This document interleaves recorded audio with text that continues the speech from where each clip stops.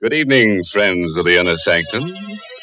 This is your host to welcome you through the squeaking door into a gay little world of homicidal maniacs, vampires, ghosts, werewolves, and assorted forms of sudden and gory death. Friends, if you ever walk through a cemetery at midnight and see a girl whose hair is on fire and is carrying her head under her arm, you know what to tell her, don't you? Just say, keep a cool head on your shoulders, Toots. And run like crazy. I suppose you think that kind of advice will help her. Why, of course, Mary. What else could you say to a girl whose hair is on fire? Wait, I know what you'd tell her. You'd say, my dear, why don't you cool off with a glass of Lipton's iced tea? I declare, you sure think of Lipton's at the strangest times. But you know, folks, come to think about it, this is a strange time of year. The days are hot, and yet the nights are apt to be a bit chilly. Yes, this is the time when people keep cool with a refreshing pitcher of Lipton's iced tea while the sun's on the rampage, and then later, after sundown, a hot cup of Lipton seems to taste just right. And do you know the reason why Lipton's, hot or iced, is always so welcome and satisfying? Well, it's because Lipton's has that famous brisk flavor. That word brisk, B-R-I-S-K, means that Lipton tea tastes fresh and full-bodied. It's never flat or wishy-washy. That's right, folks. You just don't know how good tea can be till you've tried Lipton's. And now, friends, get ready to try a new kind of inner sanctum story. It's called The Murder Prophet, and it's an original radio play by Milton Lewis, who copied it from a tombstone.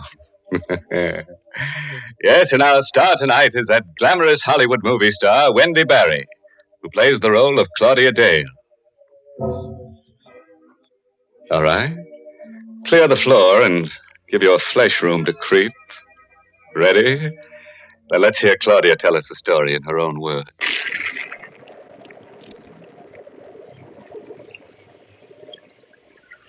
At exactly midnight, I saw him for the first time.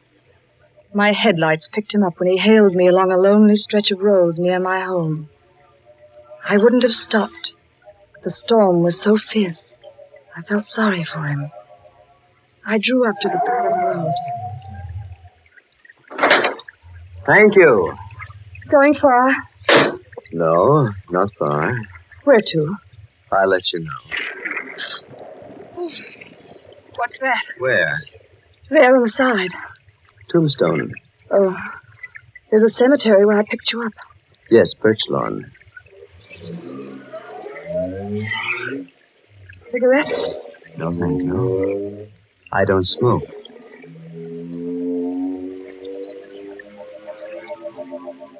He said nothing for a few minutes. In the reflection of the dashboard light, I saw his face for the first time. Sunken eyes, hollow cheeks, mouth set in a queer grin, a skull barely covered with a thin layer of milk-white flesh. With a start, I realized he was staring at me. I've seen you before. Oh, I don't think we've met. No, I know you. Are you sure? Yes. I would never forget someone so beautiful. Oh, really? You're Claudia Dale. Why, yes. You're married to Howard Dale. That's right. But I don't seem to place you. No, you wouldn't. I know quite a lot about you. Do you really? Your first husband was Willard Banks. How did you know that? He died 8 years ago, a suicide. Who are you? You don't know me. Be careful, you're speeding. Oh, I'm sorry. I didn't realize. You're trembling. How do you know so much about me? I just know. Oh, really?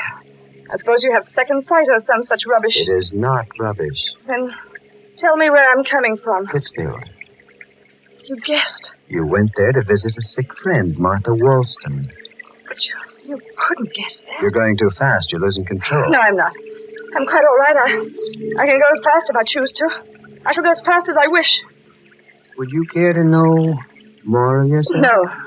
No, I do not find your little trick particularly amusing. Besides, What else do you think you can tell me about myself? Your future.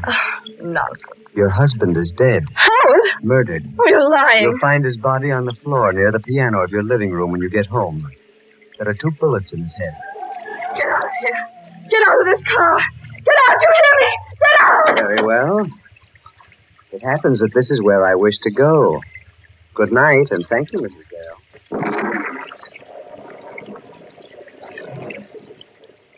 He vanished into the shadows on the side of the road. And then I noticed something white and shining queerly in the spot where he disappeared. I looked closely. It was another tombstone in another cemetery.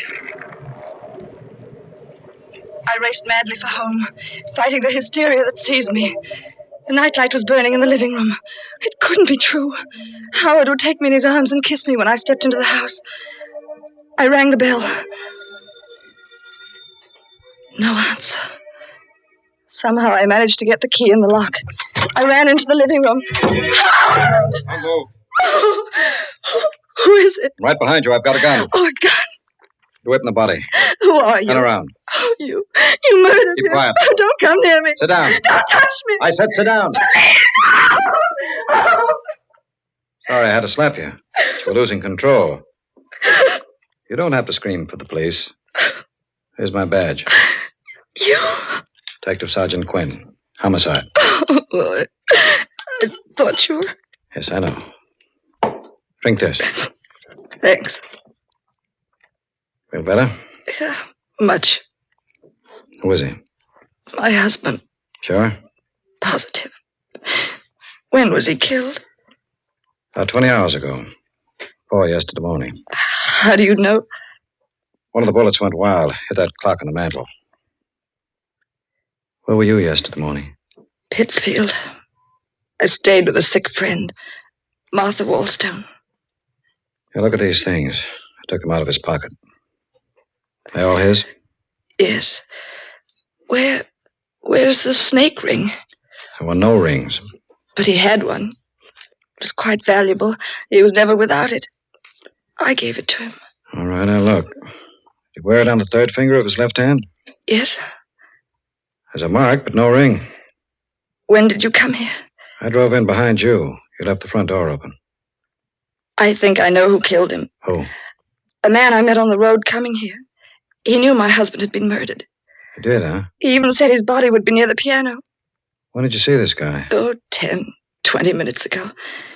Picked him up on the road. Where? At Birch Lawn Cemetery. Where'd you drop him? At another cemetery near here. He seemed to walk behind one of the tombstones. Oh, I know it sounds mad, but it happened just as I said. What's his name? I don't know, but he looked like a human cadaver. Like a man who's dead and... Oh, you don't believe me. Why'd you kill your husband? What? What are you saying? You heard me. Well, I told you I was in Pittsfield. Why'd you go there? Martha was ill. Were you there at 4 yesterday morning? Oh, of course. Don't lie. Stop shouting at me. I told you who killed him. What are you trying to do to me? Isn't it enough to come home and find Howard like that without you trying to... Oh, in heaven's name, leave me alone. Leave me alone.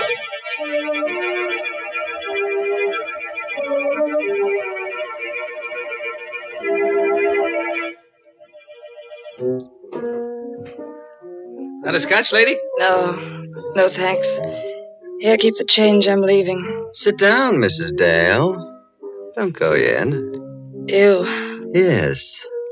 Won't you please sit down? Yes. Didn't expect to find you here. Nor I you. Are they making it difficult? It's a nightmare. You told them about me? Yes. You shouldn't have. They wouldn't understand. Did you kill him?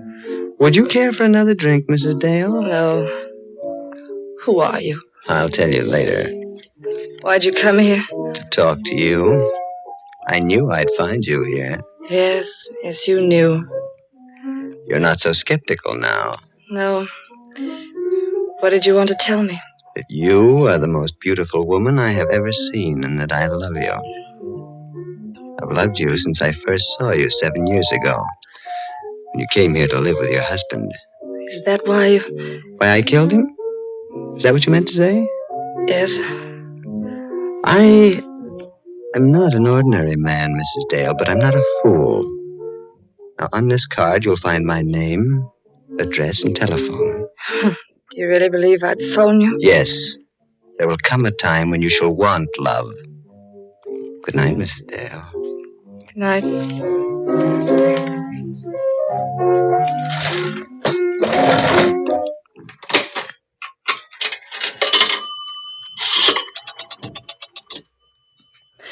Hello? Operator, get me police headquarters and hurry, please.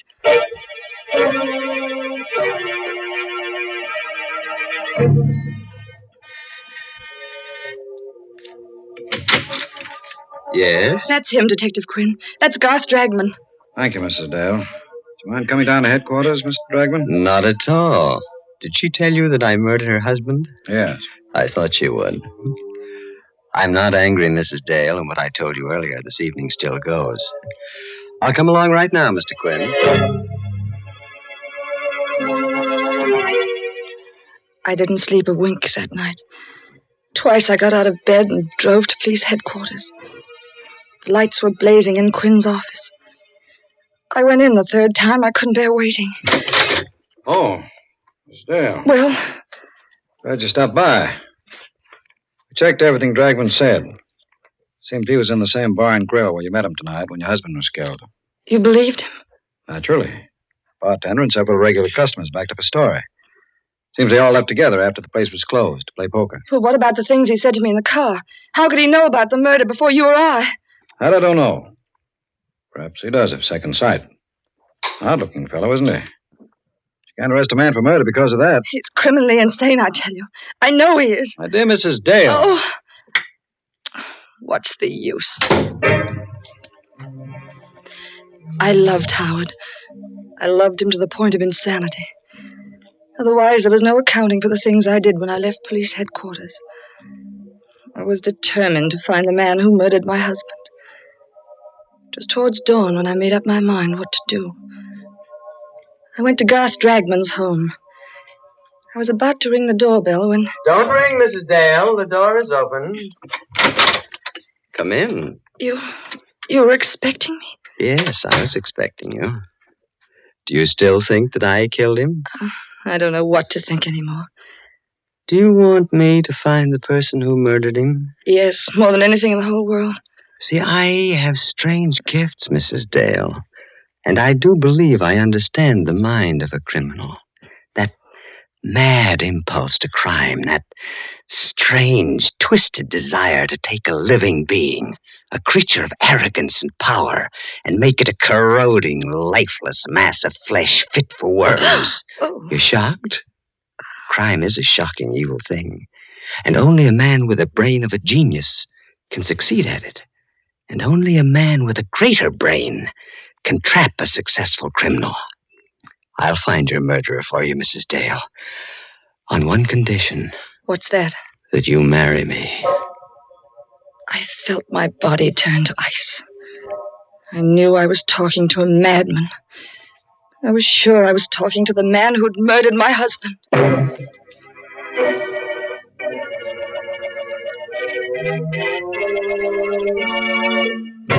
Oh, shucks. It's not so hard to predict a murder. I can do it. It's easy. I predict that there'll be at least one murder every week on Inner Sanctum. Good gracious, yes. You might say it's worth a character's life to appear on this program. Oh, don't feel sorry for them, Mary.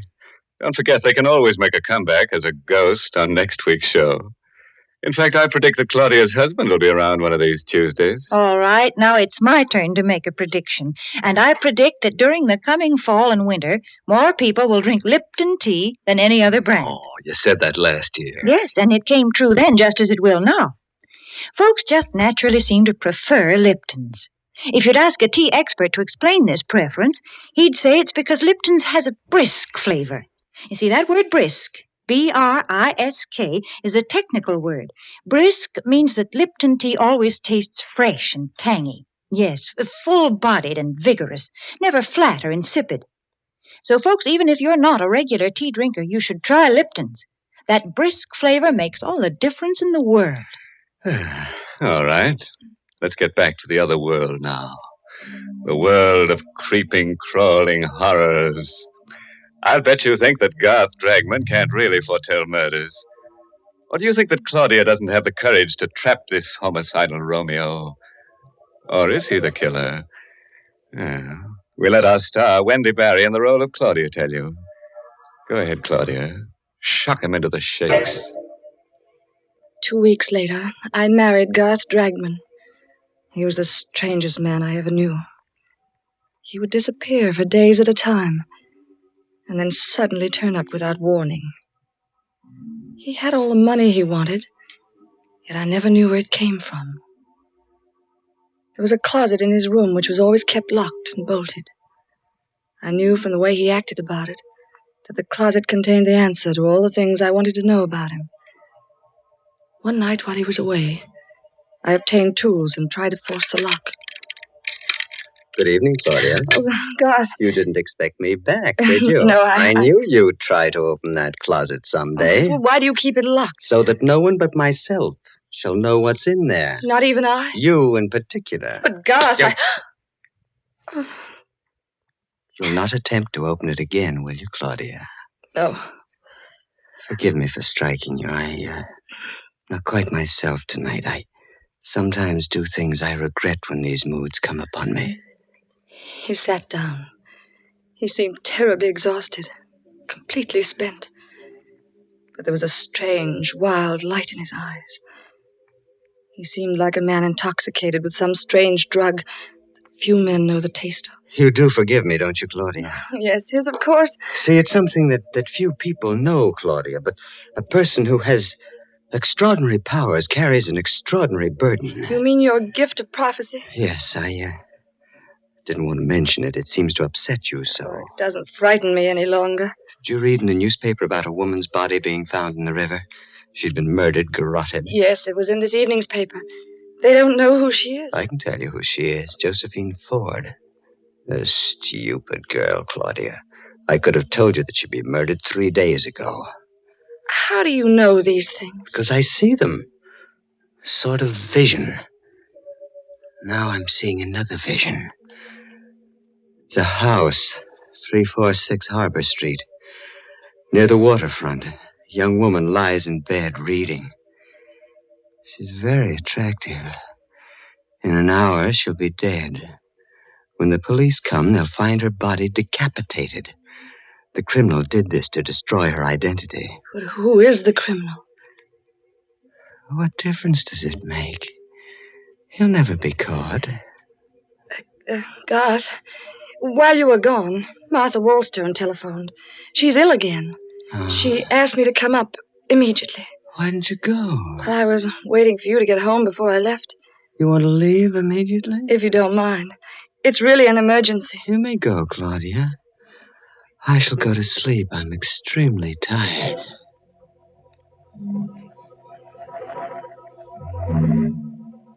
It took only a few minutes to get to the waterfront.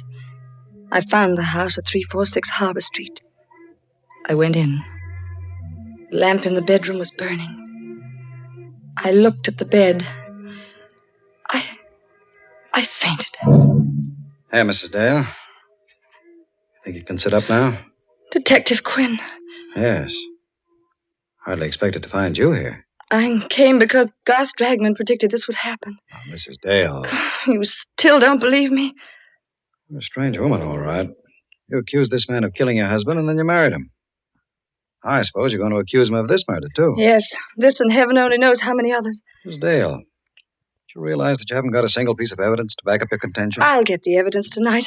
Will you let me have a gun? No. Will you be near my house? I'll need protection. Oh, after all. What must I do to convince you what he is? I've risked my own life. I'm willing to risk it again. He's a monster. You're going to wait until he murders me before you believe what I say. All right. I'll give it a try. I'll come back to your house with you. If you want me for an emergency, smash the window pane. We drove back together. I dropped Detective Quinn on the corner. The house seemed deserted when I came in, but I wasn't taking any chances. I went to the kitchen, got a knife, hid it in the folds of the long-sleeved gown I was wearing. I went into Garth's room. He wasn't there, but the closet door was open. What I saw in there nearly made me ill. Clothes. Garth's clothes. Some of them soaked in blood. I forced myself to examine them. Then I found something that made my heart beat faster. A little jewelry case. I'll take that, Claudia. Oh, God! Give me that jewelry case, Oh, no. please. No, don't take it. Thank you. Garth! Get away from that window, Claudia. Go on. Oh, don't shoot, Garth. You were so anxious to see what's in that closet. Well, now you have. Perhaps you'd like to see the latest addition to my collection. It's in this box. That box? Yes, Claudia. A hat box. Garth! Sit down, Claudia. What are you going to do? Tell you who killed your husband. You? No. You. You're insane. I've written out a confession for you to sign. What'll happen if I don't sign it? Well, I credited you with more imagination. Would you like to hear it? Yes. Yes, read it, please. Sit over here, away from that window. Yes. I, Claudia Dale, murdered my first husband, Willard Banks, for his insurance by administering poison. My first husband? Yes, Claudia. See, I mean to make this document strong enough to send you to your death if I wish. I've got all the details here, just how you murdered your first husband, how you killed your second. Shall I go on? No. You know it's all a lie. Will you sign it? Of course not. Just what is your game, anyway? If you want to kill me, why don't you shoot? You've been very successful before. There's no reason you shouldn't succeed again. Go on, shoot! You put me in a very difficult position, Claudia. You see, you have found out certain things about me. Things that could cost me my life. I will not tell you again to get away from that window, Claudia. I should prefer to see you live because I love you. But I shouldn't hesitate to murder you. You love me? Yes. You haven't taken me in your arms once since I know you. The right time had not arrived. What do you consider the right time? When I feel that you understand me. When I feel that you, who murdered two men, understand the deep and strange cravings and desires that race in my blood. You really believe I'm a murderess? Of course. That's why I love you. Then the time is now. The time? To take me in your arms. Claudia. He still held the gun. He wasn't more than 2 inches from me. I turned my lips up to him. I twisted my body to get out of the range of his revolver. When I felt his lips touch mine, I slowly let the knife slip into my hand. Slowly, caressingly, I drew my hand up towards his neck. Then I plunged the blade in. Claudia! Detective Quinn! Hurry! What happened? I killed him. And here's the proof that he murdered my husband. I found it in the jewelry case he had in his pocket. It's the snake ring that was missing from my husband's body. Now do you believe me?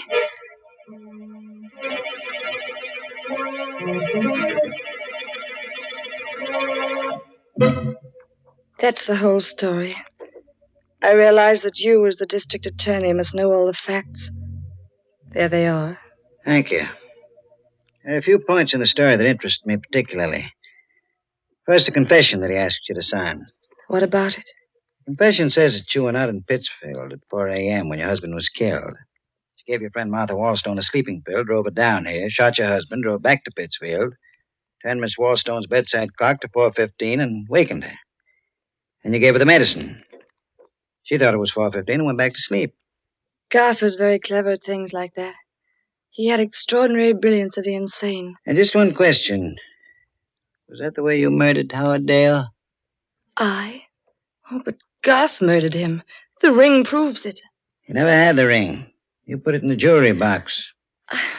I can't believe what you say. Garth was a homicidal maniac. He predicted the death of the people he murdered. My dear woman, don't you know yet? Know what? Garth Dragman was a detective working out of my office. That's how he knew about those deaths. He was put on the case because we suspected you of murdering your first husband as well as your second. A detective? Yes. And you're going to die for killing him. It's extremely daring and clever of you to murder him. But you never would have gotten away with it if he hadn't kissed you.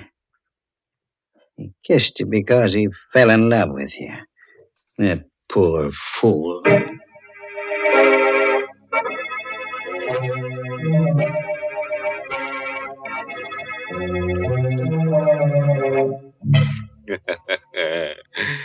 Well, friends, that just goes to prove that you should never pick up hitchhikers who come out of cemeteries at midnight. And I bet you've guessed the moral for our story.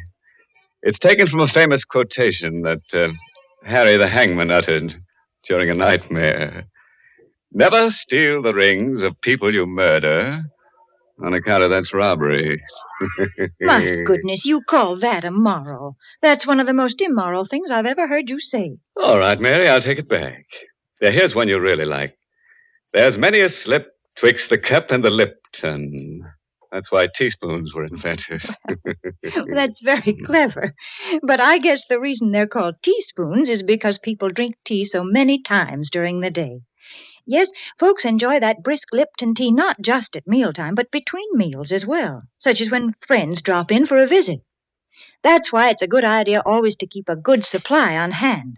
So folks ask for Lipton tea in the larger, more economical size packages. And now here's a cheerful little thought. You can let a man murder you once, but you'd have to be a stiff to let him do it again. Oh, by the way, this month's Inner Sanctum Mystery novel is Puzzle for Wantons by Patrick Quentin. Yes, and next week's Inner Sanctum story, directed by Hyman Brown and brought to you by Lipton Tea and Lipton Soup. Next week's story is about a woman with canary yellow eyes, murderous eyes. Everyone she looks at, she wants to kill. And you know what? She keeps a harpoon in her house. Well, well, you never know what's going to harpoon next. And now I'm afraid it's time to close the squeaking door. So, good night. Pleasant dreams.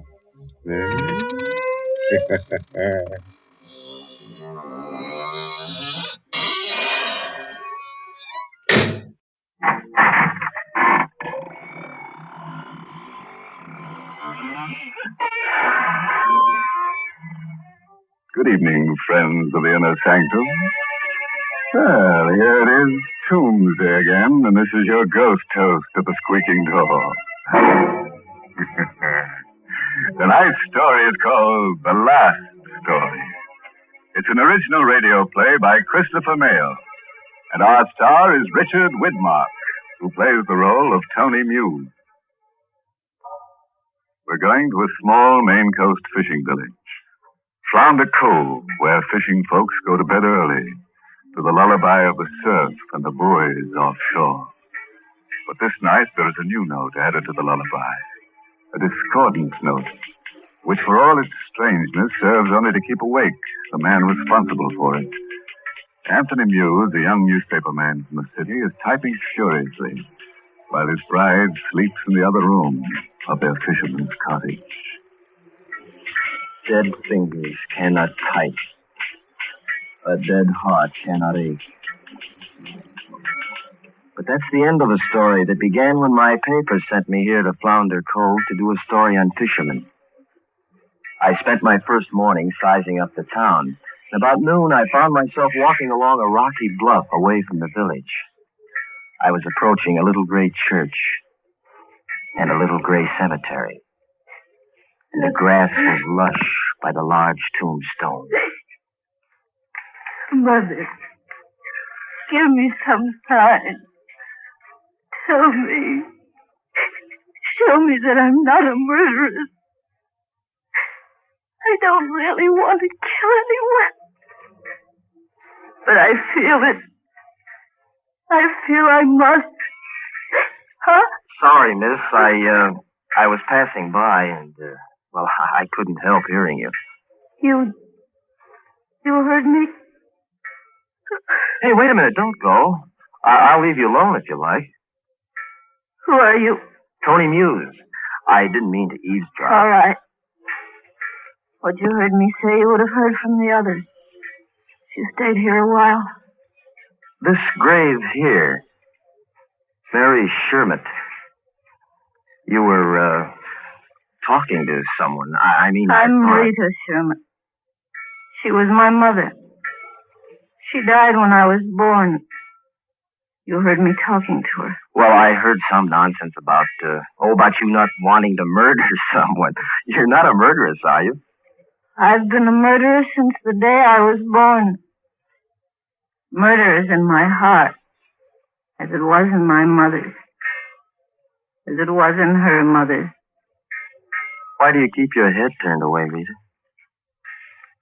Look at me for a moment. No, I can't. Yes. I'll let you see. Look. Look at my eyes. Look in the sunlight. Well, they're yellow. Yes. Yes, yellow eyes. Murderer's eyes. Her eyes were yellow. The most beautiful eyes I've ever seen. I saw sunlight and gold and buttercups dancing through tears. But I saw no murder there. Only a horrible hurt, a tortured soul. And I felt pity. And the desire to know more about Rita Sherman. Yep. Killing runs in her blood. Got yellow eyes, just like her ma's was. They're pretty eyes, though. Yep, right pretty to look at. Mother's was, too. She got a killing fit and drive a knife through a man's heart. Why? No reason. She come near hanging for it. Well, didn't she? No. Governor changed it to life. She was gonna have a baby. Who, Rita? Yeah, Rita. Harry Sherman died born in Rita, prison hospital. Uncle Zeb's good Christian. He took baby and raised her. Well, why does she stay here? She can't bring herself to break away from her ma's grave on a bluff. Talks to a ghost. Everyone I spoke to agreed that Rita Sherman would kill someone someday. I should have taken the afternoon train. My story was finished. But I didn't. I should have forgotten Rita Sherman and her unhappiness. But I couldn't. When I saw her standing on a high point above the hungry rocks on the bluff that afternoon, when I watched her step to the very brink of that bluff, I should have turned my head away, but I couldn't. Rita, you little fool!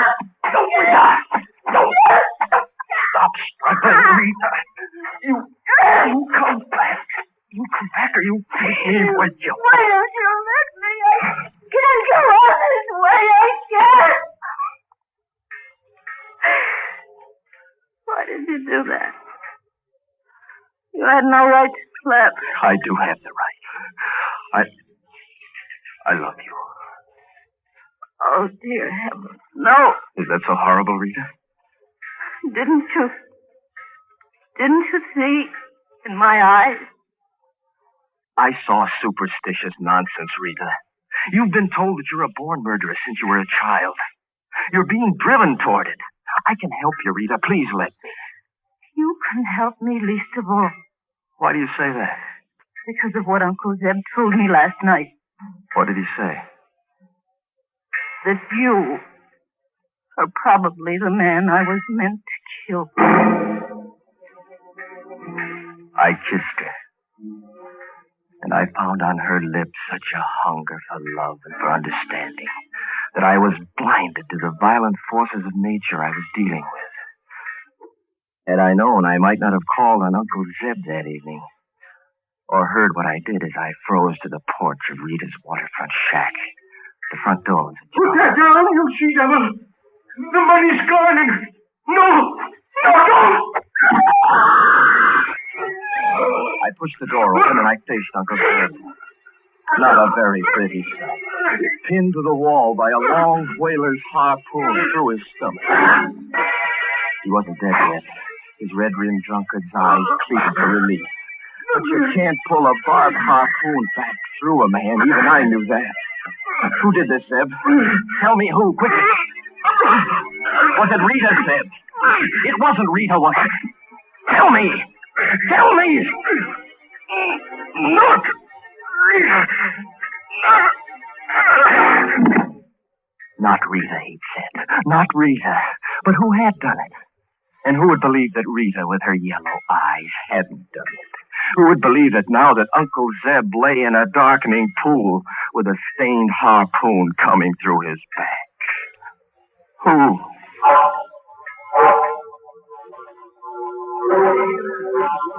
Well, here comes the sheriff now. Hey, sheriff, did you catch her? Let me through here. Come on, folks, let me through. Did you catch her, sheriff? Sure I did. Well, I know that Sherman gal that killed somebody someday. Sure, I know it. Listen to me, Sheriff. Rita Sherman. Wait! You got it all wrong. Emma Hathaway done it. What? What, Rita Sherman? Say that again. Rita Sherman didn't kill Uncle Zeb. Emma Hathaway killed him. Sherman gal couldn't have done it. She took the 5 o'clock express. Bought a ticket for New York. I wasted no time leaving Flounder Cove. They promised to flag a through train for me that night. The sheriff came to the station with me, and he filled me in on the story. Who would have guessed Mamie Hathaway and Zeb was buying all those stories about Rita? But why, Sheriff? Were they trying to drive the crew crazy? And or worse, they could murder somebody. And they'd have the money all clear. What money? Zeb got $20,000 in cash from Rita Small while she was in prison to raise a cat on. Zeb thought nobody knew that, so he was going to use the money himself. But Mamie Hathaway knew, huh? Yep. Rita Small told Mamie just before she died. Mamie told Zeb she knew. So he had to cut her in on the deal. Lovely people. What happened last night? You come in the picture, and Mamie sees the gal's falling for you. She goes to Zeb and wants her share. And they each made a mistake. How, Sheriff? Zeb told Mamie he'd spent all the money. Mamie killed Zeb, thinking sure Rita'd be blamed for it. You see, son, nobody except Cal at the station here knew Rita had left down the cove. Do you know why she left, sir? I reckon I do, son. And I hope you find her. I have to find her, Sheriff. I couldn't very well tell the sheriff why I had to find Rita Sherman. Better than anyone, I knew a girl was just then arriving in New York. A girl who was unstable enough to become a homicidal fiend.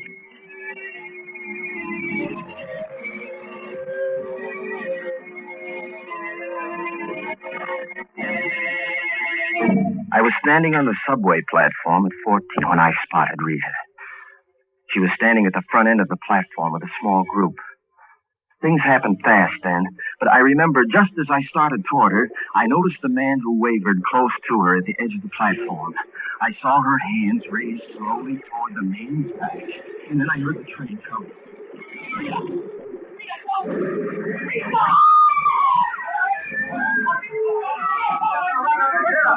Rita, you poor kid. Tony.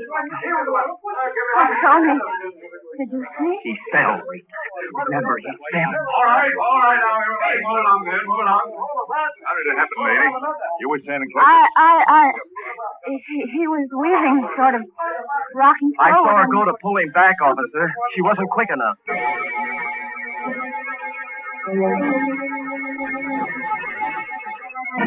Rita. Yes. You don't think you pushed the man, do you? I'm not sure. I just saw him leaning, and I raised my hand. I just don't know, Tony. Well, you didn't. I saw you. You were going to pull him back. Now let's talk about us. Darling, you don't know how I've looked for you, but now, baby, I'll never let you go. Oh, Tony. I can't. I can't. Can't what, darling? I can't see you again. It's not that I don't want to, Tony. But Dr. White won't let me. Who's Dr. White? He's a wonderful man. He's curing me, Tony. He's a psychiatrist. He says it would be dangerous for me to see you. For a long time.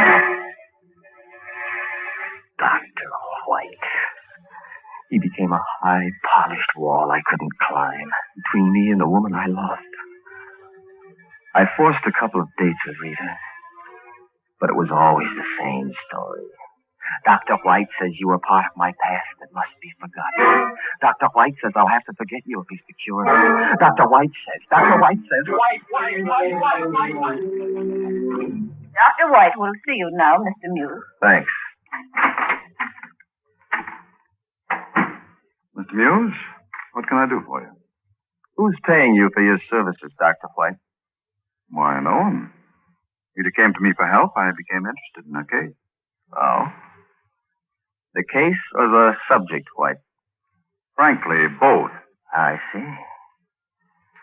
Well, that puts the cards on the table. She comes to you as a patient wanting to be cured for my sake. You fall in love with her and influence her to stay away from me. Yeah. Only part of that is true. She shouldn't see you yet. A very neat way to eliminate competition, Doctor. Very neat. But I'm moving in. I suffered the tearing pangs of jealous hate in the days that followed. Rita refused to see me until White had released her as cured. But there was one way to beat White, and I planned accordingly. I parked my car across from his house on Long Island. It was a deserted section along the shore. Shortly after midnight, a cab came along, and I ducked.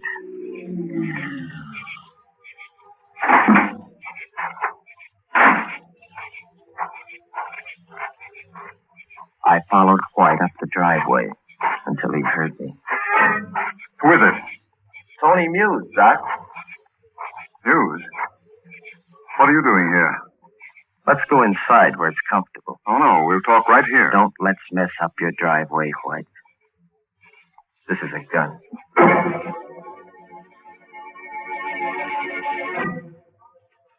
All right, Muse.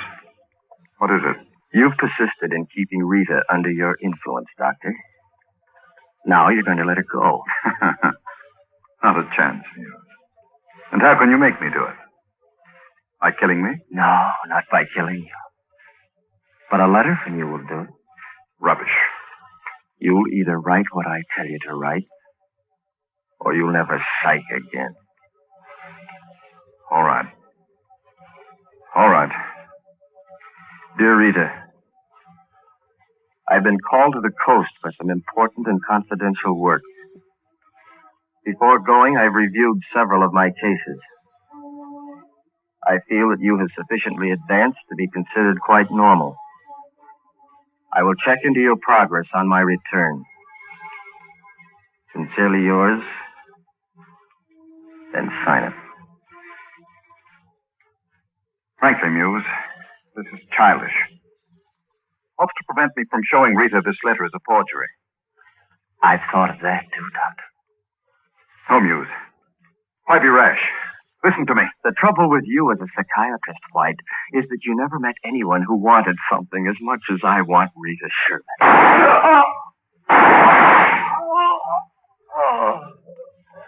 And I mean to have her, Doctor.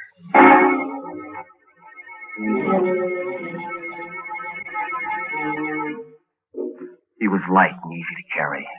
I crammed the trunk compartment of the car shut on him and I locked it. In town, I mailed a letter to Rita, and I waited centuries for the night to pass, and then more centuries for my phone to ring the next day. Tony Muse. Tony. Whoa, darling. Is there anything wrong? You're crying, Rita. I know I can't help it, dear. I'm just so happy. I just received a letter from Dr. White. He says... Rita, you don't mean he's released you? Yes. I'm well and normal. And when can I see you, Tony? Baby, pack your toothbrush. I'll pick you up in the car in 1 hour. We're heading for Lake Arrowhead, darling. This is your wedding day.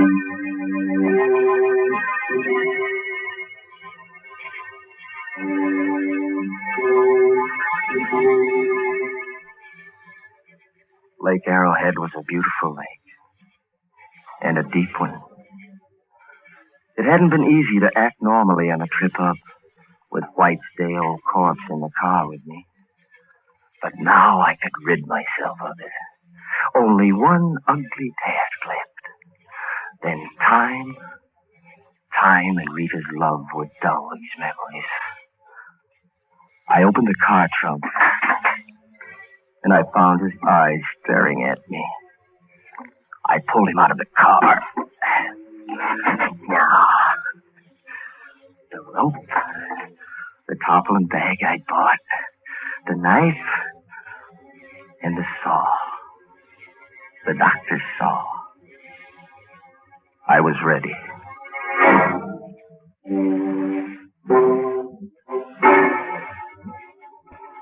It took me a half hour in all. No one would have guessed then who was packed in the weighted tarpaulin package I dropped into the lake. It was finished. I was free. And I went back to Rita.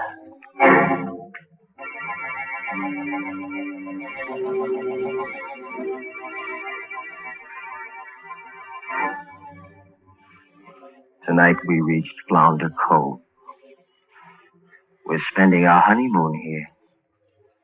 No man ever had more than I did to be happy about with Rita. Rita, my wife. It was an expensive moment. I only realized a short 2 hours ago that the happiness I'd bought was impossible to hold. Rita dozed off peacefully. I'd gone for a smoke and a walk on the moors. When I returned, I paused at our cottage door. There was someone moving about inside. I waited. Then I opened the door softly. Rita was easy to see in her white nightgown. She was walking softly toward the bedroom. She was walking in her sleep. I followed softly, my heart beating wildly. She paused for a moment by the bed, looking down at my empty place.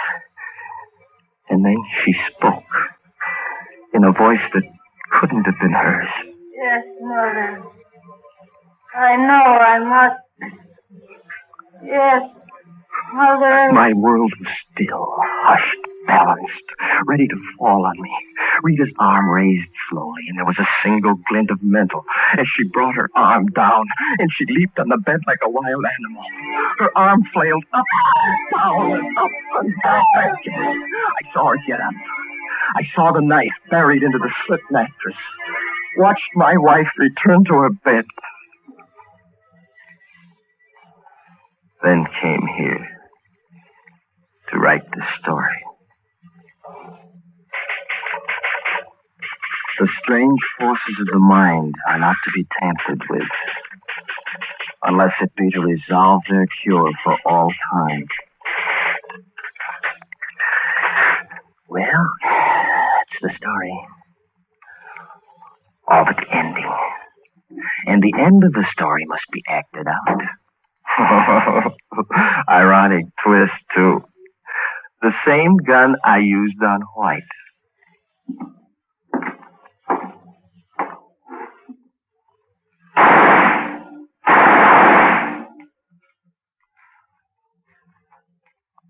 Rita will never wait to find that she is a murderess.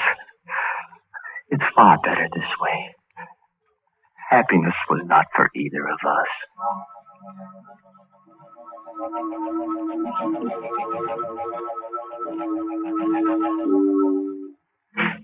To whom it may concern, I, Anthony Muse, do confess to the murder of Dr. Donald White of New York City. I further confess to the murder of my wife, Rita Sherman Muse, this night. This, my last story, I bequeath to all editors whose past patience has been tried by my artificial, unconvincing, and contrived efforts in fiction writing. I'm going for a walk on the bluff above the sea.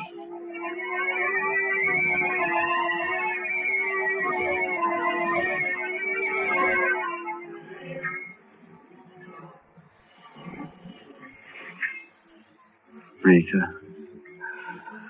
Rita, didn't you know? Whom the gods would destroy, they first made man. Rita!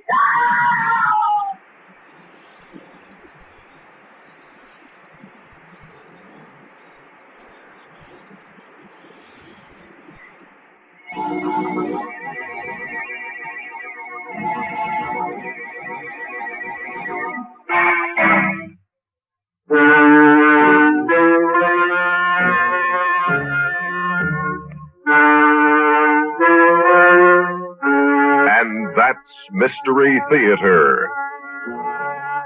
Every week, we'll reach into the dusty file, brush it off, and present a still, up-to-date replica of a whodunit of yesterday.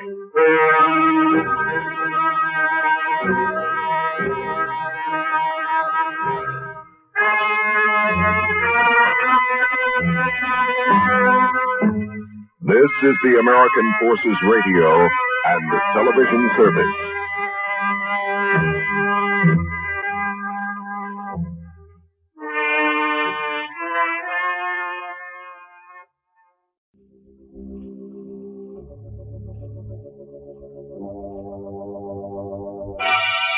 Lipton Tea and Lipton Soup present Inner Sanctum Mysteries.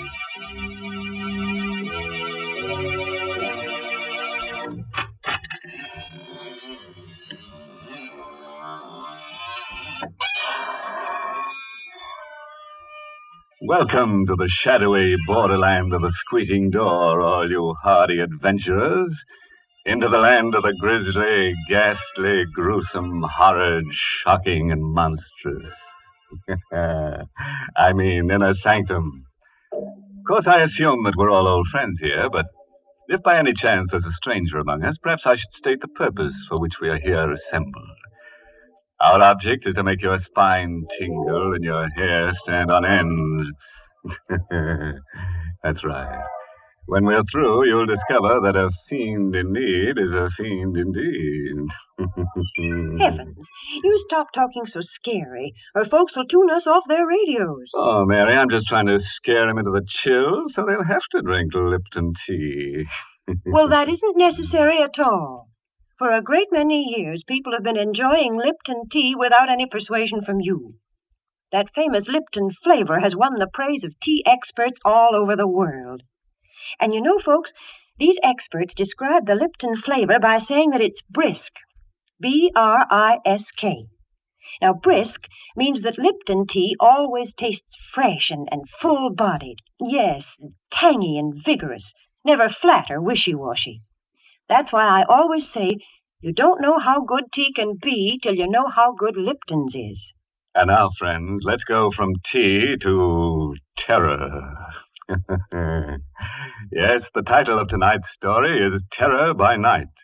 It's an original radio play by Emil Tepperman. Tell me, have you ever been alone with fear? Alone in the night and frightened? Well, here's Ann Shepard in the role of Linda Dixon to tell us what happened to her. It was a Friday night, and I think I was already a little nervous as I drove north into the mountains. It was the first day of my vacation. I started from the city early enough to arrive before nightfall, but my car was 6 years old and developed motor trouble. So now I was driving through the night with 50 miles more to go. And I was tired and nervous and irritated.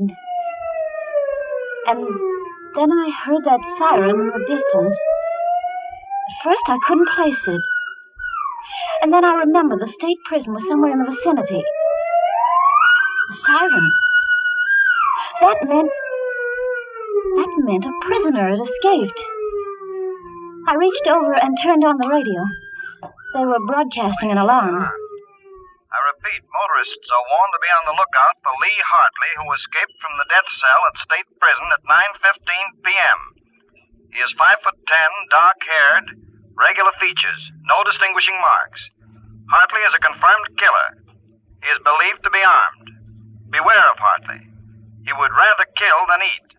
I better give you that again. He would rather kill than eat. And that man was loose. I stared ahead at the lonely road spinning toward me through the windshield. It has been established that Hartley was helped to escape from the outside by his sweetheart, Helen Hearn, a red-headed woman just as vicious as Hartley himself. It is thought that Hartley and the Hearn woman may have separated after the escape. All motorists are warned to beware of a dark-haired man and a red-haired woman, alone or together. My hand was shaking a little as I turned off the radio. I looked in the car mirror and shivered. I, too, have red hair.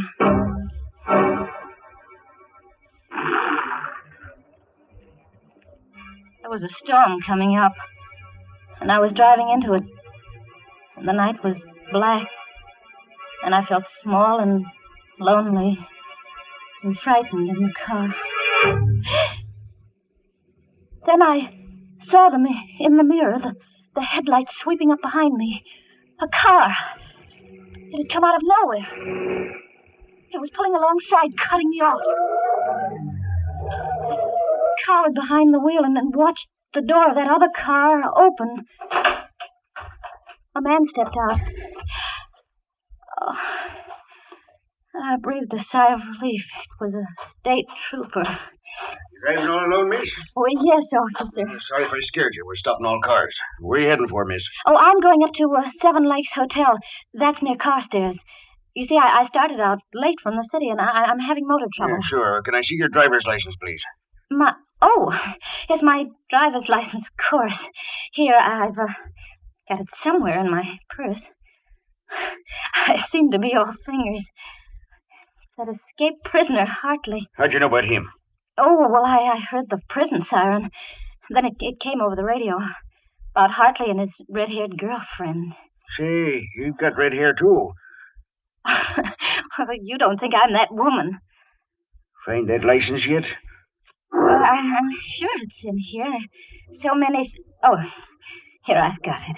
Here's my license. Thanks. What time did you say you left the city? About 5 o'clock. Took you a long time to get this far. Well, I told you I had motor trouble. Oh, sure you did. Okay, Miss Dixon. Here's your license. You can go ahead. Thank you. Oh, darn.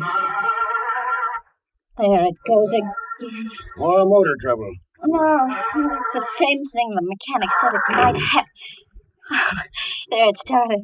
You want to get that fixed first chance you get? Yeah. It's late, though. All the service stations are closed. There's one that's open all night about 2 miles up the road. Oh? You better stop there. Bill Slater's place. He's a good mechanic. Yeah. He'll fix you up.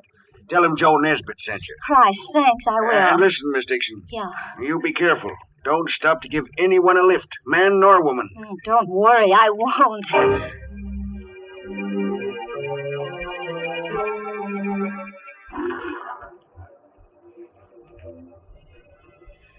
The night closed in on me again, but I didn't feel quite so nervous, knowing that the trooper was somewhere behind me on the road, and Bill Slater's service station ahead. In a few minutes, I saw the lights on the service station. I swung into the open space in front of the pumps. I stopped.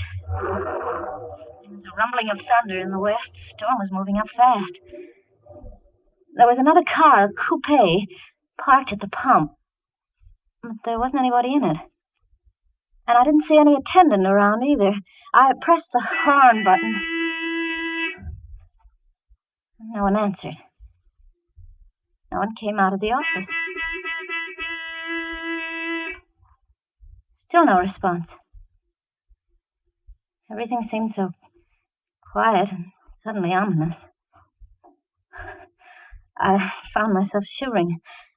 I had a curious feeling that someone was watching me. I've got to get away from you fast. It started when I work again. It won't start. It won't start.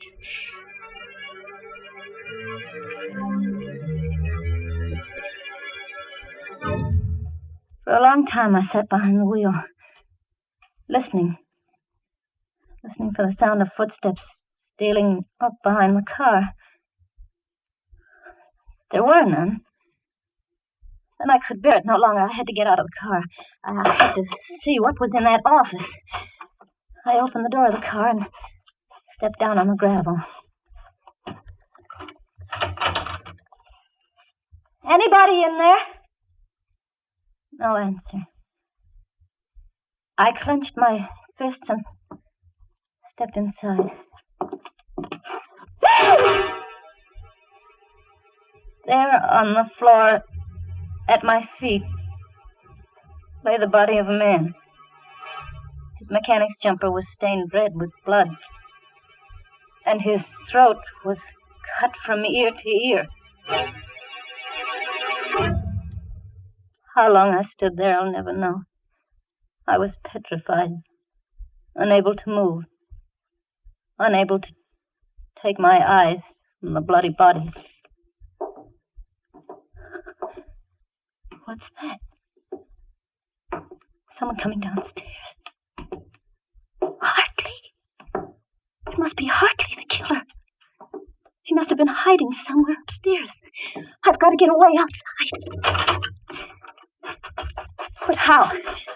My car won't run. That other car, the coupe, I could jump into that. Yes. If I could reach that coupe before he comes down.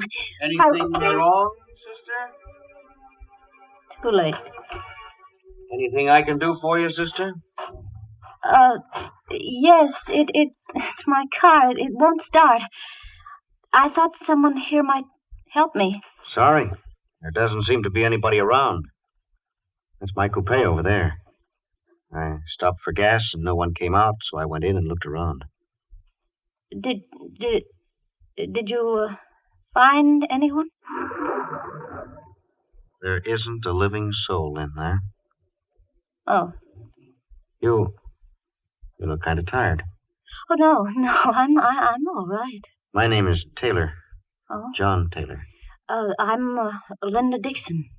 Linda Dixon, huh? Glad to know you. Traveling far tonight? Well, I'm going to Carstairs. Seven Lakes Hotel. They're expecting me. Now, what do you know about that? What? Carstairs is the town I'm heading for, too. Isn't that a coincidence? Yes, I'm sure it is. Your car won't run, huh? Tell you what, we'll put your baggage in my car and I'll give you a lift to Carstairs. You can send for your car in the morning. Oh, no. I'll have your bag switched to the chipper. Please, no, I would rather not. We are all switched. Now, come on. Get in here. He took my arm and helped me into the coupe. His hand was strong. His grip was hard. It hurt me. There you are. Snug as a bug in a rug.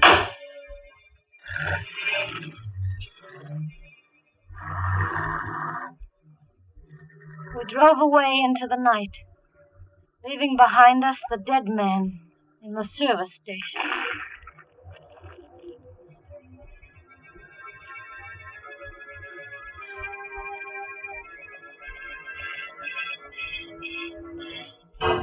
Well, from where we sit, it looks as if pretty Linda Dixon has gotten herself into an awful jam. And believe me, she's shaking like jelly. My goodness, that poor girl. And just think, this is supposed to be her vacation. Why, Mary, she's in the country now, isn't she? In fact, it looks to me like she's going back to the soil. Horizontally. Oh, dear. Why do you always look on the dark side of things? Seems to me you're always pessimistic. Of course, lots of folks feel that way at times, like when they've been working too hard and they're tired. But you know, I think there's nothing better for that let-down feeling than a good hot cup of Lipton's, the tea with the brisk flavor. That brisk flavor really perks you up. You see, that word brisk, B-R-I-S-K, is just another way of saying that Lipton tea tastes full-bodied and vigorous. Yes, tangy and spirited, never flat or wishy-washy. So try Lipton's real soon, won't you, folks? Well, now, let's go back and see how pretty little Linda Dixon is making out, all alone in the car with a strange man. But after all, she shouldn't be too scared of him. He's just a felon who needs a friend.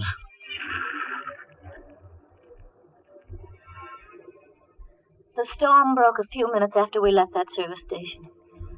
We drove through sheets of rain. I sat stiff and tense beside the man who called himself John Taylor. He had both hands on the wheel, and he stared out through the windshield. My eyes focused on something on his right hand. There was a stain, a small stain, but it was wet and red. I couldn't take my eyes off it. What are you looking at? What? Oh, nothing. Nothing at all. Think I'll turn on the radio. Did you know there's been a jailbreak? Hartley is 5'10", very dark hair. Don't be fooled by his pleasant manner. He is a killer by instinct. Take no chances with this man. He is absolutely... I looked at the man beside me. Helen Hearn is a clever and dangerous woman. 5'3", red hair, very pretty. I caught Taylor looking at me out of the corner of his eye. What are you looking at? At your hair. It's red. There was a streak of lightning, and looking out of the rain-swept window, I glimpsed a signpost. The lightning illuminated the sign, and my heart skipped a beat at what I saw. That sign we just passed. What about it? Well, it said Kerhonkson ahead. We're going the wrong way. We should be on the Carstairs Road, not on the Kerhonkson Road. That's funny. Must have taken the wrong turn. Well, aren't you going to turn back? Sure. Whatever you say. We'll turn right around and go back. Uh-oh. We're in the ditch. In the ditch? That's no good. She won't budge. Well, it looks like we're stuck here for the night.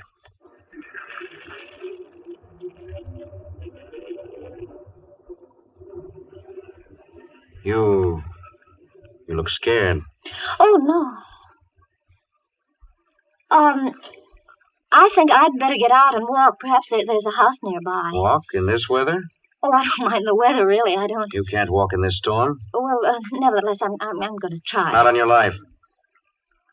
What do you mean? We're staying right here till I get the car out of the ditch. You get pneumonia walking in this storm. But I'm well... Let's see. Where's that flashlight? Oh, here we are. Got some tools in the trunk compartment. You stay put. Stay right where you are. I heard him open the trunk in the back. I listened for further sounds, but there was nothing. I didn't hear him moving there. I didn't hear any tools. I had to find out what he was doing. Slowly, carefully, I got my door open. I stepped out into the rain and sneaked back toward the rear. I saw him there, not moving, in front of the open trunk compartment, bending over with a flashlight in his hand. The ray of light was focused on something curled up inside. It wasn't baggage or tools. It was a woman's body. Just then he saw me. He snapped the flashlight off, but not before I caught a glimpse of red hair. Then I must have fainted.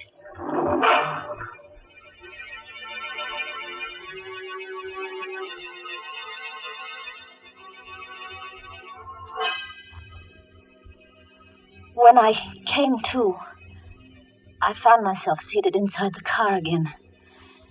My face and hair were wet. My clothes were dripping.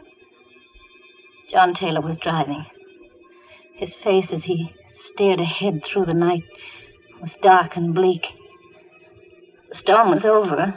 Night was quiet. Oh, so you're awake again? I don't feel well. Is it because of what's in the trunk compartment? She's dead. I told you not to get out of the car. What are you going to do with me? What do you think? Please. Sorry, sister. Got to take your medicine. I know. Better not make any trouble.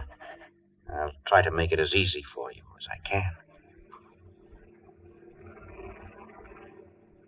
They say that when a person loses all hope, subconsciously he seeks refuge in sleep.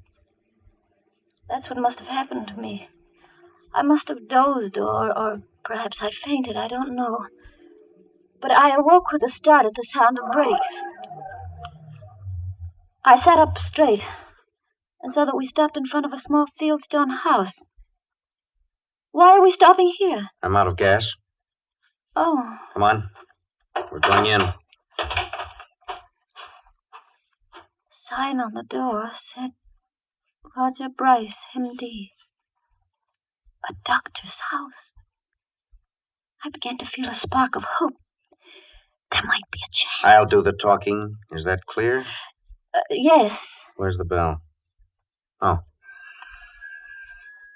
Must be awake. There's a light in the parlor. How do you do? Good evening. Dr. Bryce? Yes. Can I help you? I'm terribly sorry to disturb you, Doctor, but my sister and I were heading for Carstairs, and we seem to have gotten lost. And we're out of gas. His sister? He was passing us off as brother and sister. Now I knew why he hadn't cut my throat as he had that service station man's. He was carrying me for protection. I was his passport through the police cordon. His sister. I'm afraid I can't be of much help to you. I'm 7 miles from the nearest town, and I haven't any spare gasoline. Come in, won't you? Why, yes, thank you. We will. I wonder if I could offer you my hospitality for the night. Oh, that would be imposing. Not at all. I have 2 rooms that aren't being used. Really? Oh, come. I insist. I'd hoped for a chance to talk to Dr. Bryce alone. Just a word to warn him. But Taylor never left us alone for a minute. He insisted coming into my room. To make sure, he said, that it was comfortable enough for me. Then he took the doctor by the arm and went out with him. Good night, sis. And sweet dreams. I was alone. Free of the presence of John Taylor. I had another lease on life. I waited, my heart pounding. Give them both a chance to retire. Then I slipped off my shoes, and in my stocking feet, I stole across the room and inched my door open. Slowly, carefully, I stepped out into the corridor and turned right toward the doctor's room. What's the matter, sister? You weren't thinking of going anywhere, were you? I wanted a drink of water. A drink of water, huh? In case you didn't know it, there's a water pitcher on your dresser. Oh, I didn't see it. Good night, sister. I turned around and went back into my room. It was no use. If I attempted to warn Dr. Bryce, Taylor would probably kill us both. I turned out the light in my room. I knew he was watching my transom. Then I lay down on the bed. How long I lay there, I don't know. Perhaps I slept, perhaps not. But I heard that slight creak as my door began to inch open. The blood chilled in my veins. Slowly the door came open. I lay fascinated, unable to move. Vaguely I saw the outline of the hand and the knife it held. I wanted to scream, but I couldn't. Slowly he came toward the bed. Now he stands over me. He raises the knife. I screamed and rolled over on the bed just as the knife flashed down. I rolled off the bed and cowered in a corner. That horrible figure came around the bed after me with a knife, afraid. Help! Dr. Bryce, help me! Oh, you Dr. Bryce! I know how it fell in the corner. They fought all over the room in the dark. I had no strength. No. To think, not even to hope. All the life seemed to have gone dead in my veins. And then it was over. But who had won? In the dark, I strained my eyes to see. There was a vague shape on the floor. And another, weaving around the room. Who? Which one was it? Dr. Bryce, is that you? No, Linda. It isn't Dr. Bryce. It's I, John Taylor. John Taylor. Standing there at the light switch. And on the floor lay Dr. Bryce unconscious, with a long gash in his head. I had to hit him with a water pitcher. My eyes turned to Dr. Bryce. I saw the knife still gripped in his right hand. That's Hartley, Linda. Lee Hartley, the killer.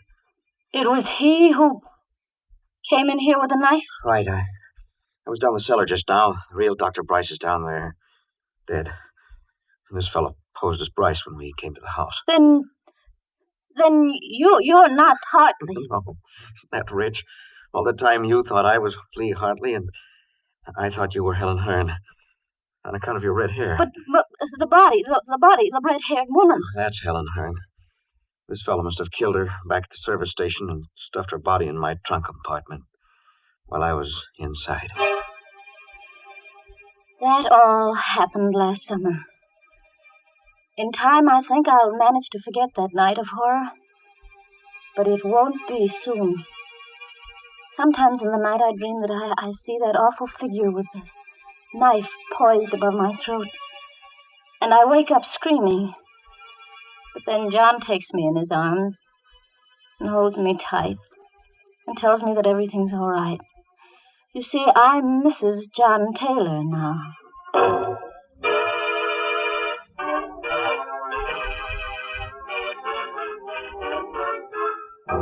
Well, what do you know? A happy ending.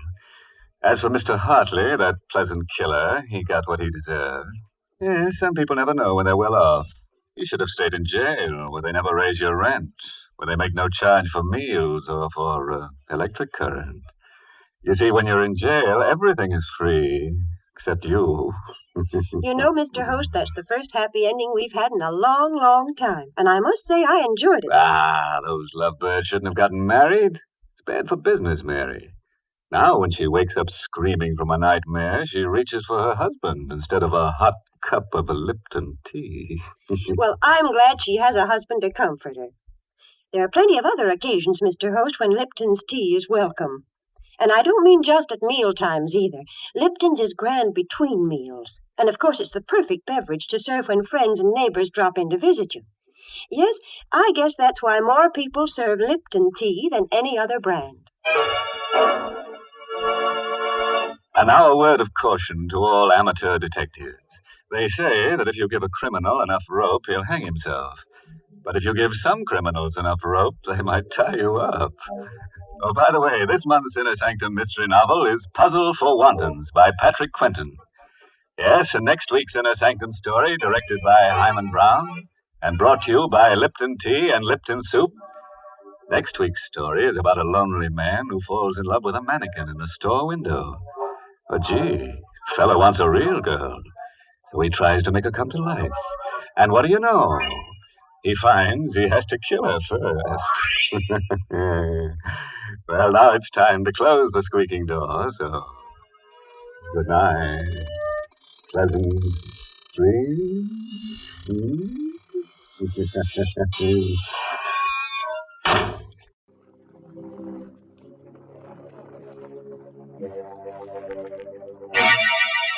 Lipton Tea and Lipton Soup present Inner Sanctum Mysteries.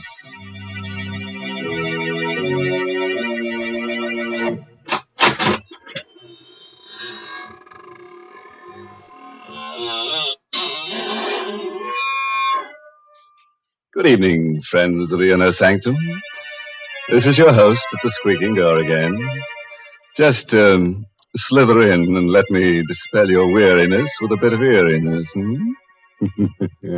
Oh, no, please. Don't sit in that chair. I'm saving it for rigor mortis to set in. Oh, dear.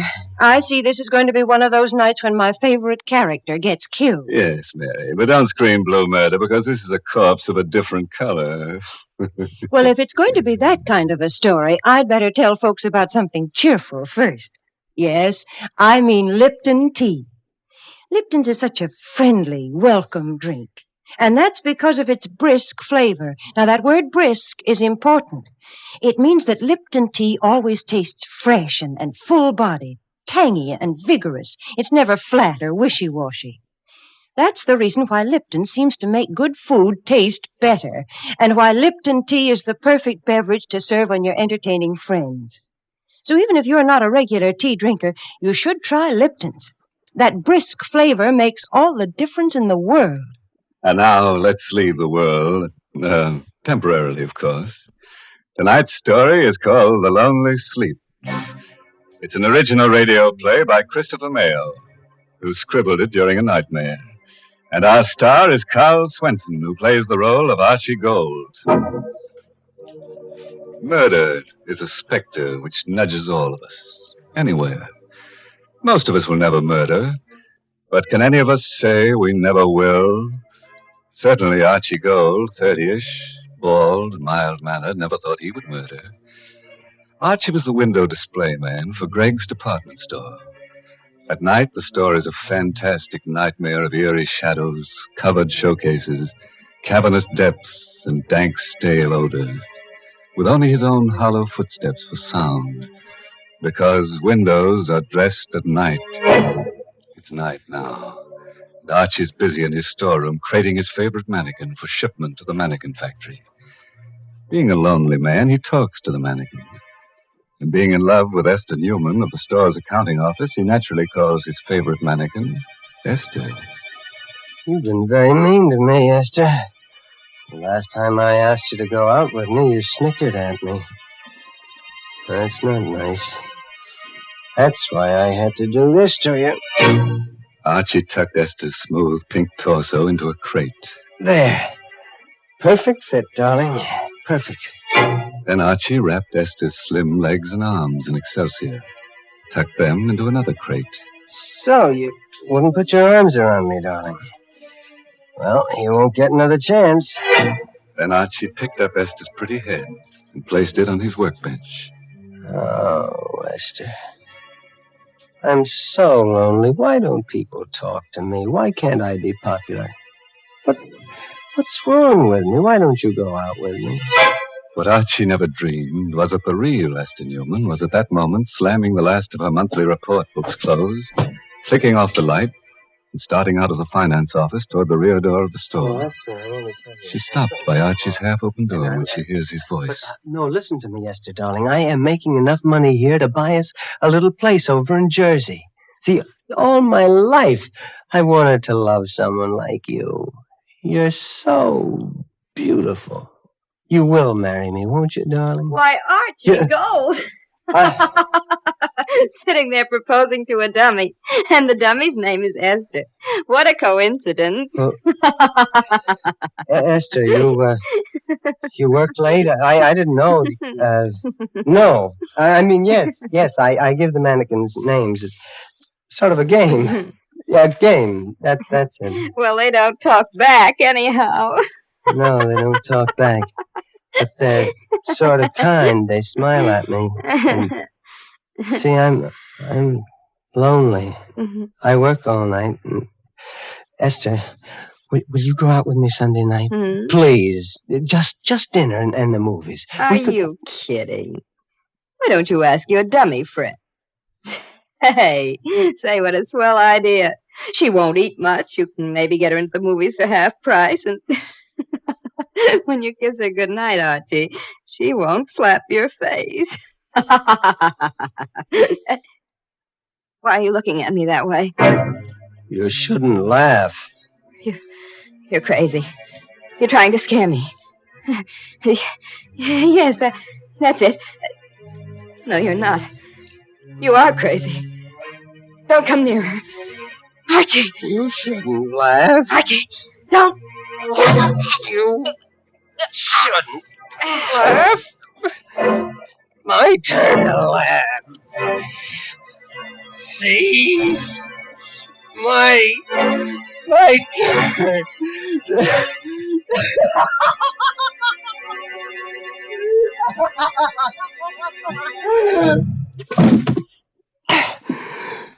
You shouldn't laugh. People shouldn't laugh when you're lonely. You see, the specter of murder had nudged Archie, and he's obeyed. This was no mannequin at his feet. This was a woman, warm, beautiful, and dead. Then, being scared and lonelier than ever, Archie talked to his mannequins again. This time to Frank, painted and rouged and handsome in Greg's bargain $29.50 tweed suit. You heard her laughing at me, Frank. I just couldn't stand her laughing at me again. Hey, look at her, Frank. You'd think she was asleep. Her neck's broken. See, what am I going to do with her? Yeah, I gotta think. Gotta hide her. Gotta dress the front window, too. Window. Sale of cozy kitten mattresses starts tomorrow. It's a big sale. Sleep on a cozy kitten. I've got it, Frank. The window! I've put her in the window on a cozy kitten mattress, and nobody will know. And then tomorrow night... So Archie used some pancake makeup, bringing life to Esther's sallowing cheeks and purple lips. He placed her dead weight on a hard truck. He rolled it to the lighted window. An hour later, Esther's corpse, covered with gleaming white sheets and sleazy satin quilts, smiled in peaceful bliss at the empty street. Archie found his work well done. Nothing more to do now. Just wait. I'll go home. And wait. That's a good window. You look very pretty in bed, Esther. I've been watching you, young fella. Saw you do the whole thing. What's the matter? I scare you? No, officer. I didn't know. Yeah, I've been in the doorway across the street watching you. A lot of work to making up one of them windows, ain't there? Yeah. You saw me do the whole window, you mean? Uh-huh. Oh. So I put the mattresses in, make the bed, put the signs in, then fix the lights. Then you put the girl in the bed and fix her face up. Hey, it's a nice job. Yeah. Say, you look bad, son. Yeah. Anything wrong? You sick? Huh? No. I'm just tired. All through for the night? Yeah, I'm all through. Good night, officer. Good night, young fella, and don't worry about your girlfriend. I'll keep an eye on her every night.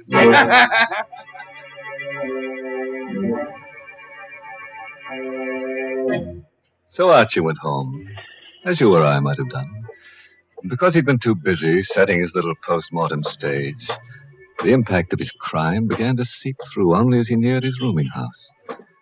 Maybe the girl in the doorway he passed started him thinking because she left. Are you kidding? Just a girl and a date. But you can't blame Archie for hurrying. You would have thought it was Esther, too. Archie hurried. He hurried to the rooming house. He raced up the steps. He had to get to his room, get in and close the door of the world. Close the door. That's it. They can't laugh at me here. They won't find me here. This is my room. Nerves. Stupid running like that. I've got to act normal. Sure, just like nothing happened. I couldn't help it. She made me do it. No, forget about it. Why, Archie, gold. No, you can't laugh now. You're... I'm dead, Archie. Yes, in a way. I'm in Greg's department store. I don't believe in ghosts. It's just my mind, my imagination. That's right, Archie. You're too clever to believe in ghosts. I'm not a ghost, Archie. I'm in your mind. I'm part of you now. Part of you. Get out! Get out! I'll drive you out. Oh, no, Archie. You can't. Unless, Archie. Unless you replace me with someone else. Yes. That might do it. Someone else. Another girl. See? That's how a murderer thinks. Oh, yes. You do the same thing. Archie never thought he would murder. Now he's ready to do it again. Get rid of his conscience to get rid of a voice. Archie lit a cigarette. He poured himself some milk, ignoring the laughter in his brain until it pushed through him. Look at your hands, Archie. Look at them. Oh, crooked and hard and clutching. Oh. Like they were on my throat. No, shut up!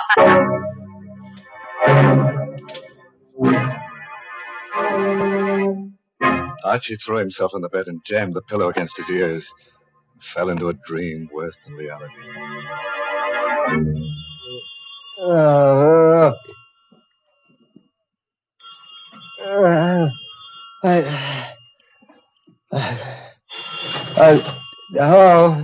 Huh? Archie Gold? Yeah, this is Archie Gold. This is Mr. Gregg, Archie. I know this is your time to sleep, but it's important that you get down here right away. Is anything wrong, Mr. Gregg? I can't tell you over the phone. Come down here. Goodbye. All right, Mr. Gregg. After he'd shaved and dressed, Archie felt a little better. After all, if they'd discovered anything, Mr. Gregg wouldn't have called. He'd have sent the police. Feeling of confidence stayed with him until he stood across the street from Gregg's. He lost it then. It dropped with a sickening pain about his heart and a dry pinching about his lips. People were standing 3 deep in front of his window display, and he caught sight of a policeman's cap following Mr. Gregg's bald head into the store.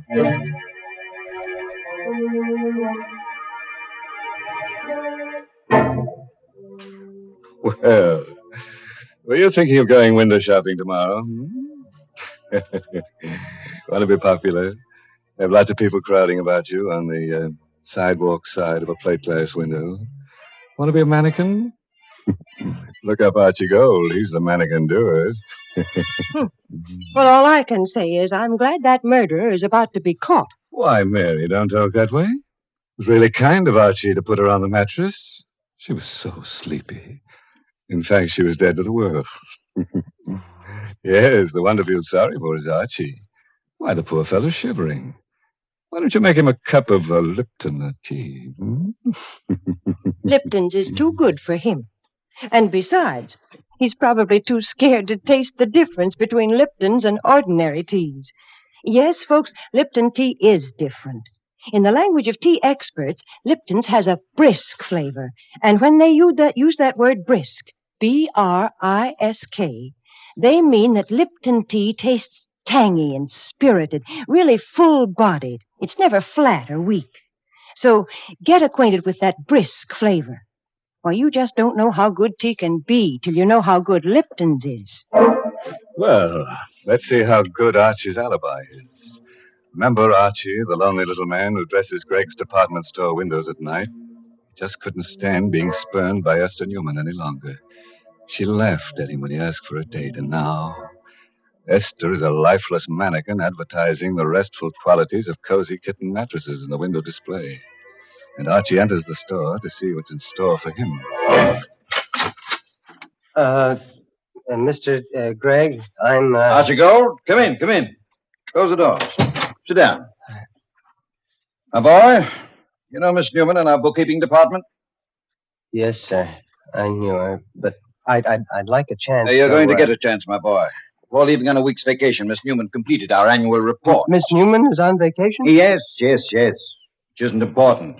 The report shows we sold 16 cozy kitten mattresses in 1 year. Well, that's not many, is it, sir? It's terrible. We were stuck with 1,500 of them. Just a minute now. Jenkins. Yes, Mr. Gregg? How many mattresses have you sold now? 802, sir. You hear that, Gold? Yes, sir. 802 mattresses in a couple of hours. And your window display did that. My boy, you're a genius. Mr. Gregg, No. I know just what you're going to say.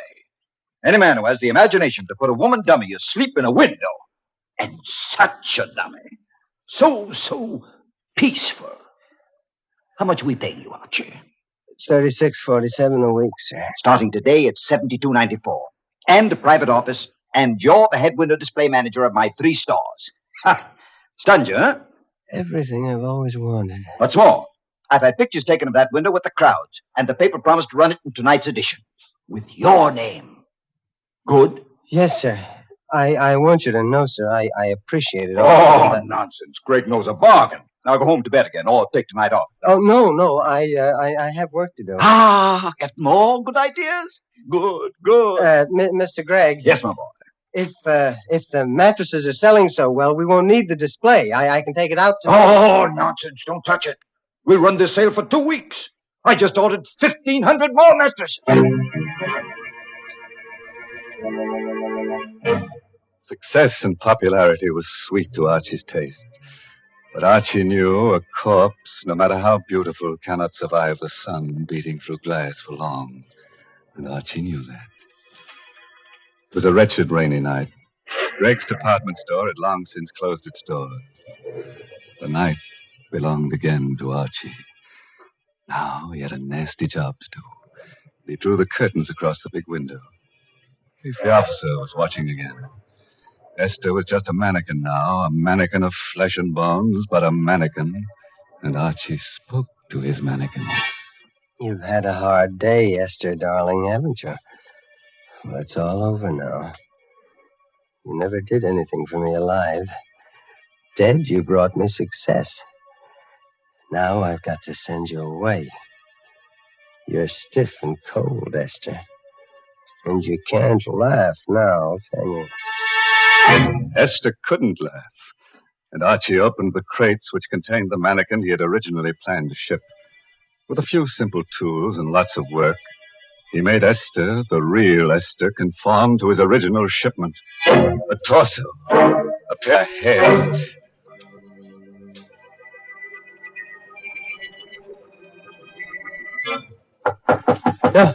Who? Well, that's the alley door. Somebody's there. Gee, a cop, maybe. I've got to act natural. After all, she's well hidden. Could I come in? Please, I'm so wet and tired. A girl. It's a girl. Yes. Come in. Get out of that rain. Thanks. Why, you poor kid, you're soaked. Come into the workshop. I've got a heater in there. Gosh, thanks. She was sent to me. Someone to take Esther's place.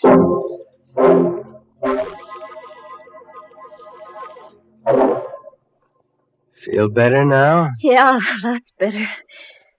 You're very kind. How did you happen to pick this store to knock at? Well, the alley seemed a good place to get out of the wind. It started to rain, and I saw your light. Oh, I see. And you're broke. Yeah. The usual story. I came to town from Philly to get a job. Job was there, all right, but the boss wasn't on the level. Well, don't you have a home? Parents or a husband, I mean? Oh, that's no. a shame. Look, stay right there now. I'll be right back. You're not leaving me, are you? No, I'm going to get a blanket to put across your shoulders. I'll be right back. Of course he'd be right back. Wasn't this just what he needed? Another mannequin to satisfy Esther's voice? Made sense. The second time, it's easier. It always is. Don't move, May. Huh? I'll put it across your shoulders. All right. You're a very lonely man, aren't you, Mr. Gold? How do you know that? Because I like you. How does that prove I'm lonely? I like lonely people. Why? Because I'm terribly lonely myself. I've got some coffee in the thermos here. I'll get you some. I like it here. I like to look at the mannequins, especially that handsome one there. What do you call him? What do you mean, call him? Well, you must talk to them. I would. You're wonderful. You understand. Yeah, I do. I do talk to him. His name's Frank. Frank, meet May. May, this is Frank. Hello, Frank. I'm sleepy, Frank. Oh, May. Why did you come tonight? Why couldn't you have come 2 nights ago? You're sleepy? Mm-hmm. I'm warm and sleepy. Look, I have 3 hours before my window has to be finished, and I have an errand that'll take me about an hour. You climb into the bed in the window and... People will see me in the window. No, the curtains are drawn. I'll wake you when I get back. All right. Looks like the kind of bed I could sleep on forever. Ever.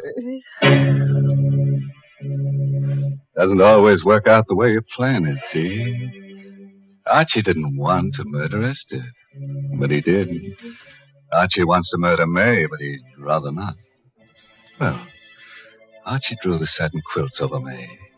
She smiled, closed her eyes with a murmured thanks, and was asleep.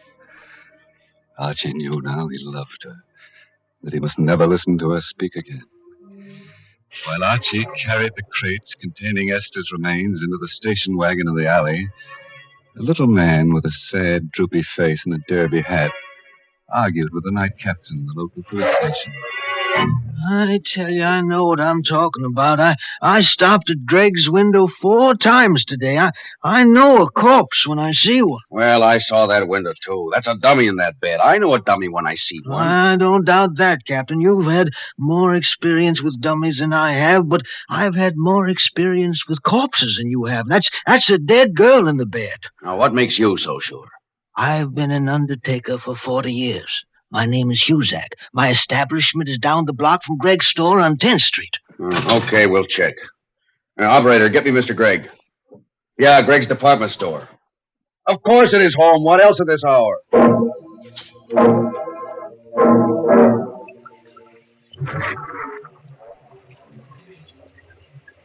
Archie had a plan.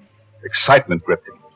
But that habit of years was strong, and he talked to Esther as he piled her 3 coffins into the station wagon in the alley.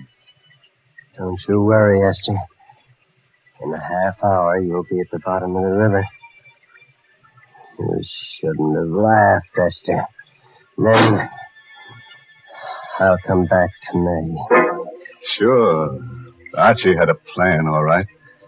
But it didn't include the little old undertaker who knew a corpse when he saw one, or an angry, sleepy Mr. Gregg, or a confused were right then coming to a stop in front of the store. This is an outrage, a preposterous, fantastic farce. Getting me down here in the middle of the night to prove I have a corpse in my window. I know, Mr. Gregg. I feel silly about it myself, but Mr. Huzak here seems so sure. The curtains are drawn in front of the window. We'll have to go inside. In a minute, you're all going to look very silly. There. Does that look like a corpse? No. You're right. It's not a corpse. It isn't a dummy either. She's alive. Breathing. There's something queer here. I'm going to look around outside. Archie! Archie, go! Archie! Archie didn't hear himself being paged. But at the entrance of the alley, he saw the police car in front, and he heard the police captain shouting from the sidewalk. That was when Archie decided it was better to be lonely. The lonelier, the better. They found out. That's the police. They said they found out. Hey, you! Right now. Got to. They won't catch me. They won't. Got the lights red. I gotta go through. Faster. Faster. Why can't it go faster? The truck. Turn right. Turn.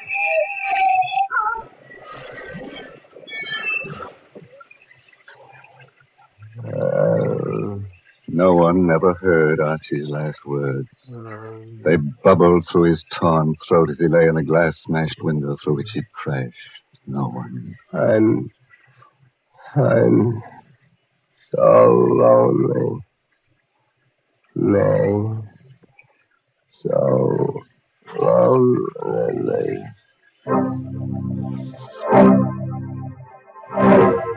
Well, Greg, here's your Archie Gold. Bet those crates will be interesting. Oh.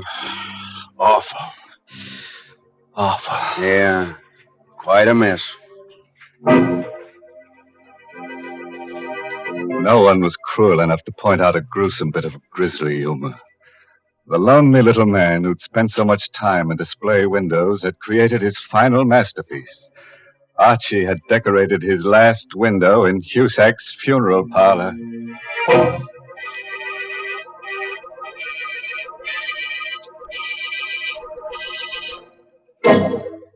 The lesson we learned from tonight's story is that murder doesn't pay. It's a losing business.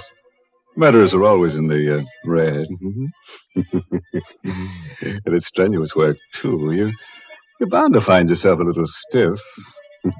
Mr. Host, I did not like that story. Well, neither did I, Mary. Imagine the Cozy Kitten Mattress Company pulling a smart advertising stunt like that on Lipton's time and for free.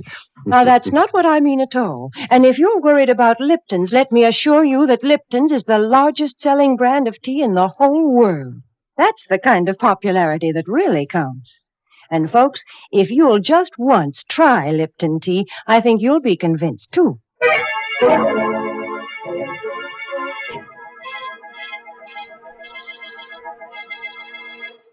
Well, I have to run along now, folks. Got some shopping to do in Greg's department store. What? Oh, I know it's late, but, you see, Archie and I shop at night to avoid the shrouds, you know.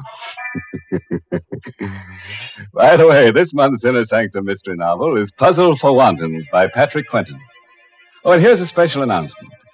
Next week's Inner Sanctum story, directed by Hyman Brown and brought to you by Lipton Tea and Lipton Soup. Next week's story is about a man whose dreams always come true. All he has to do is to dream that somebody's being murdered and...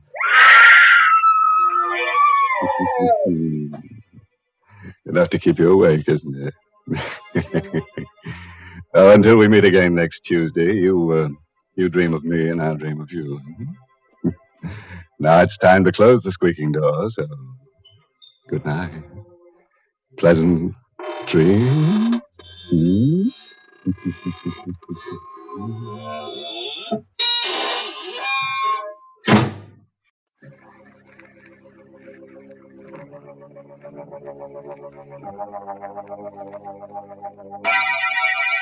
Lipton Tea and Lipton Soup present Inner Sanctum Mysteries.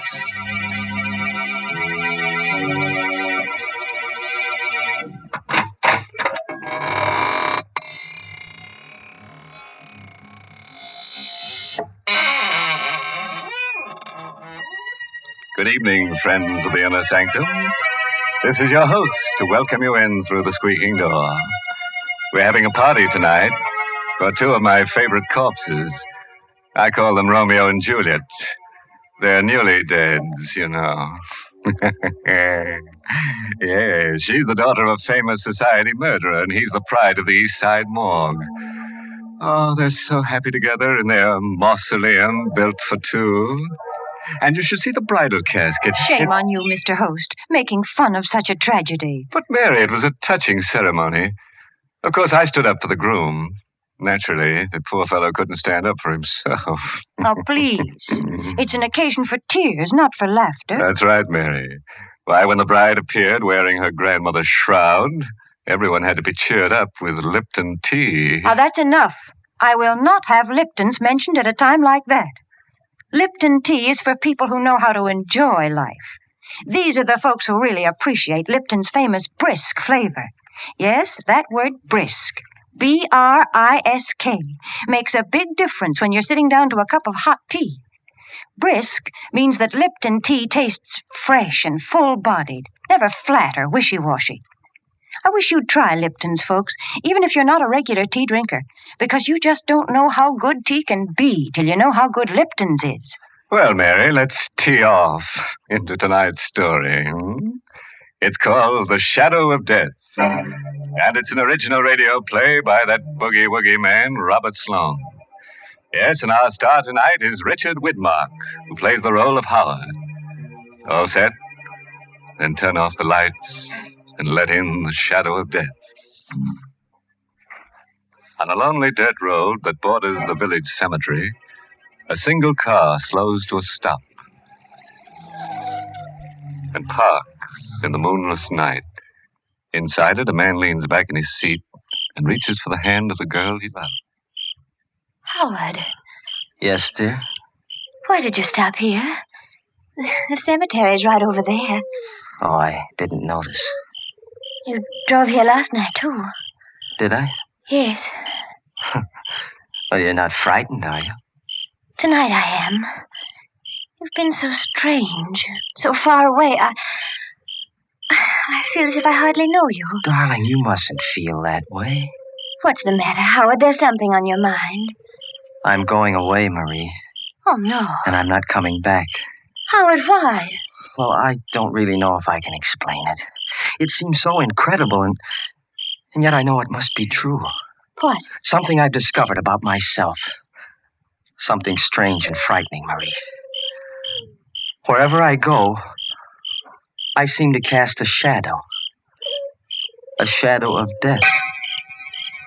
I don't understand. No, I didn't either at first. I thought it was just a strange coincidence. But it isn't. It's me.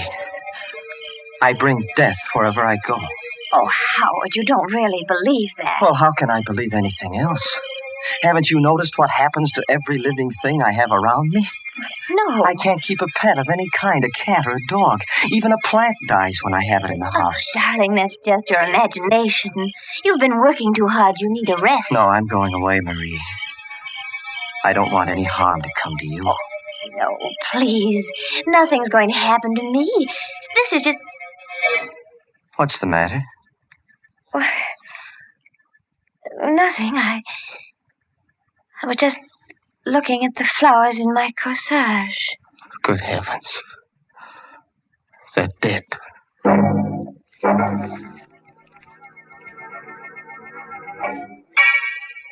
You don't believe me either, do you, Doctor? Well, let's not put it on that basis, Howard. After all, I've been trained to look for the physical causes of death, not the supernatural. Then what do you think I should do? Frankly, I'd like you to spend a few weeks away from these surroundings. Go up to the sanitarium I told you about. They'll take good care of you up there. All right, Doctor. I'll make arrangements to go tomorrow. But I know it won't do any good. You'll be surprised, Howard. 2 or 3 weeks from now, you look back on this as a... Yes? That's strange.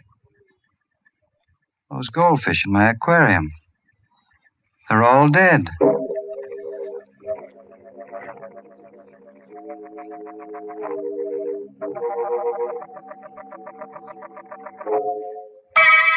Tell me the truth, Howard. Are you comfortable here in the sanitarium? They don't believe me. They don't believe that people die when I dream about them. People die? Yes, didn't you know that? Every time I have a dream about someone, it's a sign of death. And the next morning when I wake up, I look in the obituary column and I see the name of the person I dreamt about. Oh, Howard, what have they done to you here? Nothing, only they don't believe me. The dreams, I mean. I had to prove it to them this morning. And it made me feel very bad. What made you feel bad? The dream I had last night. I killed a man, Marie. What? I killed him in my dream. Oh. He was a good friend of mine, too. He lived right across the hall. Oh, Howard, please, you've got to get hold of yourself. But I'm afraid, Marie. I don't want to dream anymore. Oh, darling, I can't bear to see you this way. What way? I'll get you out of here. I promise, Howard. I'll get you out of here today.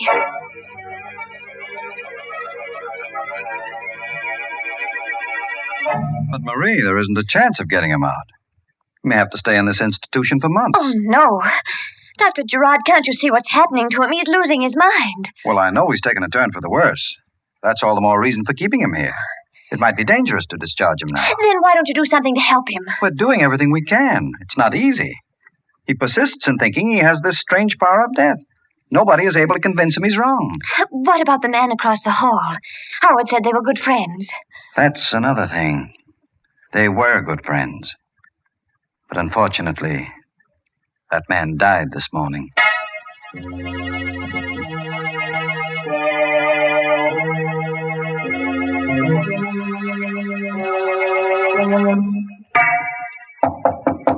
Come in.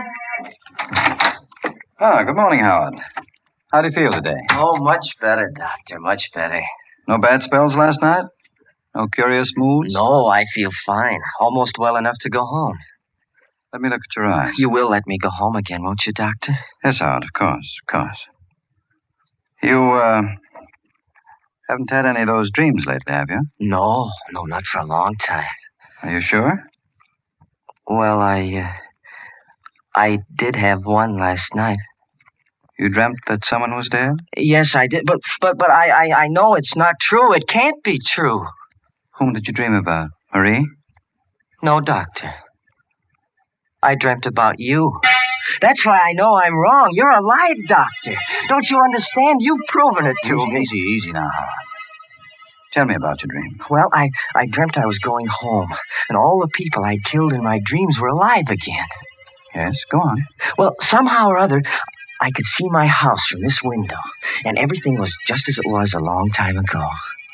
The flowers were growing, the dog was in the yard. The one that was run over? Yes, everything was well again, and I was well, too. That's why I wanted to go home.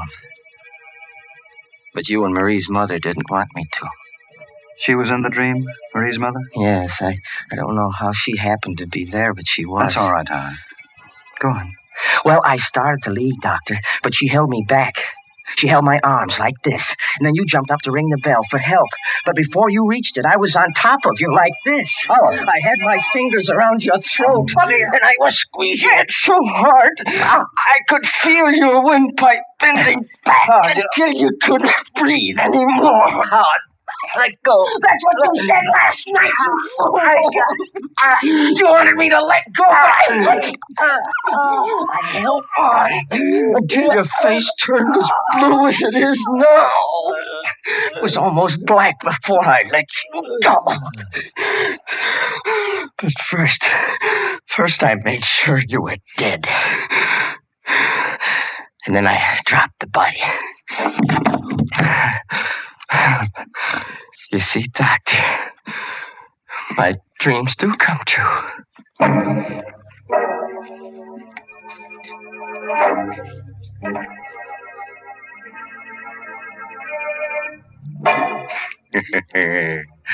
Well, have you had any good dreams lately? Howard has. And you know, his dreams don't need interpretation. No, they need cremation. Say, it's a lucky thing that guy works on the night shift. It'd be awful if he had daydreams, too. Good gracious, yes. His dreams not only walk, they commit murder. Mary, I was about to say that. Please leave the jokes to me. How would you like it if I talked about tea? Hmm? Well, for goodness sake, I listened to the story, too. And I must say I'm glad I'm not his, dream girl. That does it. Friends, let me tell you about Lipton tea. All right, you win. But it's only because I have something important to say about Lipton's. Folks, did you know that Lipton's is the largest selling brand in the whole world? Yes, and the reason for that is Lipton's well-known brisk flavor. You know, that word brisk is the tea expert's word for tangy, full-bodied tea, for Lipton tea. Lipton's is always fresh and spirited, never flat or wishy-washy.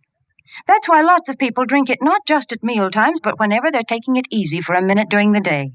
So, folks, try Lipton's and get acquainted with that brisk flavor. Well, let's get back to our dream man and find out what he does in his waking moments. When we left him last, he had just done a little manual work on Dr. Gerard's windpipe. And now, as the good doctor lies comfortably on the sanitarium floor, Howard is in the process of going through his pocket. Well, I'll have to have the keys to your car, Doctor. I'll need them to get back home. I hope you won't mind if I hide you under this bed. It may take them a little bit longer to find the body if I do. But... Yes, who is it? Dr. Frisbee, Howard. May I come in? Well, yes. Yes, I'll open the door. What is it, Doctor? Well, I was looking for Dr. Gerard. I thought he was in here. Oh, yes, he was a moment ago. I think he went down the hall. No, I just came from there. I guess he went back to his office. Oh, yes, I guess he did. How are you making out, Howard? Fine, Doctor, fine. You seem a little nervous. Your hands are shaking. Oh, well, You see, you've dropped your keys. I'll get them. It's all right, Howard. I wasn't going to take them away from you. But I am wondering how you happen to have any keys in your possession. Well, they're not really mine. Whose are they, Dr. Gerard's? Yes, he left them here. I mean... You mean you stole them from him? No. Oh, come, Howard. You can't expect me to believe Dr. Gerard would give you any keys. Now, you'd better let me have them so I can give them back. But I Let me have them, Howard. Thank you. You won't tell him I took them, will you? No, Howard, I won't tell. But please don't take them again. I'll go anyway. I'll get out onto the road and I'll get a hitch. Yes, sir. I'll get away. I've got to speak to Marie.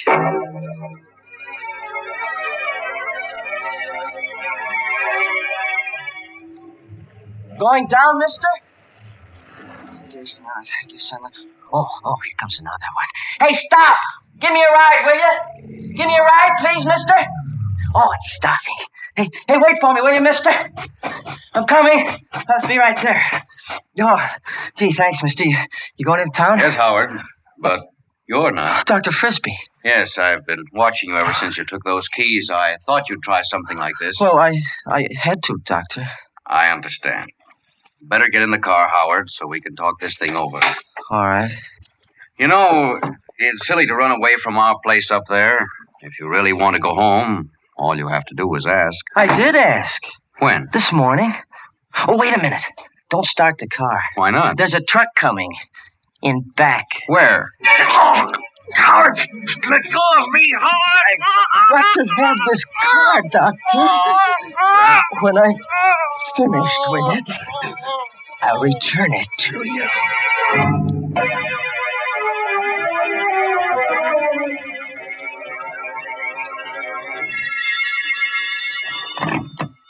Hello? Hello, Mrs. Walker. Who's this? Howard. You remember me, don't you? Howard, where are you? In a telephone booth around the corner. You're not in the sanitarium? No, I've been discharged. Dr. Gerard said I could go. You mean you're well again? Yes, I'm completely cured. Oh, I see. You don't sound very happy about it, Mother. Where's Marie? She's out on a date. When will she be back? Well, I don't know, Howard. She didn't say. I've got to see her again, Mrs. Walker. I've got to see her once more before I die. Before you die? Yes, I haven't much longer to live now. Where is she? Well, I think she said she was going to movies. You're lying. I'm not, Howard. I just can't be sure. But if you go to the theater, you might find her there. You don't want me to see her, do you? No, not until I've spoken to Dr. Gerard. Why? Don't you believe me? Don't you believe I'm well again? No, Dr. Gerard... Never mind what you said. Mrs. Walker, you mustn't dislike me. I'm very fond of you. You are, Howard? Yes. I've been thinking a lot about you lately, while I was in the sanitarium. Last night, I even had a dream about you.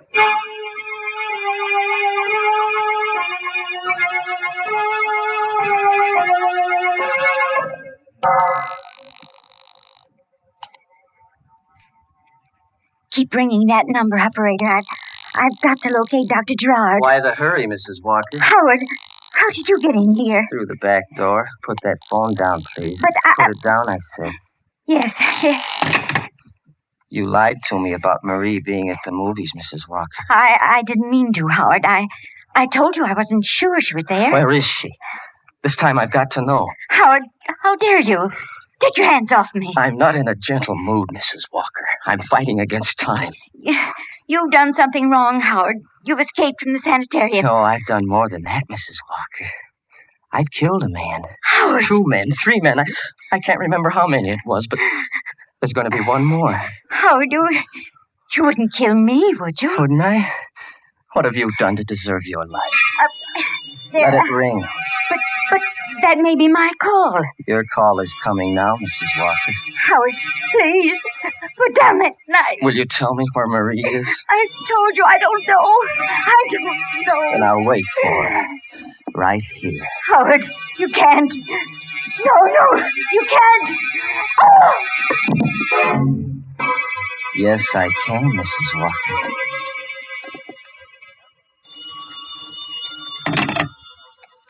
Hello? Hello, this is Dr. Frisbee Sanitarium calling. Is Mrs. Walker there? I'm sorry. You have the wrong number.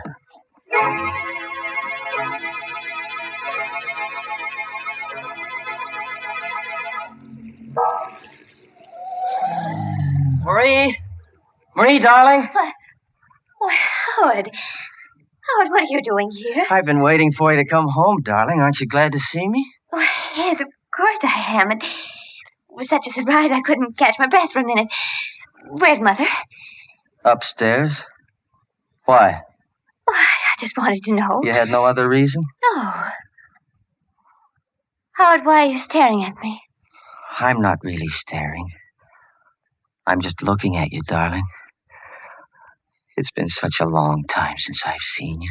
I'd almost forgotten what you were like. Well, let's go inside. No, if you don't mind, darling, I'd rather go for a ride. You're all right, aren't you, Howard? I mean, you're completely well now. Oh, can't you see I am? Yes, but yes. Then let's not wait any longer, darling. Come on, we'll go for a ride.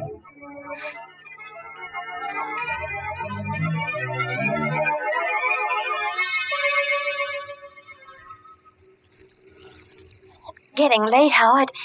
Don't you think we ought to go back? No, not yet, Marie. You just keep driving. These few moments we have together, maybe I'll... Marie, why are you stopping here? We're low on gas, dear. I don't want to get stuck on the highway. Oh. Yes'm? What'll it be? You'd better fill her up. Right. And have you got a telephone here? Yes'm, right inside. Thank you. Wait a minute, Marie. What do you want with the telephone? Oh, I was going to call my mother. She'll be worried about me. Oh, no, she won't. She knows you're with me. Besides, she went out for a little while. Well, maybe she's back by now. It won't hurt to call, will it? No, I guess it won't. I'll be right back, Howard. Well, hurry, darling. I want to be with you as much as I can. Yes, I won't be a minute. Number, please. Operator, quick, get me the police. This is an emergency. Yes, ma'am, right away. Headquarters, Sergeant Dunn speaking. Sergeant, listen carefully. I won't have time to repeat it. The murderer of Dr. John Gerard is right here in a filling station on Route 6 at the Hadley intersection. What shall I do? I can't keep him here. Does he know you're onto him? No, he doesn't know I read the story in a newspaper just before I got home. He was waiting there for me, and I haven't been able to get to a phone since. Well, don't take any chances. He's a homicidal maniac. Don't even try to stall him if he wants to leave. No. Just stay where you are and we'll be over there in 4 minutes. Oh, no, that's no good. He won't let me stay here. He'll take me with him. Marie. Oh, he's calling for me now. Marie. Just a moment, Howard.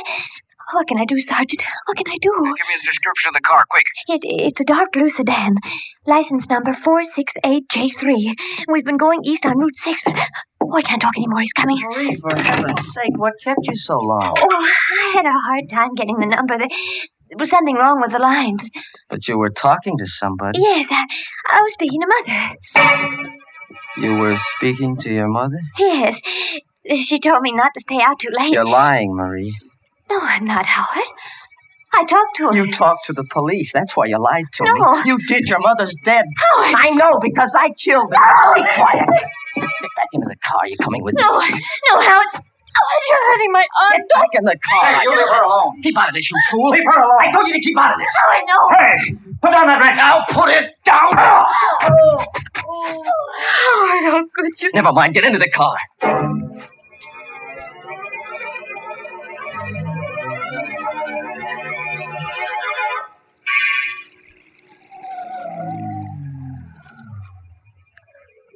Howard, why are you stopping here? Don't you know where we are, Marie? This is the cemetery. Where we stopped before. Yes. I like it here. It's so quiet and peaceful among the dead. Let's walk through the grounds. Howard, please. Why not, Marie? We're among friends. So many of our loved ones are buried here. It's nice to be near them. Come on, Marie. All right, Howard. You know, darling, we haven't much more time together. The shadow of death has fallen across our path. You said something like that before, but you never told me why. I'm being selfish, Marie. I know I have to die, and I want you to come with me. Why do you have to die, Howard? Because I haven't been true to myself, darling. I haven't been true to this power I have. The power of death? Yes. I've helped it along sometimes. Like that dream I had about my friend in the sanitarium. Like the flowers in my garden. Like those fish at Dr. Gerard's. You killed them? Yes. I knew they were going to die. But I shouldn't have helped them. That's why I'm being punished. But Howard, why are you punishing me? I don't want to die alone, Marie. We've been away from each other so much, darling. I want us to be together from now on. But... Don't be afraid, darling. I'll be gentle, Marie. So gentle. But you're making a mistake, Howard. No. You are. You've forgotten what you've done. You can't kill me, darling. Why not? Good heavens, Howard, don't you remember? Don't you remember that day at the sanitarium? You said you dreamt about me. No. No, I couldn't have. Yes, you did. Didn't they tell you what happened? No. Your dream. Your dream, it was true. That's why you can't kill me now. Marie, you mean... Yes, Howard. I'm dead. I can't believe it. Oh, you must believe it. Here. Look at this tombstone. My grave is right here. No. Read what it says. Read the name on it. It's your name, Marie. Your name. Marie Walker. Yes. Then you really are dead. I told you I was, Howard. The shadow of death passed over me. Then let it pass over me. Hey,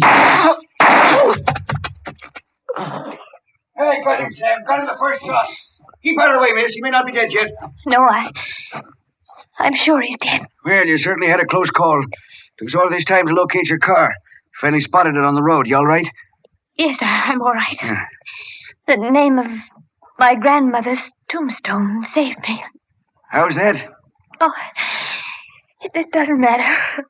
Say, that's funny. What? This guy was shot through the shoulder. My bullet wounds weren't serious enough to kill him. What do you mean? Well, I know it sounds crazy, but my shots didn't kill him. He was dead before I hit him.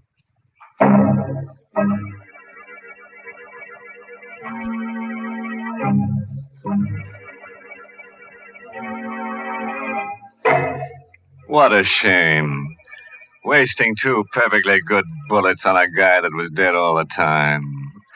Well, at least they won't have to go far to bury him. Here's one villain who died practically in the middle of his own plot. Isn't it funny how many of our stories seem to take place in cemeteries? You know, Mary, I think you ought to open up a concession in the cemetery. And you know what you could sell. Hmm? Don't say it, don't you dare. You know very well that the place to buy Lipton tea is and always will be your neighborhood grocery store. And, folks, that reminds me. You'll find it wiser to buy Lipton's in the larger, more economical size packages. That way you not only save money, but you also make sure that you won't run short on a beverage that's really a household necessity. Brisk-flavored Lipton tea.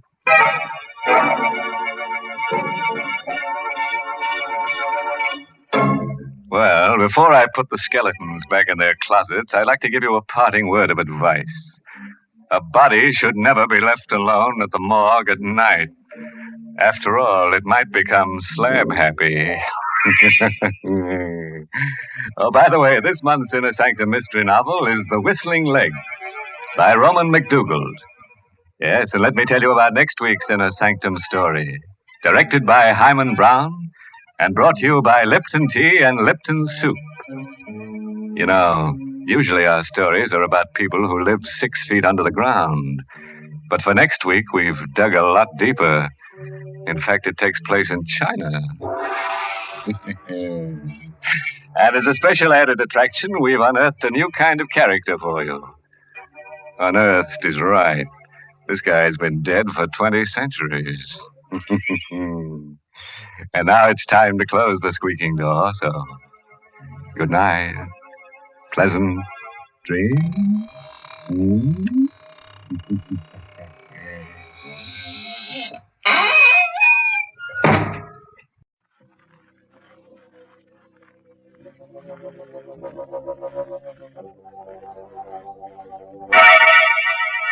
Lipton Tea and Lipton Soup present Inner Sanctum Mysteries.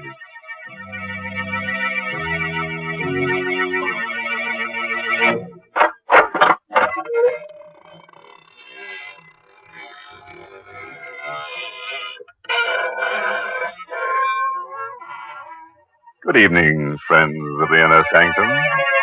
This is your host to welcome you in through the squeaking door to another half hour of horror. Come in, won't you, and sit down. I hope you'll forgive me if I don't get up, but I'm terribly tired. I spent last night with a friend who's a book collector, specializes in bestsellers. He certainly showed me some interesting ones. In fact, he tried to bury me in one. Because all the very best sellers have corpses in them. Why, that's downright silly. Most cellars do not have bodies in them. But of course they have, Mary. You know the old saying, even the walls have ears. You certainly don't make a house sound homey at all. Why don't you talk about the kitchen with its good, warm smells of homemade food? Yes, and while you're at it, you should mention Lipton tea, because Lipton's makes good food taste better. You see, folks, Lipton's has a brisk flavor. And brisk means that Lipton tea always tastes fresh and full-bodied, tangy and spirited, never flat or wishy-washy. That's why Lipton's is such a grand drink at mealtimes, and why it's the perfect beverage to serve when you're entertaining. That's right. That brisk flavor makes all the difference in the world. So, folks, try Lipton's, won't you? And now, friends, if you're willing to gamble with your peace of mind, put out the lights and listen to Death by Scripture. It's an original radio play by that old gravedigger, Robert Newman. Yes, and our star tonight is Stefan Schnabel, who plays the role of Stefan. The place is China, somewhere near the outskirts of Shanghai. A man-made wasteland ravaged and devastated by war. Driving through an abandoned village on his way to a camp for displaced persons is Major Roger Mason. Suddenly, the glare of his headlights picks out a strange, wild-eyed figure who stares, then scuttles into the shelter of an alley. Mason hesitates for only a moment, then stops his jeep. Hello there. Come back here for a minute, will you? Hello. Okay, if you want to make a game out of it. This alley somewhere. Oh, there you are. Please, master, please. I mean no harm. Easy. Now, no one's going to hurt you. Certainly not me. I'm an American on my way to Camp 14. Camp 14? The camp for refugees, displaced persons. I know. I was there. Yes, I thought so. How was it they let you leave? They did not let me. I ran away. Oh? Why? Because to stay would have meant death. Seems to me it would be a lot more dangerous to go wandering around here. Suppose I take you back there with me. No. No, please. But I tell you, there's nothing to be afraid of. You think not? Very well. What can man do against fate? I tried. You're a witness that I tried. But I warn you, if I go back, it will mean death. Not just for me, but for others. Many others.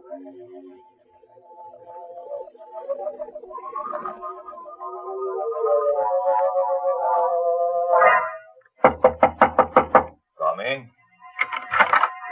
Dr. Cornell? Yes. I'm Major Mason. Major Mason, I'm very happy to meet you. Welcome to Camp 40. I'm very glad to meet you, too. I've heard a great deal about you. The job you've been doing here. Oh, that. There was not much I could do when we were all prisoners. But now that we have been freed and are beginning to get food and medical supplies, it is almost like a holiday. May I present Miss Mia Singh, who has been assisting me? Major Mason? Miss Singh? I brought someone here with me, someone I picked up on the road, and... Stefan. I did not want to come back. He made me. Well, then he does come from the camp here? Yes, of course. A curious case. We have never been able to discover his last name or even his nationality. We have many kinds here, you know. White Russians, Koreans, Siamese, Burmese. Stefan, why did you do it? Why did you run away? Because I was afraid. Because of this. Another one. That same paper. What is it? We found about a dozen of them scattered around the camp this afternoon. Read it. You have not escaped. There is no escape. Do you recognize this symbol here? Japanese Black Dragon Society. It says there is no escape. And it's true. I tried to escape, and what happened? He brought me back. Our benefactor. Our savior. I told you there was nothing to be afraid of, Stefan. Afraid? Is death something to be feared? It is the one escape they cannot take from us. Death, to sleep, to rest, to rest. He's really in a pretty bad state. Couldn't you put him up in the administration building? That might be exactly what they want.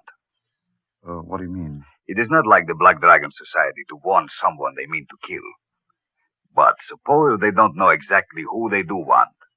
Wouldn't they do what they seem to have done? Make a general threat? And see who showed fear? Who did run away? The war is over, Cornell. The Major is right, Doctor. Are we still living in the past? And we do have a room here where we can put Stefan. The one down the hall. Very well. But remember, I warned you. I, too, think it will mean death.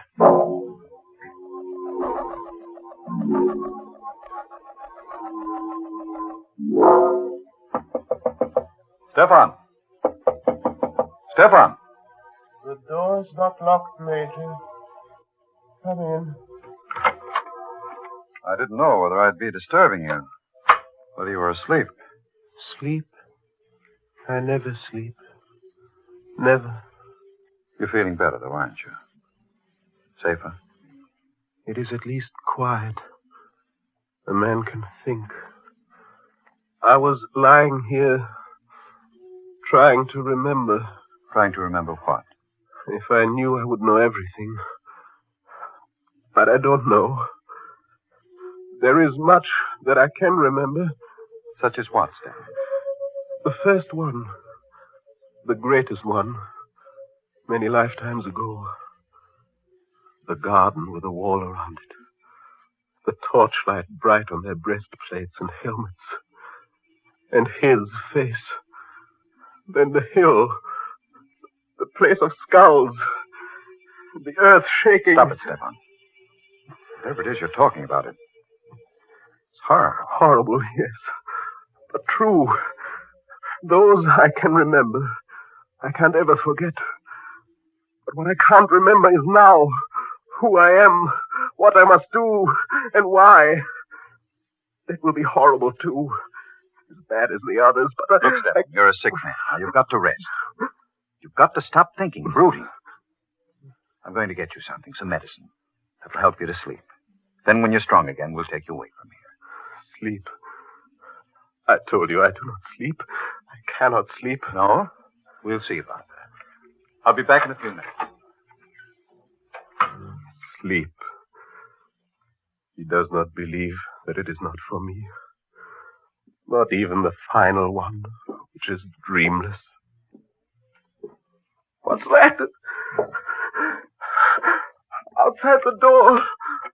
This door. But who is that? Who is there?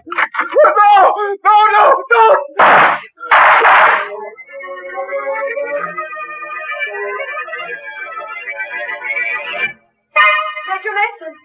Major Mason, did you hear Yes.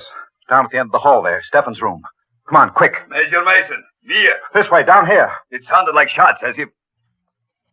It was. Look.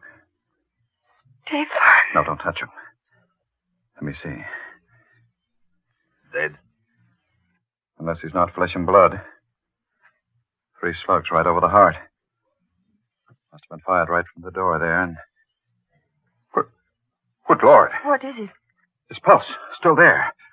Where's your surgery? Right next to the office. What there is of it. Here, help me carry him in there. We'll operate immediately.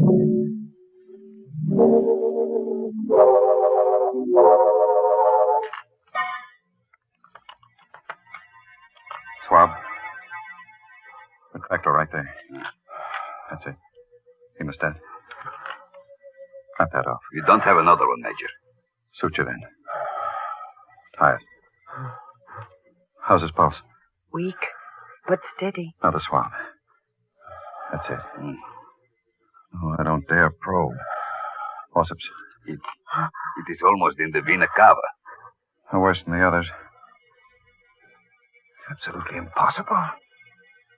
No one will believe it. But he's still alive.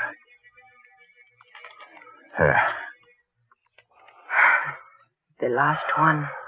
If it does pull through, he even holds out for a couple of hours, I'd believe anything.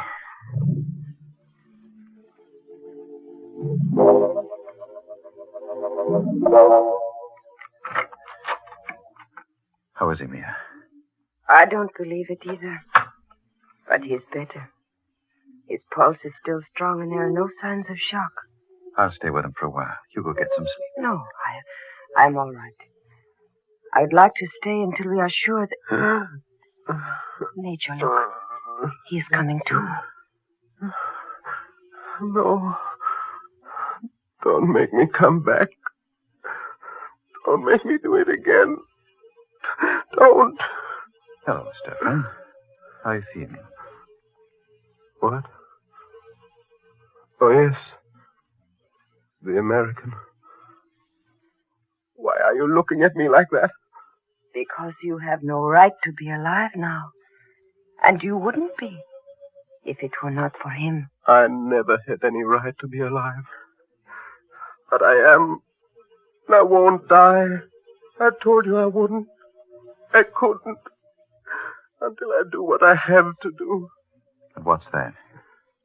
It is coming to me. Slowly. I'm beginning to remember. I do not see it all yet. But I know what it will mean. Vultures and blood. Coffins and death.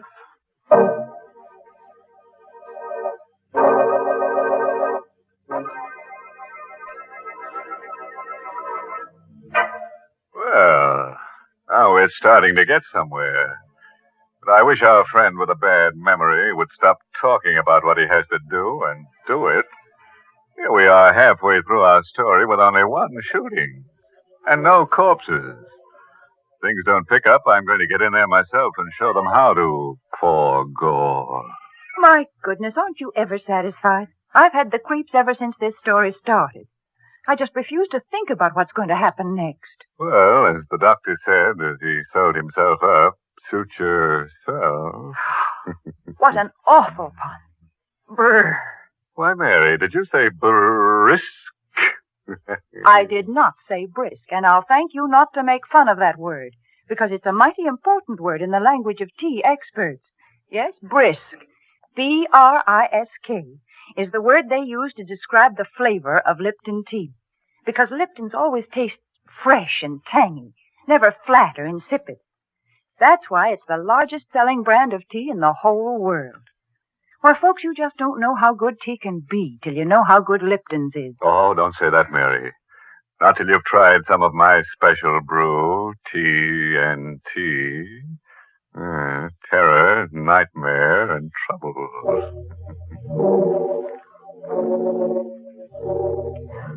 It is the next evening, about 10 o'clock at night. The dust-laden wind still wails around the lonely camp, and the refugees from many nations sit huddled in their rooms. Stefan, his face gaunt and drawn, is sitting propped up in bed in the administration building. You're sure you feel well enough to talk, Stefan? There is pain, but that does not matter. What is it you wish to know, Major? You were shot, Stefan. You know that. Did you see who it was that shot you? Yes, I saw. But that is not important. Does not matter. What do you mean, it does not matter? Just that, Doctor. You see, much has come back to me. Not who I am, but what I must do. And I know now that I have nothing more to fear. That I was shot by mistake. Mistake? What the doctor said last night about the Black Dragon Society was quite true. There are 2 men here in the camp for whom the Japanese have been searching for years. Men who have been leading the resistance movement in their own countries. Even now, the Black Dragon Society feels that those 2 men must die. Do you know who they are? Yes. Do not mention their names. Do not even think them. You know who they are, don't you, Mia? One of them is your own father, Ram Singh, and the other is Pao Tung. Is that true? Yes, it is true. Then I think we ought to go see them at once. Make provisions to get them away from here.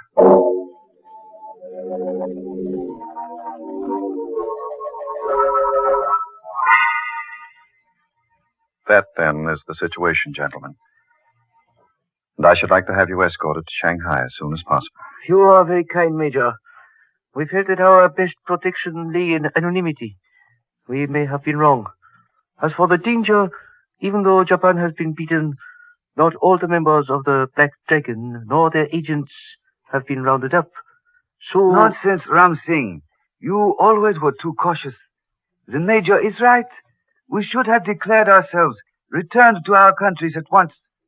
I, for one, will be happy to do so now. Good. There are a few things in my room I would like to get first. It will not take but a moment. I will meet you back here. Fine. You still look worried, Father. Do I? Perhaps I am. After all these years, waiting, working, suffering, to be so close to what I waited and worked for. But what is there to be afraid of? The Major has promised you protection. I know, and I'm profoundly grateful. But I keep wondering how Stefan knew. What was that? Out on the compound, and it sounded like Pao Tung. Stay here, both. No, wait, I'm coming with you. Father, you stay here. Lock this door and do not let in anyone unless you know who it is. Major Mason! Major Mason, where are you? Over here. Blasted dust is so thick.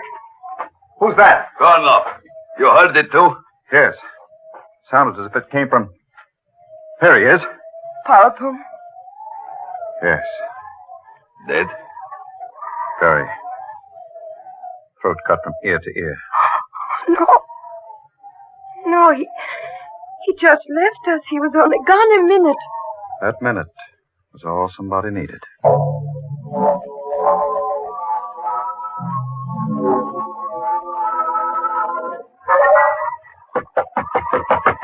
Who is it? Dr. Konov, Ram Singh. Major Mason asked me to take you up to the administration building. Oh, just a second. That scream out in the compound, was it? Yes. Pao Tong. And was he... Yes. Killed. That is why the Major wanted me to come and get you.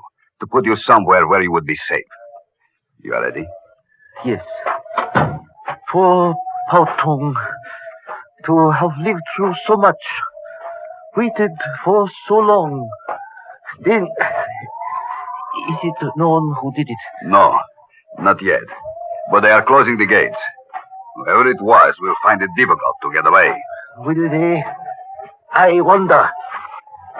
In this dark, where the dust so thick you can hardly see. Besides, suppose it is not someone from outside. Suppose it is someone from the camp here. Someone who has been here for a long time. Wait. Oh. Dr. Kurnoff! Dr. Kurnoff, where are you? Dr. Kurnoff! Must have lost him as we came through the alley. With this wind. Dr. Kurnoff! Is that you? Who is it? Answer me! Tell me who it is! No! Let me go! Let me go!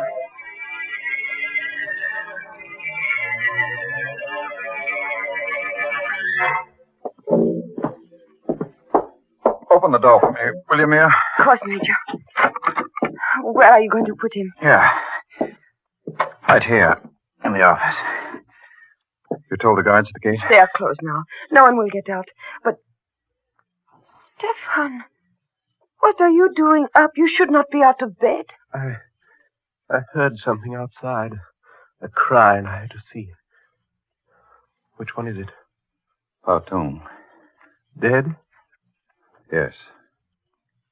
His throat cut. And the other? Your father, Mia.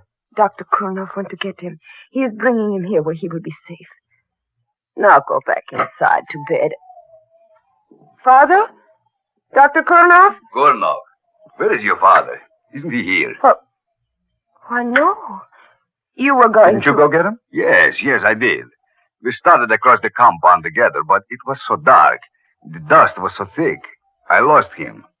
I called to him, looked for him, and when there was no answer, I thought he had gone on ahead. Stay here, all of you. I'll go. I'm sorry, Mia. Why? Why are you looking at me that way? And what are you sorry about? I am sorry that we became separated, that I lost him. I am sorry that he's dead. Dead? How can you say that? Because he must be dead.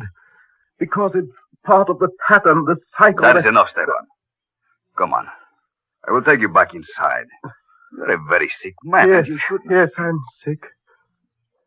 Not as sick as some, but sick enough. I won't go back, though. Not yet. I must wait. I'm not sure for what, but I know I must wait for something. Listen. Major Mason? Yes. You found him? Yes. Yes, I found him.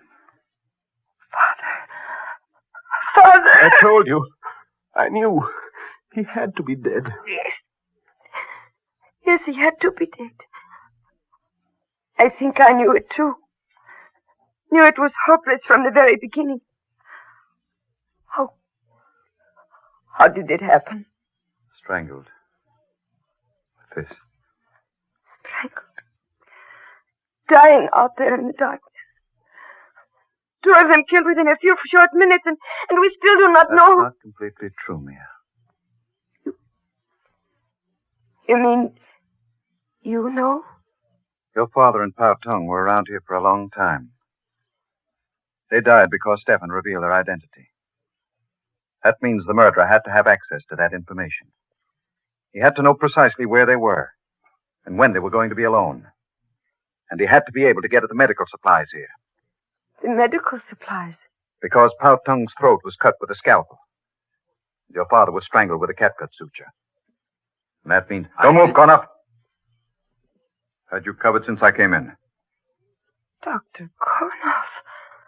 No, I do not believe it. Thank you, my dear. I am sure that there will be quite a few others who will feel that same way. Stefan, you saw who shot you? Who was it? He. Kurnov. You too, eh, Stefan? Well, I have a little something here I'd like to show all of you. Something... Major, look out! Oh! Quite fast enough, Kurnov.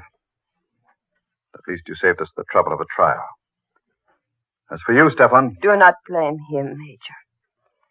It was not his fault. Not his fault. It was he who exposed your father in Powton. I know. But I think I also know why he did it. You know? Then tell me in heaven's name. Here. This should not come from me, but take it. Money? You are giving me money? Yes. Silver. The amount may not be exactly right, but now do you understand? Yes. Yes. Thank you. And bless you. I do understand everything. What I have done and what I must do. What does he understand? Why did you give him that money? There was once someone else who betrayed a friend and was paid for it with silver. 30 pieces to be exact. You mean? Yes. In the Bible. One Judas Iscariot. What, that's mad, insane. Are you implying that that's why he didn't die when he was shot? That he's eternal, immortal? I do not know. Perhaps he is not always the same.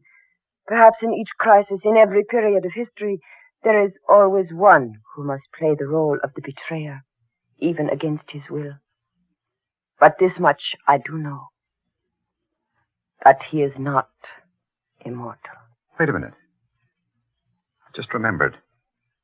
The story of Judas in the Bible. Come on, quick. What's that? The money I gave him on the floor. And... Good heavens. Yes. Matthew 27, as I recall. And he cast down the pieces of silver in the temple and departed, and went and hanged himself.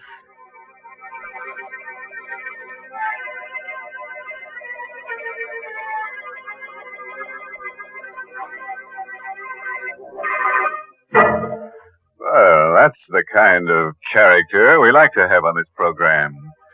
A little slow getting started, but he did deliver in the end. 2 corpses, plus his own. A nice down-to-earth sort of chap who wound up high in the air with a rope round his neck. Yes, we'll have to see that he's back with us again next week. Rope and all.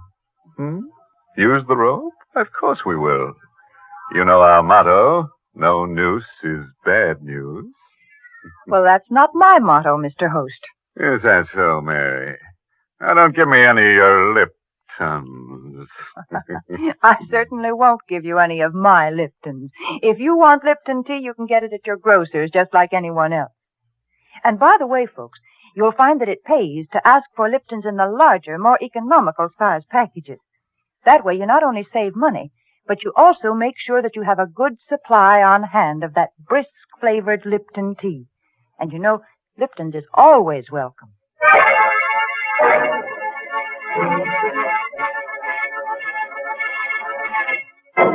And now here's a word of advice, friend.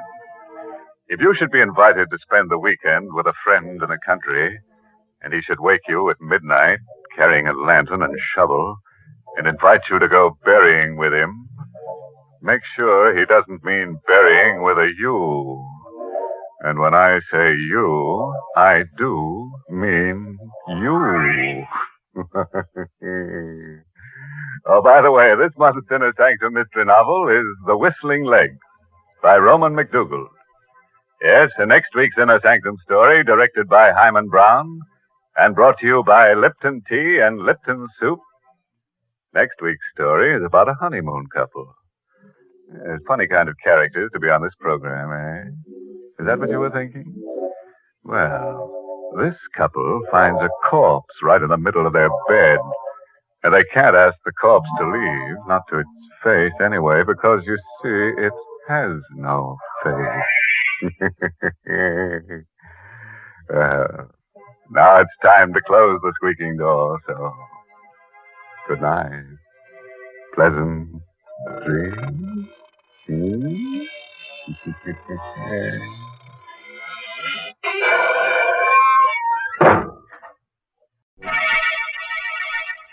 Inner Sanctum Mysteries.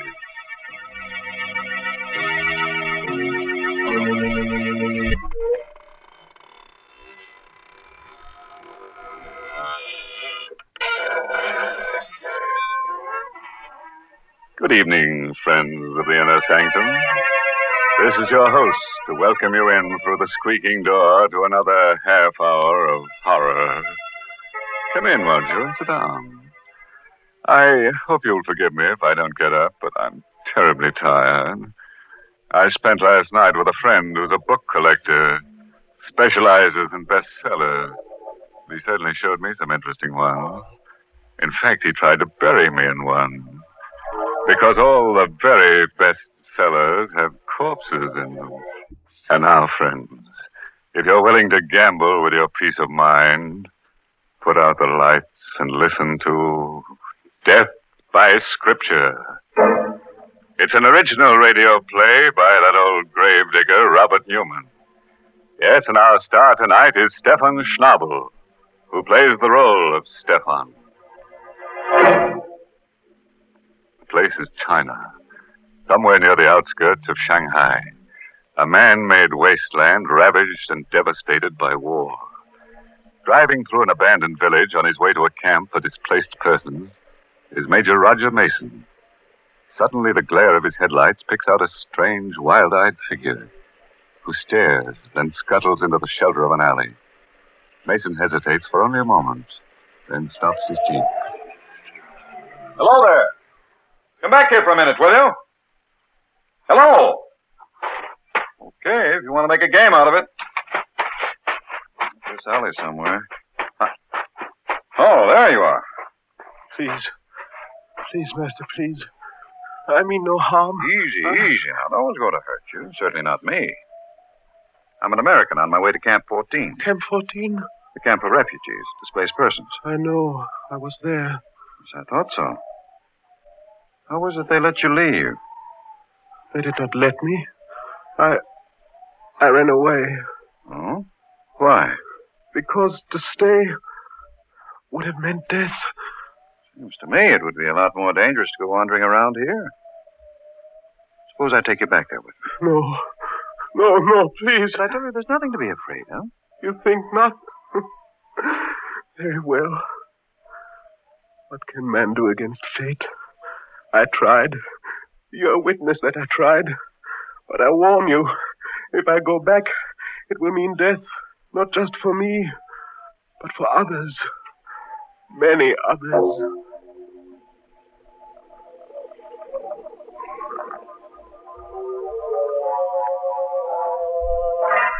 Come in. Dr. Kona? Yes. I'm Major Mason. Major Mason, I'm very happy to meet you. Welcome to Camp 14. I'm very glad to meet you, too. I've heard a great deal about you. The job you've been doing here. Oh, that. There was not much I could do when we were all prisoners. But now that we have been freed and are beginning to get food and medical supplies, it is almost like a holiday. May I present Miss Mia Singh, who has been assisting me? Major Mason? Miss Singh? I brought someone here with me, someone I picked up on the road, and... Stefan. I did not want to come back. He made me. Well, then he does come from the camp here? Yes, of course. A curious case. We have never been able to discover his last name or even his nationality. We have many kinds here, you know. White Russians, Koreans, Siamese, Burmese. Stefan, why did you do it? Why did you run away? Because I was afraid. Because of this. Another one. That same paper. What is it? We found about a dozen of them scattered around the camp this afternoon. Read it. You have not escaped. There is no escape. Do you recognize this symbol here? Japanese Black Dragon Society. It says there is no escape. And it's true. I tried to escape, and what happened? He brought me back. Our benefactor. Our savior. I told you there was nothing to be afraid of, Stefan. Afraid? Is death something to be feared? It is the one escape they cannot take from us. Death, to sleep, to rest, to rest. He's really in a pretty bad state. Couldn't you put him up in the administration building? That might be exactly what they want. What do you mean? It is not like the Black Dragon Society to warn someone they mean to kill. But suppose they don't know exactly who they do want. Wouldn't they do what they seem to have done? Make a general threat? And see who showed fear? Who did run away? The war is over, Cornell. The Major is right, Doctor. Are we still living in the past? And we do have a room here where we can put Stefan. The one down the hall. Very well. But remember, I warned you. I, too, think it will mean death.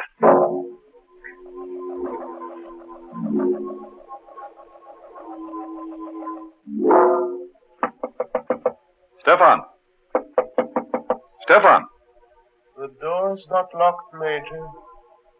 Come in. I didn't know whether I'd be disturbing you. Whether you were asleep. Sleep? I never sleep. Never. You're feeling better, though, aren't you? Safer? It is at least quiet. A man can think. I was lying here, trying to remember. Trying to remember what? If I knew, I would know everything. But I don't know. There is much that I can remember. Such as what, Stefan? The first one. The greatest one. Many lifetimes ago. The garden with a wall around it. The torchlight bright on their breastplates and helmets. And his face. Then the hill. The place of skulls. The earth shaking. Stop it, Stefan. Whatever it is you're talking about, it's horrible. Horrible, yes. But true. Those I can remember. I can't ever forget. But what I can't remember is now. Who I am, what I must do, and why. That will be horrible, too. As bad as the others, but... Look, Stefan, you're a sick man. Now, you've got to rest. You've got to stop thinking, brooding. I'm going to get you something, some medicine. That'll help you to sleep. Then when you're strong again, we'll take you away from here. Sleep? I told you I do not sleep. I cannot sleep. No? We'll see about that. I'll be back in a few minutes. Sleep. He does not believe that it is not for me. Not even the final one, which is dreamless. What's that? Outside the door. This door. But who is that? Who is there? No! Don't!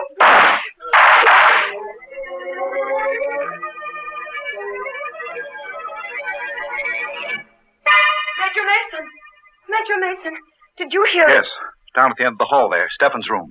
Come on, quick. Major Mason, me here. This way, down here. It sounded like shots, as if... It was. Look. Stefan. No, don't touch him. Let me see. Dead? Unless he's not flesh and blood. 3 slugs right over the heart. Must have been fired right from the door there, and... Good Lord. What is it? His pulse, still there. Where's your searcher? Right next to the office. What there is of it. Here, help me carry him in there. We'll operate immediately.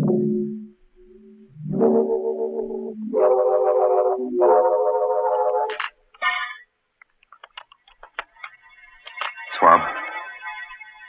The tractor right there. That's it. He must dead. Snap that off. You don't have another one, Major. Suture then. Tie it. How's his pulse? Weak, but steady. Another swab. That's it. Oh, I don't dare probe. Forceps. It is almost in the vena cava. No worse than the others. It's absolutely impossible. No one will believe it. But he's still alive. There. The last one. If it does pull through, if he even holds out for a couple of hours, I'll believe anything.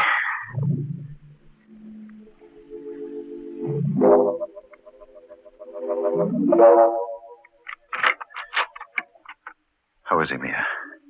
I don't believe it either. But he's better. His pulse is still strong and there are no signs of shock. I'll stay with him for a while. You go get some sleep. No, I'm all right. I'd like to stay until we are sure that... Major, look. He's coming too. No. Don't make me come back. Don't make me do it again. Don't. Hello, Stefan. How are you feeling? What? Oh, yes. The American. Why are you looking at me like that? Because you have no right to be alive now. And you wouldn't be if it were not for him. I never had any right to be alive. But I am. I won't die. I told you I wouldn't. I couldn't. Until I do what I have to do. And what's that? It is coming to me. Slowly. I'm beginning to remember. I do not see it all yet. But I know what it will mean. Vultures and blood. Coffins and death.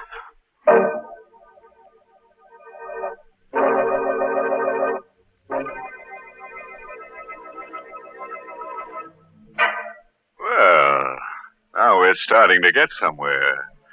But I wish our friend with a bad memory would stop talking about what he has to do and do it. Here we are halfway through our story with only one shooting. And no corpses. Things don't pick up, I'm going to get in there myself and show them how to pour gore.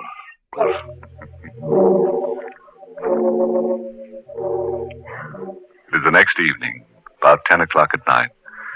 The dust-laden wind still wails around the lonely camp, and the refugees from many nations sit huddled in their room. Stefan, his face gaunt and drawn, is sitting propped up in bed in the administration building. You're sure you feel well enough to talk, Stefan? There is pain, but that does not matter. What is it you wish to know, Major? You were shot, Stefan. You know that. Did you see who it was that shot you? Yes, I saw. But that is not important. Does not matter. What do you mean, it does not matter? Just that, Doctor. You see, much has come back to me. Not who I am, but what I must do. And I know now that I have nothing more to fear. That I was shot by mistake. Mistake? What the doctor said last night about the Black Dragon Society was quite true. There are 2 men here in the camp for whom the Japanese have been searching for years. Men who have been leading the resistance movement in their own countries. Even now, the Black Dragon Society feels that those 2 men must die. Do you know who they are? Yes. Do not mention their names. Do not even think them. You know who they are, don't you, Mia? One of them is your own father, Ram Singh. And the other is Pao Tung. Is that true? Yes. It is true. Then I think we ought to go see them at once. Make provisions to get them away from here.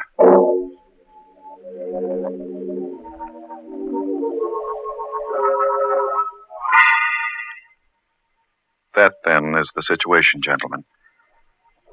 And I should like to have you escorted to Shanghai as soon as possible. You are very kind, Major. We felt that our best protection lay in anonymity. We may have been wrong. As for the danger, even though Japan has been beaten, not all the members of the Black Dragon nor their agents have been rounded up. So... Nonsense, Ram Singh. You always were too cautious. The Major is right. We should have declared ourselves, returned to our countries at once. I, for one, will be happy to do so now. Good. There are a few things in my room I would like to get first. It will not take but a moment. I will meet you back here. Fine. You still look worried, Father. Do I? Perhaps I am. After all these years, waiting, working, suffering, to be so close to what I waited and worked for. But what is there to be afraid of? The Major has promised you protection. I know, and I'm profoundly grateful. But I keep wondering how Stefan knew. What was that? Out on the compound, and it sounded like... Pautung. Stay here, both. No, wait, I'm coming with you. Father, you stay here. Lock this door and do not let in anyone unless you know who it is. Major Mason! Major Mason, where are you? Over here. This blasted dust is so thick.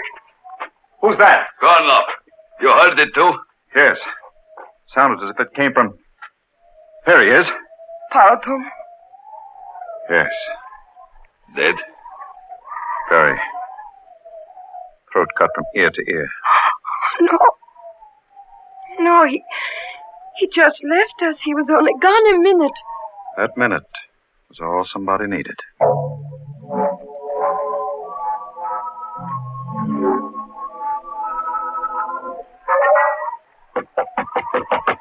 Who is it? Dr. Gornov, Ram Singh. Major Mason asked me to take you up to the administration building. Oh, just a second. That scream out in the compound, was it? Yes. Pautung. And was he... Yes. Killed. That is why the Major wanted me to come and get you. To put you somewhere where you would be safe. You are ready? Yes. For Pautung to have lived through so much, waited for so long, then... Is it known who did it? No, not yet. But they are closing the gates. Whoever it was will find it difficult to get away. Will they? I wonder. In this dark, where the dust's so thick you can hardly see. Besides, suppose it is not someone from outside. Suppose it is someone from the camp here. Someone who has been here for a long time. Wait. Dr. Kornoff! Dr. Kornoff, where are you? Dr. Kornoff! Must have lost him as we came through the alley. With his wind. Dr. Kornoff! Is that you? Who is it? Answer me! Tell me who it is. Oh, no! Let me go! Let me go!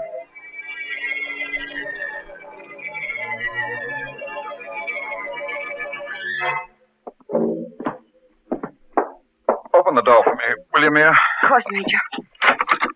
Where are you going to put him? Yeah. Right here, in the office. You told the guards at the gate? They are closed now. No one will get out. But... Stefan, what are you doing up? You should not be out of bed. I heard something outside. A cry, and I had to see. Which one is it? Pautung. Dead? Yes. His throat cut. And the other?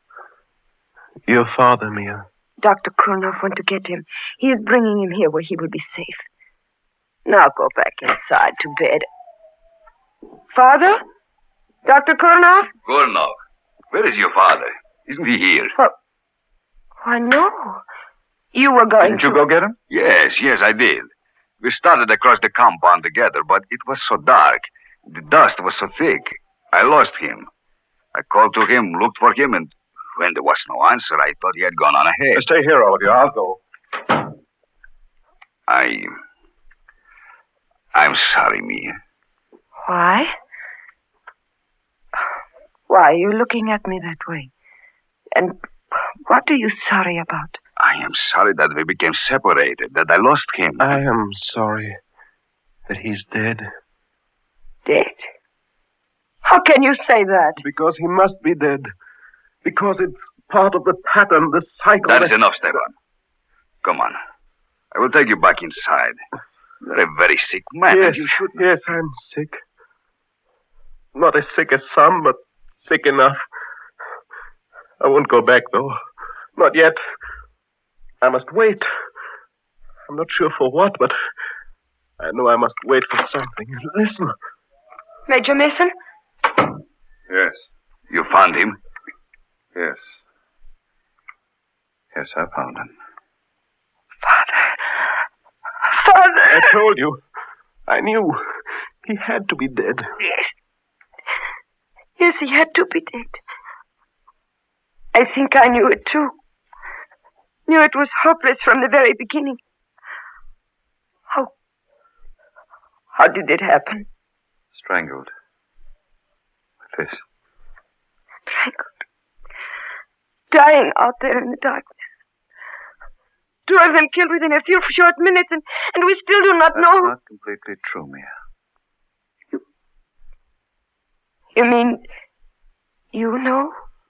Your father and Pa Tung were around here for a long time. They died because Stefan revealed their identity. That means the murderer had to have access to that information. He had to know precisely where they were and when they were going to be alone. And he had to be able to get at the medical supplies here. The medical supplies? Because Pa Tung's throat was cut with a scalpel. And your father was strangled with a catgut suture. And that means... Don't move, Connor. Had you covered since I came in? Dr. Kornoff. No, I do not believe it. Thank you, my dear. I am sure that there will be quite a few others who will feel that same way. Stefan, you saw who shot you? Who was it? He. Kornoff. You too, eh, Stefan? Well, I have a little something here I'd like to show all of you. Something... Major, look out! Oh! Quite fast enough, Kornoff. At least you saved us the trouble of a trial. As for you, Stefan... Do not blame him, Major. It was not his fault. Not his fault. It was he who exposed your father and Pa Tung. I know. But I think I also know why he did it. You know? Then tell me in heaven's name. Here. This should not come from me, but take it. Money? You are giving me money? Yes. Silver. The amount may not be exactly right, but now do you understand? Yes. Yes. Thank you. And bless you. I do understand everything. What I have done is what I must do. What does he understand? Why did you give him that money? There was once someone else who betrayed a friend and was paid for it with silver. 30 pieces to be exact. You mean? Yes. In the Bible. One Judas Iscariot. What, that's mad, insane. Are you implying that that's why he didn't die when he was shot? That he's eternal, immortal? I do not know. Perhaps he is not always the same. Perhaps in each crisis, in every period of history, there is always one who must play the role of the betrayer, even against his will. But this much I do know. That he is not immortal. Wait a minute. I just remembered. The story of Judas in the Bible. Come on, quick. What's that? The money I gave him on the floor. And... Good heavens. Yes. Matthew 27, as I recall. And he cast down the pieces of silver in the temple and departed, and went and hanged himself.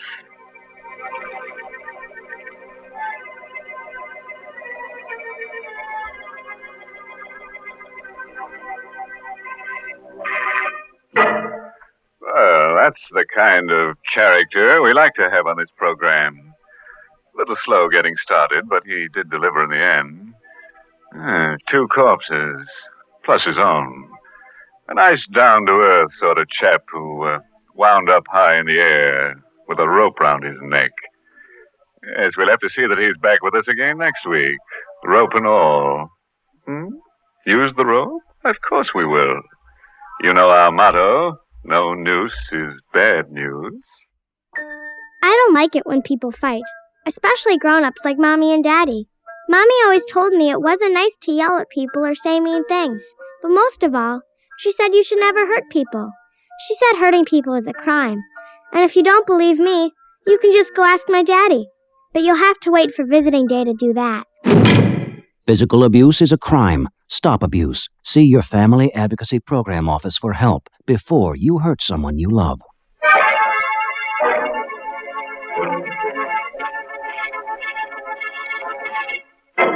And now here's a word of advice, friend. If you should be invited to spend the weekend with a friend in the country, and he should wake you at midnight carrying a lantern and shovel and invite you to go berrying with him, make sure he doesn't mean burying with a U. And when I say you, I do mean you. Oh, by the way, this month's Inner Sanctum Mystery novel is The Whistling Leg by Roman McDougall. Now it's time to close the squeaking door, so good night. Pleasant dreams.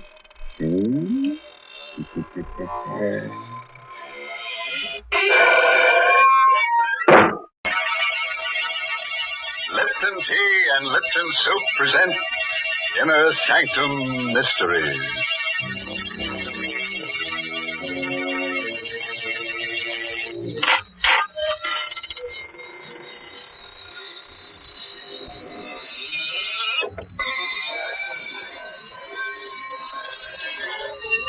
Good evening, friends. This is your host of the Inner Sanctum. Welcome through the squeaking door. Well, I hope you've spent a nice, quiet week building up your nervous systems.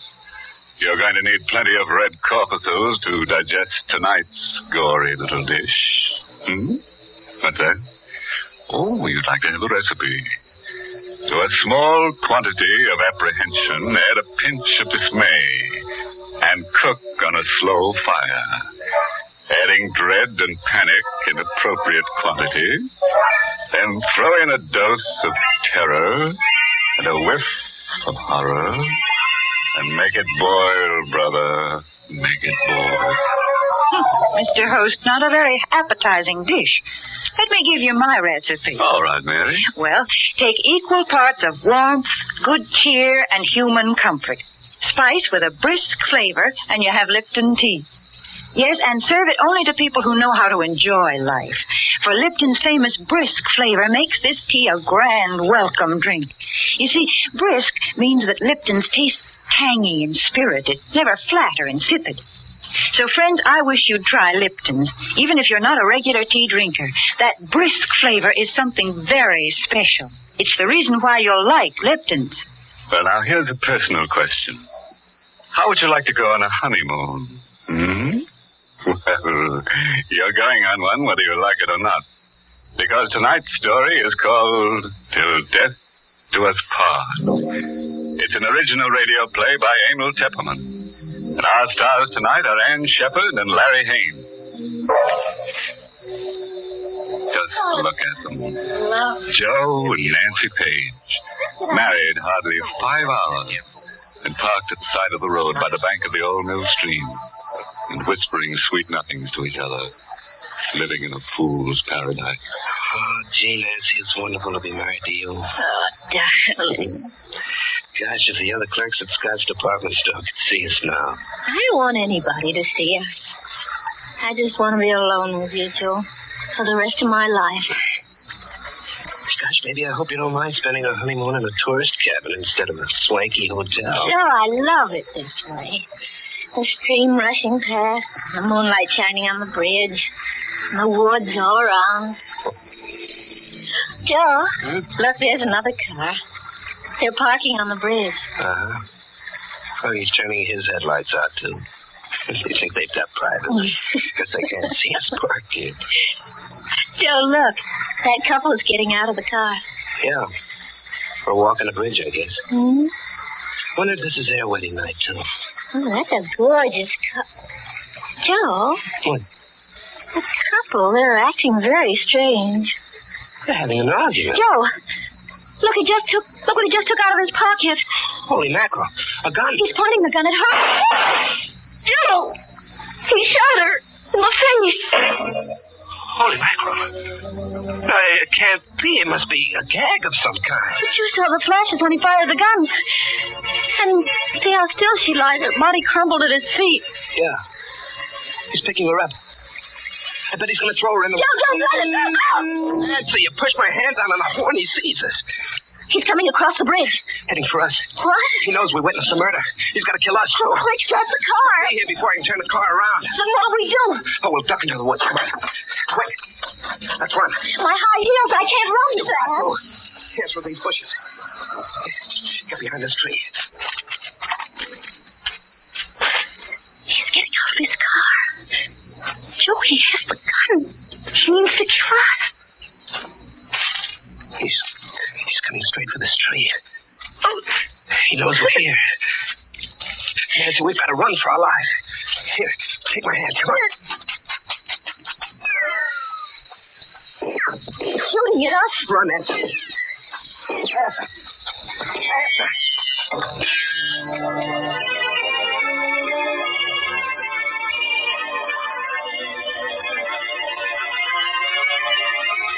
Joe, I'm tired. I can't go much farther. We can't stop. He's close behind us. They're gaining on us. No, nobody's still after us. Oh, let's stop. Red. No, not yet. I saw headlights up ahead. Maybe there's a road. We can only make it. Joe, I'm through. I can't go anymore. Nancy, look. Through the trees. The road. Come on, one last sprint.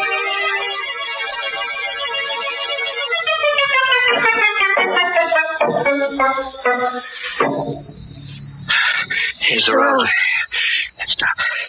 I never thought we'd make it. Is he still after us? Coming through the woods? I don't know. We'll stop the first car that comes along. Oh, now take it easy, baby. I was just thinking of that poor girl lying dead on the bridge. Our wedding night, too. Here comes a car. I'll stop it. I'm stopping. He went right by. Joe. What? I think I hear something behind us. In the woods. Oh, it's only the wind in the trees. Suppose he should suddenly step out of these woods with his gun. Maybe he gave up. Maybe he went back to take care of that body. Our car is there. With our marriage license in the glove compartment and the receipt Mrs. Swenson gave us for the cabin. Yeah. He'll know all about us. Who we are, where to find us. And we don't know a thing about him except his face. The face of a murderer. Come on, Nancy. I think we better start walking. We've got to get to the cabin and phone the police.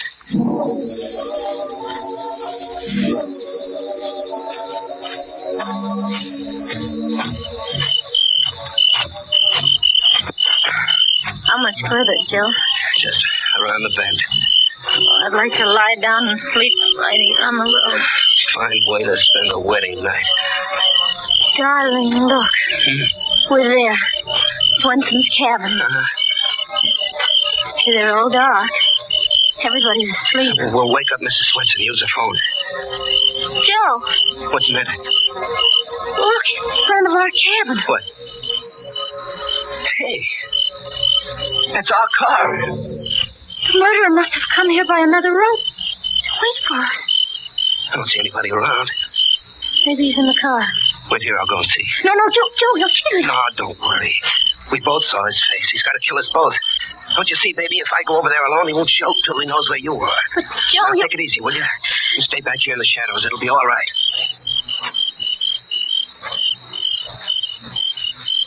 It's okay, Nancy. Car's empty. maybe he's hiding somewhere close by. No, we must have skipped out.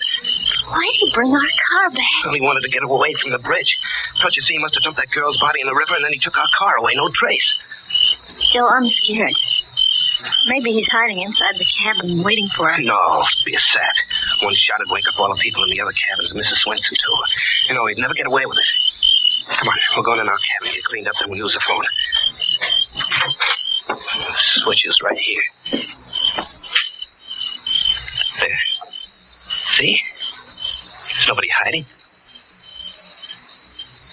Holy mackerel. What is it? Oh. Over there. On the bed. What? The girl's body. With her face shot away. Just like we saw on the bridge.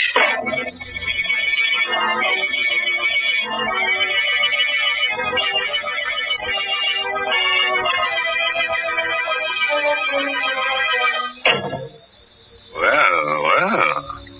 Imagine coming back to your cabin on your wedding night and finding a corpse on your bed. A beautiful corpse who'd had her face lifted without going to a beauty parlor. Don't worry, before the night's over, the murderer may have his face lifted, too, by a rope around his neck.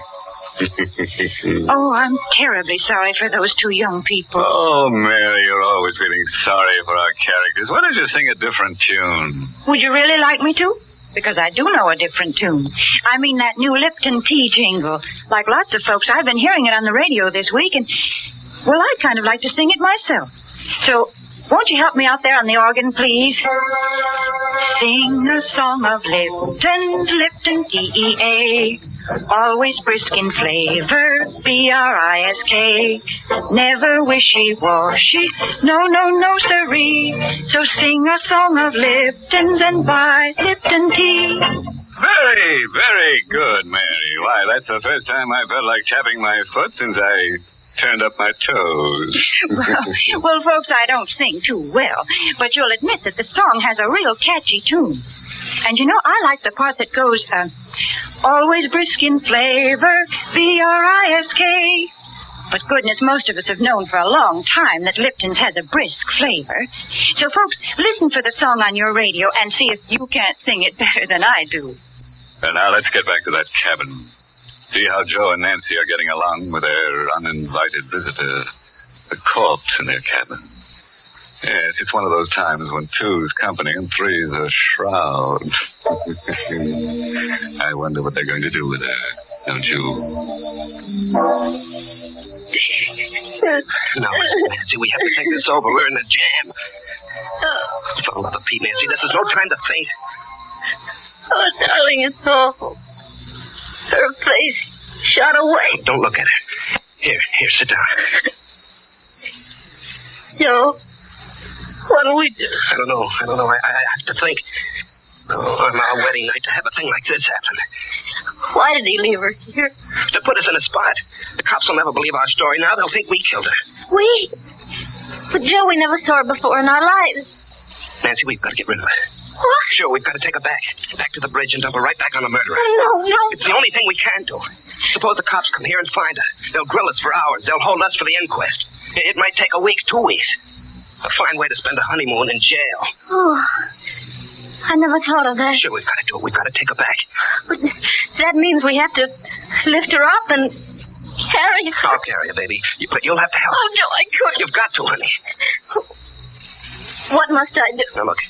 You go out and get the back door of the car open, and I'll bring her out. Joe, they'll find us here with the body. Quick. Throw the blanket over her. I'll see you over there. I can't go near her. Do what I say. Quick. I'll try. Give me a minute. Who is it? It's I, Mrs. Swenson. Mrs. Swenson. Have you got her covered up? The blanket, it's too short. Just a minute, Mrs. Swenson. Her feet are sticking out. Get those clothes out of the valise. Throw them on top of her. That's the best I can do. All right, sit on the bed in front of her feet. Please hurry, Mr. Page. Coming, Mrs. Swenson. Everything okay, Nancy? Yes, but I feel faint. Oh, bite your lip. Do anything, but don't faint now. Good evening, Mrs. Swenson. Good evening, Mr. Page. I hope I'm not intruding. I saw your light, so I knew you weren't asleep yet. Oh, we were just going to sleep. Weren't we, Nancy? Yes. I should have thought you'd be asleep long ago. See, I brought you a jug of my own homemade apple cider. I'll put it right here, and some glasses, too. Oh, thank you, Mrs. Swenson. That's awfully nice of you. Yes. Oh, not at all. It's so nice to have a honeymoon couple. I wanted to do it earlier, but my heart was bothering me. I have a bad heart, you know. Oh, I'm terribly sorry to hear that, Mrs. Swenson. Well, thank you. Thank you for everything. Aren't you going to try my cider?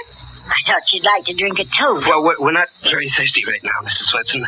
Are we, Nancy? No. Of course not. Well, now I'll run right along and leave you both strictly alone. Yes. Well, good night, Mrs. Swenson, and thanks again. Good night, Mrs. Swenson. Oh, you poor dear. You look all tuckered out sitting there on the bed. I bet you don't even know how to make up a bed. Here, I'll make it up for you. Oh, no. Well, it's the least I can do. Now you just sit over here on the chair. No, please don't. Why? Well, she means, please don't bother. Well, it's no bother at all. Oh, now look at all those clothes all thrown around. Oh! What's this? We can explain everything, Mrs. Swenson. Shot. She's been shot in the face. Murder. No, please, Mrs. Swenson, it's not what you murdered. No. You're no honeymoon. No. You're murdering. No, please. Stop that. Let me go. Shut up. Stop that. Joe, the clown's smothering her. Joe, your hands. I'm just trying to stop the yelling. Please, Mrs. Swenson. Stop it.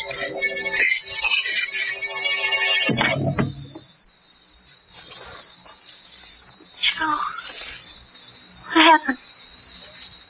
I don't know. She just went limp and slid down on the floor. Mrs. Swenson. Mrs. Swenson, are you all right? Mrs. Joe. What is it? She's dead. Joe. You killed her. You smothered her to death. I'm a murderer. Me, Joe Page, killer. We started out on a honeymoon, and now I'm a murderer. I'm a murderer. Isn't that a laugh? Joe! Oh, I was kind of dizzy for a second. Joe, please, darling. You look like a ghost. You're trembling. Nancy, what are we going to do? Are you sure she's dead? Yeah. Look at her face. Sure she's dead. And that one on the bed. We're in a jam, Nancy. In a jam. Darling, I wish I were dead, too. They'll hold us for murder, Nancy. But it was an accident. You didn't mean to kill Mrs. Swenson. Yeah, but how will we ever prove we didn't kill the other one, too? We'll never be able to find that guy with the black road, so the cops will pin the rap on us. Don't take me out of here. I can't stand it. Her on the bed. Mrs. Swenson on the floor. Let's go away, far away. You mean run away? Yes. Anything, but let's not stay here. I won't go to jail. I won't. Take me away. Yeah, sure. Sure, we'll get out. We'll keep going. Nobody knows our names. They can't trace us. No. Come on. Get the clothes packed.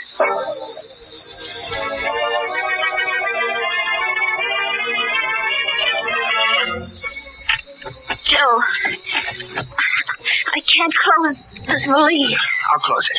You get the other one packed. And don't forget anything. Look under the bed. Yeah. Be sure we don't leave a single thing behind. No, we mustn't leave anything behind.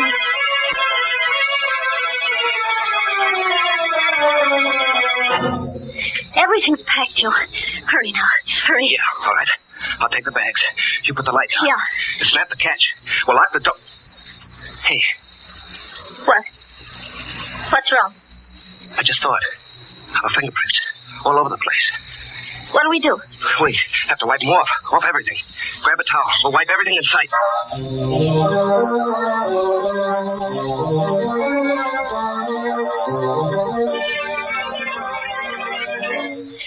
Wiped everything, Joe, I think. The bedstead? Yeah? The bathroom? The faucet? Yeah. The doorknobs? Dresses? Yeah. And the water pitcher? Yes. Well, I guess that's all. Let's go. Joe, cider jug. We didn't wipe the cider jug. Well, we didn't touch it. I'll wipe it anyway. Okay. Snap it up, will you? Okay. All right, come on. Oh, I'll feel better in the car out on the road.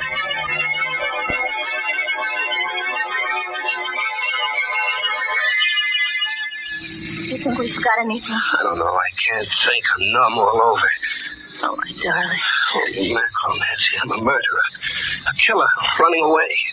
Oh, we shouldn't have done it. We shouldn't have run away. Joe, it's not as if you killed her on purpose. It was an accident. Nancy, do you realize you're married to a murderer? No, it wasn't murder. It was so easy. So easy to kill. I never thought it could be so easy. All I did was to hold my hand over her face. Joe, please. What time is it? It's almost 2 o'clock. We've been driving for an hour. Got a cigarette? Yeah. I think there are some in the glove compartment. Yeah, I'll get some. Joe. What? Our marriage license. It's gone. What? You sure? It's gone, Joe. It was right here. The murderer. He took it. Why?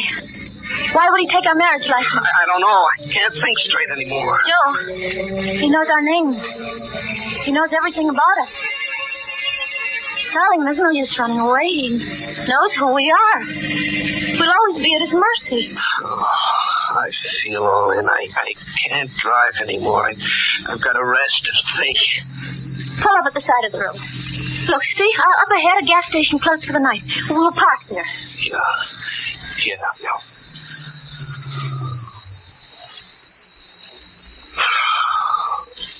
Oh, I wish I could sleep. I wish I could sleep for 100 years. My poor Joe. Here, put your head on my shoulder. First night of our honeymoon. And maybe the last.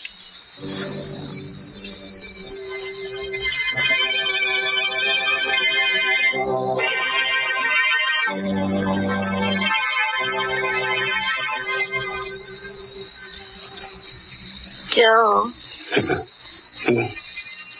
Joe, it's 6 o'clock. Oh. Hey, it's daylight. Yeah. Gosh, I slept all through the night. I guess I fell asleep, too. Oh, it's chilly. Yeah. I should have closed the windows.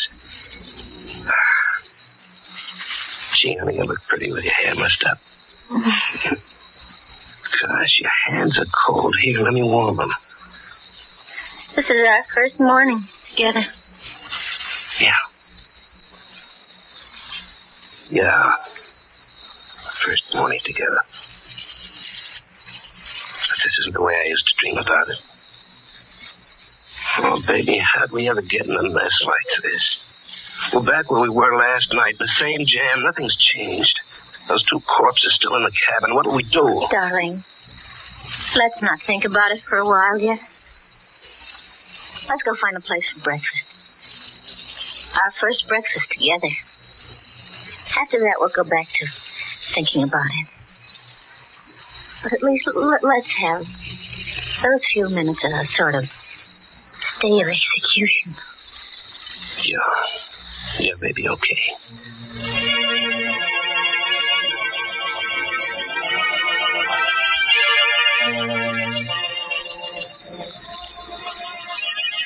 Look, there's a place. A diner. Yeah, but I haven't got much appetite. What we both need is something hot. You think there's an alarm out for us yet? Darling, let's not think about it. No other customers inside.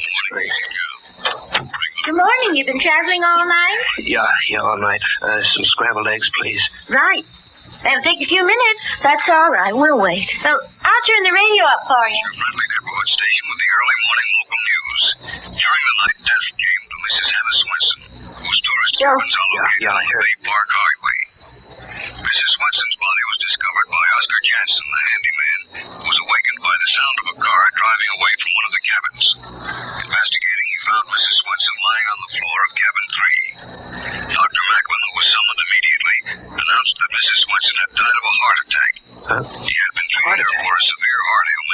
Captain. I didn't kill her.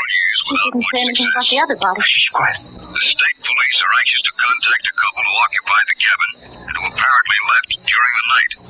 They are traveling in a blue four-door sedan, license number 8N1637. Their names are not known as yet, but if they should hear this broadcast, they are requested to call at the state police barracks. Let's get out of here, Nancy. State police are... Say, what about your egg? Can't wait. We're in a hurry. Come on, Nancy. What does it mean? Why didn't you mention the other body? It's a trap, honey. Get it? They're keeping mum about the girl body. No, Joe, I don't think so. Well, what else could it be? We left two bodies there, didn't we? Darling, stop the car, please. Maybe the real murderer was waiting close by all the time. Maybe after we left, he went in and took the girl's body away again. I don't like it. I want to get away from here, far away. Joe, wait. Look, darling, don't you realize you're not a murderer? You didn't kill Mrs. Swanson. It was a heart attack. That's what they say. I say it's a trap. Let's get moving. No, it's too late. Look. State troopers. Yeah, he's coming right over here. Sure, he's got this license number. Well, baby, I guess our honeymoon's over. You, Mr. and Mrs. Joseph Page? Yeah. You're Joe Page? Yeah, that's right. You, lady, you're Nancy Page? Yes? Well, then, this belongs to you. What? What is it? Take it. It's like... What? Where'd you get it? One of our men happened to be cruising down by the old mill stream last night. Saw a fella get out of a roadster on the bridge carrying a girl's body. Fella dumped the girl over the rail, and our man went after him. They had a gunfight, and the fella got a slug through the heart. When we went to his car, we found this. On the back of it, you notice he wrote your license number.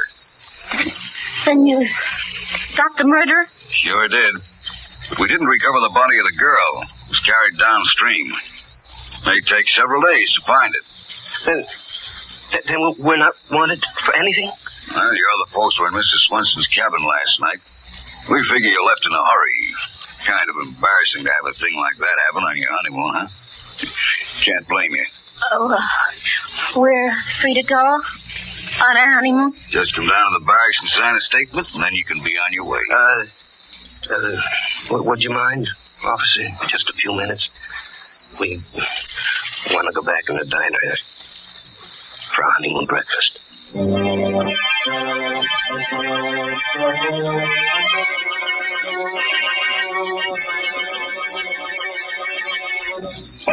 Say, what's going on here?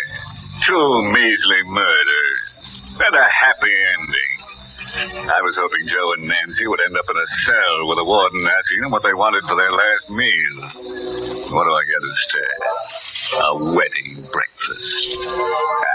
The crowd down at the morgue are going to laugh at me for this. It won't be their last laugh either. No, they had that already. Yes, I have a feeling that somebody's been tampering with tonight's story. Was it you, Mary Bennett? What? Why, that's plain silly. How can you suspect me of changing the story? Yes, I guess not. Otherwise, when our little couple was so scared, they would have tried whistling in the dark. Whistling? Yes, whistling that new Lipton tea jingle. Mary? Well, let me tell you that lots of people will be whistling and singing that Lipton jingle, and real soon, too, because it's got the kind of tune that everybody likes, just the way they like Lipton tea. So keep your ears open for that Lipton jingle, won't you? And remember, you just don't know how good tea can be till you know how good Lipton's is. So sing a song of Lipton's and buy Lipton tea.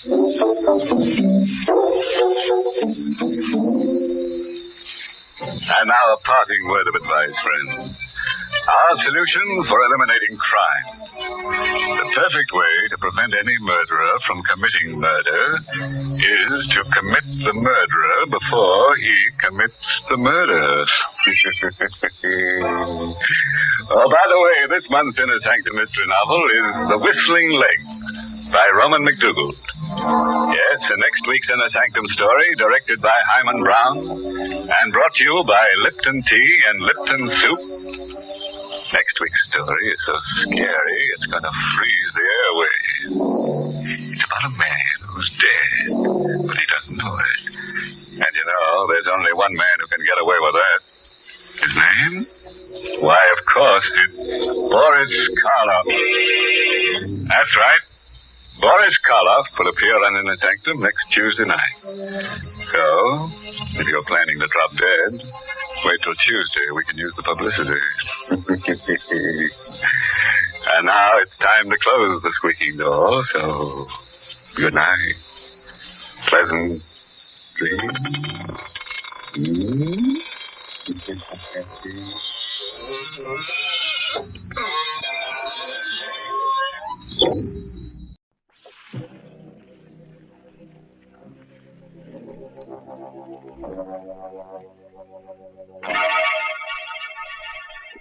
Inner Sanctum Mysteries.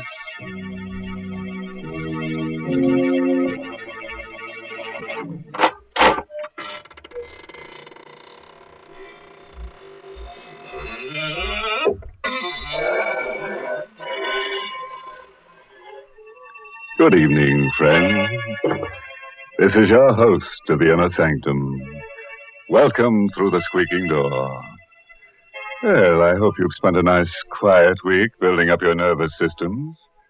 You're going to need plenty of red corpuscles to digest tonight's gory little dish. What's that? Oh, you'd like to have a recipe. To a small quantity of apprehension, add a pinch of dismay and cook on a slow fire. Adding dread and panic in appropriate quantity. Then throw in a dose of terror and a whiff of horror. And make it boil, brother. Make it boil. Now, here's a personal question. How would you like to go on a honeymoon? Well, you're going on one whether you like it or not. Because tonight's story is called Till Death Do Us Part. It's an original radio play by Emil Tepperman. And our stars tonight are Ann Shepard and Larry Haynes. Just look at them. Joe and Nancy Page, married hardly 5 hours, and parked at the side of the road by the bank of the old mill stream, and whispering sweet nothings to each other, living in a fool's paradise. Oh, gee, Nancy, it's wonderful to be married to you. Oh, darling. Gosh, if the other clerks at Scott's department store could see us now. I don't want anybody to see us. I just want to be alone with you, Joe, for the rest of my life. Gosh, baby, I hope you don't mind spending our honeymoon in a tourist cabin instead of a swanky hotel. Sure, I love it this way. The stream rushing past, the moonlight shining on the bridge, and the woods all around. Joe, look, there's another car. They're parking on the bridge. Uh-huh. Well, he's turning his headlights out, too. You think they've got privacy. Guess they can't see us parked here. Joe, look. That couple is getting out of the car. Yeah.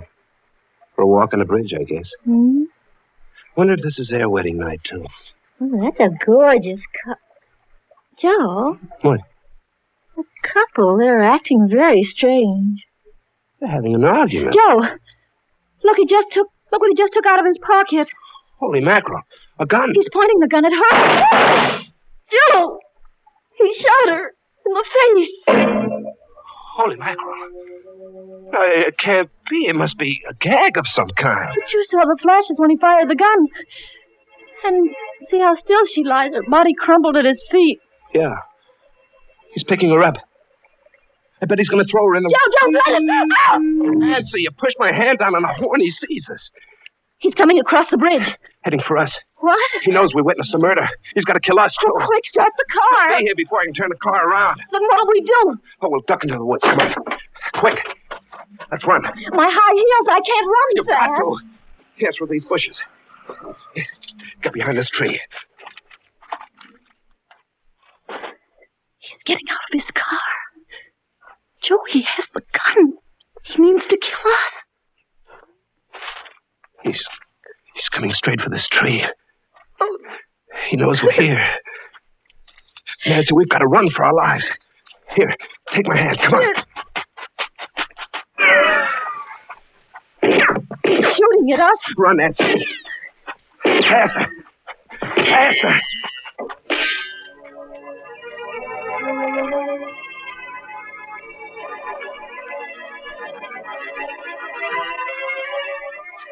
Joe, I'm tired.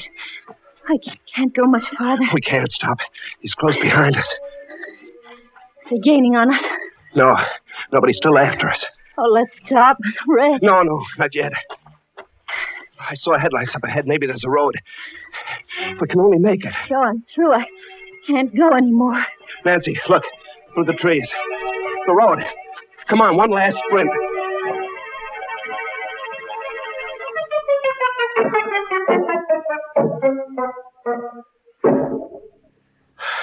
Here's the road. Let's stop. I never thought we'd make it. Is he still after us? Coming through the woods? I don't know. We'll stop the first car that comes along.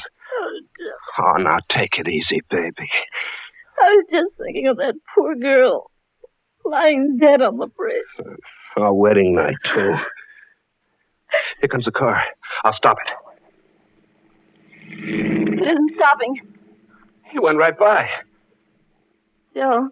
What? I think I hear something behind us. The woods. Oh, it's only the wind and the trees. Suppose he should suddenly step out of these woods with his gun. Maybe he gave up. Maybe he went back to take care of that body. Our car's there. With our marriage license in the glove compartment and the receipt Mrs. Swenson gave us for the cabin. Yeah. He'll know all about us. Who we are, where to find us. And we don't know a thing about him except his face. Face of a murderer. Come on, Nancy. I think we better start walking. We've got to get to the cabin and phone the police.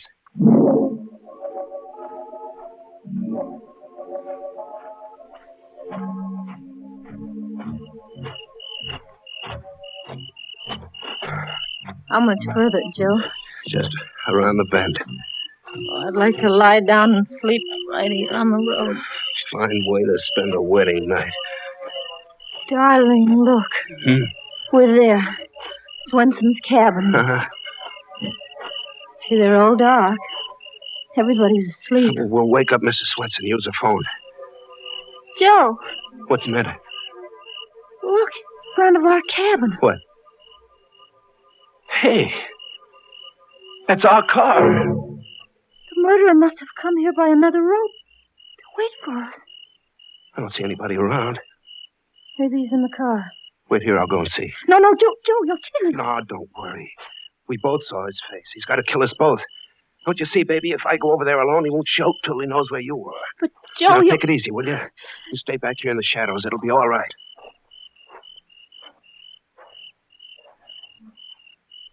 It's okay, Nancy. Car's empty. Maybe he's hiding somewhere close by. No, he must have skipped out. But why'd he bring our car back? Well, he wanted to get away from the bridge. Don't you see, he must have dumped that girl's body in the river, and then he took our car away. No trace. Joe, I'm scared. Maybe he's hiding inside the cabin waiting for us. No, be a sap. One shot would wake up all the people in the other cabins, Mrs. Swenson, too. You know, he'd never get away with it. Come on, we'll go in our cabin and get cleaned up, then we'll use the phone. Switch is right here. There. See? There's nobody hiding. Holy mackerel.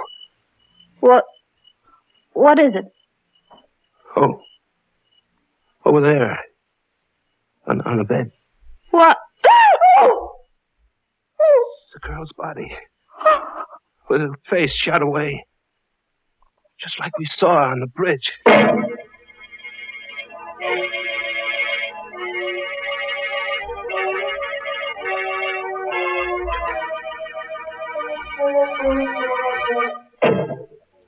Well. Imagine coming back to your cabin on your wedding night and finding a corpse on your bed. A beautiful corpse who'd had her face lifted without going to a beauty parlor. Don't worry, before the night's over, the murderer may have his face lifted, too, by a rope around his neck. And now let's get back to that cabin. See how Joe and Nancy are getting along with their uninvited visitor, the corpse in their cabin. Yes, it's one of those times when two's company and three's a shroud. I wonder what they're going to do with her, don't you?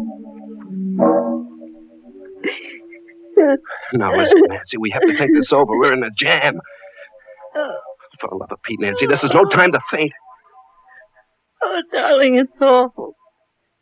Her face shot away. Don't look at her. Here, sit down. Joe, what'll we do? I don't know. I have to think. On our wedding night, to have a thing like this happen. Why did he leave her here? To put us in a spot. The cops will never believe our story now. They'll think we killed her. We? But Joe, we never saw her before in our lives. Nancy, we've got to get rid of her. What? Sure, we've got to take her back. Back to the bridge and dump her right back on the murderer. Oh, no. It's the only thing we can do. Suppose the cops come here and find her. They'll grill us for hours. They'll hold us for the inquest. It might take a week, 2 weeks. A fine way to spend a honeymoon in jail. Oh, I never thought of that. Sure, we've got to do it. We've got to take her back. But that means we have to lift her up and carry her. I'll carry her, baby. But you'll have to help. Oh, Joe, I couldn't. You've got to, honey. What must I do? Now, look. You go out and get the back door of the car open, and I'll bring her out. Joe, they'll find us here with the body. Quick. Throw the blanket over her. I'll see who it is. I can't go near Do her. as I say, quick. I'll try. Give me a minute. Who is it? It's I, Mrs. Swenson. It's Mrs. Swenson. Have you got her covered up? The blanket, it's too short. Just a minute, Mrs. Swenson. Her feet are sticking out. Get those clothes out of the valise. Throw them on top of her. That's the best I can do. All right, sit on a bed in front of her feet. Please hurry, Mr. Page. Coming, Mrs. Swenson. Everything okay, Nancy? Yes, but I feel faint. Oh, bite your lip. Do anything, but don't faint now. Good evening, Mrs. Swenson. Good evening, Mr. Page. I hope I'm not intruding. I saw your light, so I knew you weren't asleep yet. Oh, we were just going to sleep. Weren't we, Nancy? Yes. I should have thought you'd be asleep long ago. See, I brought you a jug of my own homemade apple cider. I'll put it right here, and some glasses, too. Oh, thank you, Mrs. Swenson. That's awfully nice of you. Yes. Oh, not at all. It's so nice to have a honeymoon couple. I wanted to do it earlier, but my heart was bothering me. I have a bad heart, you know. Oh, I'm terribly sorry to hear that, Mrs. Swenson. Well, thank you for everything. Well, aren't you going to try my cider? I thought you'd like to drink a toast. Well, we're not very thirsty right now, Mrs. Swenson. Are we, Nancy? No. Oh, no, of course not. Now I'll run right along and leave you both strictly alone. Yes. Well, good night, Mrs. Swenson, and thanks again. Good night, Mrs. Swenson. Oh, you poor dear. You look all tuckered out sitting there on the bed. I bet you don't even know how to make up a bed. Here, I'll make it up for you. Oh, no. Well, it's the least I can do. Now you just sit over here on the chair. No, please don't. Oh, why? Well, she means, please don't bother. Well, it's no bother at all. Oh, now look at all those clothes all thrown around. Oh! What's this? We can explain everything, Mrs. Swenson. Shot! She's been shot in the face. Murdered. No, please, Mrs. Swenson, it's not what you murdered. No. You're no honeymooner. No. You're murderers. No, stop that. Let me go. Shut up. Stop that. Joe, the cloud keeps fluttering her. Joe, your hands. I'm just trying to stop her yelling. Please, Mrs. Swenson. Stop it.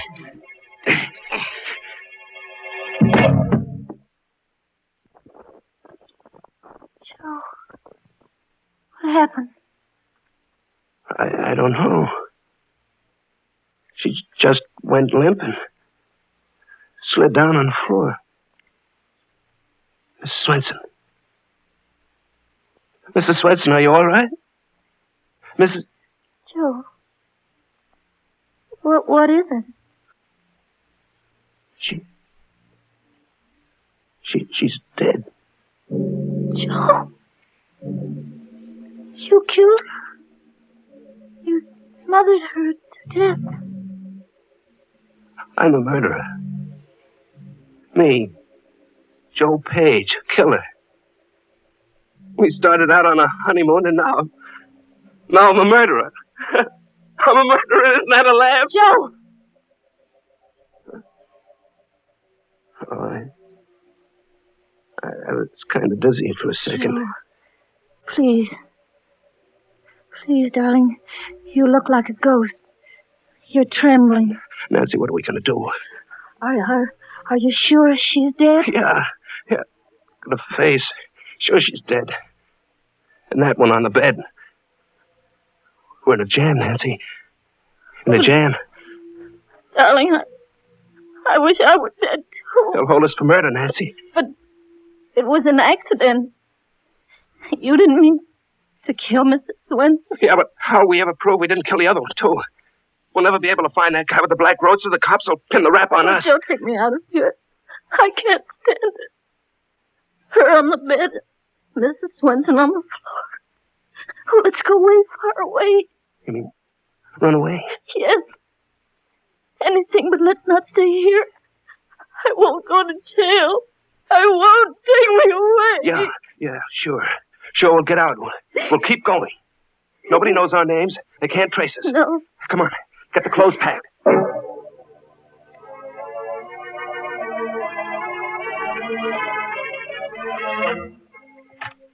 Joe, I can't close this valise. I'll close it. You get the other one packed. And don't forget anything. Look under the bed. Yeah. Be sure we don't leave a single thing behind. No, we mustn't leave anything behind.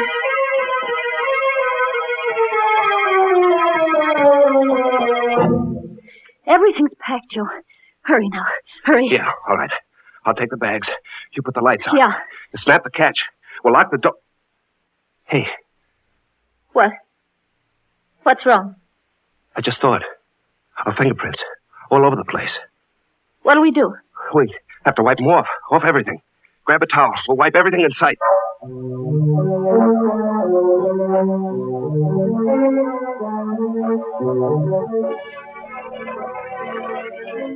Oh, wiped everything, Joe, I think. The bedstead? Yeah? The bathroom. The faucet? Yeah. Yeah. The doorknobs? Dressers? Yeah. And the water pitcher? Yes. Well, I guess that's all. Let's go. Joe! Huh? Cider jug. We didn't wipe the cider jug. Well, we didn't touch it. I'll wipe it anyway. Okay. Snap it up, will you? Okay. All right. Come on. Oh, I'll feel better in the car out on the road.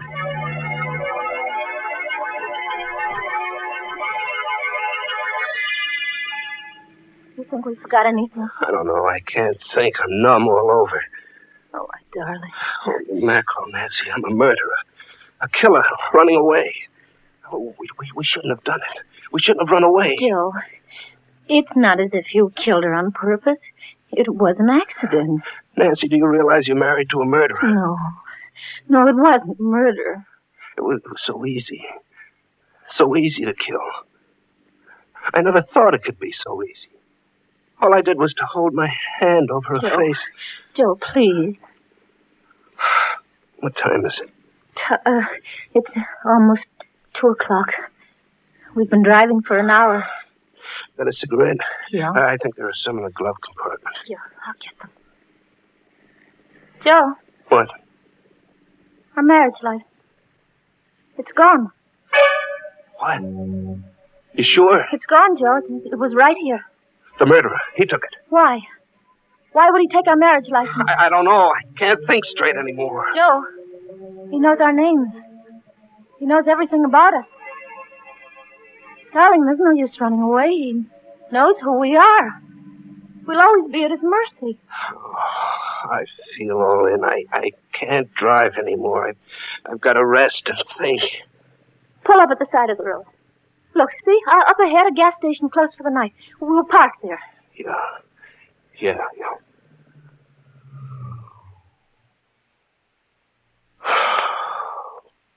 Oh, I wish I could sleep.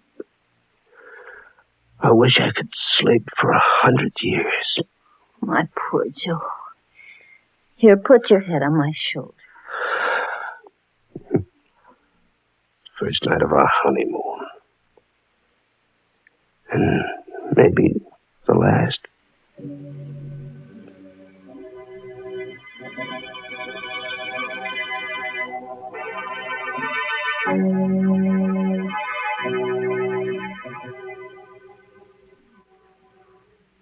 Joe. Joe, it's 6:00. What? Oh. It's daylight. Yeah. Gosh, I slept all through the night. I guess I fell asleep, too. Oh, it's chilly.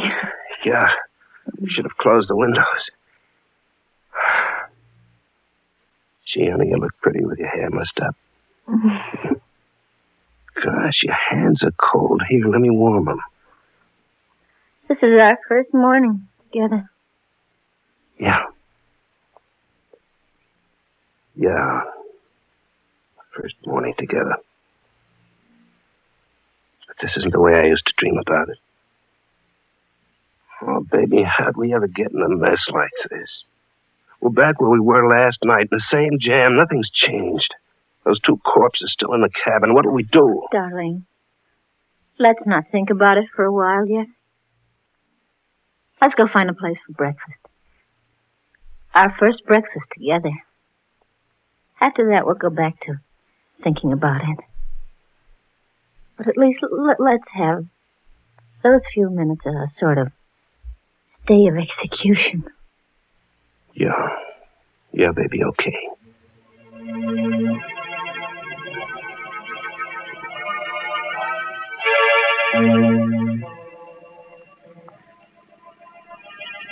Look, there's a place. A diner. Yeah, but I haven't got much appetite. What we both need is something hot. You think there's an alarm out for us yet? Darling, let's not think about it. No other customers inside. That's great. Good morning. You've been traveling all night? Yeah, all night. Some scrambled eggs, please. Right. That'll take a few minutes. That's all right. We'll wait. Well, I'll turn the radio up for you. Neighborhood station with the early morning local news. During the night, death came to Mrs. Hannah Swenson, whose tourist cabins are located on the Bay Park Highway. Mrs. Swenson's body was discovered by Oscar Jansen, the handyman, who was awakened by the sound of a car driving away from one of the cabins. Investigating, he found Mrs. Swenson lying on the floor of cabin 3. Dr. Macklin, who was summoned immediately, announced that Mrs. Swenson had died of a heart attack. Huh? He had been treating her for a severe heart ailment. A heart attack, and I didn't kill her. She didn't say anything about the other body. Shh, quiet. The state police are anxious to contact a couple who occupied the cabin and who apparently left during the night. They are traveling in a blue four-door sedan, license number 8N1637. Their names are not known as yet, but if they should hear this broadcast, they are requested to call at the state police barracks. Let's get out of here, Nancy. Say, what about your eggs? Can't wait. We're in a hurry. Come on, Nancy. What does it mean? Why didn't you mention the other body? It's a trap, honey. Get it? They're keeping mum about the girl's body. No, Joe, I don't think so. Well, what else could it be? We left two bodies there, didn't we? Darling, stop the car, please. Maybe the real murderer was waiting close by all the time. Maybe after we left, he went in and took the girl's body away again. I don't like it. I want to get away from here, far away. Joe, wait. Look, darling, don't you realize you're not a murderer? You didn't kill Mrs. Swenson. It was a heart attack. That's what they say. I say it's a trap. Let's get moving. Come on. No, it's too late. Look. State troopers. Yeah, he's coming right over here. Sure, he's got this license number. Well, baby, I guess our honeymoon's over. You, Mr. and Mrs. Joseph Page? Yeah. You're Joe Page? Yeah, that's right. You, lady, you're Nancy Page? Yes? Well, then, this belongs to you. What? What is it? Take it. Marriage license. What? Where'd you get it? One of our men happened to be cruising down by the old mill stream last night. Saw a fella get out of a roadster on the bridge carrying a girl's body. Fella dumped the girl over the rail, and our man went after him. They had a gunfight, and the fella got a slug through the heart. When we went through his car, we found this. On the back of it, you notice he wrote your license number. Then you got the murderer? Sure did. But we didn't recover the body of the girl. It was carried downstream. May take several days to find it. Then we're not wanted for anything? Well, your other folks were in Mrs. Swenson's cabin last night. We figure you left in a hurry. Kind of embarrassing to have a thing like that happen on your honeymoon, huh? Can't blame you. Oh, we're free to go on our honeymoon? Just come down to the barracks and sign a statement, and then you can be on your way. Would you mind, officer, just a few minutes? want to go back in the diner for our honeymoon breakfast.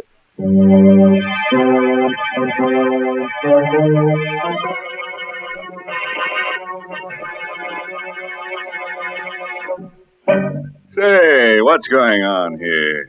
2 measly murders and a happy ending. I was hoping Joe and Nancy would end up in a cell with a warden asking them what they wanted for their last meal.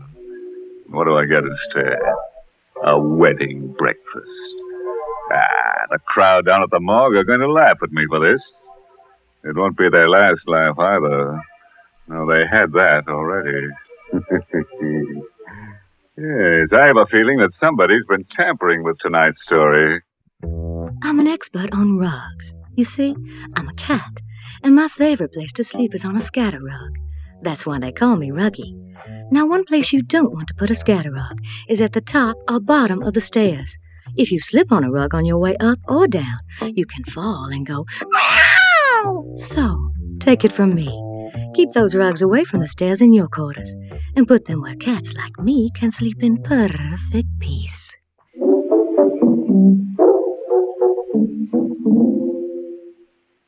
And now a parting word of advice, friends. Our solution for eliminating crime. The perfect way to prevent any murderer from committing murder is to commit the murderer before he commits the murder. Oh, by the way, this month's Inner Sanctum Mystery novel is The Whistling Leg by Roman McDougall. And now it's time to close the squeaking door, so good night. Pleasant dreams.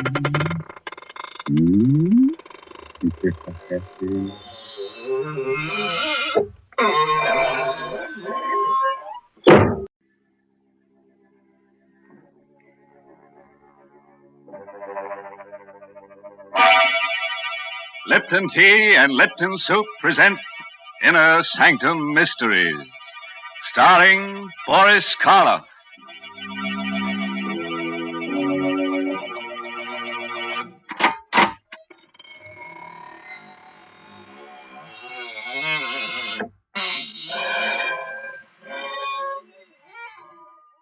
Good evening, friends of the Inner Sanctum.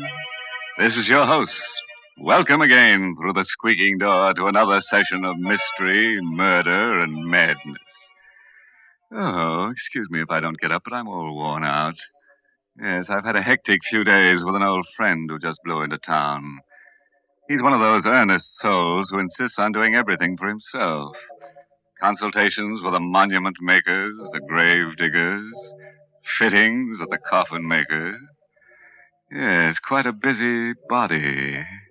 But then we only die once, you know. Oh, these friends of yours, they're such unhappy people. They never seem to enjoy life. Never seem interested in any of the quiet, peaceful, good things of life.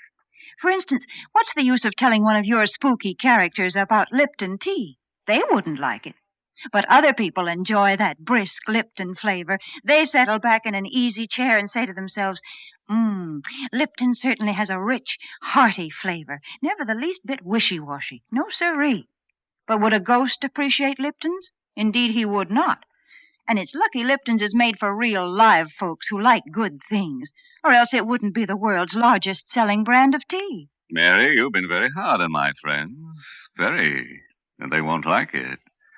But then most live folks don't enjoy being scared to death. And that's just what's going to happen to you tonight. Our story is called The Corridor of Doom. It's an original radio play written by Robert Newman. And our star tonight is a man who gives even me the shakes. The famous star of stage, screen, and radio, Boris Karloff.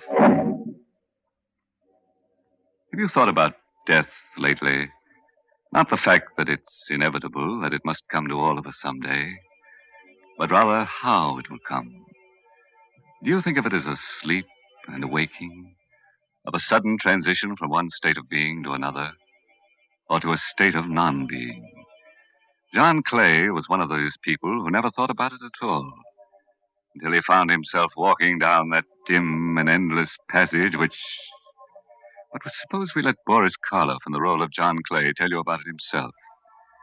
If your blood pressure will take it, put out the lights and come on a little trip down the corridor of doom. When I woke up, I had no idea of where I was or how I'd gotten there. I was lying on a hard, white bed in a clean, white room. There was a dull pain in my abdomen. Touching it tentatively, I felt a bandage. So that was it. An operation. But for what? And where was I? At that moment, the door opened, and she came in. Good afternoon. Or is it evening? Whichever you prefer. It doesn't matter. My name's Clay. John Clay. Yes. And yours? You can call me Nada. Exactly. Where am I? In what hospital? It has no name. What? But that's ridiculous.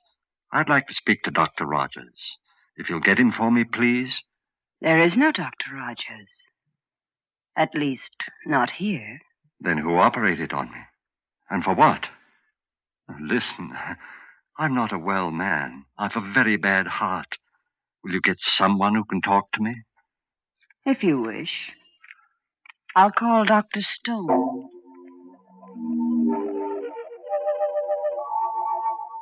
A chill crept through my bones. It wasn't cold. It was fear.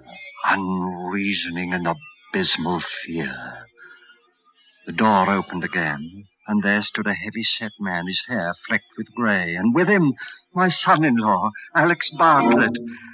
Alec, I can't tell you how glad I am to see you. Hello, Father. But why are you standing out there? Why don't you come in? Oh, no. No, I shouldn't advise it, Mr. Clay. And why not? And why? Was it you who operated on me? Yes. I'm Dr. Stone. Why wasn't Dr. Rogers called in? He's taken care of me for years. There wasn't time. It happened during the night. Acute appendicitis. And even as it was... Even as it was? What? And why are you dressed that way, Alec? All in black. Well, it's customary. After all, you are my father-in-law. Of course I am, but... Now, look, Alec. You've got to stop being so mysterious. You know about my heart, what any sudden shock will do. I don't think you need worry about that anymore, Mr. Clay. And as far as the mystery is concerned, this initial period of adjustment is always a little difficult. Difficult? Do you realize what it's like, lying here helpless, completely isolated, as if I were all alone in the world? Or isn't there someone I can talk to? Some of the other patients? Not just yet. When the time comes, you'll meet them. But, look, Doctor, I can't stand much more of this. I can't. If I don't find someone who really cares about me, who'll treat me like a normal human being... My dog. How about my dog? What do you think, Doctor? Yes, that's possible. We'll see what we can do, Mr. Clay. Come along, Bartlett. Goodbye, Father. You'll be back, won't you, Alec? I don't know. I'll try, but it's difficult. Very difficult. Then don't go, Alec. Don't leave me here all alone. Come back. Come back.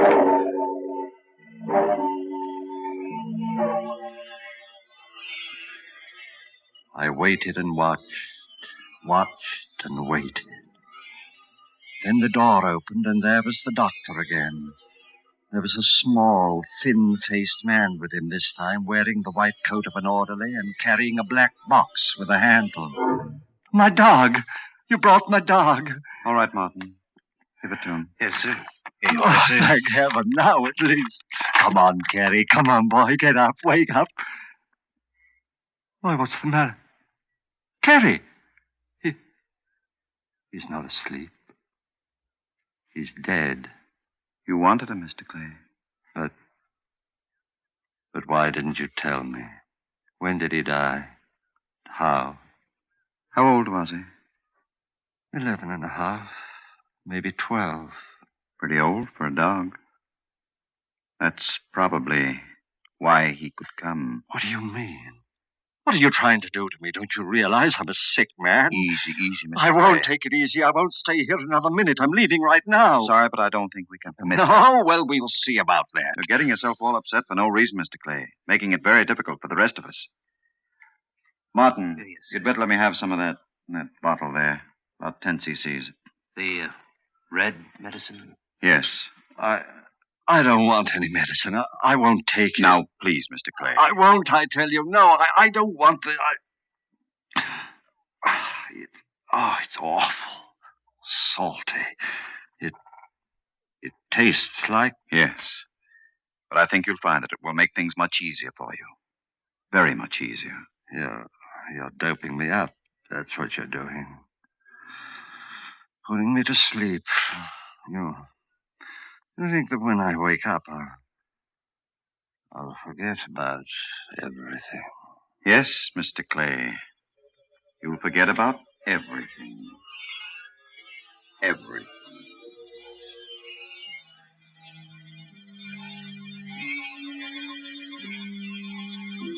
I was somewhere deep down under the earth.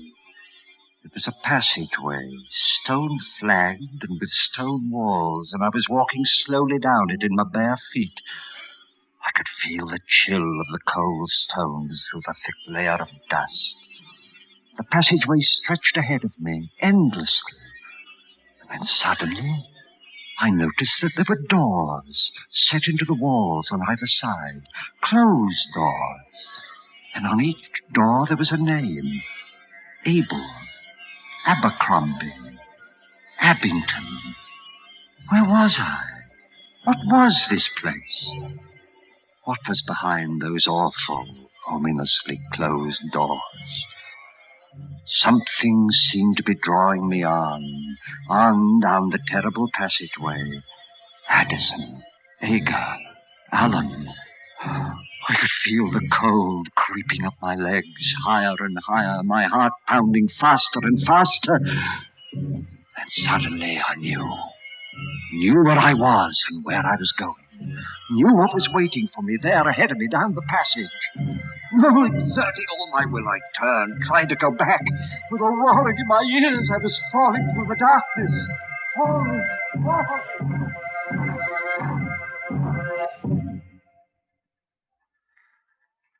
When I opened my eyes, I was in that cold, white room again, clutching the blankets with trembling hands.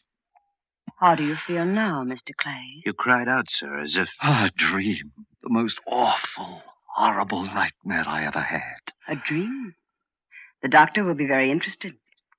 Would you care to tell me all about it? Oh, I don't even want to think about it. It was about your former life? Former life? Oh, I'm sorry. I shouldn't have said that. I meant... Here, where are you going? To get my clothes, to get out of here. I won't stay here another minute. But you can't go. You can't. Martin, help me. Please, let go. Don't you realize that if I do stay here, if I dream that dream again... Listen. I was in a passageway. An endless, eternal passageway like a corridor of doom. It stretched on and on to infinity with doors, closed doors on either side. And on each one of the doors in alphabetical order there was a name. The name of all those who had died since the beginning of time. I was walking down that corridor on my bare feet and... Why are you looking at me that way? You mustn't talk about that. You mustn't, do you hear? But you asked me. You didn't dream that dream. You couldn't have. And you've got to get it out of your mind. We'll help you. We'll give you a massage. That should make you relax. The alcohol, Martin, right over there. A massage? You think that'll help? If it doesn't, we'll call Dr. Stone. Try something else. Martin. I see. Now what? What are you staring at? Your feet. On the soles. Dust. Thick, gray dust. Dust. Like the dust in the passage. The corridor of doom. And that means... It wasn't a dream. It means... I was really there.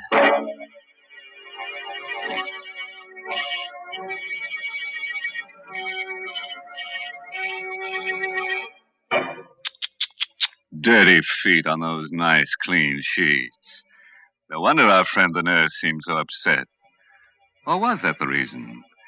Maybe she was just disappointed that he still hadn't told her about his operation.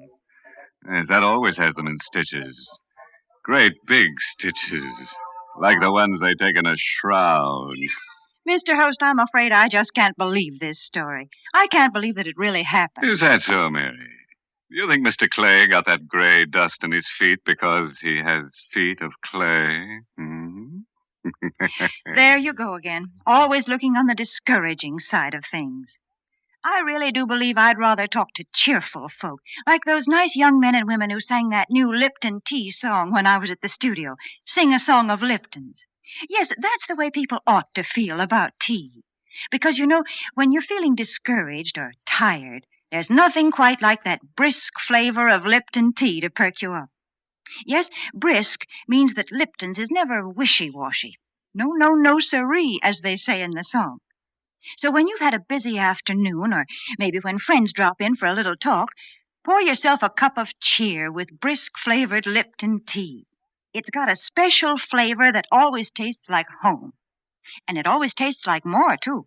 Well, now I think it's about time to take another little walk. Yes, down the corridor of doom with our star, Boris Karloff. And by the way, don't be concerned about getting too tired, because you'll only have to walk one way. That's the nice part of a trip like that. You don't have to worry about coming back. I lay there, staring down at my feet. No, it had not been a dream. For there, on my feet, was the thick, heavy dust from the corridor of doom. I had been there, walking down its awful silence, not in my mind, but in the flesh.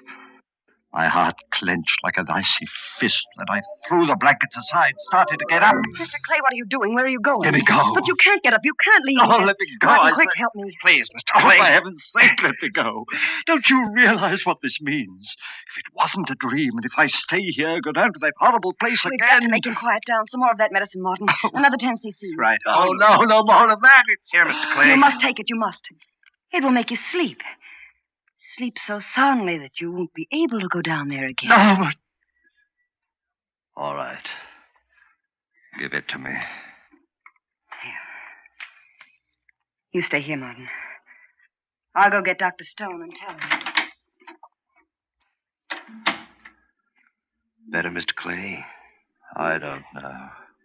Color. Dark red. Taste. It's like... Yes, I know. And it makes me sleepy. My eyes get heavy and... Have you been here for a long time, Martin? No, not long. What is it like outside of this room? It's strange. Like no place else. And the other patients, what are they like? They're strange, too. Listen, Martin.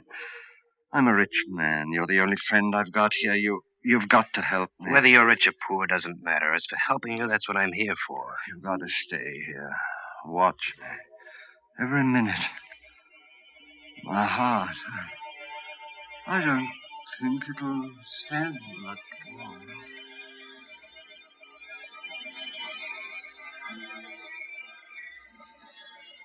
My first sensation was one of cold, numbing cold, creeping up my limbs. I reached for the blankets, couldn't find them. Then I opened my eyes, and I was there again, back there in that awful endless passage, that corridor of doom. The same stone wall, stone floor, covered with a thick layer of dust. The same doors with a name on each one, on both sides of me. But now I was up to the bees. That one there, Barbara, next with Babbitt, and then Backer. I tried to cry out, but I couldn't utter a sound. I tried to stop, check myself. My muscles didn't respond. Slowly, heavily, I continued walking on down that endless passage. Past Badger, Baffin, Bagley, past the bees and towards the seas. Towards a door with my name on it. My heart pulsed, pounding with terror. My breath rasped in my throat. Convulsively, I clutched at the walls, forced myself completely around. Then, as if I were fighting against a roaring gale, I drove myself back. One step I took, 2, 3, and I stumbled and was falling again. Falling through darkness, complete, absolute, unending.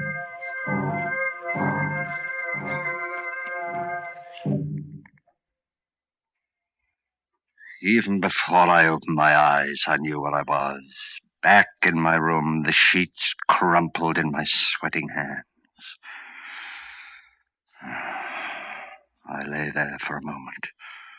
I knew that this was my last chance. And this, I knew where I was. Back in my room, the sheets crumpled in my sweating hands. Slipped out of bed, tiptoed to the door of the room, opened it a crack, and peered out. A hospital corridor. And sitting at a desk halfway down it, the nurse. Could I slip past her?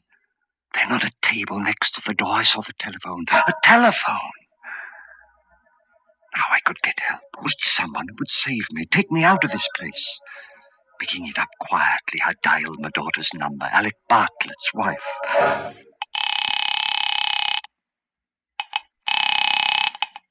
Hello? Jane? Oh, thank you. Hello? Jane, it's your father. Listen, you've got to help me. You've got to come and get me. I'm at the hospital. Alec knows where. Hello, is anyone there? Yes, can't you hear me? Didn't you hear what I said? It's your father and... Jane! Hung up. I heard her, but she couldn't hear me. Something wrong with the phone, her phone. I've got to get hold of somebody, but who? Dr. Rogers? Oh, might be out. If they come in while I'm phoning... Oh, I know, of course.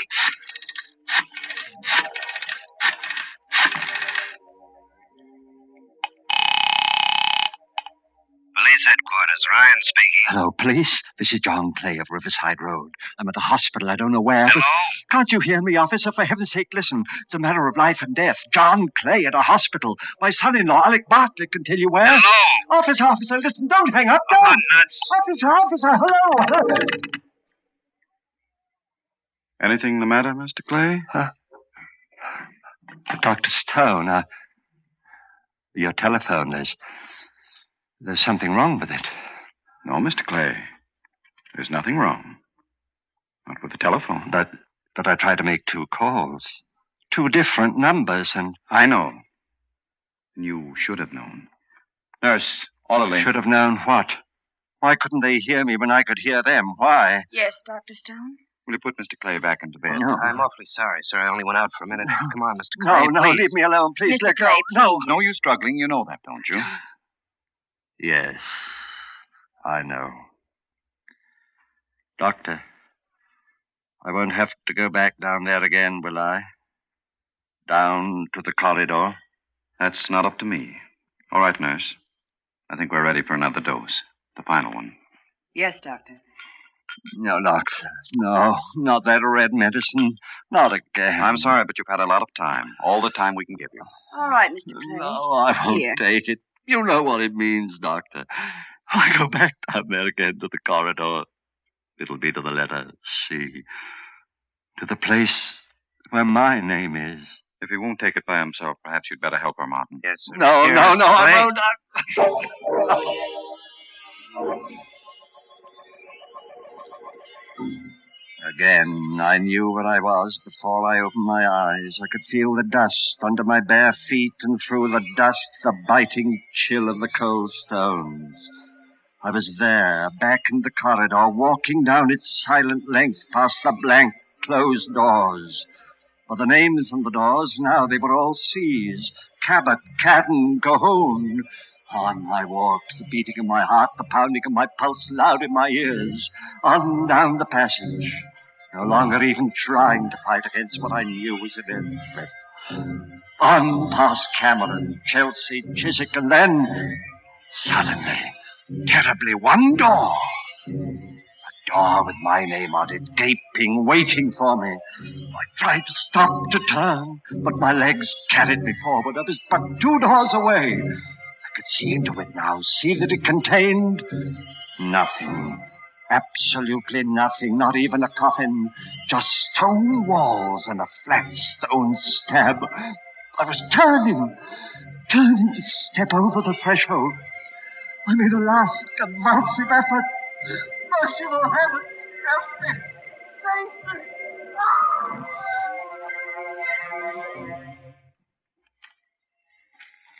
All right, Martin. Pick him up. Yes, sir. Is it all over? Hello, Bartlett.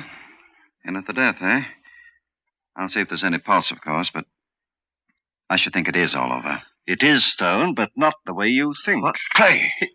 He's not dead. No thanks to you. All right, get him up, both of you.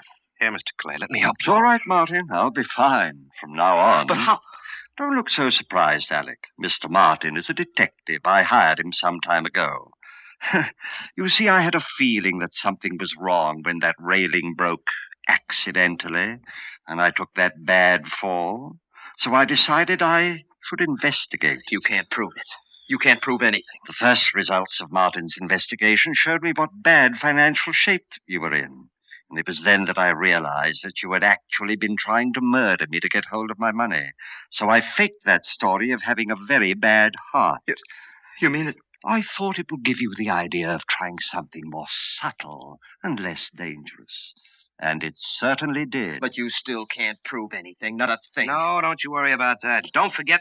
Come back here, Bartlett. You'll never have a chance to prove it. Come back, Bartlett. Oh, you shot him, killed him. Well, I couldn't have. I fired up in the air to get him to stop. Come on. But I don't understand it. There's not a mark on him. But he is dead. He was the one who had the bad heart. That's what gave me the idea of pretend. Good heavens, look. At what?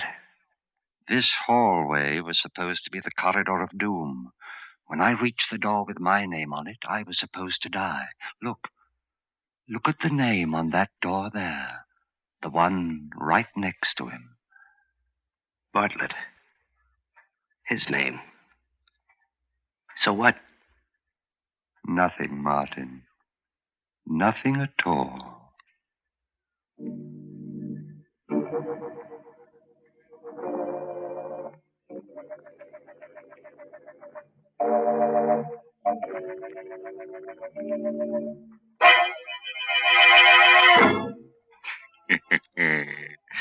Now, where do you think old Dr. Stone got the idea for that little alphabetical graveyard?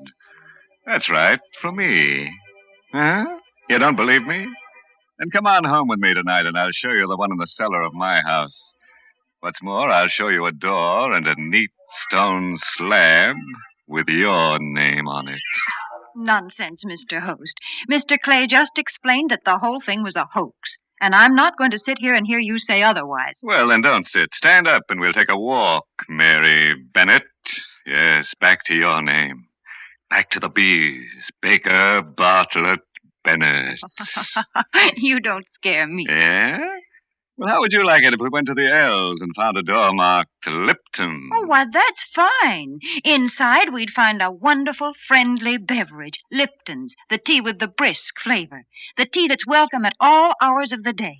Yes, the largest selling brand of tea in the whole world, Lipton tea.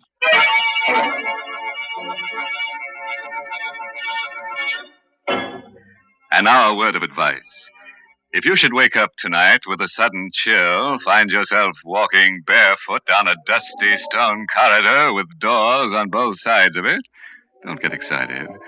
Just insist on a doom with a view. By the way, this month's Inner Sanctum Mystery novel is The Whistling Legs by Roman McDougal. Yes, and next week's Inner Sanctum story, directed by Hyman Brown and brought to you by Lipton Tea and Lipton Soup. Next week's story is about women. Yes, two women who like to be treated rough. Choke 'em to death, shoot 'em, murder 'em. They'll love you for it. And who do you think is going to be their boyfriend? That's right. Boris Karloff. Boris Karloff will be with us again next week, because who else could love such women? So, if you're in a tender mood, tune in next Tuesday. Until then, good night. Pleasant Dream?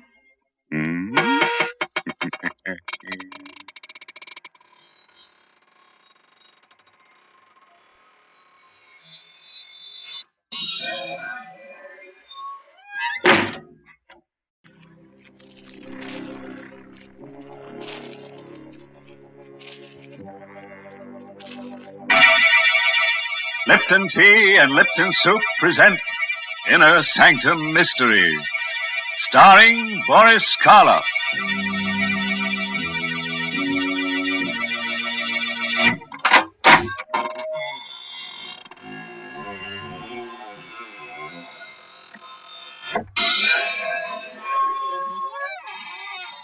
Good evening, friends of the Inner Sanctum.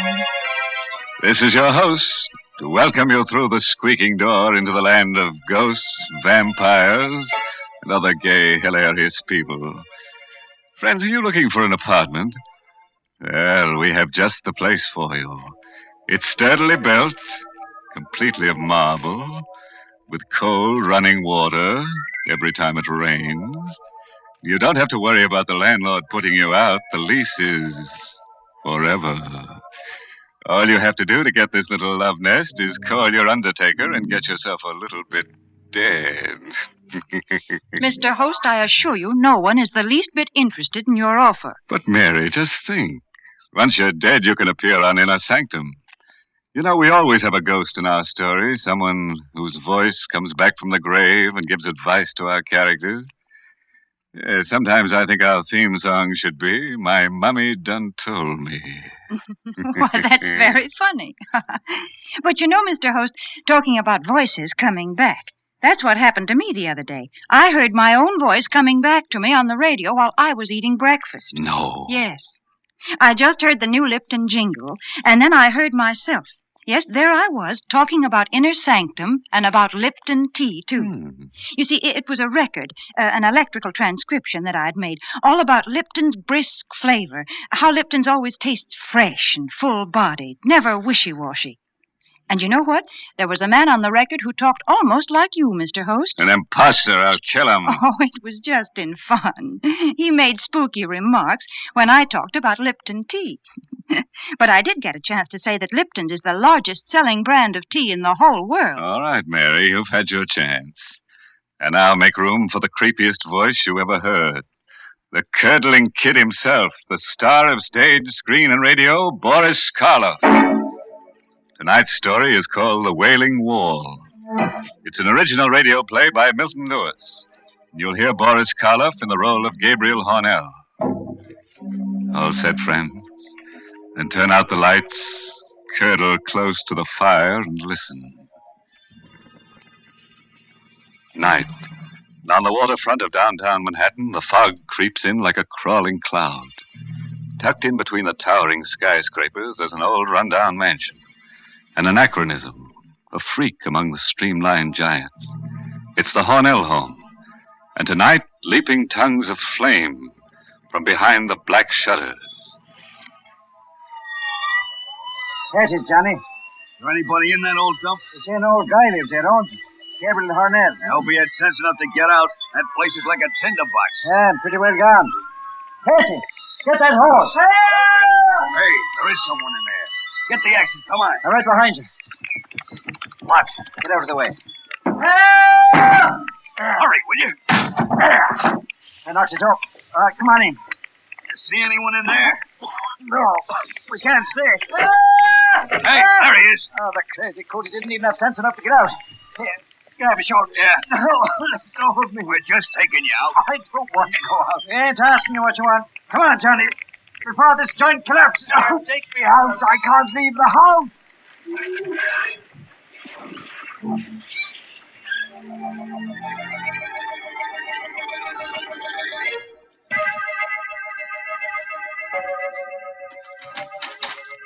Good evening, Mr. Hornell. I hope you're feeling... Mr. Hornell? Mr. Hornell!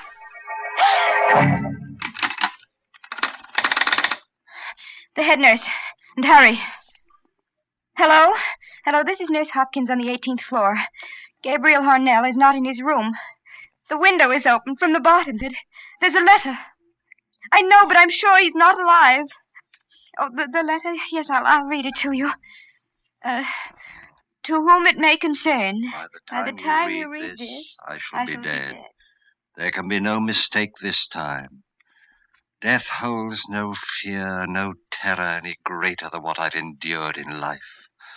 For the past 40 years, I've searched for freedom. I hope now I've found it. Even now, as I write, I can hear her voice, calling to me as she did that night years ago. I'd prepared everything while she was in bed. Just the last few minute little details had to be completed. Gabriel? Gabriel, do you hear me? What do you want? What are you doing down there? I'm fixing something. Well, why don't you come up? I don't want to be alone here. I can't bear to be alone. Come up, Gabriel. What's the matter with you? Why don't you answer me? Oh, you're just doing it for spite. I know you are. Stop that hammering, Gabriel. You know I can't bear that noise. Now stop it, please. Gabriel, will you stop that noise? Oh. You came down. Well, of course I came down. Did you expect me to lie there while all this racket was going on? Now, you know I'm a sick woman, Gabriel. What are you doing there anyhow? You can see. Well, yes, I can see, but it doesn't make any sense to me. Oh, you've made a huge gaping hole in the wall. Now, what on earth did you want to do a thing like that for? You'll find out soon enough. And what are all those things? Stonemason's tools, cement, plaster. Well, I never dreamed you knew how to use them. Oh, I'm going back to bed. No, Agnes. No? No. Gabriel, that rope in your hands. Yes. I've thought carefully about this rope, Agnes. It's the most merciful way. It leaves a little trace, since there's no blood. Gabriel. You won't make it difficult, will you, Agnes? Murder? It's the only way. No, Gabriel. We couldn't go on like this. Your imaginary illnesses, your constant nagging. I have to be free of them, Agnes. But murder? This is best for both of us. No, Gabriel. Send me away. Do anything you want. You can get a divorce. A divorce there, see? That would solve everything. You could have your freedom. Stand there, Agnes. Just as you are. I know. That other woman, Dorothy Carter, that actress. That's why you're doing this. Oh, you thought I didn't know about that, Gabriel. Well, I do. Yes, I do. No. No, let go of me. That rope. Help somebody. It will be done in a minute. Done? Oh, you'll never be free of me. As long as you live. Never.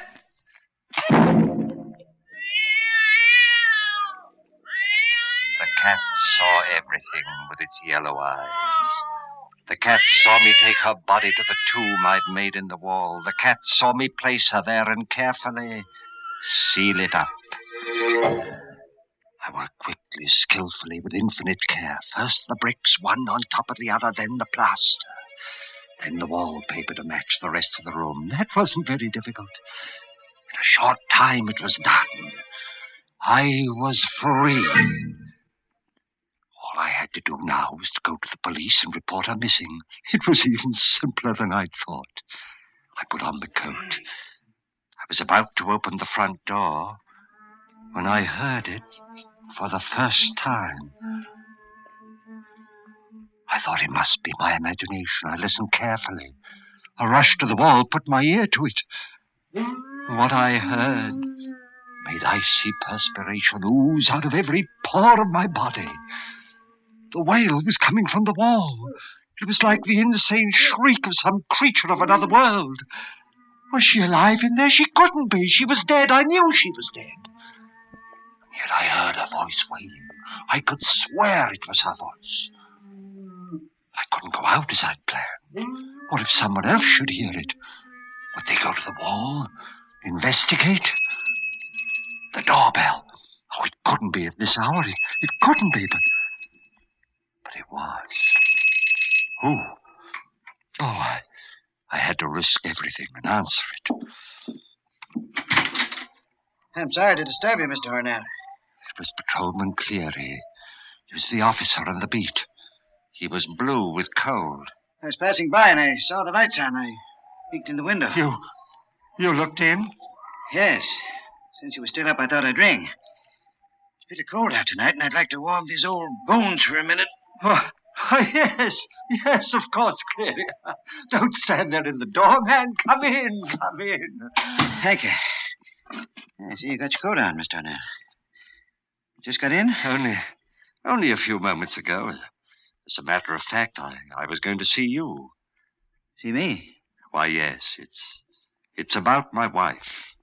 Hi, something wrong? I hope not. I was out all evening. When I got home, she was gone. It's not like her, Mr. O'Neill. No, it isn't. Was she alone all evening? Yes, at least I think she was. You know, she hasn't been feeling very well lately, and I hate to think it possible, but she may have destroyed herself. Mrs. O'Neill? No, she wasn't the sort. Oh, she was ill, terribly ill. I tried to keep it secret until she recovered, but the doctors knew. Insane? Yes. Don't you see? The river. I'd better get back to the precinct and report this. You'd better come with me. Missing Persons Bureau will... Hey, Mr. O'Neill. Yes? You must be mistaken. Isn't that her? That isn't a woman. Of course it is. She's coming from that room there. Well, sure, it's your wife. I know her voice, and she sounds like she's in pain. But it can't be. There's no one in that room. She must have come in the back way. Come, I'll show you. No, don't go in. What? Nothing. There. You can see for yourself there's no one here. No one? Could have sworn your wife was in this room.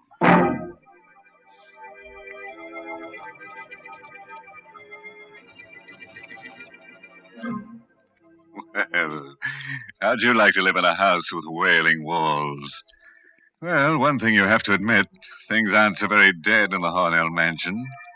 Or are they? Well, all I can say is I'm glad I don't have to live in that house with that awful wailing. Why, Mary, there's a wailing, whistling kind of noise in your house, too. The first time I heard it, I was so scared I shivered in my shroud. What? Oh, you're talking about my whistling tea kettle. Oh, goodness, there's nothing scary about that. Now, if you'd only try Lipton tea with its wonderful brisk flavor, that whistle would sound as cheery to you as birds whistling in the morning. Especially on these chilly mornings when a cup of Lipton's just makes you feel like the sun was shining inside of you. And, folks, if you want a sunny disposition, you should try relaxing with a cup of Lipton tea after a hard job like, well, maybe washing out your window curtains. Yes, and what's more, you can help your friends feel right with the world, too, by serving them Lipton tea when they come to visit you. Lipton's always taste so tangy and heartwarming, never flat or wishy-washy. Yes, that brisk flavor makes all the difference in the world. All right, friends, we've given you a chance to warm your blood. And now we fondly hope to turn it to ice again, with the help of our star, Boris Karloff. Oh, let's hear the second act of Inner Sanctum. We continue with the strange letter left by Gabriel Hornell. Clary watched in silent fascination as the cat screamed and leaped against the wall. Would he notice the new wallpaper in the dim light? Suddenly, the policeman turned to me. Yes, I guess that noise is only the wind. Strange how like a wailing woman it can sound, isn't it? Yes. Well, I'll be leaving now. I guess it'll be all right for you to stay here. I'll make a report at headquarters about your wife. It's very good of you, Clary. If she turns up, you let us know? Yes, I'll let you know. Good night, Mr. O'Neill. Good night. He left. I locked the door and came back to the room where my wife was entombed. Was she still alive inside the hollow of that wall? I listened all that night. The wailing rose to a high, insane shriek, and then towards morning, it began to grow weaker, as though she were losing strength, and it seemed to die. The cat crept away. There was a merciful silence in the house. She was dead. She had to be by now. I sank down onto the sofa into a feverish sleep.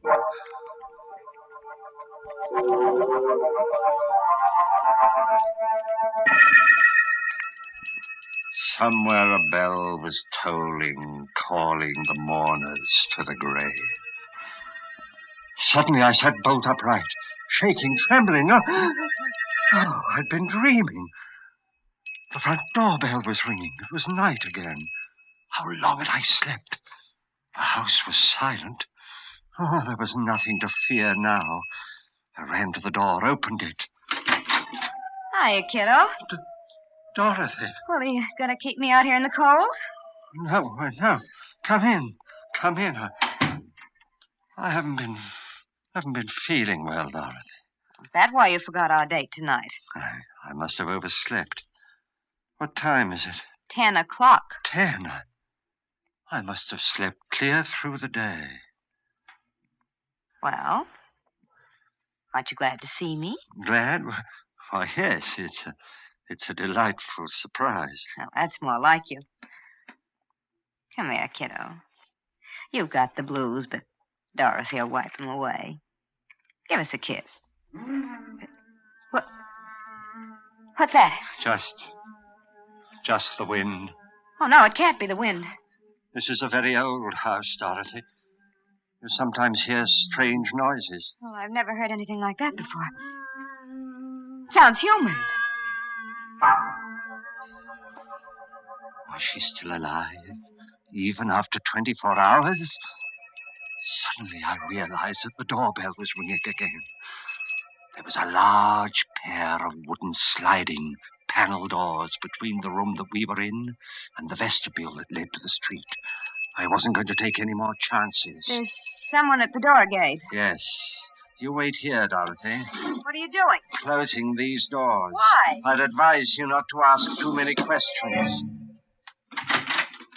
Evening, Mr. O'Neill. Officer Cleary. Who are those men with you? Hey, got something to show you, Mr. O'Neill. You'd better brace yourself. It's not going to be pleasant. All right, bring it in, boys. You can put it over there. What? What is it? It's a body. A woman. Just fished out of the river right near here. She can't be dead more than 24 hours. My wife? Hard to say. You see, the body got caught in the propeller of a boat. It's not easy to recognize it. Unless it was examined by someone who knew her very well. Like yourself, of course. Let me see it. Take away the burlap. Look, Mr. Undead. I know. It's pretty bad. Is it your wife? Agnes? Yes. Yes, of course. It's her. You're sure now? Yes, I'm sure. Positive. All right, boys. Take it away. You can stay here, Mr. Undead. I'll take care of everything down at headquarters. Good night. Good night, Cleary. Luck, fate, whatever it is that seemed to control men's lives was playing directly into my hands. They'd never investigate now. The nightmare was over. This time I was really free. Suddenly, the panel door opened. Dorothy was standing there, a curious smile on her lips. I heard everything, kiddo. You did? So you were married. No longer, Dorothy. My wife died. Suicide. So I heard. Now everything will be quite all right, and we can get married in a few weeks. We'll have money, lots of money. She left you plenty, eh? She was very wealthy. What's the matter? Nothing. Nothing. I see what happens to your face when you hear that wail. Did you kill her? What are you talking about? Did you murder her? You heard what he said. She was found in the river. You can fool a dumb copper, but you can't fool Dorothy. That wail. It's queer. Awfully queer. Look at what that cat's doing, will you? Jumping up on that wall like it's gone crazy. Yes, there's something about that wall. That's what the cat's trying to tell me. Something about the wall. You better stay away from there, Dorothy. I'm going to find out something. Put that bookend down. Not till I'm done with it, kiddo. What are you doing there? I'm going to break through that wall. You crazy fool, stop it. No! Here, give me that thing. You're too late, Gabe. I've broken a hole through, and I'm going to look. Now you've seen. Yes. Is it the hand? The hand of a woman. It's her. Your wife. Yes, Dorothy. You murdered her. Yes. Well, ain't you the kid? What are you going to do about it? What do you think? I want money. Lots of... That rope. Yes. This rope. It leaves no telltale traces. Oh, no, kid. Didn't you get it? It was all a joke. No, don't come any closer. Don't scream, Dorothy. It won't do you any good. Gabe, listen to me. I don't want a cent, not one penny. I love you. I tell you. I'll keep your secret. I'll do anything you want. Anything. There's that rope. Take it away from my neck. Don't, Gabe, in the name of heaven. Don't break. Oh.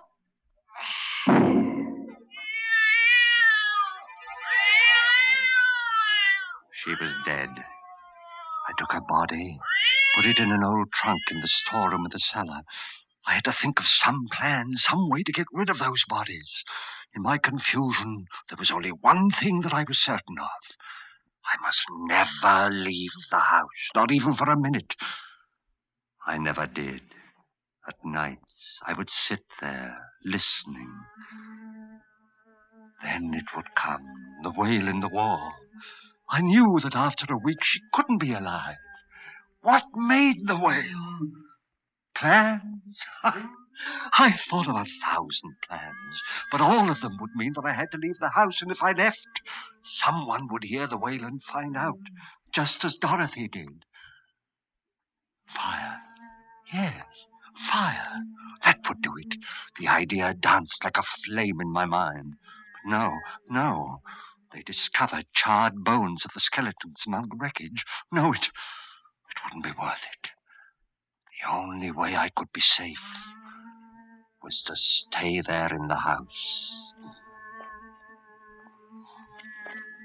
I stayed. I, who had risked everything for freedom.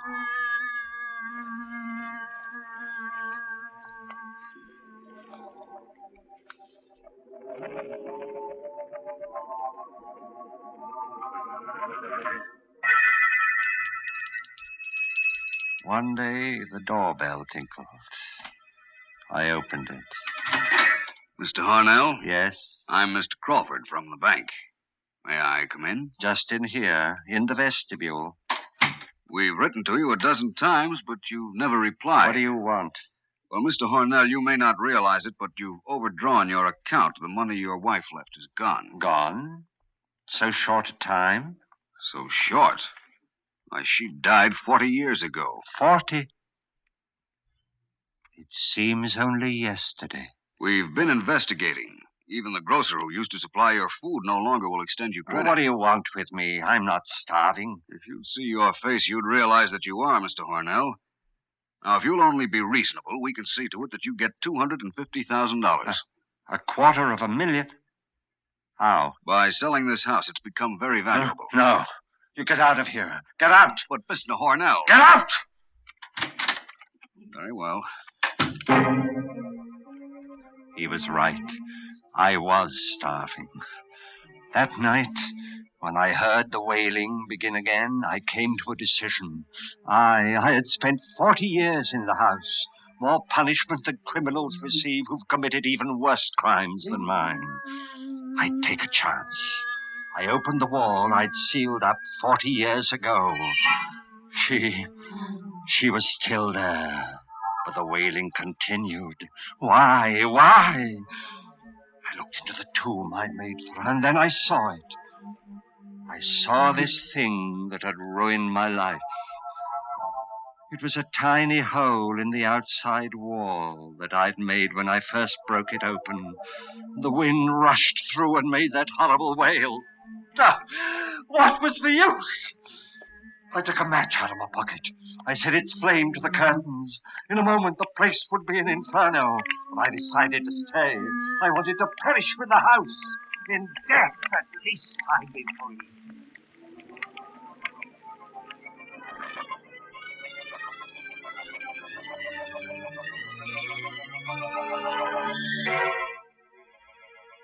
But even then, freedom was denied me. They rescued me, brought me to this hospital. I had the nurse make inquiries from the police. She told me. No, there was nothing unusual found among the ashes. Everything was burned to a fine powder. If I had only set fire to the house 40 years ago. But no matter. The window is open, and it's 18 stories to the ground. I will soon be free.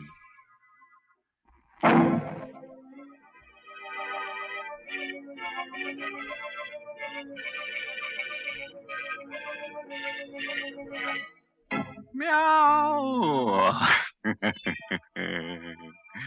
Everybody's dead but the cat. And we overlooked him because we couldn't find him.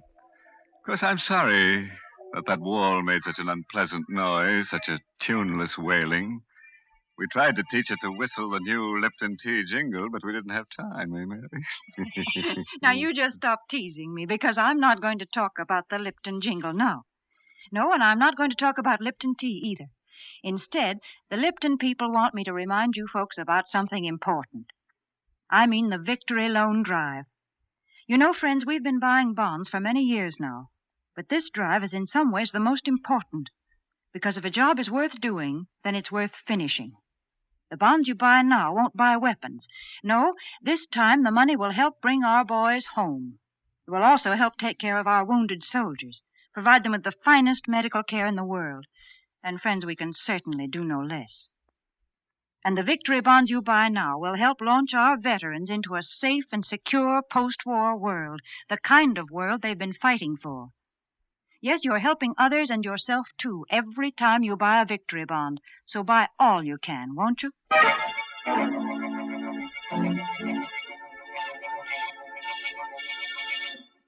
All right, friends.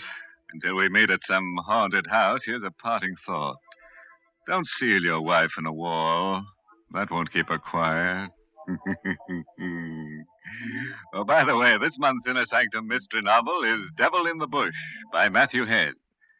Yes, and next week's Inner Sanctum story, directed by Hyman Brown and brought to you by Lipton Tea and Lipton Soup. Next week's story is about a man who gets hunches. His hunches are about death. He's sure he's going to be killed. Not by poison or fire or strangling. Nothing simple like that. No, our character has a nice, interesting death waiting for him. Oh, if you'd like to be in at the death, drop in next Tuesday. And now it's time to close the squeaking door, so good night. Pleasant dreams.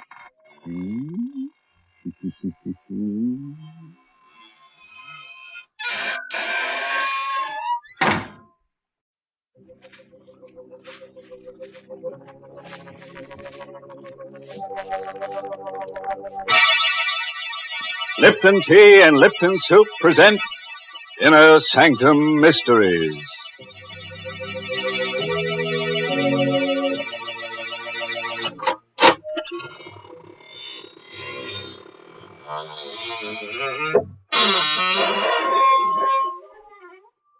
Come on in, friends. Into the Inner Sanctum. This is really a lovely place. Oh, kind of dark and cobwebby. But then the maid hasn't been around for some time. No, she was playing the numbers. Then her number came up. Why, through these portals pass some of the nicest people in the world.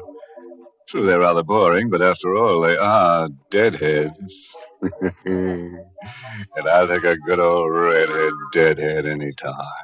Why, Mr. Host, are you finally admitting that you like the ladies? Well, of course, Mary. Don't you know some of my favorite ghosts are girls? But I do wish they weren't so vain. Why, I know one who has pleats in her shroud. Not only in the front, but in the back, too.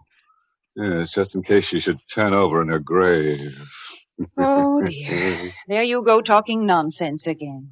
I like talk that makes sense. Good common sense, like the things the tea experts say about Lipton tea.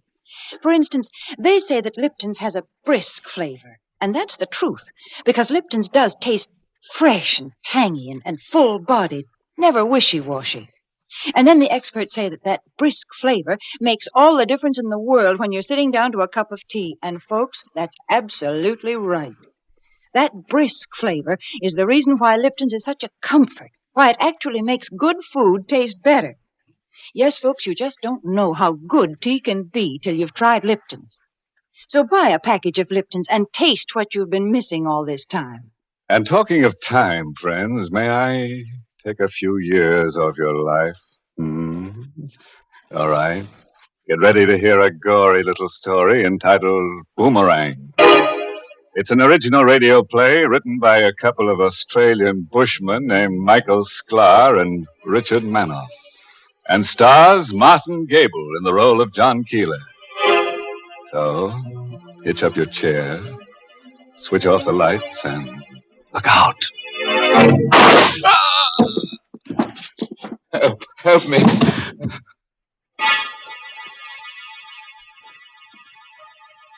No one heard me.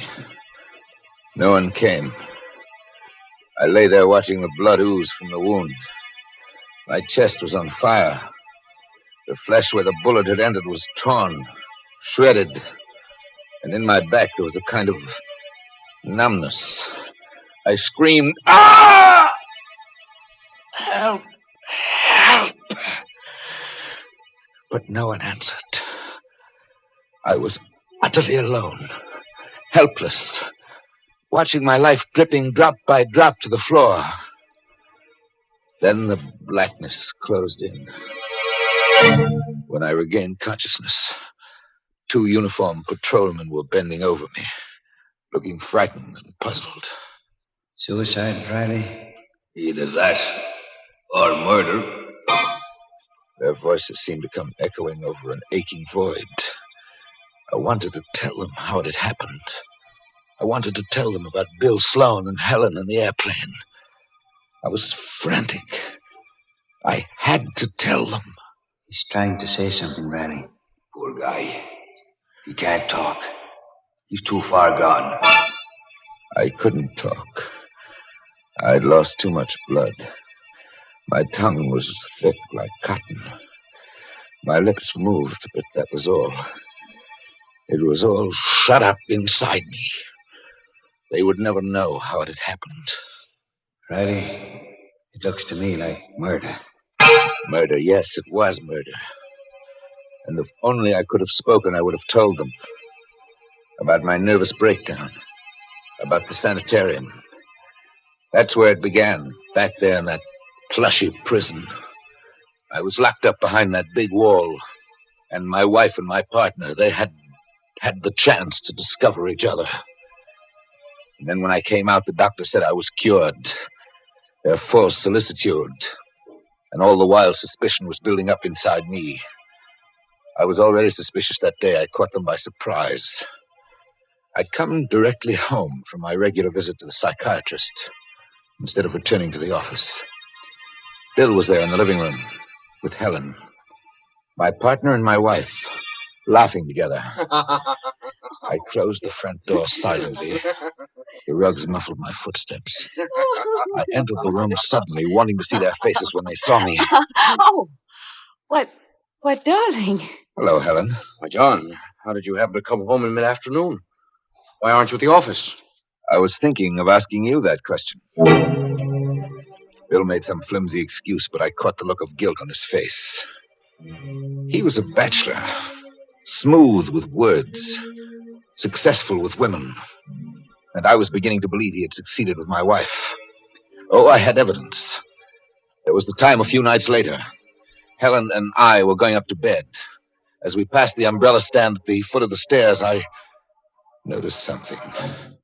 Helen, just a moment. This umbrella, it's Bill's. Oh, is it? Yes, it is. What's doing here? Well, he must have forgotten it when he was over the other day. Take it down to the office in the morning, will you, darling? I made no reply. We continued up the stairs and went to bed. I waited until Helen was asleep, then crept out of bed and down the stairs. There was the umbrella. I reached out my hand, afraid to touch it, but I had to. The umbrella was still wet. It had rained that afternoon. I said nothing about it the next morning. Oh, I was suspicious enough, but I told myself I had to be absolutely sure. And then, that next night, it happened. Helen went out after dinner, saying she had an appointment with her hairdresser. As the door closed behind her, I picked up the phone and dialed the number. Hello? Crescent Beauty Salon? Alberta, this is Mr. John Keeler. I'm calling for my wife to verify her appointment for this evening. Mrs. Keeler? But, monsieur, she has no appointment for this evening. Now, I was sure. Bill and Helen were together. I struggled to control my emotions. My head was whirling. I felt ill, weak. My heart was pounding in my chest. The room began to spin. First the floor lamp, then the chairs, finally the table whirling around my head. I needed air. I forced myself out of my seat, stumbled across the floor to the window, and threw it open. The stars, too, were spinning, chasing each other in a mad race across the sky. I sucked the fresh air into my lungs, and slowly the stars resumed their normal positions. I drew my head back into the room, and then it struck me across the nostrils. Gas. The room was full of gas. Yes, I found one gas jet open in the kitchen stove. I fought against the logical conclusion, struggled against it all that night and into the next day. But I could no longer stand it by mid-afternoon. That open gas jet last night had been no accident. They were planning to have me put out of the way. Well, two could play at that game. I also could commit murder.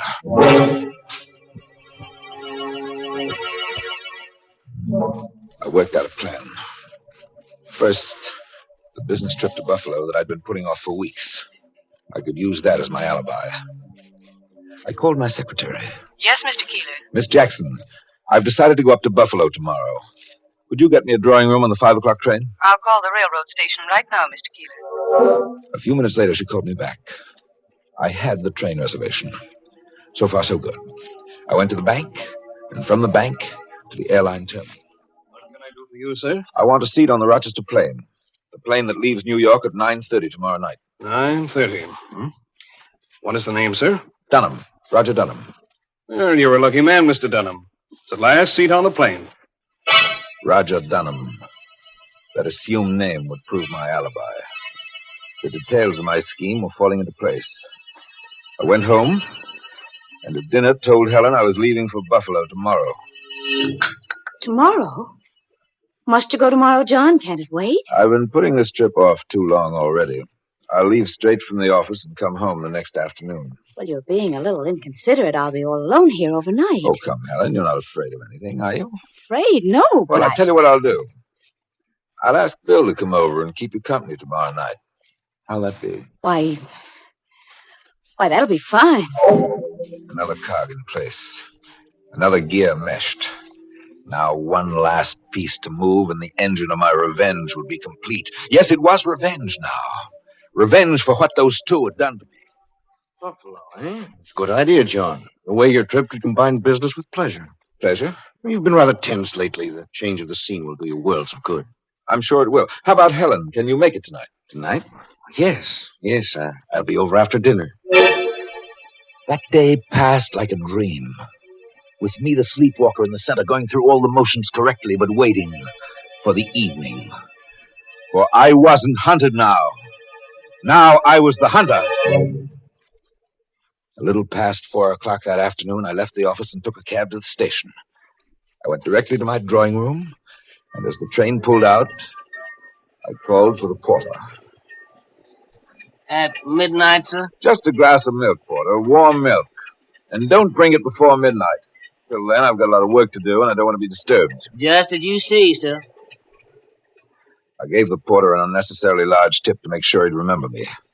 Now, when the train stopped to change engines at Harmon an hour later, it was raining, thunderstorm. I pulled my hat down over my eyes, raised my coat collar around my face, and became just another shadowy figure hurrying to get out of the rain. I crossed the platform unnoticed, and 10 minutes later I was on a train going southbound, returning to New York.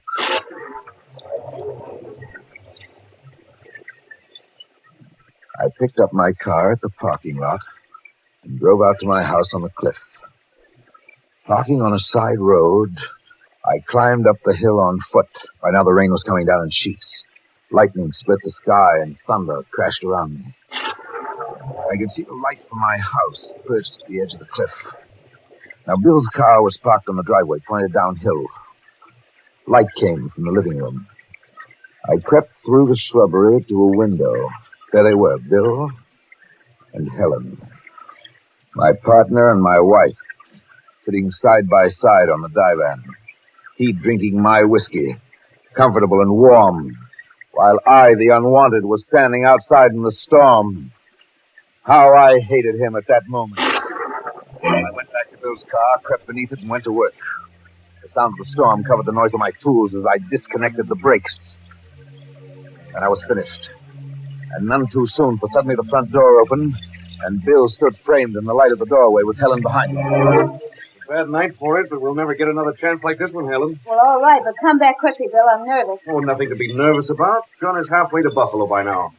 A perfect opportunity to go over our plans with Bates. All right, go ahead then. But hurry. I'll have Bates back here in a jiffy. Bates. He was going to fetch Bates, undoubtedly a hired killer. I laughed inwardly as the car got started. I could see Helen watching it as it picked up speed on the steep downgrades. Something was wrong now, and she knew it. Bill, not the Too late. The car was roaring downhill out of control, charging for the lip of the cliff. There was a crash that smashed through the car.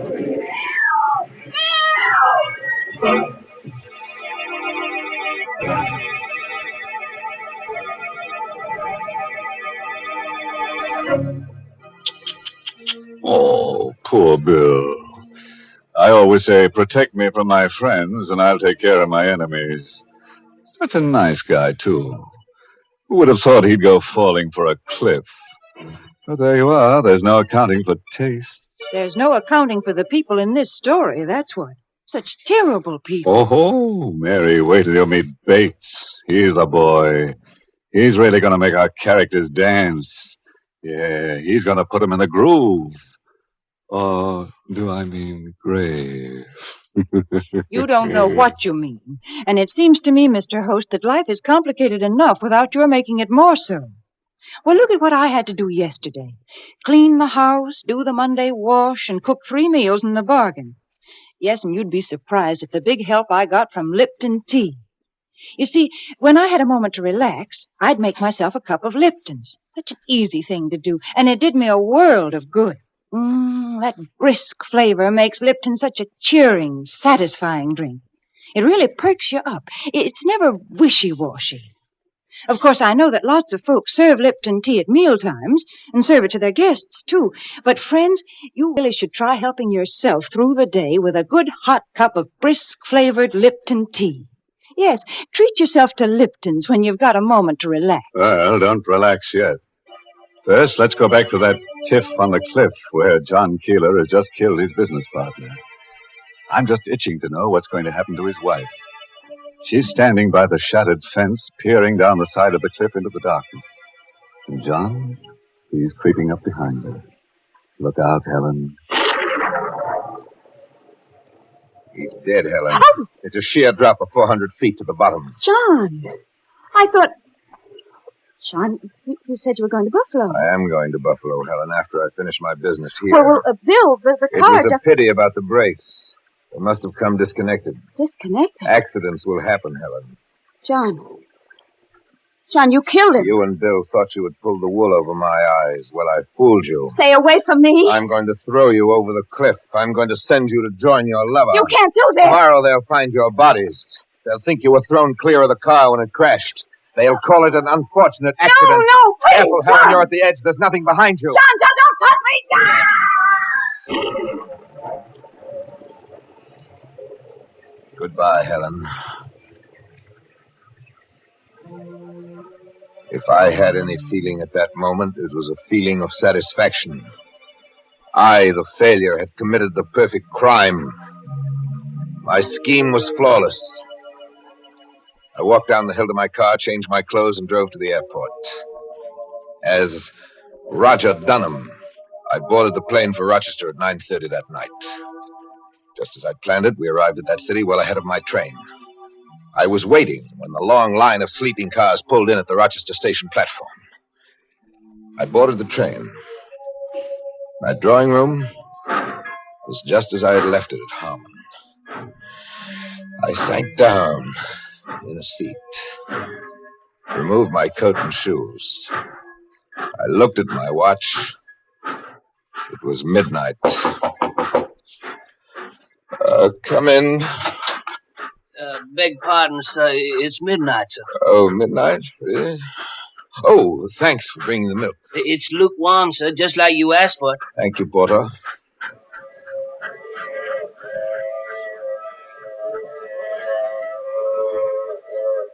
In Buffalo, I went to my usual hotel, checked in, went to sleep. Oddly enough, I slept well that night. A deep, dreamless sleep. In fact, I overslept. For when I wakened, it was broad daylight and the phone was ringing. I struggled out of bed, lifted the receiver. Hello. This is the long-distance operator.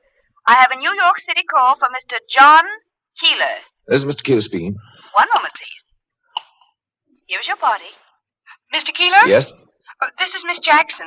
I've just arrived at the office. Mr. Keeler, I don't know how to tell you. The police. What about the police? They're here in the office. They want you to return at once. Miss Keeler, what's going on there? Mr. Sloan and your wife.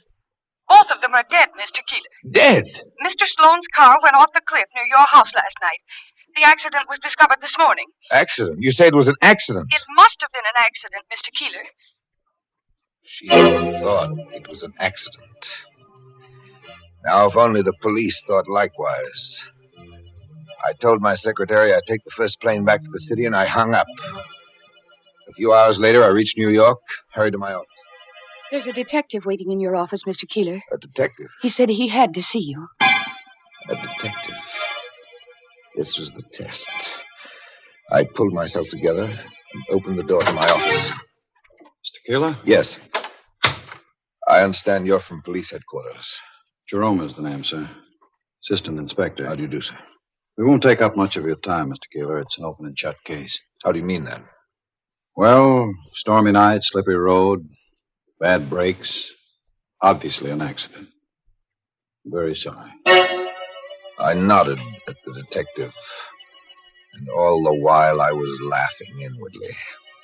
He sat there, the very symbol of the law, and offered me official sympathy.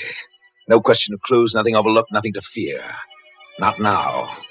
I, the weakling, had committed the perfect crime. Yes, Miss Jackson? Mr. Keeler, there's a man out here to see you. Send him away. He won't go. He says you don't know him, but it's extremely important. What's his name? His name is Bates, Mr. Keeler. William Bates. Bates? The hired killer. I told my secretary I'd see him. I went into the outer office. Bates was sitting on one of the chairs with an open briefcase on his lap. He was a big man, tough-looking. I read the news in the morning paper, Mr. Keeler. Too bad. That was a tough break. Yes. Yes, was. I didn't know if I should go after you now, but... Well, after all, I'm a businessman. My time is money. I'm sure it is, but why tell me about it? You certainly don't expect me to pay you. Why not? They're your plans. My plans? Well, look at them. Here they are. Why, they've even got your name on them. I didn't know whether I could trust my ears. Whether I could believe my vision. Bates drew a roll of architectural drawings out of his briefcase and shoved them at me. Look at them. There it is in your partner's handwriting. Plans for the new Keeler house. Who are you? I told you, my name is Bates. I'm a building contractor.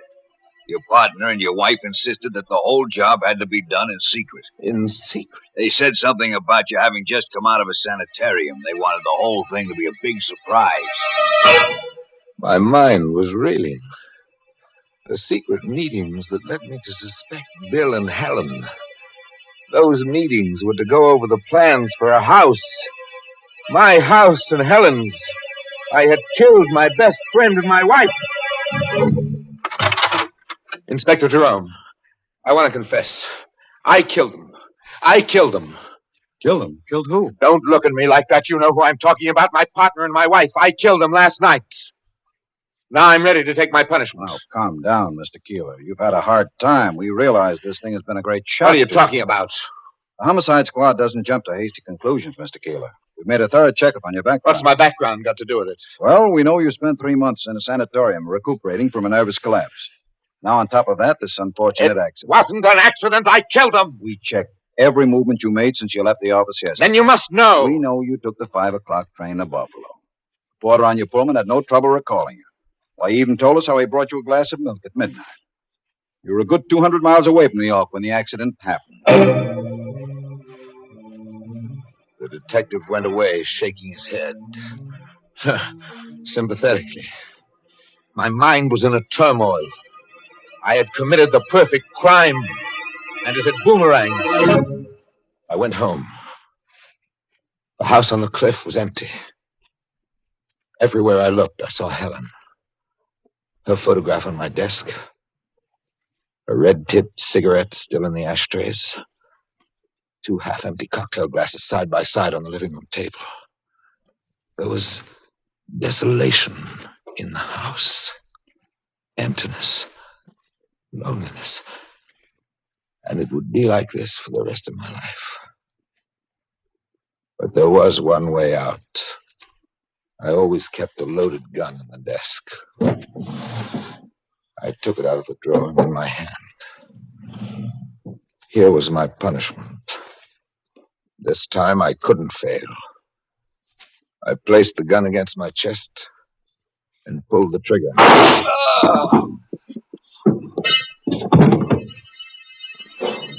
I fell by the desk and lay there, where I am now, staining the carpet with my blood. I was dying, and I was glad of it. And then I remembered the plane reservation to Rochester. I could tell the police when they came, and they could check that, and they would know that I was guilty. But they came too late. They bent over me. I tried to tell them. I tried. Riley, he's trying to say something. Yeah, poor guy. He's too far gone to talk. Now I'm lying here on the carpet, waiting to die, with my guilt locked up inside me. I can see a new figure among the police.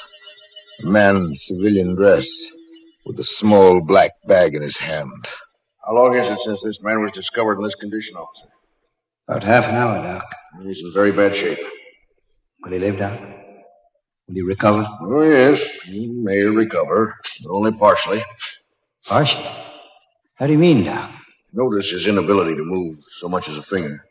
Notice how only his lips move, trying to form words without being able to speak. The bullet must have injured his spinal cord. This man is paralyzed. Totally paralyzed. So now I know. I'm paralyzed. I'm not going to die. And yet I can see the policemen moving carefully about the room. And I hear them speaking softly as one speaks in the presence of the dead. So I've failed again. For the last time. Because I know my fate now. To live in this living death. Alone with my guilt. Forever. That is my punishment.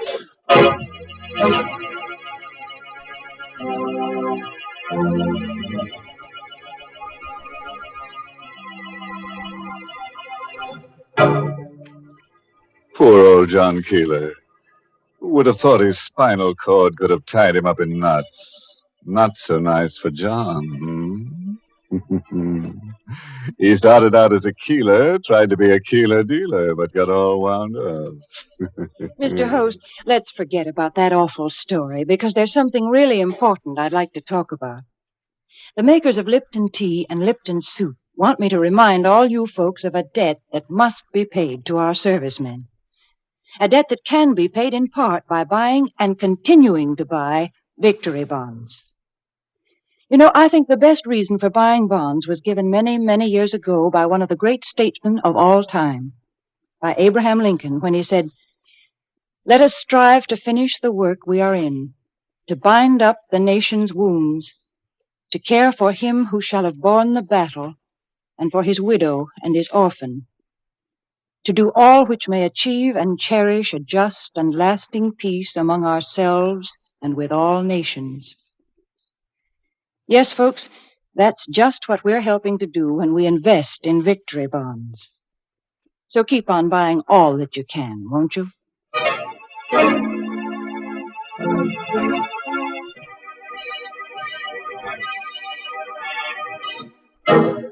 And now, friends, for those of you who like morals with your drama, here's one for tonight. Never mix your partner's business with your pleasure.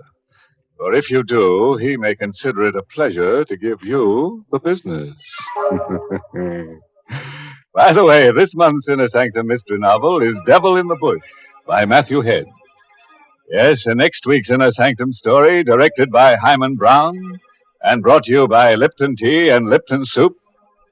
Next week's story is about a genius, a photographer who believes that death can be beautiful. So he only takes pictures of people who are in the throes of dying. It's enough to make your camera shudder. And naturally, he has to arrange his models, arrange to have them die.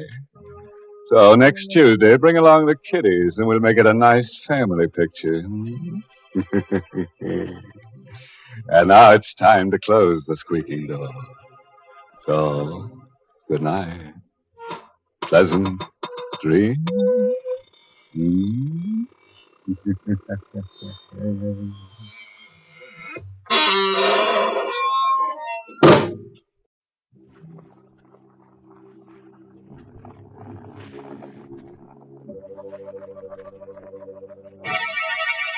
Lipton Tea and Lipton Soup present Inner Sanctum Mysteries.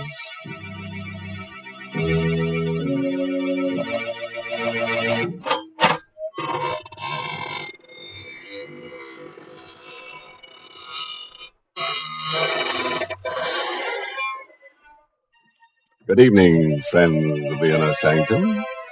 This is your host to welcome you through the squeaking door. Draw up a tombstone and sit down. Don't mind the fact that we've carved your name on it. Oh, it's rather lonesome around here tonight, isn't it? Yes, most of the folks who haunt the place are out tonight with their sleds. If it snowed near your house, you may find them ghosting down here. But, Mr. Host, ghosts don't go sledding, do they? Why, of course, Mary.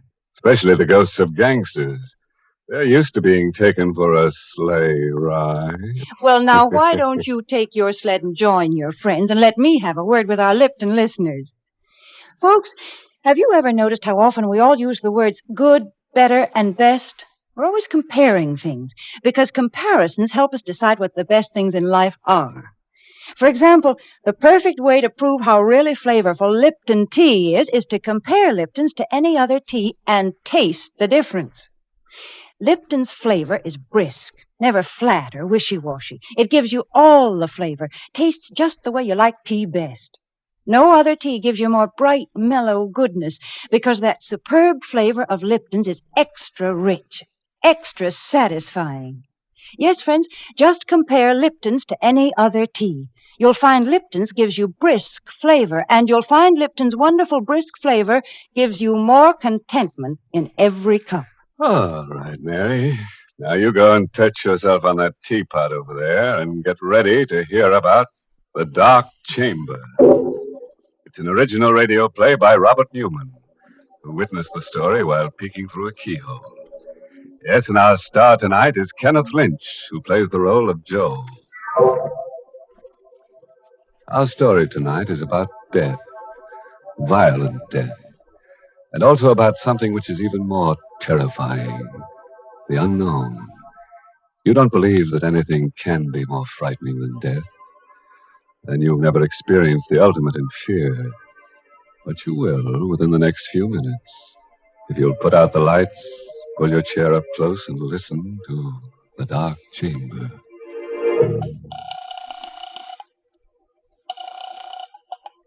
Here's headquarters. Ryan speaking. Hello, police. Listen, you've got to help me. You've got to. I don't know how you can, but my name is Watson, Joe Watson. I'm a driver for the Acme Sanitary Hand Laundry. Address? Where I am, I don't know. That's part of the trouble. Now, look. Hey, wait, listen. I know it sounds crazy, but it's true. Check the laundry. Check the veterans. I'm an ex-GI. They'll tell you I'm straight. Well, I'm in a room someplace. I don't know where it is or how I got here or what I'm here for. I don't even know how long I've been here. It's a big room, but it's funny. No doors, no windows that I can see. Just a couple of chairs and a table with his phone on it. I'm scared. What do you expect us to do? Find me. Find out what this is all about and get me out of here. I don't know. Oh, listen, this isn't a gag. Can't you tell? You don't know what it's like just sitting here waiting, not knowing where or why or what's going to happen. Can't you trace this call or something? Well, okay. Hang on. Oh, thank heaven. I was afraid. Listen, I hear something. Someone's coming. I better hang up. I'll call you back later, if I can. How do you do? Who are you? My name's Helming, Dr. John Helming. And your name? I don't have to tell you anything. That's very true, although I didn't think you were aware of it. I think I already know everything about you that I'm interested in knowing. Like what? Name? Joseph Watson, age 26, occupation, employee of the Acme Laundry, honorably discharged from the Army 6 months ago, with the Bronze Star and the Purple Heart. What the... So you cased me. Went through my pockets, huh? Well, if you know that much, you know I haven't got any dough. Money? I'm not interested in money. Well, what do you want, then? Where is this place? The last thing I remember is making a delivery on Spruce Street, noticing that the lights were out in the hall and hearing a noise behind me. You or somebody slugged me. That's right. Well, will you stop grinning like that and tell me what this is all about? Of course. I brought you here because I need your help in an experiment. An experiment whose details I've already worked out with mice and rabbits and cats and other animals.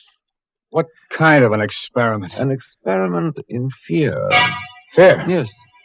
You fought in the war. You were wounded. That means you've probably known fear.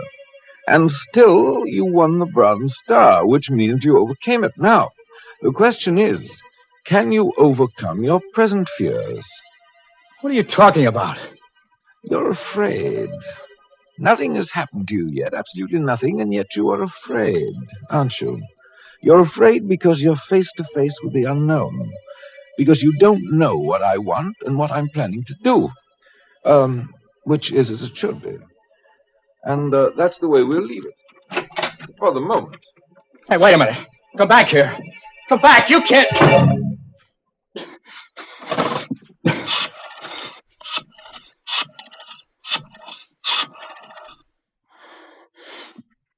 Hello, police.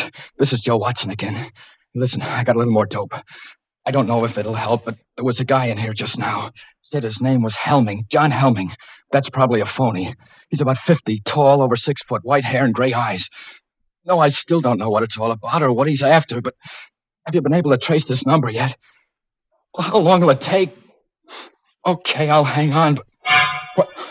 The lights just went out. The room's pitch dark and somebody's coming in again. I better stop. But for Pete's sake, hurry!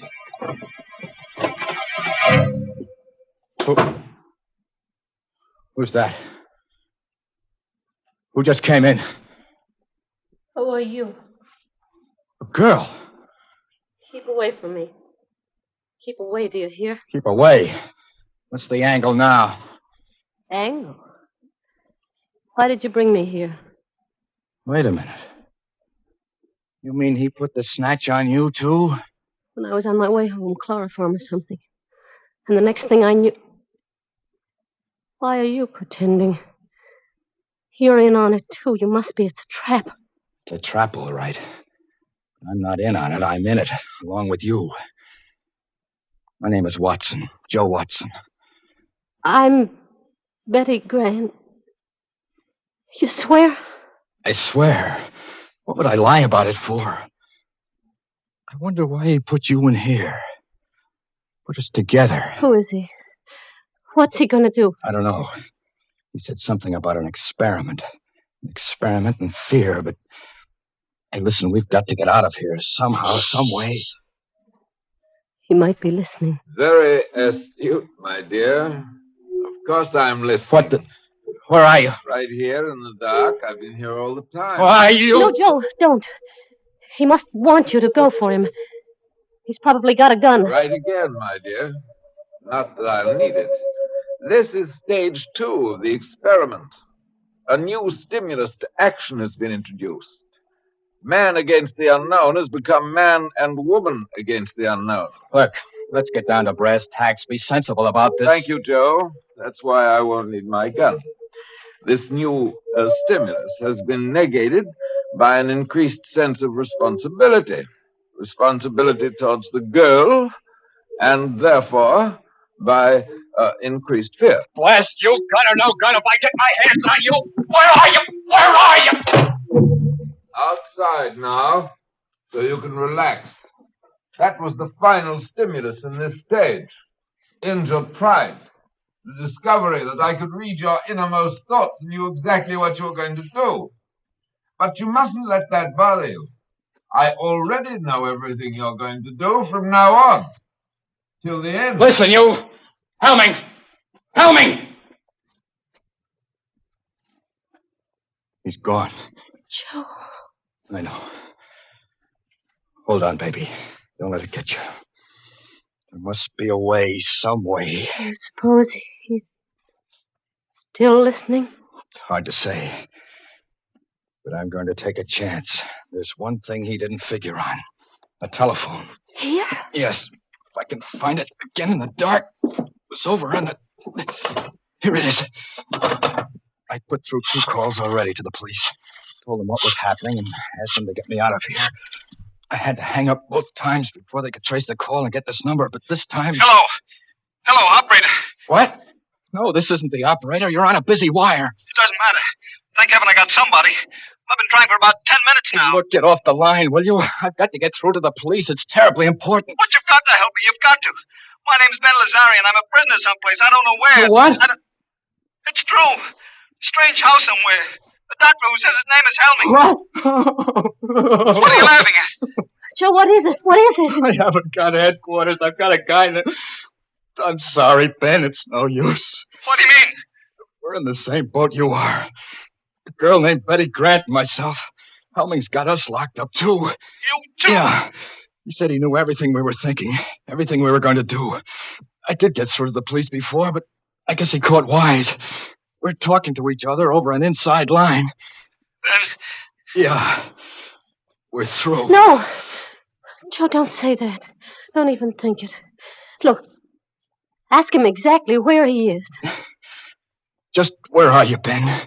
Do you know? It's hard to say. I was out cold when he brought me here. It's a kind of a hall, a passageway. Cement floor, ceiling, stone walls.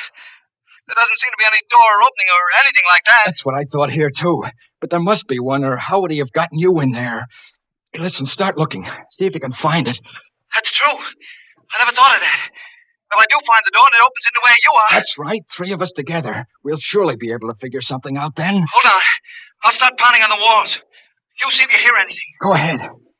What's he doing? He's going to knock on the walls to see if he's anywhere near us. And if he is, if he can find a door, we can get together. Hear anything? I'm not sure. Maybe. I'm not sure either. Sounds awful far away, is it? There, listen. That wall right there. Hello. Hello, Ben. Yes? We heard you. You're right next to us. Now, Ben, you listen, and Betty'll knock back. Go ahead, Betty. That way, Ben, you'll be able to tell just which wall it is. Okay. Right. I hear it. I know where it is. Now to find the door, if there is one. Hold on. He's got it. He's going to see if there's a door. There must be one. There must be. Ben. And Ben. Ben. Hello. what is it? I don't know. Thought I heard a moan. Joe! Look. There is a door. It's opening. It's open. Dr. Helming. Why, yes. Were you expecting someone?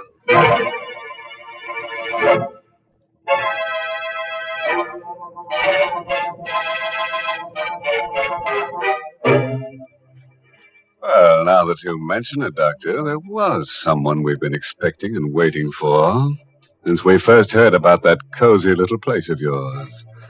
I think he's finally arrived. He's a tall, rather striking gentleman with a skull for a face, and his name is Death. Mr. Host, that Dr. Helming is insane. Brr, he gives me the chills. Oh, maybe it's just because it's so cold tonight, Mary. You know, it's getting so nippy these days that some of my friends are having fur collars put on their shrouds. Well, my friends are smarter. They know that the way to warm up in cold weather is with a hot cup of fragrant, delicious Lipton tea. A cup of tea in front of the fireplace just hits the spot these chilly days. But make it Lipton's and your pleasure's complete. You brew up a pot of Lipton's, throw another log on the fire, and summer tiptoes right into the room. Let the wind blow and the snow pile up on the roof. There's all the magic of June in a cup of Lipton's, in its deep amber color, its tantalizing fragrance, and its rich, hearty flavor. And what flavor that is. Never wishy-washy, always brisk and full and satisfying. Try it, folks. You can let winter do its worst when you've got Lipton's in your cup. That's right, Mary. But I think it's time now for something a little more cold-blooded, such as a cold-blooded murder. We're having a juicy one here tonight. Tale of gore galore, so let's see what's happening in the dark chamber. It's just a moment later now. Standing in the darkness of the strange room, Joe and Betty stare at the tall figure of Dr. Helming, silhouetted against the dim light from outside. I asked you whether you were expecting someone. Then it was just a trick. It was you on the phone all the time. Now, don't you think I'd know his voice? Where is he? Our friend, Mr. Lazare, right outside. What did you do to him? Answer me. What did you do to him? Don't you know? Sure, I know. You killed him. Did you kill him? Quite a state you've gotten yourself into. Why? Is it because you finally tried to do something about your predicament and failed? Or is it because you weren't sure whether I would kill or not, and because you still don't know? You're mad. Really mad. You'll be interested to know you have not done, nor will you do, one thing that I did not foresee. Every move you made, every emotion you felt, was charted, outlined, and... What's that? That, I think, is probably the police. The police? Yes. I know that you're very anxious to talk to them, and I'll see that you get a chance to. Soon.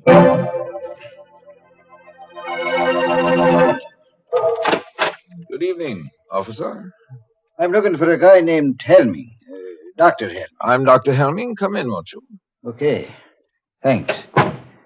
This is kind of a funny business. It's about a phone call we got a while ago. Finally traced here. A guy who said he was a prisoner or something. That must have been Watson. Yeah, that's his name. Joe Watson. Do you know him? Of course. I can't tell you how sorry I am. It was really very careless of me, and I'll see that it doesn't happen again. What do you mean? If you did any investigating, which I'm sure you did, then you know that I don't run a sanitarium exactly, but I do take a few patients. Mental cases for treatment. Ah, so that's it. A nut, eh? I wish you wouldn't say that. Watson's case is particularly interesting. A 4F who wasn't able to enlist and he developed a persecution mania. Thinks that everyone is down on him. Eh? Not everyone, exactly. His present fantasy is that he's an ex-GI and that I'm keeping him prisoner. Sure sounds plenty tough. Well, I guess I'll run along. I'm sorry I bothered Don't you want to see them first, officer? Talk to them? There's no need of that, Doctor. We get calls from cranks every day. We always investigate the cause. But I insist. After all, you only have my word for it. There's just one thing I'd like to caution you about. Sure, I know. I'll play along. Humor them. Splendid. Right in here. It's quite a room. Joe, look. It's a cop, and that means then you did get my message. Sure, Joe. Took a little time to trace the call, but everything's okay. Oh, thank heaven. It was such a screwy story, I was afraid that... Hey, wait a minute. Then why is he standing there like that? Why haven't you got the bracelets on him? After Helming? No need for any rough stuff. He said he'd come along quietly. What? You're lying. I don't know why, but there's something wrong here. Something... I know. You think we made the whole thing up. But we're crazy. No. It's true. He told you we were, and you believed him. Of course not. Look, Stop it, will you? Stop saying that. Well, if I could only prove it somehow, show you. I know. Lazzari. Joe. Murder. That'll open your eyes. Somewhere in that wall is a door. Make him open it. Show you what's behind it. I think maybe I'd better be going, Doc. But there is a door there, officer. Just a second. I'll open it for you. Here we are. Joe. Body. It's gone. These doctors are always hiding the bodies. Turns up again later. Give us another ring, huh? Maybe I shouldn't have said that. Can I go up this way, Doc? Down to the end of the corridor, then to your right. I'm sorry I gave you all this trouble. Perfectly all right. Thank you for being so understanding. Quite all right. Goodbye. Goodbye, Doc. Well, children? Don't look that way, Joe. Don't. I know what you're thinking, and it's not true. We're not crazy. There was a body there. Of course. You hid it when you went out to let the cop in. And the telephone. You left that here purposely. Wanted me to use it. Get the police here. Obviously. I told you that this was to be an experiment in fear. What I didn't tell you was that, in a sense, I was one of the subjects, too. It was important for me to learn how I would function under pressure. And speaking objectively, I think I did rather well. Don't you? Why are you doing all this? What are you after? There's no reason why I shouldn't tell you. If anyone truly understands the nature of fear, is able accurately to forecast the actions and reactions of an individual, then he can use fear as a weapon. Society will react as the individual reacts. You see, society doesn't want to believe that anything can menace it. Doesn't want to take action to protect itself, any more than the individual does. This was something that Hitler and Mussolini understood intuitively. I understand it scientifically. They failed, but I shall succeed. You mean that you... I'm afraid that's all I have time for. As far as you two are concerned, the experiment is finished. Completely finished. I have a few arrangements to take care of, and then, well, make the best of these last few minutes, for they will be your last.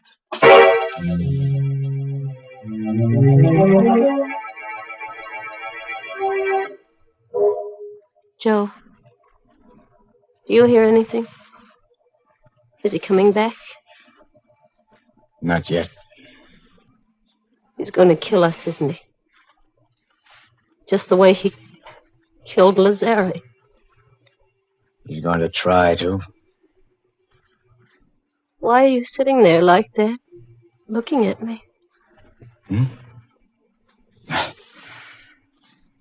I guess because it's the first chance I've had to look at you. How do you mean? When they first put you in here, it was all dark. So many things happened after that. It's funny. What is?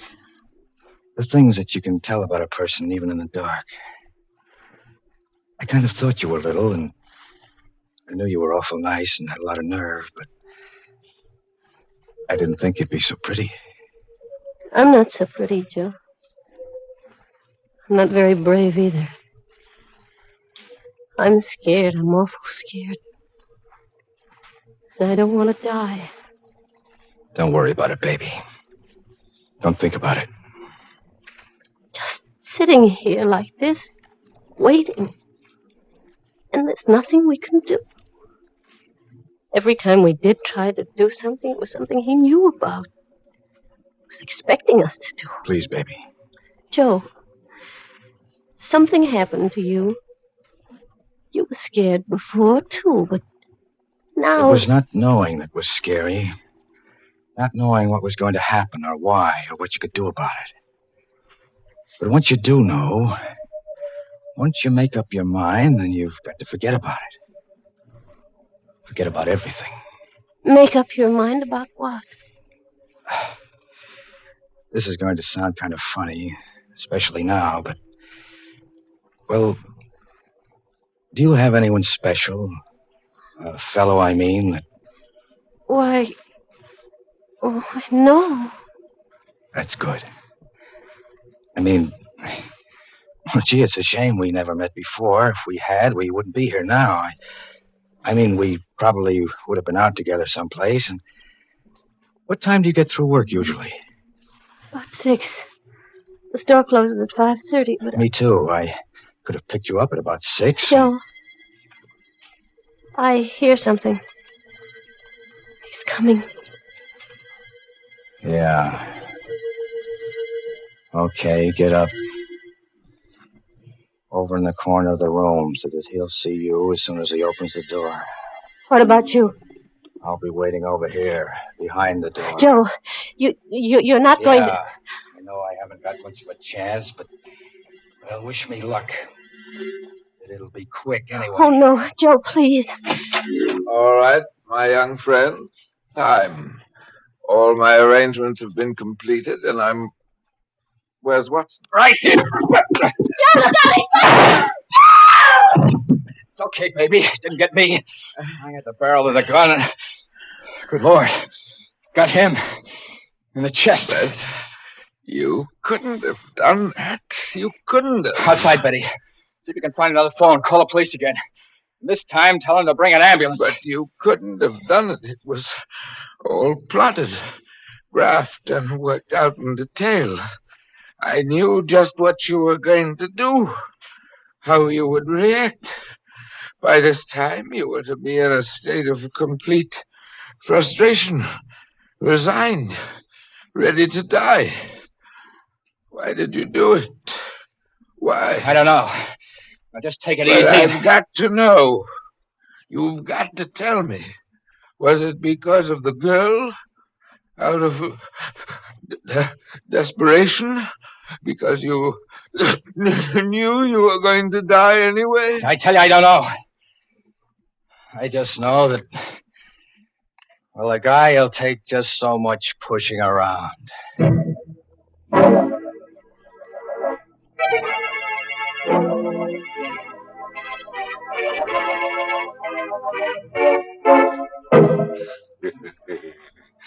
Pushing around, eh? Well, it sounds to me as if one of our characters is going to get a lot of pushing around at the end of a pitchfork and in a very warm climate. Yes, good old Helming's finished. He's got to be if we're to have at least 2 corpses, the inner sanctum minimum. Oh, you think that's a little arbitrary? Not at all. We've got to have at least 2 corpses to play our theme song, When a Body Meets a Body. Theme song? I didn't know we had one. Oh, Mary, we've got lots of them. Didn't you ever hear our skeleton song? I ain't got no body. Mr. Host, let's be serious for a moment, because I want to talk about one of the most serious things in life, our health. For instance, the war may eventually lead to an increase in tuberculosis. And that's why the makers of Lipton tea and Lipton soup have asked me to remind you of the annual sale of Christmas seals. Funds raised by this sale support tuberculosis control programs, X-rays, health education, and medical research. Remember, over 500,000 people in the United States and Canada suffer from this disease. So buy as many Christmas seals as you can. No one is safe from tuberculosis until everyone is safe. And Christmas seals can save lives.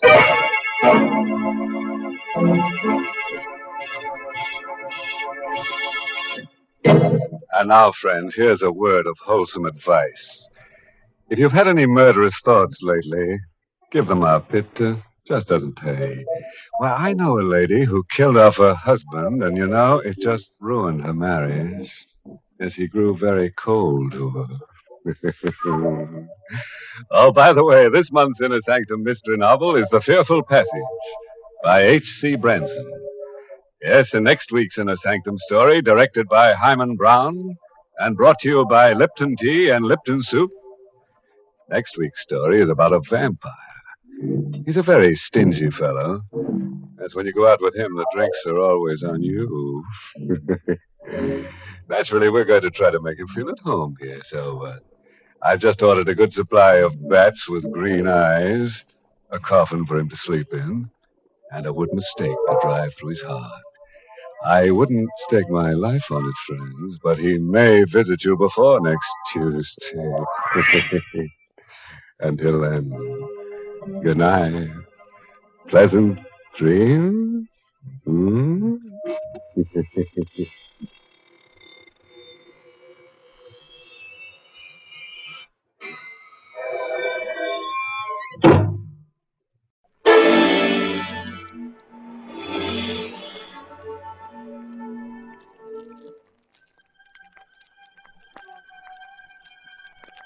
Hello, creeps. This is PFCX inviting you to listen to another Mystery Playhouse presentation. Tonight we take you to the Inner Sanctum, where we'll hear an original radio play by Robert Newman. The title, The Dark Chamber. It's one of the best stories to come our way in some time. So at this point, we'll turn you over to your Inner Sanctum host. We're at his door, so let's open it. Like this.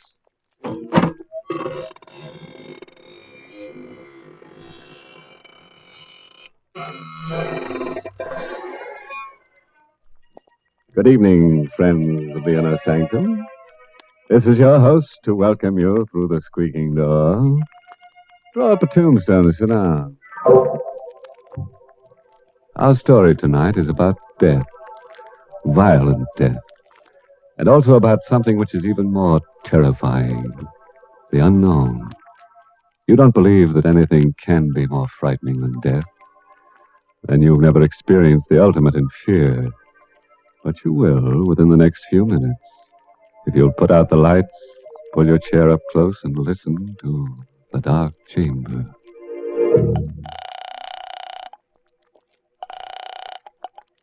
Police headquarters, Ryan speaking. Hello, police. Listen, you've got to help me. You've got to. I don't know how you can, but my name is Watson, Joe Watson. I'm a driver for the Acme Sanitary Hand Laundry. Address? Where I am, I don't know. That's part of the trouble. Now, look. Hey, wait, listen. I know it sounds crazy, but it's true. Check the laundry. Check the veterans. I'm an ex-GI. They'll tell you I'm straight. Well, I'm in a room someplace. I don't know where it is or how I got here or what I'm here for.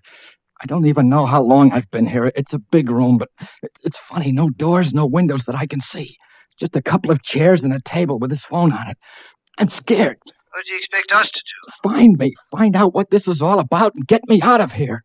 I don't know. Oh, listen, this isn't a gag. Can't you tell? You don't know what it's like just sitting here waiting, not knowing where or why or what's going to happen. Can't you trace this call or something? Well, okay. Hang on. Oh, thank heaven. I was afraid.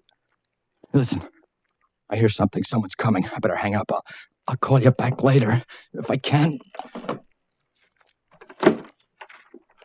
How do you do? Who are you? My name's Helming, Dr. John Helming. And your name? I don't have to tell you anything. That's very true, although I didn't think you were aware of it. I think I already know everything about you that I'm interested in knowing. Like what? Name? Joseph Watson, age 26, occupation, employee of the Acme Laundry, honorably discharged from the Army 6 months ago, with the Bronze Star and the Purple Heart. What the... So you cased me. Went through my pockets, huh? Well, if you know that much, you know I haven't got any dough. Money? I'm not interested in money. Well, what do you want, then? And where is this place? The last thing I remember is making a delivery on Spruce Street, noticing that the lights were out in the hall and hearing a noise behind me. You or somebody slugged me. That's right. Well, will you stop grinning like that and tell me what this is all about? Of course. I brought you here because I need your help in an experiment. An experiment whose details I've already worked out with mice and rabbits and cats and other animals. What kind of an experiment? An experiment in fear. Fear? Yes. You fought in the war. You were wounded. That means you've probably known fear. And still, you won the Bronze Star, which means you overcame it. Now, the question is, can you overcome your present fears? What are you talking about? You're afraid. Nothing has happened to you yet, absolutely nothing, and yet you are afraid, aren't you? You're afraid because you're face to face with the unknown, because you don't know what I want and what I'm planning to do, which is as it should be. And that's the way we'll leave it, for the moment. Hey, wait a minute. Come back here. Come back. You can't...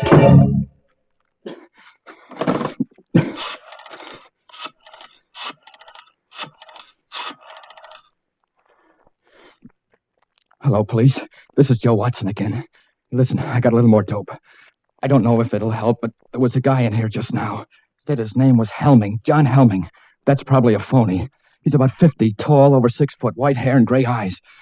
No, I still don't know what it's all about or what he's after, but have you been able to trace this number yet? Well, how long will it take? Okay, I'll hang on, but... What? The lights just went out. The room's pitch dark and somebody's coming in again. I better stop. But for Pete's sake, hurry!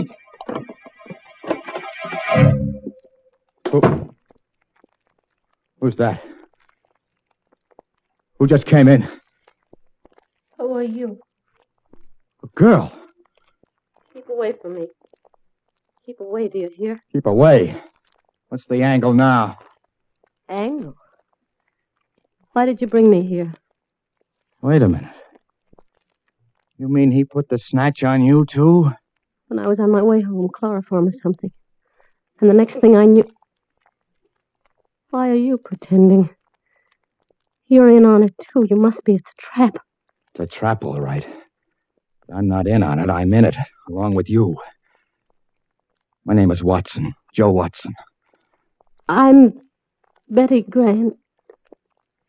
You swear? I swear. What would I lie about it for? I wonder why he put you in here. Put us together. Who is he? What's he going to do? I don't know. He said something about an experiment. An experiment in fear, but...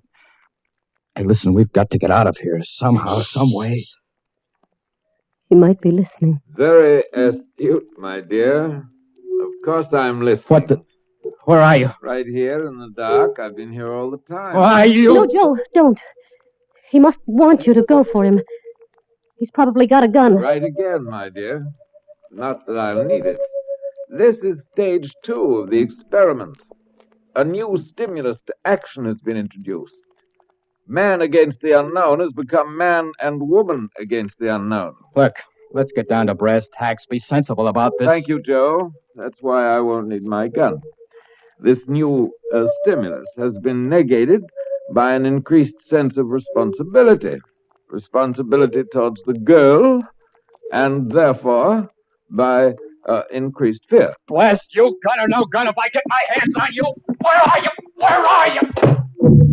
Outside now, so you can relax. That was the final stimulus in this stage. Injured pride. The discovery that I could read your innermost thoughts and knew exactly what you were going to do. But you mustn't let that bother you. I already know everything you're going to do from now on. Till the end. Listen, you! Helming! Helming! He's gone. Joe.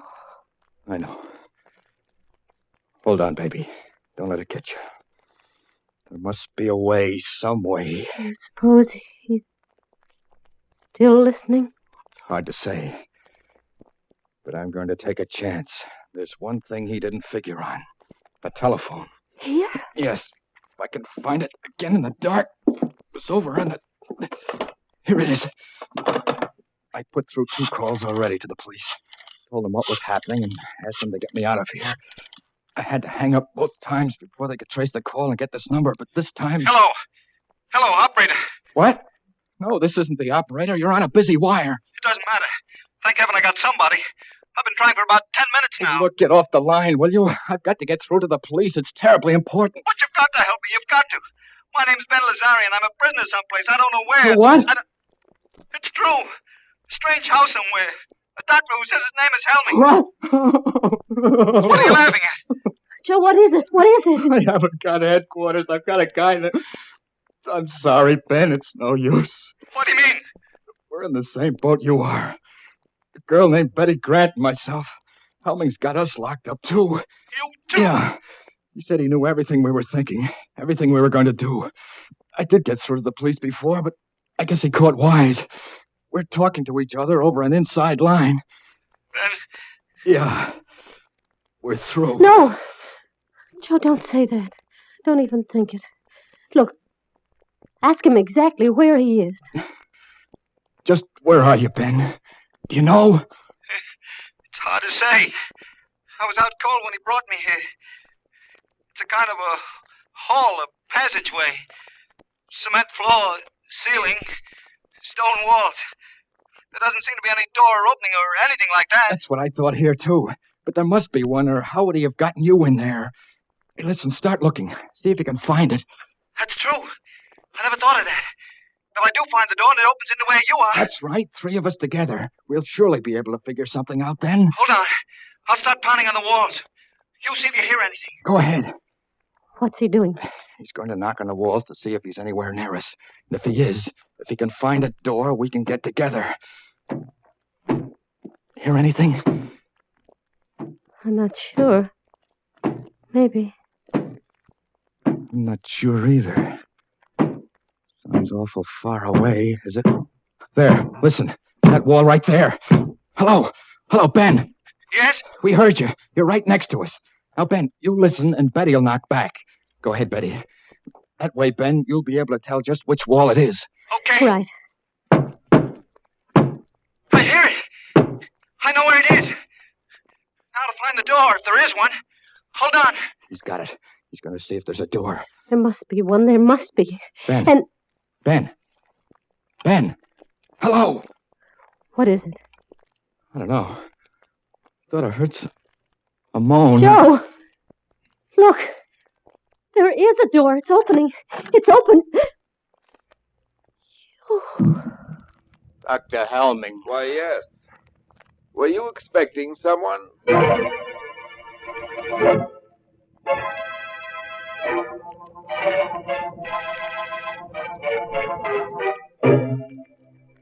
Well, now that you mention it, Doctor, there was someone we've been expecting and waiting for since we first heard about that cozy little place of yours.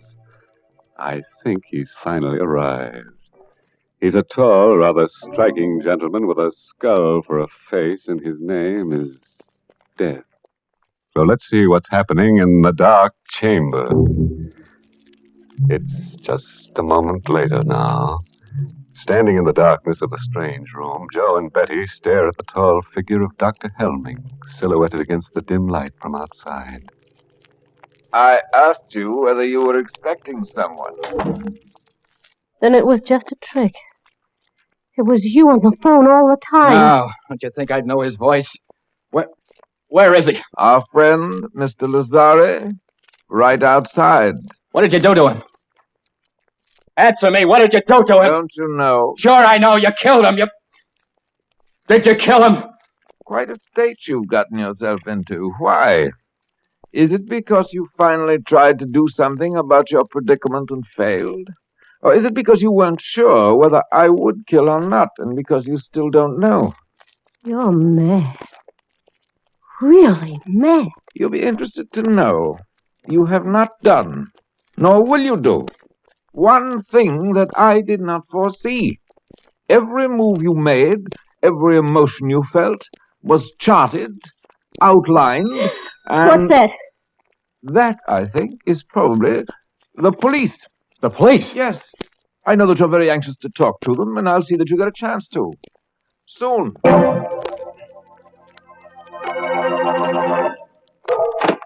Good evening, officer. I'm looking for a guy named Helming. Dr. Helming. I'm Dr. Helming. Come in, won't you? Okay. Thanks. This is kind of a funny business. It's about a phone call we got a while ago. Finally traced here. A guy who said he was a prisoner or something. That must have been Watson. Yeah, that's his name. Joe Watson. Do you know him? Of course. I can't tell you how sorry I am. It was really very careless of me, and I'll see that it doesn't happen again. What do you mean? If you did any investigating, which I'm sure you did, then you know that I don't run a sanitarium exactly, but I do take a few patients. Mental cases for treatment. Ah, so that's it. A nut, eh? I wish you wouldn't say that. Watson's case is particularly interesting. A 4F who wasn't able to enlist, and he developed a persecution mania. Thinks that everyone is down on him, eh? Not everyone, exactly. His present fantasy is that he's an ex-GI and that I'm keeping him prisoner. Sure sounds plenty tough. Well, I guess I'll run along. I'm sorry I bothered you. Don't you want to see them first, officer? Talk to them? There's no need of that, Doctor. We get calls from cranks every day. We always investigate a cause. But I insist. After all, you only have my word for it. There's just one thing I'd like to caution you about. Sure, I know. I'll play along. Humor them. Splendid. Right in here. It's quite a room. Joe, look. It's a cop, and that means then you did get my message. Sure, Joe. Took a little time to trace the call, but everything's okay. Oh, thank heaven. It was such a screwy story, I was afraid that... Hey, wait a minute. Then why is he standing there like that? Why haven't you got the bracelets on him? Dr. Helming? No need for any rough stuff. He said he'd come along quietly. What? You're lying. I don't know why, but there's something wrong here. Something... I know. You think we made the whole thing up. But we're crazy. No. It's true. He told you we were, and you believed him. Of course not. Look, I'm... Stop it, will you? Stop saying that. Oh, if I could only prove it somehow. Show you. I know. Lazari. Joe. Murder. That'll open your eyes. Somewhere in that wall is a door. Make him open it. Show you what's behind it. I think maybe I'd better be going, Doc. But there is a door there, officer. Just a second. I'll open it for you. Here we are. Joe. Body. It's gone. These doctors are always hiding the bodies. It turns up again later. Give us another ring, huh? Maybe I shouldn't have said that. Can I go out this way, Doc? Down to the end of the corridor, then to your right. I'm sorry I gave you all this trouble. Perfectly all right. Thank you for being so understanding. Quite all right. Goodbye. Goodbye, Doc. Well, children? Don't look that way, Joe. Don't. I know what you're thinking, and it's not true. We're not crazy. There was a body there. Of course. You hid it when you went out to let the cop in. And the telephone. You left that here purposely. Wanted me to use it. Get the police here. Obviously. I told you that this was to be an experiment in fear. What I didn't tell you was that, in a sense, I was one of the subjects, too. It was important for me to learn how I would function under pressure. And speaking objectively, I think I did rather well. Don't you? Why are you doing all this? What are you after? There's no reason why I shouldn't tell you. If anyone truly understands the nature of fear, is able accurately to forecast the actions and reactions of an individual, then he can use fear as a weapon. Society will react as the individual reacts. You see, society doesn't want to believe that anything can menace it, doesn't want to take action to protect itself, any more than the individual does. This was something that Hitler and Mussolini understood intuitively. I understand it scientifically. They failed, but I shall succeed. You mean that you... I'm afraid that's all I have time for. As far as you two are concerned, the experiment is finished. completely finished. I have a few arrangements to take care of, and then, well, make the best of these last few minutes, for they will be your last.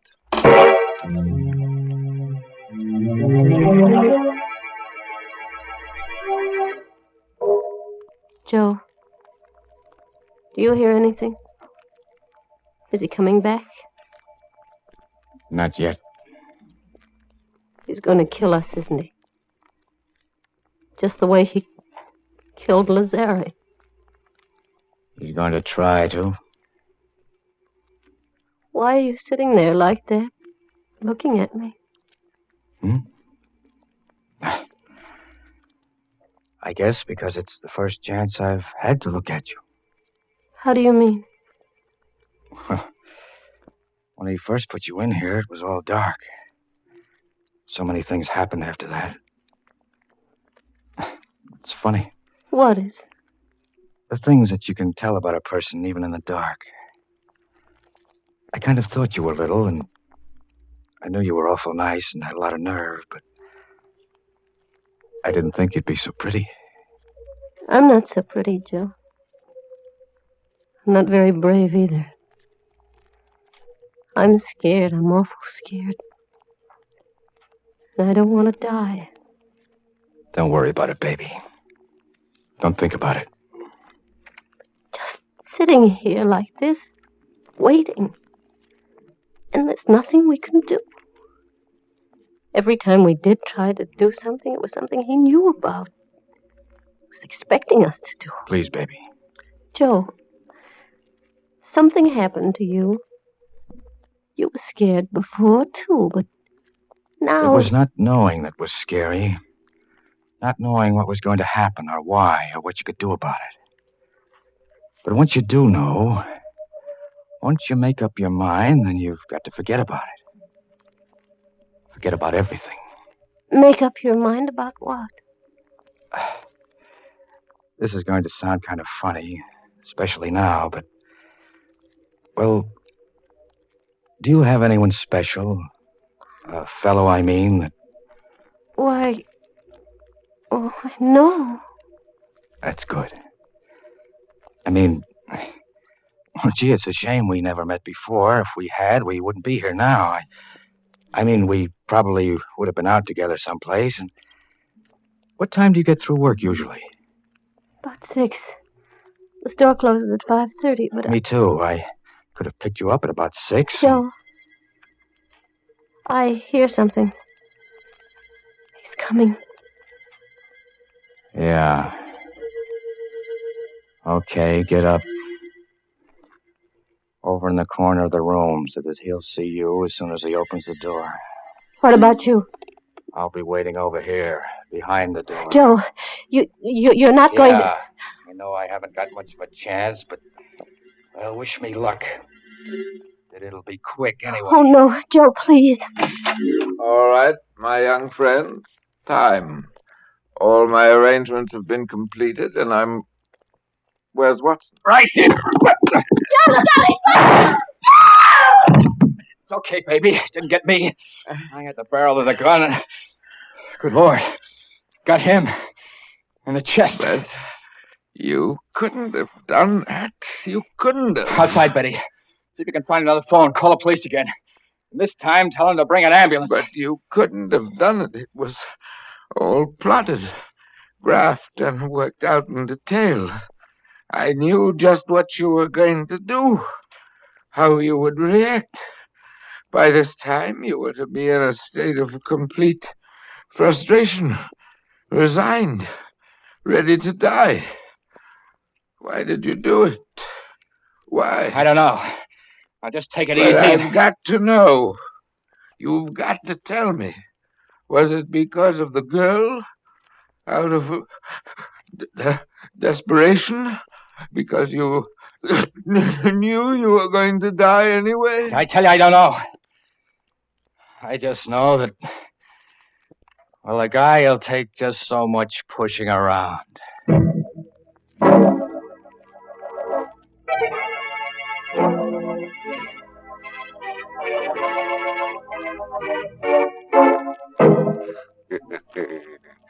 Pushing around, eh? Well, it sounds to me as if one of our characters is going to get a lot of pushing around at the end of a pitchfork and in a very warm climate. Yes, good old Helming's finished. He's got to be if we're to have at least 2 corpses, the inner sanctum minimum. Oh, you think that's a little arbitrary? Not at all. We've got to have at least 2 corpses to play our theme song, When a Body Meets a Body. Well, creeps, now you know what we meant when we said that Robert Newman's story was one of the best plays Mystery Playhouse has had the pleasure of presenting in some time. Hope you liked it. The title of the story, in case you've forgotten, was The Dark Chamber. But now it's time to close the doors of the Mystery Playhouse, so until next time, this is PFCX reminding you to sleep tight. Good night.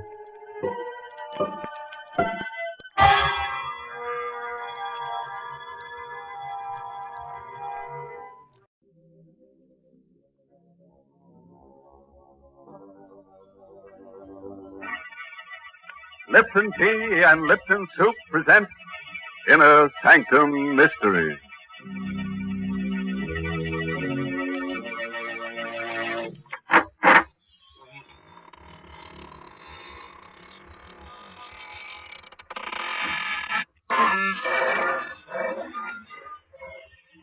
Good evening, friends of the Inner Sanctum.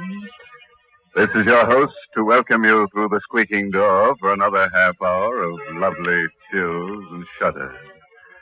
Oh, before we begin tonight, I'd like to give you a word of advice. If you should ever walk through a cemetery at midnight and come face to face with a transparent personality floating above a tombstone, don't be frightened. After all, you can see right through him. Good gracious, why do we have to talk about cemeteries? Because, Mary, our story tonight is about a vampire. Where else would you expect to find one if not in a cemetery? In the Vampire State Building? Well, suppose you go wait in that closet there and talk to the skeleton while I have a word with our Lipton listeners about one secret of success. You know, folks, when a Hollywood actress climbs up to stardom, it's usually because there's something different about her personality. And that's true of other success stories. Lipton tea, for example, is the largest selling brand of tea in the world because it's different from other teas. Lipton's has that wonderful hearty flavor the tea experts call brisk, which means it's bright and zestful in taste. It's never wishy-washy or flat. Now, don't take my word for it. Compare Lipton's to other teas yourself. That's the real way to discover Lipton's rich, full flavor, Lipton's extra flavor that brings you all the goodness of a superb tea.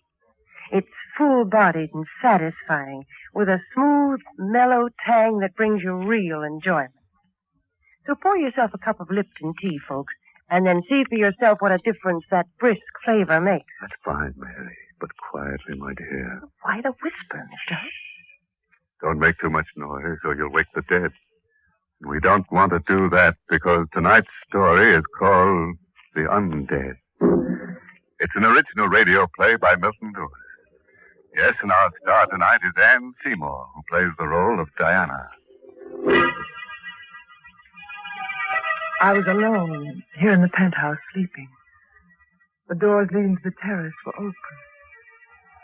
Suddenly, I was awakened by a queer, whirring noise that sounded like the flapping of wings. I opened my eyes. Moonlight filled the room.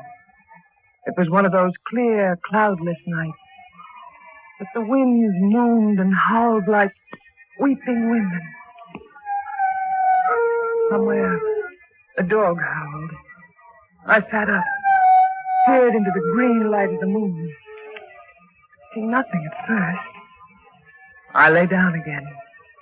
My eyes were half closed. And I heard it again.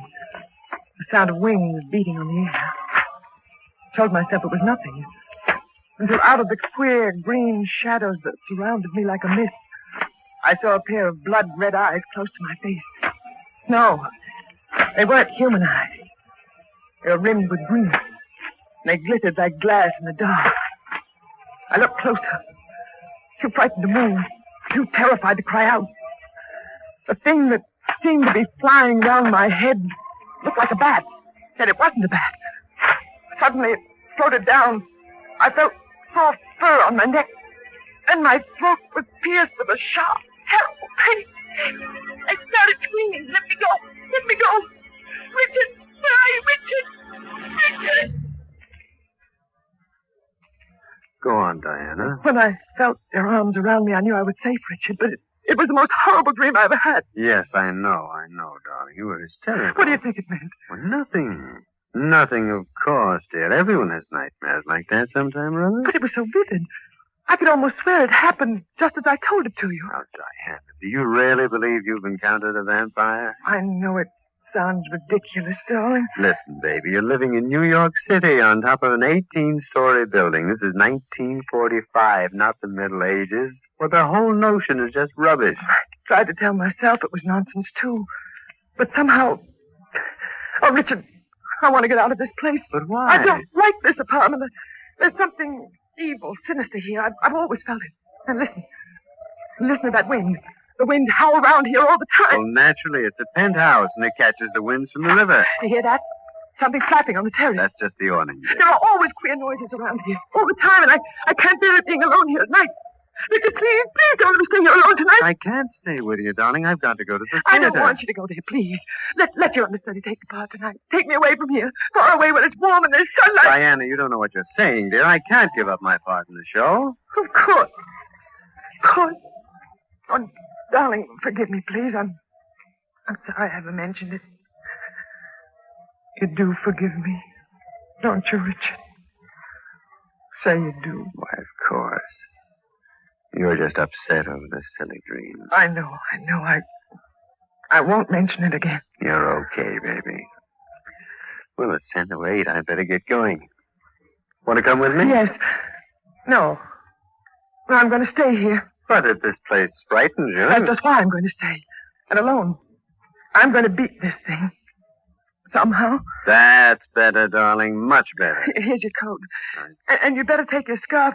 It feels chilly. Richard. Hmm? I said I won't mention it again, but there's one thing more I have to tell you, that the face of that thing in my dream, it was your face. Diana, in the name of I won't heaven... talk of it anymore, I promise you, darling. I didn't mean to upset you just before you went to the theater. Just kiss me, dear. I'll be all right. I'll be all right. Diana. Good night, dear. I'll be waiting when you get back.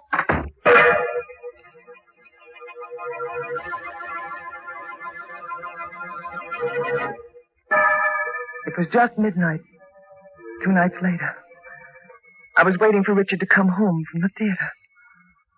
I was going through his desk looking for a postage stamp, and I found something that turned my blood to ice. It was a newspaper clipping dated 10 years ago. The picture of a man, and under it the caption, "Prominent real estate operator Richard Barker, found dead of a sudden stroke." I looked at the picture again. There could be no doubt of it. It was Richard. I read further. The deceased will be buried at Woodlawn, Greenlawn Cemetery after services in the Westland Funeral Chapel. Good evening, Diana. Richard. Why, what's the matter? You seem startled. I didn't hear you come in. Have you been brooding again? No, Richard. Of course not. Well, how do you feel tonight? Not very well. Weak? Weak, sleepy, ill. Well, no wonder. You've hardly been eating a thing. And I know that you never catch a wink of sleep. I told you I can't sleep in the daytime as you do. As you do. Why are you staring at me like that? Why? Why do you sleep in the daytime? I've been doing it for years. Years? What's so terrible about that? Most theatrical people do. We live and work at night. Yes, I know. Really, Diana, what is the matter with you? Nothing.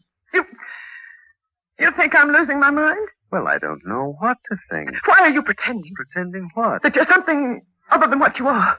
Because I know what you are, Richard. Really? I found out. This clipping I found in your desk, it tells how you died. That clipping? Oh, that. Why are you laughing? Well, you see, it's a joke. It's a gag. One of my pictures was sent to the papers, publicity for a new play, you know. And a drunken typester put it in the obituary column. It's quite an amusing story. I don't believe you. You're lying. Listen, you can't go on like No, this. don't touch me. You're not well, Get your darling. hands away from me. I just want to kiss No, you. no, don't touch me. Diana, where are you going? Out of here. Diana, come back. I'll come back when I've proved something to myself.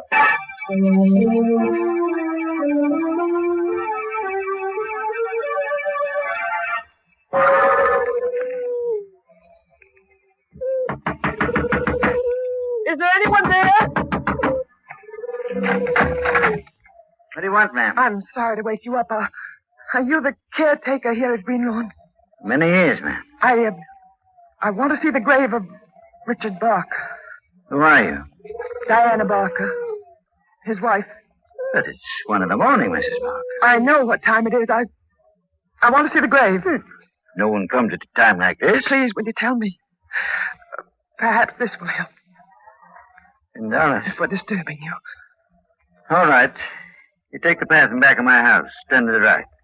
Have you a flashlight? I brought one from the car. It's only a short way, but it isn't a grave, ma'am. It's sort of a tomb. Thank you. I'll find it. You want me to come with you? No, I've troubled you enough. Good night. Good night.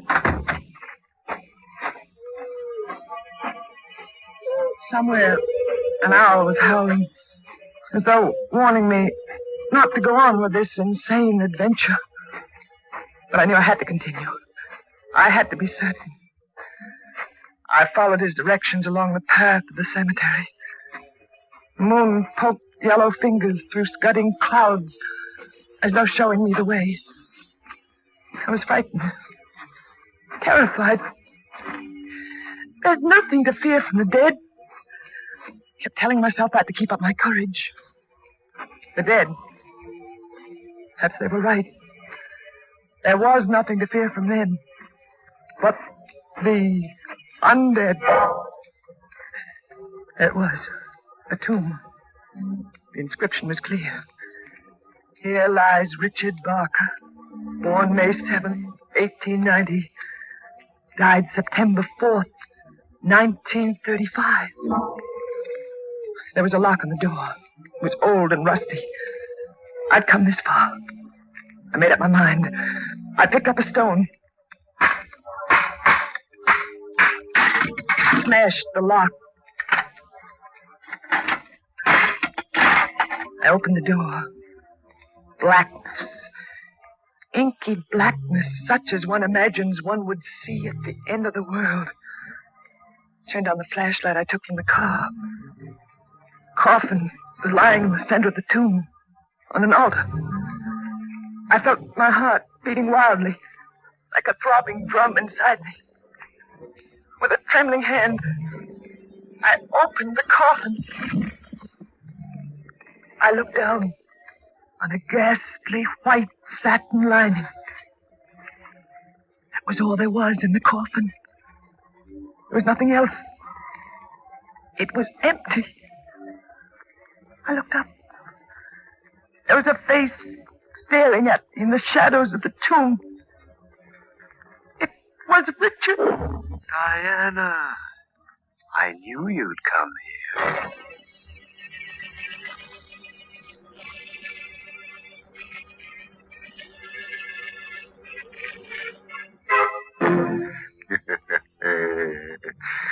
Well, friends, that just goes to show that an empty coffin makes the most noise. You know, this is the kind of nice domestic story I like. The intimate family chronicle of a vampire. My goodness, is that what you call intimate family life? Of course, Mary. It looks like our lovebirds will even share the same coffin. I'm afraid you're drawing a very strange picture of family life, Mr. Host. Now, I always picture the family gathered around the dinner table. Everybody's laughing and happy. The bright lights push back the shadows of evening outside and shine on the teacups, where Lipton tea is waiting to add to the family's mealtime pleasure. Lipton's brisk flavor will make that good meal taste even better. Everyone around the table, from junior to grandfather, will enjoy its tempting fragrance, its deep amber color, and that brisk flavor that makes Lipton's different from other teas. They'll all like its full-bodied, hearty goodness and the zestful tang of Lipton's flavor. So serve Lipton tea for dinner at your house, folks, and round out the family picture with real enjoyment. Right, Mary. And now let's go back to our horrors. Let me see. What dire predicament are we in tonight? Oh, yes. Diana has just discovered that her husband was wandering around his tomb. What would you do in a situation like that? Here's what Diana did. Listen. I ran, blindly, stumbling, tearing my clothes. Somehow I managed to reach the car, stop the motor. In the car, I knew it wasn't all some dream. People didn't come back from the dead. Did they? Could they? I drove to the city. I wanted to see the lights, people, hear music. I wanted to be sure this was the world I'd always known.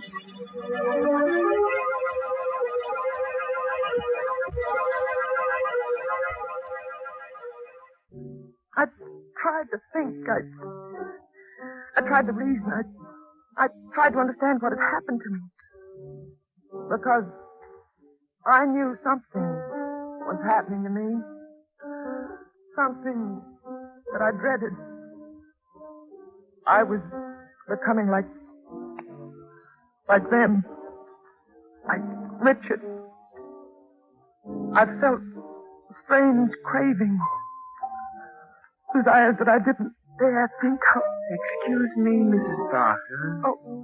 May I sit with you? I don't believe I know you. But perhaps not. Does it make any difference? No. No, it doesn't. Please sit down. Thank you. I'm glad you came over. I'm glad to be able to talk to anyone tonight. I've been watching you for the last 10 minutes. Have you? You look very strange tonight. How do you know me?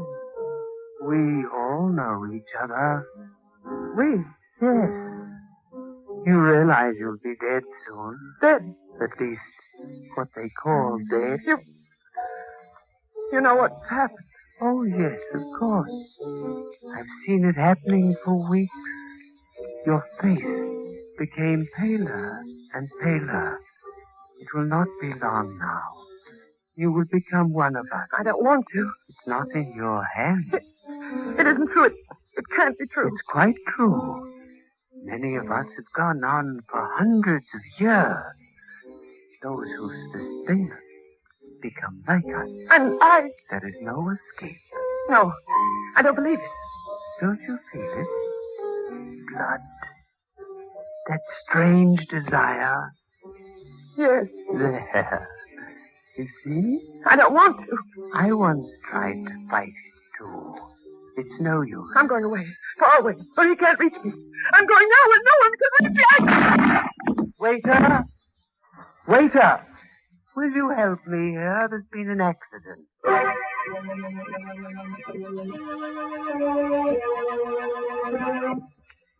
Everything is going to be all right, Diana. Just lie here and rest quietly. You're in your own home. I opened my eyes and saw Claudia, my older sister. Never was so glad to see anyone in all my life. Claudia had always helped me, always advised me. She'd know what to do. You want something to eat? No, I'm not hungry. But the doctor said you'd have to eat. How did I get here? You collapsed in the cocktail lounge. They brought you home. When? Last night. It's dark out. You've been sleeping almost 24 hours. Where's Richard? At the theater. Poor boy, he was so worried about you. Was he? He sent for me. I've been with you since last night. Diana, what happened? It's terribly difficult to explain. I sometimes think I'm losing my mind. I'd be sure that's what it is if I hadn't found out differently. Tell me about it. I found out Richard is dead. He's been dead for 10 years. What are you talking about? Still, Claudia. I went to Greenlaw and I saw his tomb. I opened it and the coffin was empty. Diana. I know what you're thinking, but I'm not insane. He never sleeps at night. Now I feel this strange craving. Claudia, don't scare me. You know what you're saying. Yes, I know it sounds wild, fantastic, but I haven't told this to anyone, but it's true. There are things in this world you only think are primitive superstitions, but Claudia, you must believe me. Yes, of course, I believe you, dear. We must destroy Richard. I read about those things. We must destroy him by driving a wooden stake through his heart. That's the only way I can escape from him. That's the only way I can become a human being again. Diana. You'll help me, Claudia. Of course, dear. Haven't I always helped you? Where are you going? Just to fix you something to eat. No, you're going to leave me. Leave me here alone with him. I won't let you do that, Claudia. That gun. Where did you get that gun? We've always had one here. Ever since I first told Richard I was afraid of this place. You're not going to leave me alone now, Claudia. I'm not going to let you. Of course not. Get away from that door. That's what you want. Claudia, come back. No. No, you're insane. No. She was gone. Insane. She was so sure I was insane, she didn't even give me a chance to explain. I was alone in the house. I felt terribly weak. I wanted to sleep. I wanted to sleep forever and ever. I knew if I lay down and closed my eyes, I might never open them again. Never open them and see the world as you or I used to. I'd be something else. I looked at the clock. Almost midnight. Richard would be coming back any minute. I ran to the door, locked it from the inside with a safety bolt. What to do? What to do? Please, I ran to the telephone. Operator? Hello, operator. Get me the police and hurry, please. One moment. Hurry, will you? This is a matter of life and death. Hello, are you ringing them? Police department. Sergeant Kilwaitford. Hello, police. You've got to help me. Yes, what is it, please? My husband, he's going to do something to me tonight. He's going to make me what he is. What's that, lady? He's been dead for 10 years. I saw his empty coffin. That's proof, isn't it? That's evidence. You always want evidence, and there it is. Now, do you understand? Well, I'm not sure I do, lady. What's your name? Diana Barker. But all right. Now, calm down. Tell me where you live. I live... Oh, you think I'm insane, too, don't you? I didn't say that. You think I'm crazy, just as Claudia does. If you'll just give me the address, lady. Oh, what's the use? Please, lady. No one believes it. I know I'm not insane. I know it, and yet... What's that? His key in the lock. He can't open it. It's bolted from the inside. He's trying to get in. But he can't. Not with that bolt. I won't open it. I won't. I'll just pretend I don't hear it. I'll cover my ears with my hands and I won't hear it. He can't get in here. If I can keep him out until daylight, I'll be safe. Safe.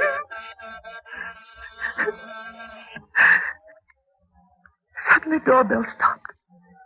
I knew he hadn't gone away. I could feel him near me. But he couldn't get in. No, he couldn't get into the penthouse. There was no way to get in unless he came through the terrace. And there was no way to get on the terrace unless he could fly. Fly.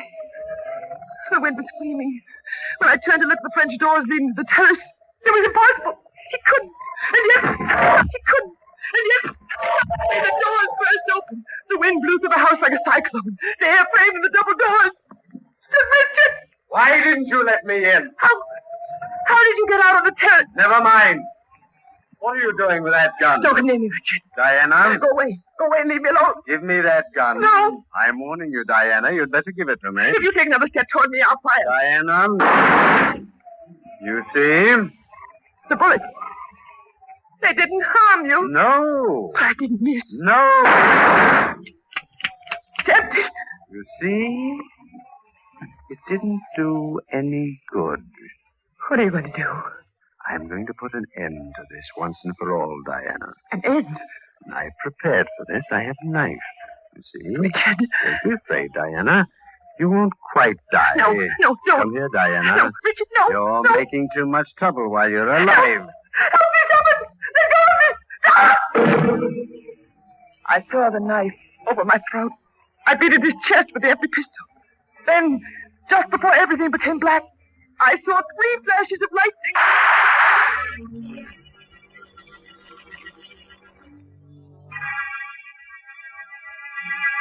Go on, Mrs. Barker. When I woke up in the hospital, Inspector, I couldn't believe that I was still alive. It seemed like a miracle. You would have been dead if it wasn't for your sister. Claudia. She came back with one of our men. He shot and killed your husband just as he was about to plunge the dagger into you. But how did he get in? He came over the adjoining terrace from the penthouse next door, just as your husband did. No, Mrs. Barker. Your husband didn't fly. But the other things, the picture, the tomb, the empty coffin. All props for an elaborate scheme your husband worked out to murder you. Richard Barker is not an uncommon name. He found a man with that name who died 10 years ago. He removed the body.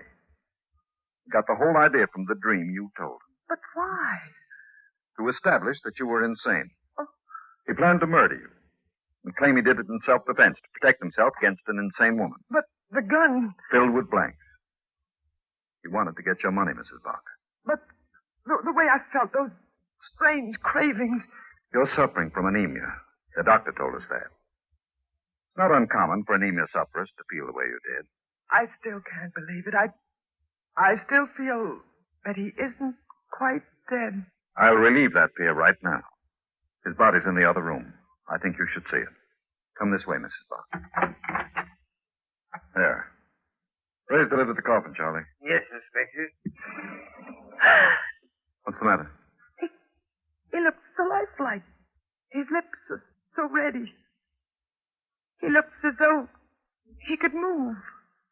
Get up at any minute. Nonsense. I assure you he's quite dead, Mrs. Barker. And I can further assure you that the police department has never encountered one authentic vampire in its history. You're very reassuring, Inspector. I think I'd better leave now. Don't bother to see me to the door. All right, Charlie. Cover him up and have him buried. Okay, Inspector. What is it, Charlie? Inspector. Maybe I'm nuts, but I could swear that I saw him move. Oh, nonsense. Close the lid. It's getting dark, Charlie. Sun sure goes down quick these winter days. I'm going home. Good night, Charlie.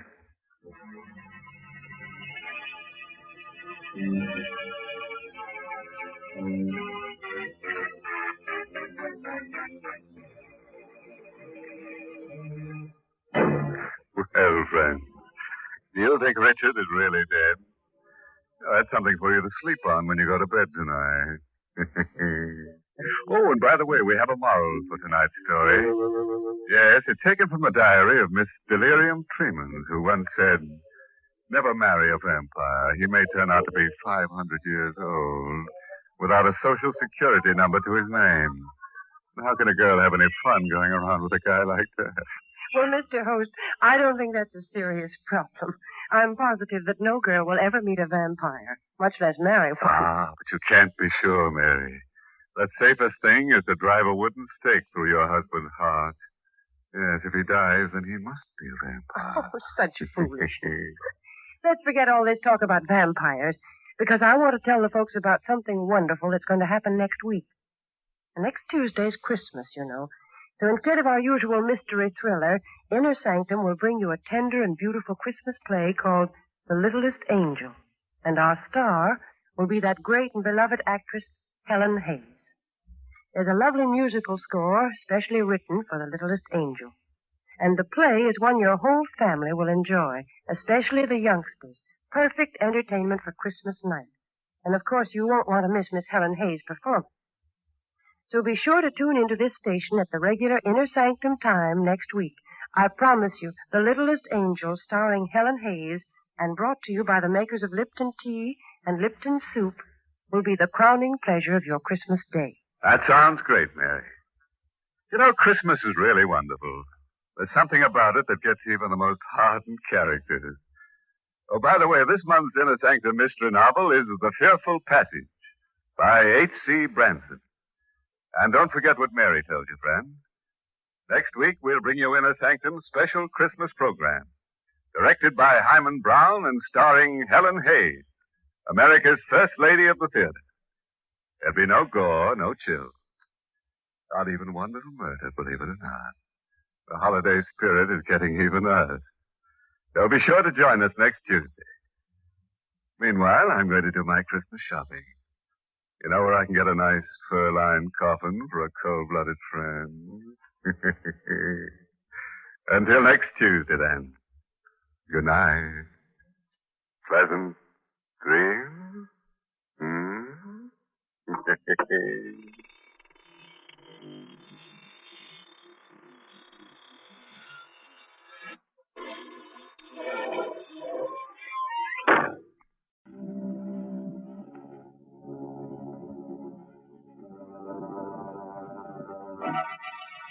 Lipton Tea and Lipton Soup present Inner Sanctum Mysteries, starring Irene Wicker.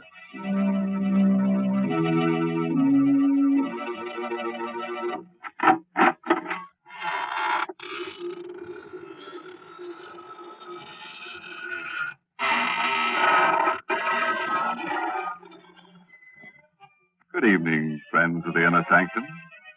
This is your host inviting you in through the squeaking door. Ease yourself in. The welcome fat is out.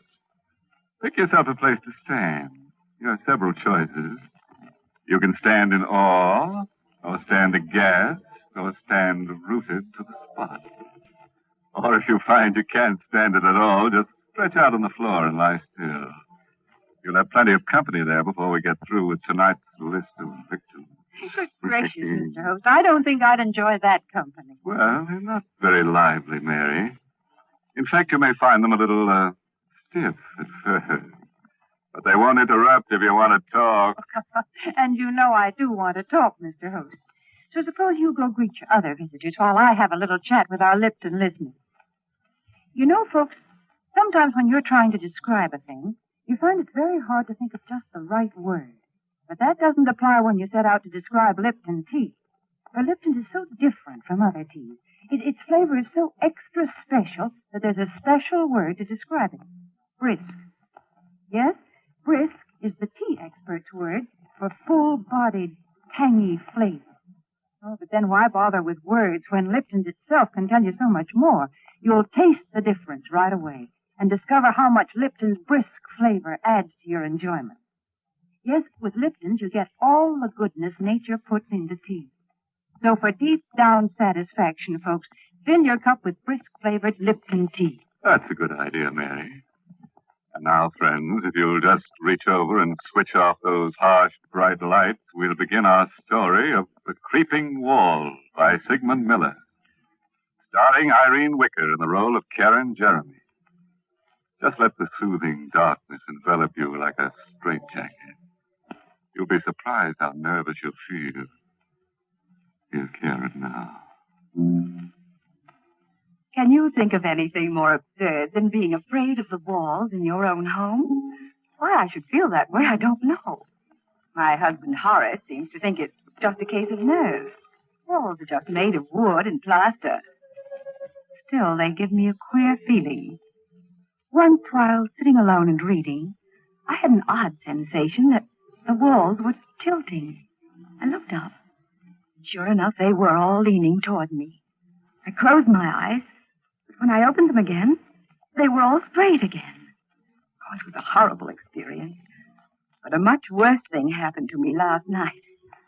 I was asleep, dreaming that I was sitting in front of my vanity, making myself pretty. I was alone. It was late at night. Suddenly, I noticed through the vanity mirror that the wall behind me was a little closer. I sat quite still for a moment. And I turned round. And it was closer. You have to experience it to know what a dreadful feeling that is. And I heard a crunching sound. The opposite wall also had moved nearer. I screamed.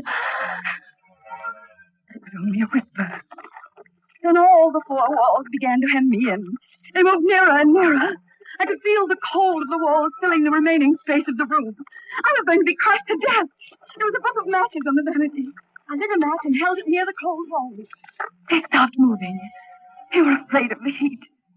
Then the match went out. The walls began to move again. I lit another match. They stopped. I held it until it burned itself out in my hand. I frantically lit another one. The last. It flared up, and then it died out. The walls began to move. They were just inches away now. And one of them touched my hand, icy cold and dreadful. In an agony of terror, I beat against the walls, and I screamed with every breath of life in me. Karen, what's the matter, dear? Don't let them crush me! Help me, Horace! Stop beating the walls. Karen, what is the matter with you, dear? Oh, dreaming. The walls were closing in on me. I had to light matches to stop them. Oh, how Horace, it was ghastly. I'll never forget it so long as I live. Well, nightmares are always frightening, dear. You threw the covers off and the room's very cold. That's what probably brought it on. You forget it, darling. The dream won't come back. We talked for a while, and Horace dozed off. But I remained wide awake. I tried to sleep, but I couldn't. I even tried counting sheep. While I was counting, I got a sick feeling the walls were really closing in on me. I continued to count. 14, 15, 16, 17. The walls were coming closer. I mustn't believe it. It was my imagination. Only in mind. 18, 19, 20, 21, 22. I could feel the walls hovering over me. They were moving silently this time. 23, 24, 25, 26. Karen! Get some water quickly. The curtains are on fire. They were on fire. The flames were creeping up the curtains. Here, help me pull the curtains down. Here's the water. How did they catch on fire, Horace? Well, there's a book of matches on the floor, Karen. Here's a burnt-out match. I didn't do it. Oh, believe me, Horace, I swear I didn't. Darling, you haven't been feeling well lately.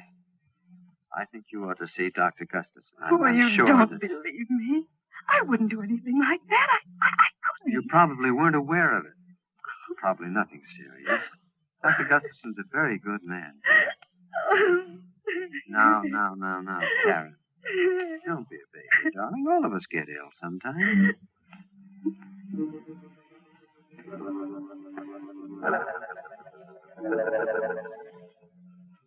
Dr. Gustafson is a little man with sharp eyes. I told him the whole story about the walls and the dream. Tried to be at ease. There was a mirror on his desk, and as I talked, I kept fixing my hair. Didn't look so well today. 2 new gray hairs which I had to pull out. He kept watching me very closely. All the time asked me questions about my youth. I told him everything, even about winning the beauty contest when I was 17. He seemed very interested. Mrs. Jeremy, it seems to me you have an obsession about being beautiful. You're not as young as you used to be. Neither is your appearance. That's why you're afraid of close scrutiny. That may account for your fear of close spaces. Went on like that, looking at me as though I were a drab, middle-aged woman. He didn't like me, and I didn't like him. I didn't like the way he spoke to me, the way he watched. Karen! Put the letter opener down. I was just holding it. You'll hurt somebody holding it that way, darling. No harm was meant, I'm sure. The first thing you should do, Mr. Jeremy, is to get larger living quarters. Your wife may be suffering from acute claustrophobia, among other things.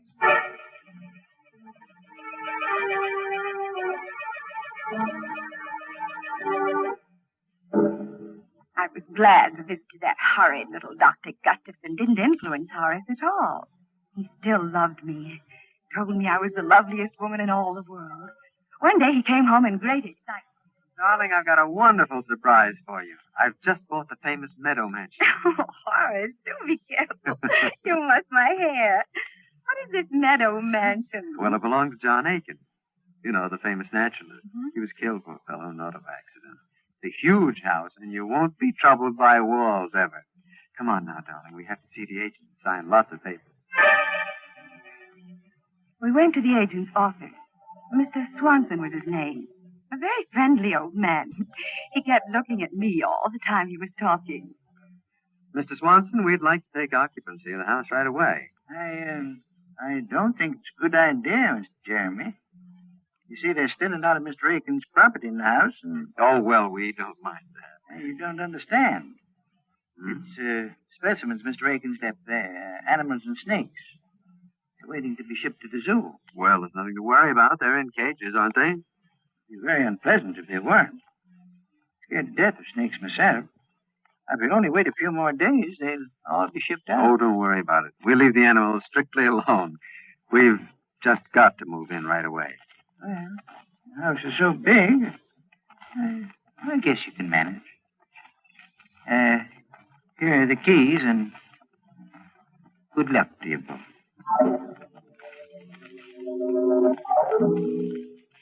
Meadow Mansion was magnificent. It was big and gracious. The rooms were huge and beautifully decorated. The high ceilings gave you a wonderful feeling of freedom. But the drawing room was loveliest of all. A large prism chandelier hung in the middle of the room, and the walls were paneled halfway up to the ceiling. But most exciting of all, each wooden panel had a darling little mirror set into it. There were easily 100 such mirrors. Oh, it was very gay. You could see images of yourself anywhere in the room.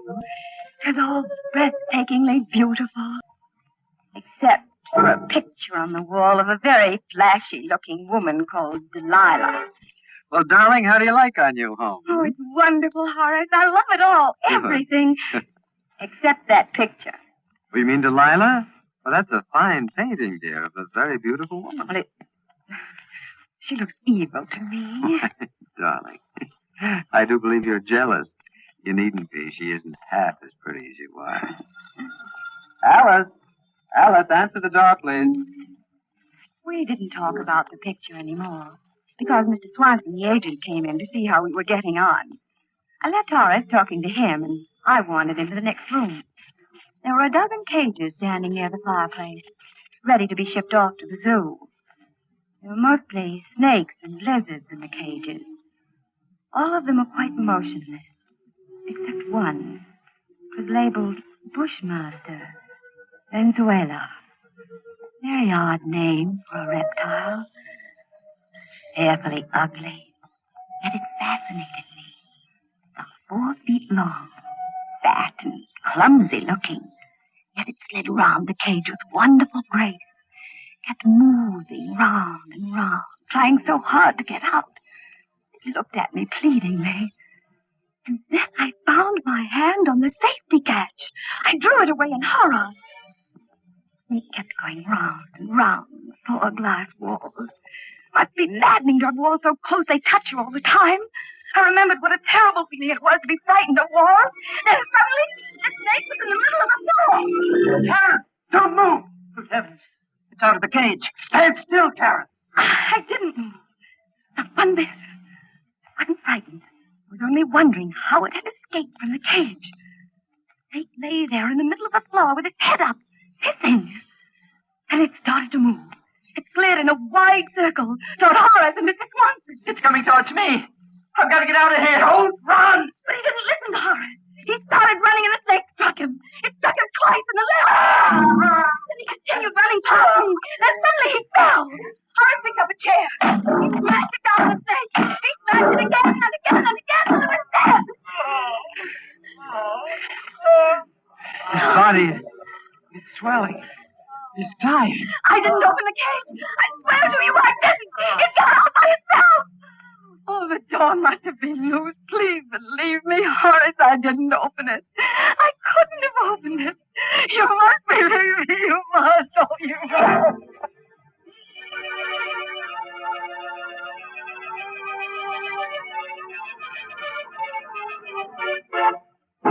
Oh. You know, I'm really upset about poor Mr. Swanson. He hardly opened his mouth in the story when he was out like a lion. Not a nice way to make an exit. I'm really sorry we had to lose the Bushmaster. A very valuable reptile, and we could have used it in another story. But that's the way it is in our business. Our losses are terrific. Houses burn down, money is stolen, characters die away on us. Every week it's something else. It's simply murder. You do have a lot of trouble, don't you, Mr. Host? Mary, we have so much trouble on Inner Sanctum, even our troubles have trouble. I think there are times when all of us feel that trouble is piling up on us. But you know, friends, I've found a good way to get over that feeling.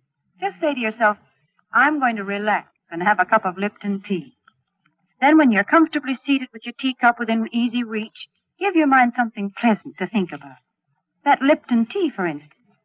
Notice Lipton's deep amber color and its welcome, familiar fragrance that's so tempting. Then taste it and discover how really delicious that brisk flavor is.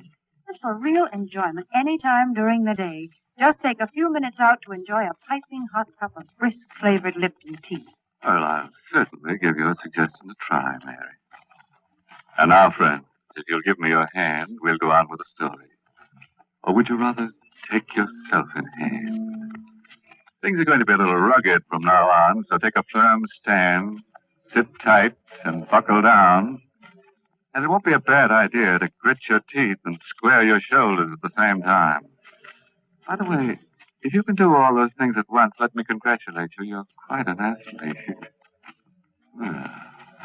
Here she is, Karen Jeremy. We'll be old for a long time. I don't remember how long. Weeks, maybe months. Horace never spoke about that horrible afternoon.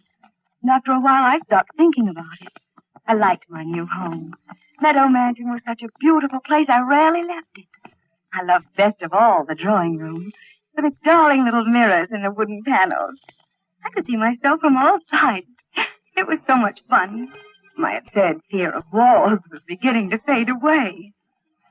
There's only one thing that irritated me. That was the picture of Delilah. I was determined to get rid of it. Karen, stop glaring at that picture. I don't like it, Horace. I wish we'd get rid of it. It's a fine work of art. Why? I don't care. It's an evil picture to me. Karen, look here. You're just jealous of her. You're jealous of any beautiful woman, even if she's only a painting. You don't care for me anymore. That is a ridiculous thing to say. You know it's not true. If you really love me, you take that picture down off the wall. That picture is staying right where it is. Now, it's for your own good. I'm going out for a walk. And, Karen, I absolutely forbid you to touch that picture. I'm in it. I sat there for quite a while, staring at that picture that was upsetting my life with Horace. He was always kind and gentle with me. For the first time he'd ever lost his temper. I looked at Delilah. With a gleam of white teeth between her full lips. She was an abandoned-looking thing. Her long hair cunningly untidy. Her eyes sparkling, black, shameless. She seemed to be laughing at me. I made up my mind. Horace would understand. I got a knife from the kitchen. And I pulled a chair over to the picture. And I stood up on the chair, then began to slice down the length of the picture. Mr. Jeremy, what are you doing? It's no business of yours. Go away, Alice. Oh, you mustn't do that. Mr. Jeremy will be angry. I told you it's none of your business. Please come down off that chair. You're destroying a beautiful painting. You meddling little fool. I'll teach you to interfere. Mrs. Jeremy, I've put up with you for a long time. Nobody's ever dared to slap me. You vicious, miserable hag. That's what you are, a hag. For years I've pampered you. I've always told you how beautiful you were, how lovely you looked. Well, maybe you were beautiful once, but now you're just a self-centered, haggard old woman. Well, just look at your face. She was lying on the floor, silent, bleeding. I didn't stab her. It wasn't me. It couldn't be me. I wouldn't do such a thing. I looked at myself in the paneled mirror. I looked pale. My hair was all untidy. And I thought of Horace. He would never believe I didn't do it. He'd look at me in that piercing, sad way. No, he mustn't see the body. I must hide it before he gets back. I dragged her over to the closet. And I hid her body in the corner. I locked the door with a key. There was blood on my hand. I don't know how it got there, but I had to wash it off. And the knife, it threw it in the garbage pail. There was blood on the carpet, too. I took a scatter rug and carefully placed it over the spot. And I sat down. I waited for Horace to come home. The room was very queer. The chandelier seemed to be lower. All the walls, they seemed to be closer. I sat there fighting off that old terror, praying and praying that Horace would come home. As soon as he came, I'd put my arms around him and never let him go again. Never let him go. And I heard the doorknob turning. I hurried over to the door. Hello, Karen. Oh, darling, I'm so sorry. It was all my fault. Please forgive me, Horace. I can't bear your being angry with me. Please say you forgive me. That's all right, Karen. I shouldn't have lost my... What happened to the painting? It's cut. I don't know what came over me. But you see, I didn't cut it all. I stopped. It's just cut a little. I can repair it. It'll be just as good as new. I'll never do it again. I swear I'll never touch it. Well, it's not too badly damaged. I'll get Alice to take it over to the art shop. Maybe they can repair it. Oh, Alice isn't here. She's gone to get your blue coat from the tailor's. Karen, that is not true. Alice got that coat this morning. Where is she? I don't know where she is. Karen, you do know. Where is she? She was here just a little while ago. She must have gone out. Alice! Alice! I'm going to find her. No. Please don't leave me. Please, Horace. You must tell me where she is, Karen. I can't remember. I can't remember anything. Karen, did you do anything to her? No, nothing. You are not telling me the truth. Something has happened to her and you're hiding it. Now, I'm going to find her. She must be somewhere. No, she isn't in the house. How do you know she's not here if you don't know where she is? I didn't mean that. I'm going to look around. All right. There's blood on the floor near the closet. Yes, I cut my finger. The closet is locked. Have you the key, Karen? No, I don't have it. Karen, give me that key.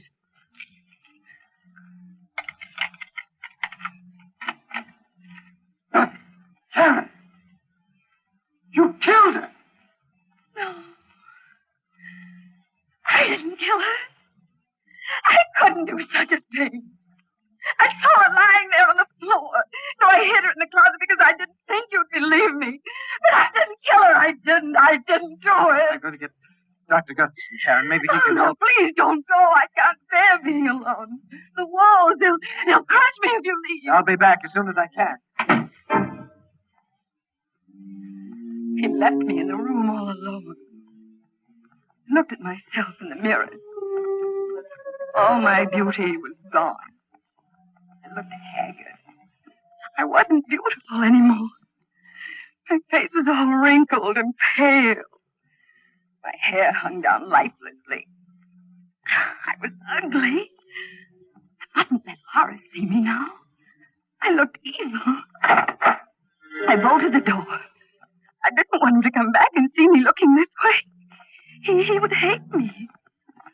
The walls were moving again. They were very clever. They waited for Horace to leave. They were afraid of him. I looked at myself again in the mirror. There were dozens of me. Then something very strange happened. All the images of me began to come out of the mirrors, right into the room. It was incredible. They were all ugly. They kept coming out of one mirror, going back into another. I watched them. They began to move very fast, in and out, in and out, in and out. It made my eyes hurt to watch them. The walls were moving slowly, but they couldn't fool me. I knew they were moving because the picture of Delilah was nearer than ever. She was still laughing at me. I could even hear her laughing. She pushed one leg out of the picture frame, then the other. She came slowly toward me. Hello, Karen. Don't you think I'm beautiful? I didn't answer her, but she kept on talking to me. I'm Delilah, and I'm going to cut off your hair. I couldn't stop her. She laughed as she cut my hair. It made me very, very sad. I began to cry. She began to cut faster and faster because the walls were very close now. I could even feel their coldness. Don't be frightened, Karen. I turned around. A man I never had seen before. He had a kind, good face. He looked at me tenderly, admiringly. I'm Meadow, the spirit of this house. You mustn't be afraid of me. I think you're beautiful. I've always admired you. You're even lovelier than Delilah. Oh, please help me, Mr. Meadow. The walls are so close. They're going to crush me. If you get into the picture frame, they won't be able to harm you. Quickly, before Delilah comes back. Open the door. Hurry. You'd better hurry and climb into the frame, Karen, before it's too late. Alan, open the door. Hurry. You haven't much time. You'll be safe inside the picture. Mercy, heaven, her head in the picture frame. Karen, you cut your hair off. It's amazing. She looks 20 years younger. And she's beautiful. I'm safe now, darling. The walls can never get me. Ever.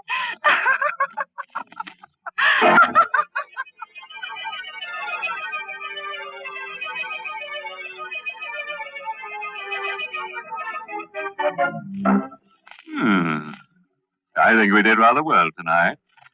2 of our characters were gathered to their forefathers. I'm sort of sorry about that maid. She seemed like a nice sort, and I don't think it was quite kind to be so cutting to her. But that renting agent, you couldn't get an apartment out of him anyhow. As for our heroine, it's true we didn't kill her off, but we certainly framed her. Well, it couldn't have been a very pretty picture, Mr. Host. No, Mary, but you'll have to admit it was remarkably lifelike. Well, while you're admiring it, I have a few words for our friends listening in. You know, some people tie a string around their finger to remind them of things. Well, I'm not going to ask you folks to do that. All I want you to do is just remember all the good things I've told you about Lipton tea, and let them remind you to get a package of Lipton's tomorrow. Lipton's wonderful brisk flavor, its full-bodied goodness mean more contentment in your teacup. Remember, Lipton's is the tea that gives you extra pleasure and extra satisfaction. Ask your grocer for a package tomorrow. Well, that should be easy to remember, Mary. Well, friends, it's time to close the squeaking door until next Tuesday, when we'll get together again for another killing time. Oh, by the way, this month's Inner Sanctum Mystery novel is The Pavilion by Hilda Lawrence.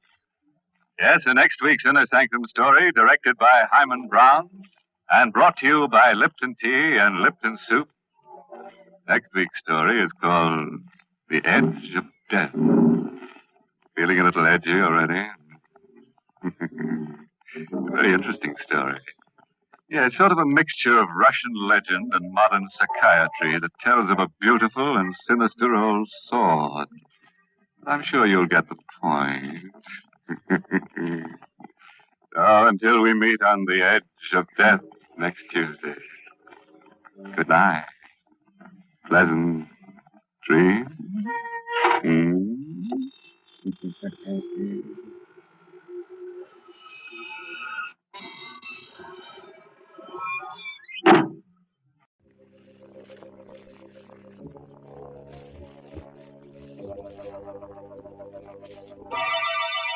Lipton Tea and Lipton Soup present Inner Sanctum Mysteries.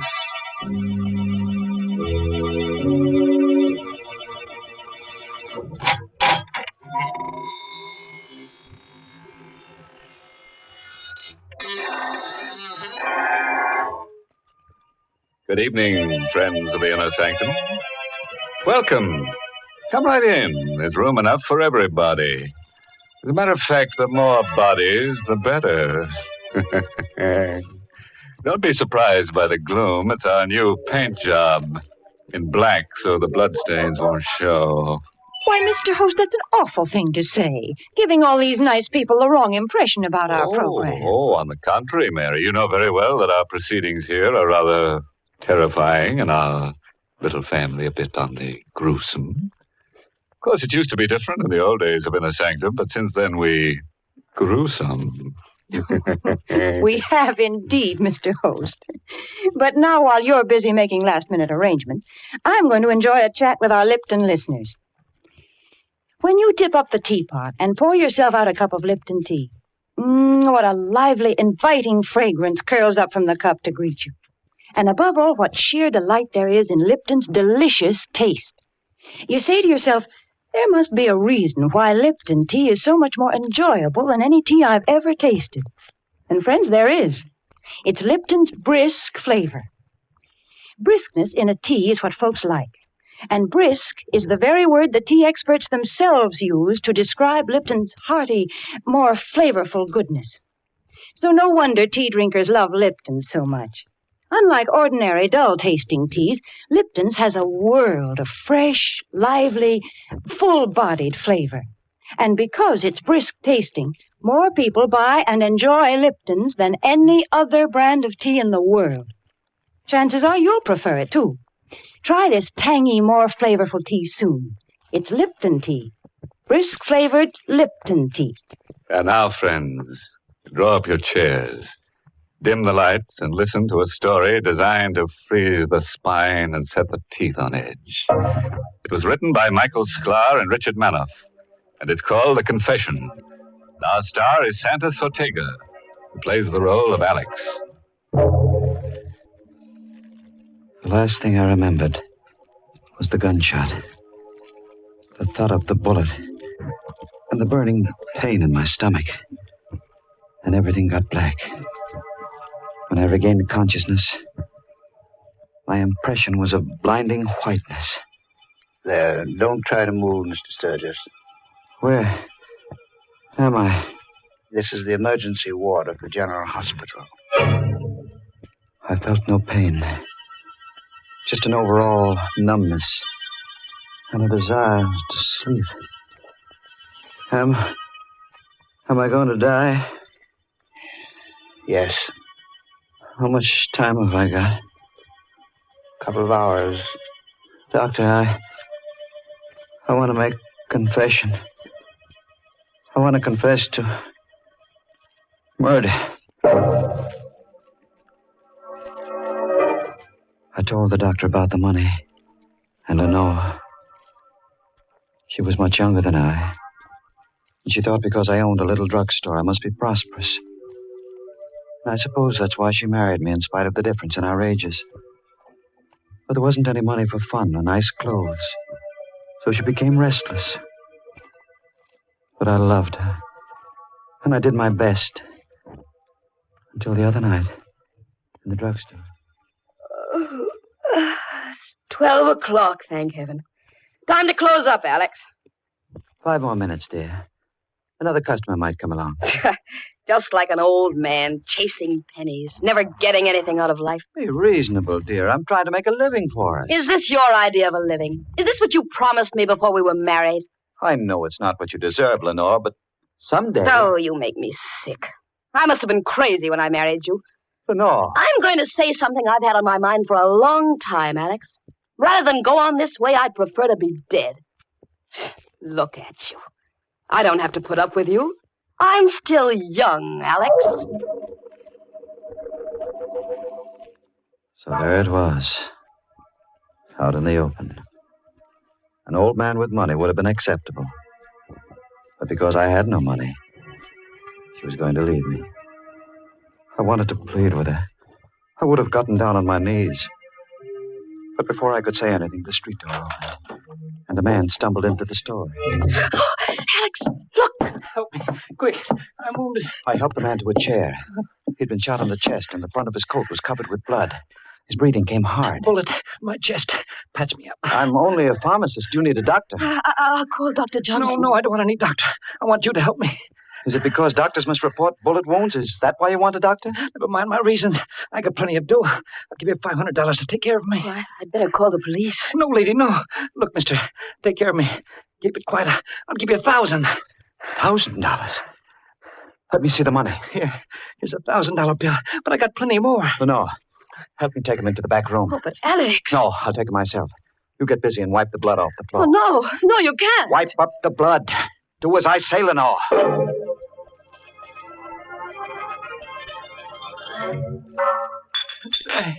What's taking you so long? I'm looking for a certain medicine among these bottles. Give me something to stop the bleeding. Hurry. I'll be ready for you soon. Lenore, did you get the floor clean? Yes, it's clean. How is he? He's in bad shape. Weak from loss of blood. Alex, you haven't done anything for him yet. Be quiet. You've been in here 5 minutes and he's just like he was before. Alex, you're stalling him. Oh, the hell.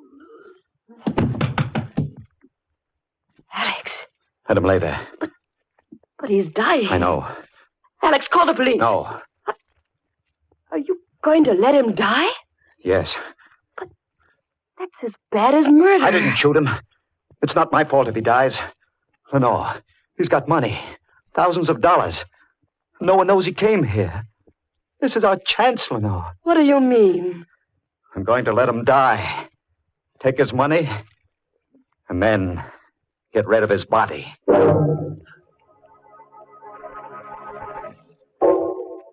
He lay still. I stooped and went through his jacket. There was a wallet containing a few $1 bills and a driver's license, which I handed to Lenore. His name is James Kirk. He lives in Hillsborough. His pockets were crammed full of bills of large denominations. Lenore watched, fascinated, as I counted. How much is it, Alex? A little over $78,000. We're rich, Lenore. I'm frightened. There's nothing to be afraid of. All we have to do now is wait until he dies and get rid of the body.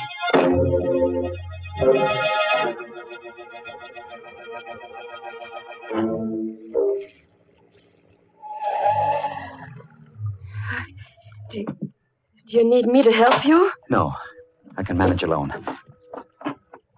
This body's heavy. Yeah. It's through the door. Oh, Alex, he's still alive. Yes. What are you going to do now? It'd be dangerous to wait here until he dies. Anyway, what difference does it make? He'll be dead when he goes into the water. No, that's murder. Call it what you like. We've gone too far now to stop. You wait in the car. I'm going to carry him to the edge of the pier and drop him over the side.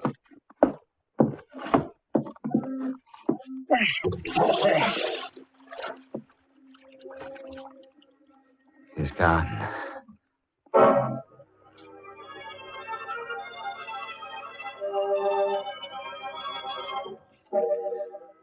I watched Kirk's body sink into the water. I knew the current in the bay would carry it out to sea. One doesn't picture a middle-aged druggist committing a perfect crime, but I felt sure that I'd done it. For I had Kirk's money, and it seemed that no one could connect his death to me. I rejoined Lenore in the car, started for home. After I'd driven for a few minutes, I noticed she was strangely quiet. What's the matter, dear? Nothing. Nothing at all. Something's troubling you. What is it? Nothing. You act as though you're afraid of me. No. You are afraid of me. Lenore, why? I never saw you act this way before. Something's happened to you. You're different. Oh, nonsense. Don't you feel it, Alex? You're a murderer. Lenore. You wouldn't even wait until he was dead. Listen to me, Lenore. Whatever I did for your sake. I wanted the money for you, so you could be happy. Oh, how can I be happy with this thing hanging over us?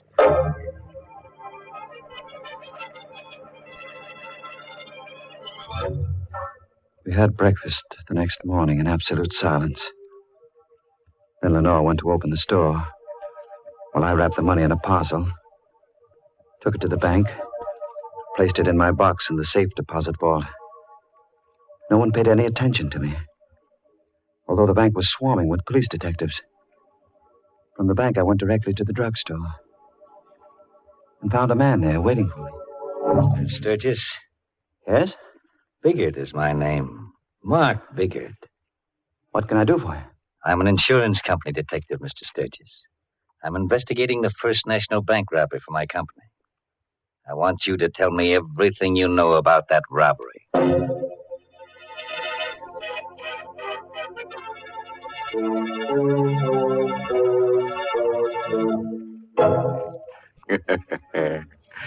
Don't say I didn't warn you about Alex Sturgis at the beginning of our story. You know, he's quite a guy for an oldish man. A real killer. He thinks death begins at 40. Mr. Host, I think Alex Sturgis is a perfectly dreadful person. Oh, but he's a good druggist, Mary. Just the man to go to if you have to fill a prescription for murder. Well, we've certainly had plenty of prescriptions for murder, mayhem, and arson on our program, Mr. Host. But now I've got something different, a prescription for enjoyment. The directions are pleasantly simple. First, just stretch out in an easy chair in front of the fireplace. Then make sure there's a cup of brisk-flavored Lipton tea at your side, and your pleasure will be complete. There's just nothing more delightfully good than the zestful flavor of Lipton tea. It's so bright and refreshing and satisfying. Its familiar, welcome fragrance seems to fill the whole room with summer. And how beautifully its deep amber color fits the scene, a color as warm and cheery as the flames dancing on the hearth. Now there's a real prescription for enjoyment. Try it tomorrow, with a piping hot cup of delicious, brisk-flavored Lipton tea. Well, that should be a very pleasant prescription to take, Mary. And now, friends, let's get on with our story. Lying on a hospital bed, Alex Sturgis has confessed to the murder of a bank robber who entered his drugstore in much the same manner as the fly who entered the spider's parlor. Alex pocketed the robber's loot and dumped him, still alive, into the bay. An insurance company detective has just come in to question him. He was a big man, but not fat, this detective. And although he didn't appear to be very intelligent, he had a look of cunning. His clothes were rumpled, and he rolled an unlit cigar around in his mouth as he spoke. Suppose you start from the beginning, Sturgis. There's nothing to talk about, Bigot. I don't know anything about the robbery. You don't, eh? No, I don't. Why should you come here annoying me with silly questions? I'll tell you why I'm here, Sturgis. And then maybe you'll see your way clear to talk. You know the bank was robbed last night, and the crook got away with better than $78,000? Yes? The night watchman was shot. He's in a coma now, but before he was shot, he shot one of the crooks. What does that have to do with me? I'm coming to you, Sturgis. I'm a slow man, but I'm thorough, which is more than you can say for the harness bulls on the police force. Take those harness bulls. They didn't spot the trail of blood that wounded crook left when he ducked on the alley behind the bank. Funny thing, they clean missed it. But I noticed it, Sturgis. I followed it through the alley and straight up this street. And here's another peculiar thing. The trail ended right smack at the door of this drugstore. Are you implying... 2 and 2 makes 4, Sturgis. As I said, I'm not a fancy-pants detective, but here's how I figure it. This yegg was wounded, so he came in here and asked you to fix him up, which you did. In exchange, he gave you a nice big piece of the tape to keep your mouth shut. Am I right, Sturgis? You're 100% wrong. If you were smart, you'd talk now and save yourself a lot of grief. I've got nothing to tell you. Suit yourself, Sturgis. But here's my business card. In case you change your mind, you can reach me, the Hotel Empire. By the way, the company is offering a $5,000 reward for the return of that money. I'm not interested. Good day. Okay. It's your next, Sturgis. I'll be seeing you. Alex, I heard what he said. He knows. I should have thought of the blood outside. Well, how can you stand there and act so calm about it? He knows, I tell you. Take hold of yourself and know. He only suspects, and his suspicions aren't worth 2 cents unless he can produce evidence. Believe me, we've got nothing to worry about. I was cocky then. Too cocky. Lenore was right. I was a changed man. That money had put iron into my spine. And then, that afternoon, I got the first of the phone calls. Hello? Sturgis Drugstore. This is Western Union calling. I have a telegram for Mr. Alex Sturgis. This is he speaking. Will you accept a message over the telephone, Mr. Sturgis? Yes, of course. The message reads as follows. Place the money in an envelope and mail it to box number 11, General Post Office. Don't fail to act as instructed because your future depends on it. Is, that all?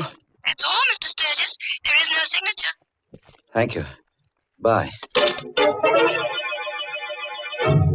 Oh, it was bad enough having that detective snooping around, but now this telegram. Oh, don't take any more chances, Alex. Send the money. No. Alex, please.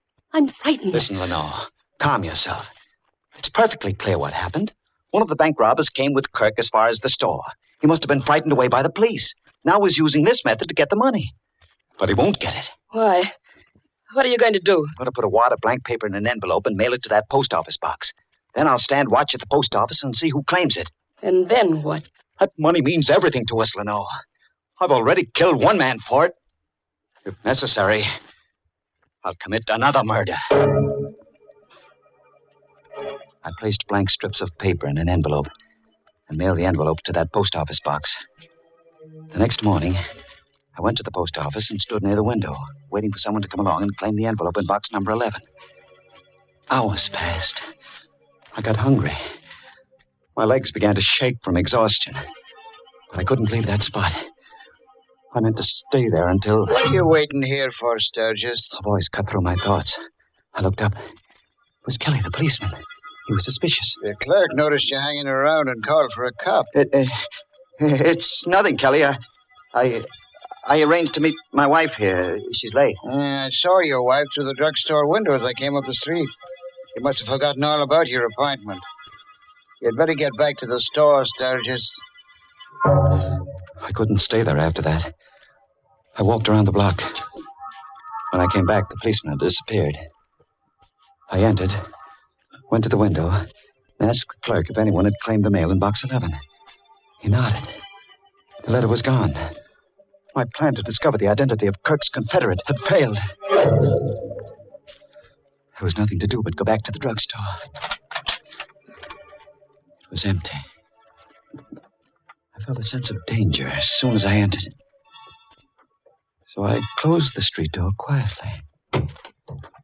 Walked as silently as I could to the door of the back room. It was open. Lenore was at the telephone. Hello. Hello, Empire? Hotel? Hello. Connect me with Mr. Biggert, please. Yes. Mr. Mark Biggert. Hang up, Lenore. Hang up the receiver. Alex! You were calling that detective. Suppose I was. What of it? You were going to tell him about the money. You were going to double-cross me for the reward. You're so smart, Alex. What are you going to do about it? Lenore, don't you understand? I don't want the money for myself. I took it for you, to give you the things that will make you happy. Big-hearted, unselfish Alex. What are you laughing at? I'll tell you why you took that money, Alex. You thought you could buy me with it. Well, you're wrong. I wouldn't stay with you if you had all the money in the world. Oh, no. Would you leave me? After all that's happened? I'm packing up right now. No. You can't stop me. I love you, Lenore. I did my best to hold you. If I can't have you, no one else will have you. What do you mean? Alex, stay away from me. I'm going to kill you, Lenore. Alex, no. Don't. I'm going to kill you, my darling. Let go of my throat. Alex, please. Let go.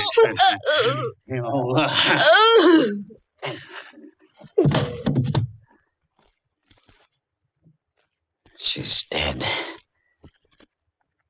All men kill the thing they love. And I've killed you, Lenore. I felt empty, drained of all emotion. I buried her body in the cellar of the drugstore. I was even a bit glad that it ended in this fashion. For now, Lenore would be with me forever. Did I say it was ended? I was wrong. I found no peace. For the very next morning, Biggert came to the drugstore. Good morning, Sturgis. Nice morning, isn't it? What do you want? Just stopped by to have a chat, Sturgis. Been giving a lot of thought to the First National Bank robbery. You know, that night watchman came out of his coma this morning. Why, tell me about it. I thought you might be interested. Here's an angle, Sturgis. The watchman says the robbery was pulled by only one man. One single crook, and he was shot. Nice angle, isn't it? Is it? Yes, it gave me a new idea, Sturgis. Now, I'm no Sherlock Holmes, but I figure it this way. That crook came in here and asked you to fix him up. We've gone through this before. I'm going to take it a little further, Sturgis. The crook asked you to fix him up, but you got a peek at all that money. So you let him die, took the money, and disposed of the body. How's that for a theory? Very clever. Can you produce the body? No, the police haven't been able to locate it, but I'm not discouraged, Sturgis. Those harness bulls aren't very smart. I'll find that body. And when you do? I'm an insurance company, Dick Sturgis. I want that $78,000. When I find that body, I'll come around here and you'll cough it up. I've told you before, I know nothing about that robbery or the money. Now I've got work to do. Suppose you run along. Okay, Sturgis. So long.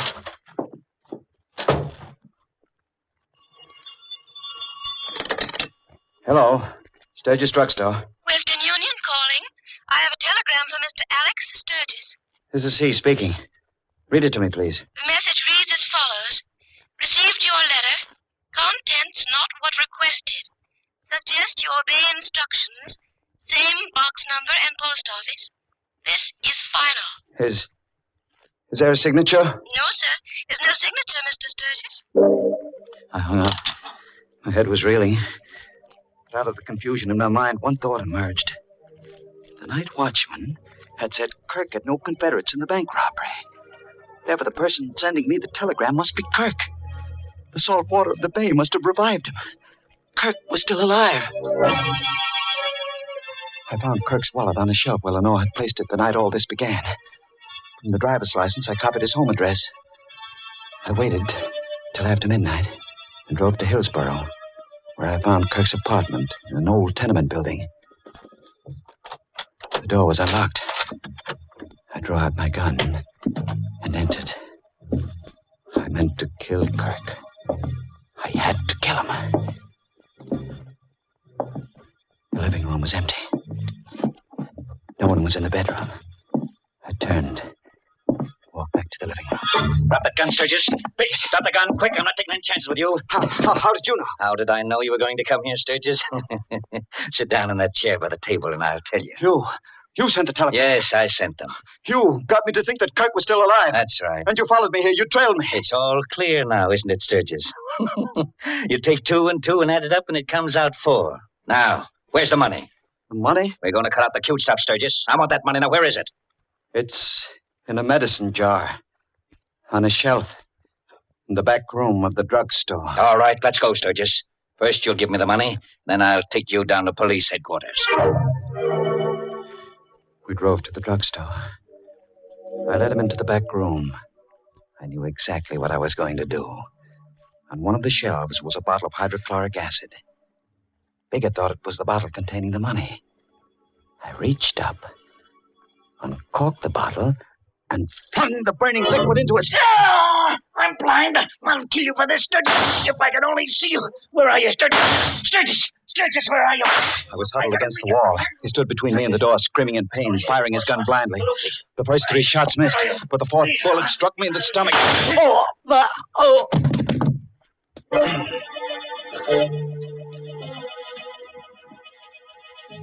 The last thing I remember is Biggett running out of that room, shouting for help. I lost consciousness soon after.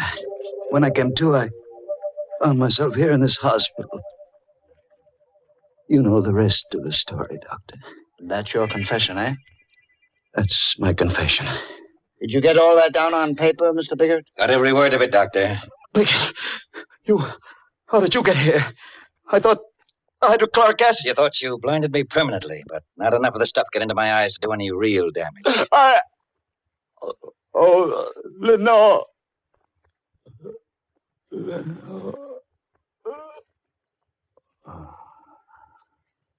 He's dead, Biggert. I've seen a lot of funny cases in my time, Doc, but this beats them all. He's a man who commits murder to get a lot of stolen money for his wife. Then he kills his wife.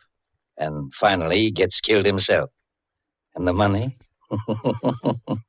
The money is safe and sound in the bank safe deposit vault.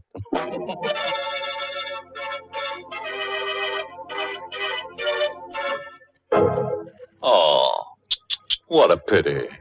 Exit Sturgis. Yes, Bigot smoked him out just like a poor fish. Smoked Sturgis. Think of it, a respectable pharmacist ending up that way, and all because of his wife. Now, there you go again, Mr. Host. Always blaming it on a woman. Oh, come, Mary. You know very well that was Lenore's fault. If you ask me, Alex should have tossed her aside and tended to his business. He never would have been nabbed by the copper. But the fool, he didn't think of it. Now the world is iridium. Goodness, Mr. Host. Well, after all that, I hope you won't mind if I get serious for a moment, because I have a very important message for our listeners. Friends, the 1946 March of Dimes is now in its final week, and your contribution is needed as never before. Every year, thousands of children are stricken by infantile paralysis. Your dimes and dollars guarantee expert medical treatment and continuing care for these children, so give generously. Send your dimes and dollars to your local March of Dimes headquarters. Join the March of Dimes. And now, friends, a word of advice to all prospective murderers. Never fall in love with your victim because, as Oscar Wilde found out, it's so embarrassing to kill the thing you love. Oh, by the way, this month's Inner Sanctum Mystery novel is The Pavilion by Hilda Lawrence. Next week, the makers of Lipton Tea and Lipton Soup will bring you another Inner Sanctum Mystery directed by Hyman Brown and called The Blood of Cain. It's a grim little story of a New Orleans family with a fine old tradition of murder. Yes, this family tree casts a shadow of death. So, if you're able, tune in next Tuesday and we'll all raise Cain. Until then, good night. Pleasant dreams.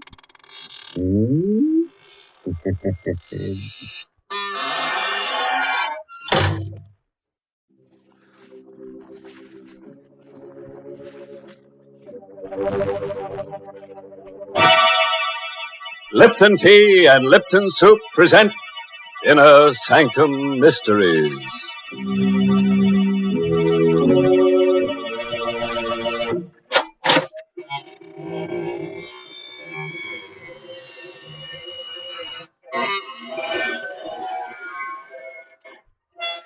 Good evening, friends of the Inner Sanctum. This is your host to welcome you through the creaking door. We're going to begin tonight's festivities on a scientific note with something that will save you a good deal of money. Yes, it seems that quite a few people have taken to turning off their refrigerators during this program. Yes, they've discovered they can deep freeze all sorts of things by just listening to Inner Sanctum and letting their blood run cold. Well, Mr. Host, that's quite an idea. Have you any other scientific suggestions? Oh, certainly, Mary. For instance, here's a way to cut down on your laundry bills. Instead of having the laundry starch your clothes, just put them on top of your radio Tuesday nights. Inner Sanctum will scare them stiff. Well, now it's my turn, Mr. Host, and I'd like to make a suggestion, too. It's about an easy way to get more enjoyment out of your teapot. Here's the whole trick. Just use Lipton tea. In every cup of piping hot Liptons, there's extra tastiness waiting to delight you. And the reason is Lipton's grand, brisk flavor. Brisk, you know, is the tea expert's own word for the tangy, full-bodied flavor of Lipton's. And what a pleasure that flavor is. No wonder more folks buy and enjoy Lipton's than any other brand of tea in the world. They've found, as you will, that Lipton's always has brisk flavor. It's never flat. Always lively and spirited, with the hearty zest of tea at its best. So next time, serve Lipton tea. Its brisk flavor gives you more contentment in every cup. Now, friends, lend an ear to tonight's story. An original radio play by Robert Newman called Blood of Cain, starring two of your radio favorites, Mercedes McCambridge and Carl Swenson. A tale of blood spilled in hatred and vengeance. Blood that carries a curse that is as old as man. You don't believe that's possible, eh? And suppose you put out all the lights. Pull your chair up close and listen. A small square, once fashionable, on the outskirts of New Orleans. The iron balconies where elegant ladies once sat are now rusty and sagging. The paint on the rambling houses is cracked and peeling, and grass grows between the cobblestones. The bayous and the jungle have crept close to it. And at night, the cries of strange birds, the croaking of giant frogs can be heard. What was formerly a living portion of the old world has become a place of decay and death. More pigeons died this evening. I saw them towering up and up into the darkening sky, as if to escape the pain gnawing at their vitals, and then fall into the square and into the garden. I still didn't believe, couldn't let myself believe. And then I saw her, standing in the shrubbery, the bag from which she had been feeding them still in her hand. I knew then that I could wait no longer, that I had to find out. Louise. Eugene, the pigeons. There's something wrong with them. They're... Dying. Yes. How? And why? I'm no chemist, but I'd say it was poison. Poison? But who would do that? Louise. Now listen to me, dear. Please listen. I love you. I've loved you since I first came down here. First met you. You know that. And you know that I'll understand. Now tell me, why have you been doing it? I? You're the only one who feeds them. The only one who could do it. Oh, no, I didn't. Louise, where are you? Grandfather! Grandfather! Oh, my dear child, what is it? The pigeons. They're dying. It's the second day now. And Eugene said... He said what? Have you looked at any of them, Dr. Philippe? Examined them? Will you go into the house, my dear? I'll be along in just a minute. But, Grandfather... Please, dear. Yes, Grandfather. Of course. I'm very sorry you did this, Owen. Mentioned it to her. Did you examine any of the pigeons? I did. Poison. Probably from my laboratory. But then you know... I know a great deal, Mr. Owen. I'm her grandfather. I think it would be very wise if you kept away from Louise. Did not see her again. What? Well, that's ridiculous. I love her. I'm sure you do. But perhaps I did not make myself clear. If you continue to see her, it might prove dangerous for you.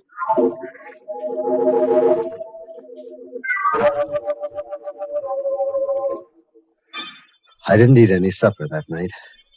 I went back to my room and sat there in the dark, staring at the shuttered, brooding house.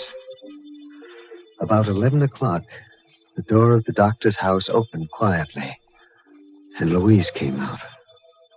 Without looking right or left, moving almost like a sleepwalker, she went up the street.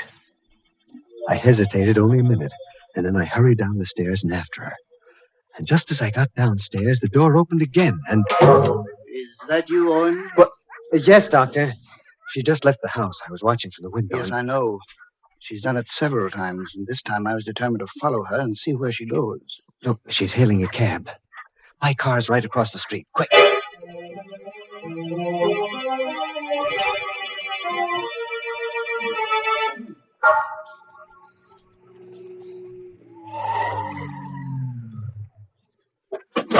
Louise went in there. What kind of a place is that? Yeah, that smell. There's the smell of death. From the noise, I would say it was an abattoir. A slaughterhouse? Good Lord. But why? Why would she come down here in the dead of night? I like you, Owen. I think you know that. And it was for your own sake that I warned you to keep away from her. There are things that you do not... Well, that you cannot know about her. No? Well, we'll see. I'm going in and get her and find out from her. Just a moment. There she is. just inside the gate, talking to the watchman. No sense arguing about it, lady. I just can't let you in. But you must. You've got to. You always did before. That's just it. Once was all right, even twice. But, well, if you want to know the truth, the men have been complaining. Nobody exactly likes killing steers, but they say that the way you stand there watching them, well, it makes them nervous. You've got to let me in. I'll make it worth your while. Watching the killing? I've just got orders from the That's awful. It's horrible. I'm going in again. No. In the state she's in, well, having you come on her suddenly would have a very bad effect. But you wait here. I'll go. No, don't hit me, no! Louise! What in? Here. What happened to Watchman? This stone here on the temple. Louise! Why did you do this? I don't know. I had to get in here. He wouldn't let me in. Take her out to the car, Owen. Come on, let's go. You can't go now. Leave him lying there like that. He's hurt. He may be dying. No, it's not serious. He's just stunned. We can phone for an ambulance as soon as we get home. But we've got to get her away from here immediately.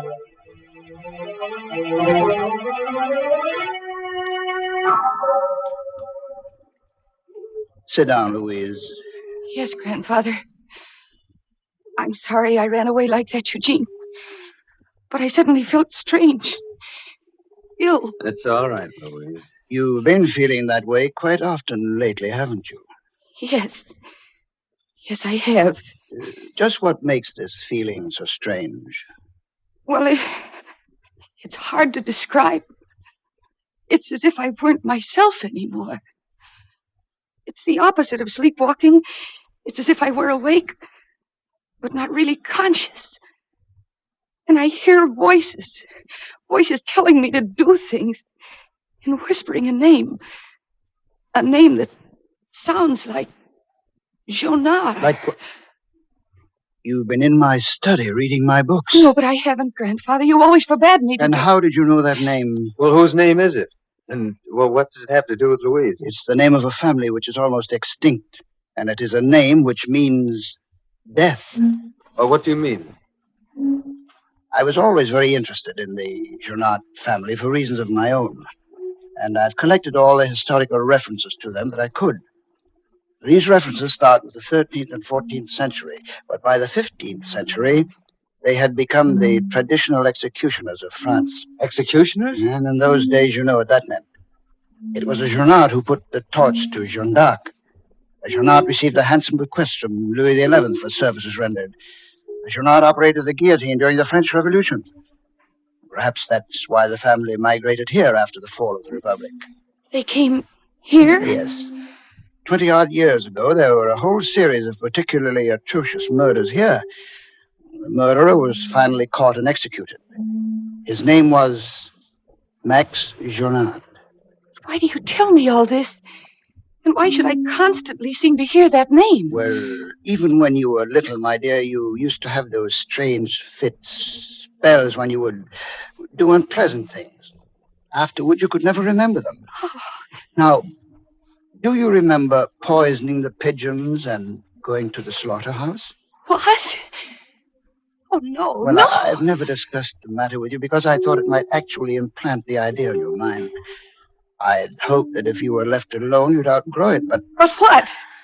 You still haven't told me what all this about the Jonats has to do with me. It has a great deal to do with you, my dear. You see, Max Jonat was your father.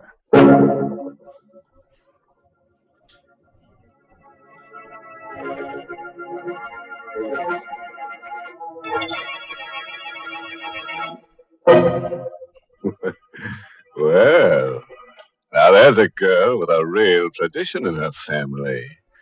A murderer for a father and a long line of ancestors who were real killer-dillers. I was beginning to get a little worried about her.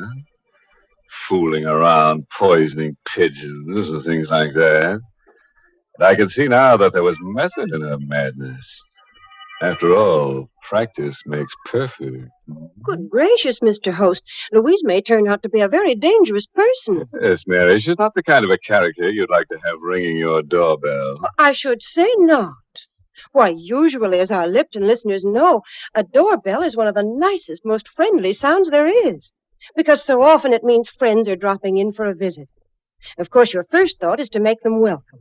So after you've taken their coats and made them comfortable, pour them a cup of flavorful, spirited Lipton tea. You know, it's wonderful how Lipton's add sparkle to the conversation. For there's extra enjoyment in its grand, brisk flavor. Each sip is brimming with such lively, full-bodied tanginess. Yes, serve your friends Liptons when they call, and when you say goodbye to them at the door, you can be sure they'll come back for another visit and another cup of Lipton tea. That's a friendly suggestion, all right, Mary. And now, are we ready to get down to business again? The kind of business that Louise's family has specialized in for a good many years. Murder. Oh, I know that what she's been interested in so far is small fry, but I think from now on she'll really be cooking with gas. Just a moment later now. Sitting in Dr. Philippe's study, Louise and Eugene Owen stare at the elderly gentleman with shock and horror in their eyes. You mean my father was a murderer? Your father, and his father before him, back as far as the family's history can be traced. Well, I don't believe it. And even if it is true, it's ridiculous to think this need to kill can be passed on from generation to generation. Well, of course, Owen, there is absolutely no scientific basis for it. Still, how else can you explain some of the things that Louise has been doing? Oh, it's true. It's true. These spells that come over me when I don't know what I'm doing. That name which I never heard consciously until... Oh, no, it can't be true. It can't. Oh, Louise, dear. No, Eugene, don't. Don't come near me. Don't touch me. If there's even a chance that it's so... Well, I didn't want to tell you. I was never very close to your father because he was a rather strange son-in-law. But if you want to know more about him, there is someone you should talk to. Joel Ferguson, down on Gaylord Street. He was the very last person to see your father alive.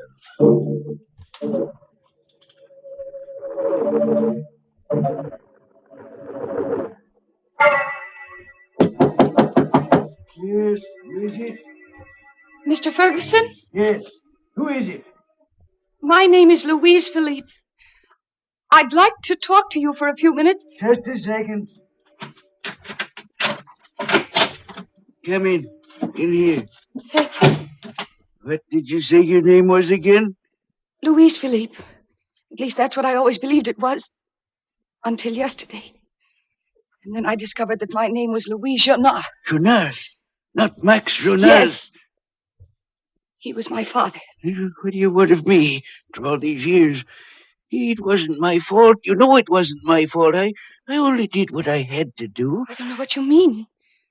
I was told that you were the last person to see him alive, and that perhaps you could tell me something about him. Yes. There are things that I can tell you. That he was evil, but that he knew he was evil. There was a curse on him that made him do the things he did do. Voices that whispered in his ear, told him to kill, made him kill. Voices? And in the end, at the last minute, he thanked me. He thanked you for what? For stopping him from doing any more killing in the only way he could be stopped. And when I put the rope around his neck... The rope? I was the state executioner. It was I who hanged him. You killed my father. I only carried out the sentence that was passed on him. And why are you looking at me that way? I didn't know. I only came here to see you because... You're lying. You're his daughter. Then you're like him. You came down here to kill me. Kill you? That knife there in your bag. Huh? I didn't even know it was there. You're lying. Keep away from me. Keep away. But I didn't come down here to kill you. Then stop staring at me like that.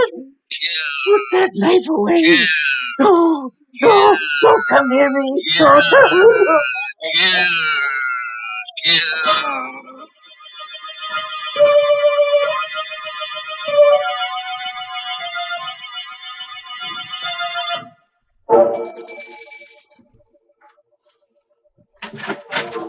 Oh, good evening, Mr. Owen. Where's Miss Louise, Benson? I must see her right away. I'm sorry, sir, but she's not in. She went out about a half hour ago. Oh. Well, where did she go?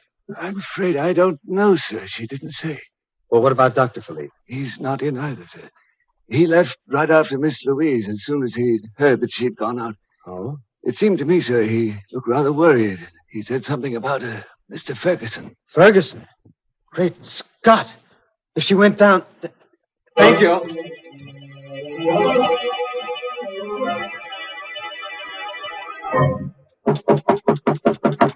Who's that? I'm looking for Miss Louise Philippe. I was told that she... Is that you, Dr. Philippe? Yes, Eugene. Is she here? Yes, she's here. But you're too late, just as I was too late. What? What do you mean? Inside there. See for yourself. Oh, don't tell me that anything's happened. Good Lord. Louise. She won't answer you. That's the way I found her when I got here. Sitting there with a knife in her hand and Ferguson lying across the table, dead. Eugene. Louise. Eugene. Oh, Louise, Eugene. darling. Oh, why did you do it? Do what? Ferguson. Dead? Yes, dear. Didn't you do it? I don't know. I didn't even know who he was when I came down here. And I found out that it was he who executed my father. And I started to hear those voices. Voices telling me to kill, that I had to kill. Then there was a knife in my hand. Oh, I can't remember. Voices. That's what Max said at the trial. It was the only defense he offered, but that he heard voices telling him to kill. Didn't save him. But in your case, the woman... What are you saying? Well, there's no sense even trying to escape. That would only make things worse, you know that? Yes, Grandfather. Except that there is only one way that things could be made worse. That is if I were allowed to live. But Louise, don't say that. You must... Oh, it's true, Eugene. For centuries to be a Jonard meant to bear the mark of Cain.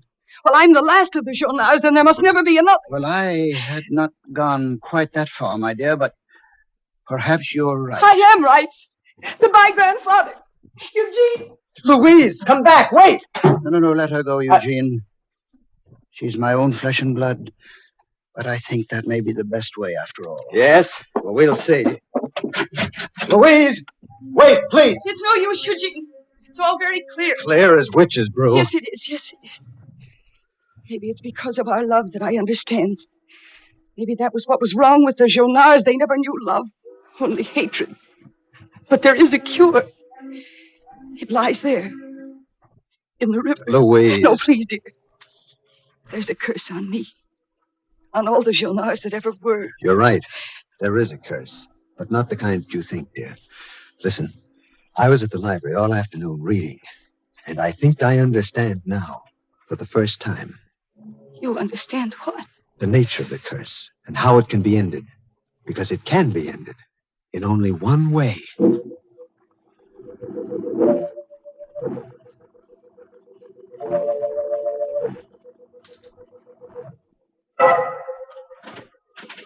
Oh, Eugene?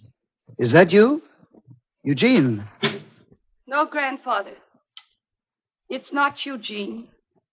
Louise, why, I thought you... Why did you come back here to Ferguson's place? I don't know, Grandfather. The voices, the call in my blood, it's too strong. I tried. I wanted to end it finally and completely, either in the river or with the police. But I couldn't. You mean you're not going to give yourself up? No, Grandfather. I'm not going to give myself up. But that's not all I mean. Louise, you still got that knife. Yes, Grandfather. Walking up the street, realizing that I was still holding it, that it was red with blood. I think it was then that I knew for the first time what it meant to be a Jonard. Oh, look, Louise, you're completely distraught. That's only natural. But now, look, you put that knife down and let me take you home. I'll give you something that'll help you sleep, and then No, tomorrow... Grandfather, you won't give me anything. Ever again. Well, Louise, You're not going to kill me. Yes, Grandfather, that's just what I'm going to do. No, please don't. No, don't try to get away. I'm younger Louise, and quicker than you. Say, Just one quick No, listen to me. Listen carefully. You can't kill me. There's nothing driving you to do it. You see, you're not a Jonat. What are you saying? It's true. I am a Jonat. Max Jonat was my son. But you're not evenly, distantly related to us. You're lying. You're lying. You're just saying that. No. I swear it's true. I changed my name when I studied medicine to avoid the stigma. But Max kept it. Your father was Louis Martin, the judge. You're lying. How is that possible? Because I adopted you after your father's death, for a reason. It was your father who condemned Max to death. He didn't know Max was my son, and I didn't tell him until later. Your mother died when you were born, and I was your father's physician. And when he was desperately ill, I offered to adopt you and take care of you. Then when the papers were signed, I told him who I was, what I was going to do, that I was going to destroy you to avenge my son. And that's what killed you. But all those horrible things I've been doing, poisoning the pigeons, killing Ferguson. You haven't been doing them. It was I who did them, using drugs and suggestion to make you believe that it was you, so that you would either destroy yourself or... Oh, thank heaven, Eugene! Eugene, did you hear? Yes, dearest, I heard. And I told you, didn't I? Eugene! So it was a trick to trap me. Yes, Doctor, it was. I was at the library and at City Hall all day looking up the records. Here, drop that knife. No, Owen. This won't be as poetic a death as the one I'd planned for her, but... The lights! Louise, put the lights out! Oh, that won't help you. Either of you. You won't get away. I'll find you in the light or in the darkness. And... there you are. Die, then. Now you'll die! Die! Die! Louise! It's not I! It's not you! What did... Then who did... Let go of me! Let go of me! Lights! Louise, quickly. Eugene, what happened? Who did he... Ferguson. Yes. He stumbled into him in the darkness, thought it was one of us. Then he must have tripped. The knife. He must have fallen on the knife.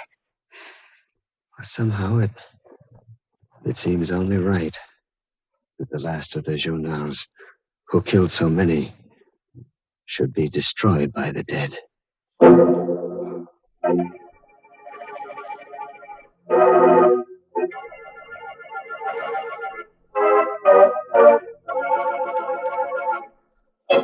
Oh. Too bad, Doc. You were a character we certainly could use on this program. But now at least you've got the perfect answer for the rest of your family when you meet them in wherever it is that dead murderers congregate.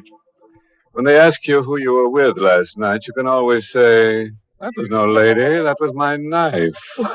Well, I'm glad you could put a new point on that old joke, Mr. Host. Oh, I like to sharpen up an old saw now and then, Mary. Well, let me see what I can do along those lines. How about the best things in life are tea? Mary.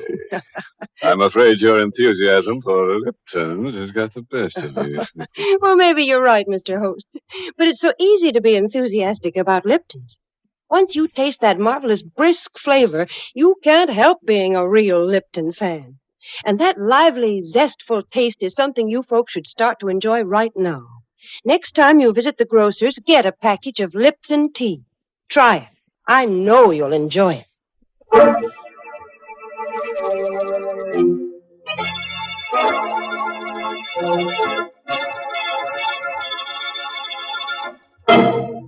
May I add a word of advice, friends? If you should happen to bump into an elderly gentleman dressed all in black on a dark street some night, don't get into an argument with him, especially if he happens to be carrying a blood-stained knife. After all, you can end up just as stiff if you're dead right as if you're dead wrong. Oh, by the way, this month's Inner Sanctum Mystery novel is The Pavilion by Hilda Lawrence. And next week's Inner Sanctum story, brought to you by the makers of Lipton Tea and Lipton Soup, and directed by Hyman Brown. Next week's story is called Skeleton Bay. It's about a lady novelist who writes murder mysteries until she decides she'd rather be a character instead of an author. She chooses Skeleton Bay as a vacation spot, but it turns out to be her last resort. So join us next Tuesday on Skeleton Bay.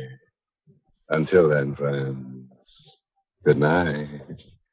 Pleasant dreams.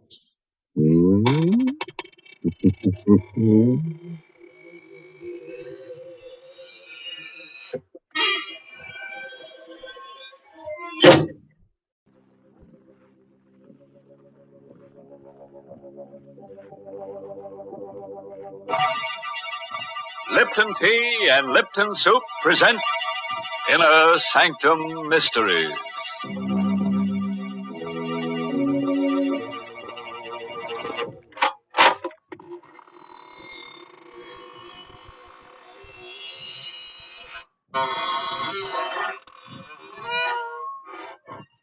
Good evening, students of the mystic marvels of manifold murder. This is your host, extending a cordial invitation to step through the creaking door of the inner sanctum, where we probe deep into the dark and cavernous depths of men's souls to see what makes them kill. Our clinic here is the whole vast world of crime. And you who listen in may hear us dissect our characters at a safe distance. And unless your nerves are strong, you'd better take my advice and keep your distance. Why, Mr. Host, that's not the kind of advice to give folks. It sounds unfriendly. Well, what would you suggest, Mary? Well, give them some sort of friendly advice. Like pointing out to them the extra delight they'll get from a cheering cup of Lipton tea. Then go on to tell them why Lipton's is so downright delicious. Tell them that the reason is Lipton's brisk flavor. And don't forget to mention that brisk is the tea expert's own word for the spirited, full-bodied flavor of Lipton's. So refreshing and so zestful. Explain that Lipton's brisk flavor is never flat, but always lively and satisfying. And in closing, remind them to try Lipton's soon, because in every cup of Lipton's, there's extra enjoyment. Now, that's the kind of advice you should give folks. Well, Mary, you seem to have given it to them already. So we can go ahead and get launched on Skeleton Bay. That's the title of tonight's story. An original radio play by Emil Tepperman.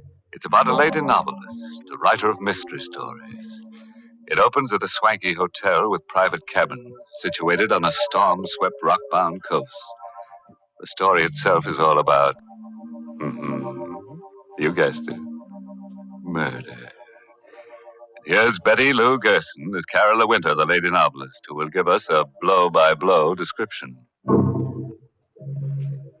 I'll tell you first about the night I met Michael Barrett. It was in August at Skeleton Bay. I'd come to the hotel supposedly for a rest. That was what I kept telling myself. But in reality, I didn't know why I'd come here. I'd seen the name advertised months ago. Since then, it kept hammering at the inside of my brain. It's like the voice of implacable fate commanding.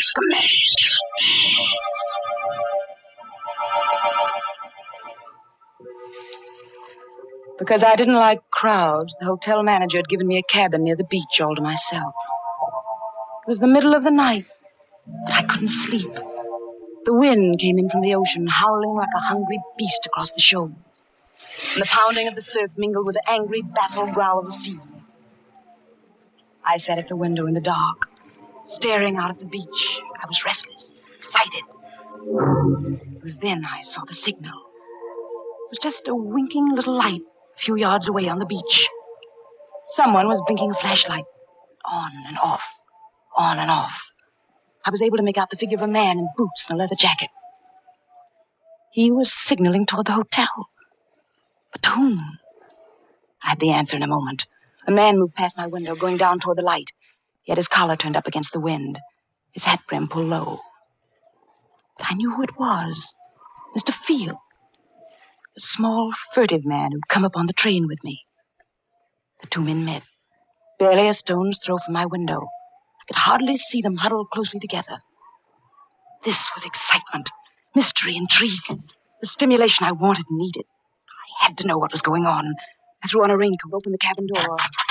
The wind swept my hair in a streamer, and the spray stung my face as I hurried down the beach. My blood began to race, my heart to pound. For those two men were not engaged in any conference. They were locked in struggle. It was a deadly, silent struggle with only a grunt now and then. I saw the flashing gleam of a knife. But I couldn't tell who had the weapon. The tall man in the leather jacket or the furtive Mr. Field. And then I saw the blade plunge home into the throat of the furtive Mr. Field. I felt a sudden surge of wild elation. This was murder. I had witnessed murder. The tall man let the body of Mr. Field slide down to the sand. Then he looked up and saw me. He stood there with a bloody knife in his hand, and we looked at each other. Who are you? I'm Carola Winter. I have this cabin here, number 5. You saw me kill him? Yes, I saw you. What are you going to do about it?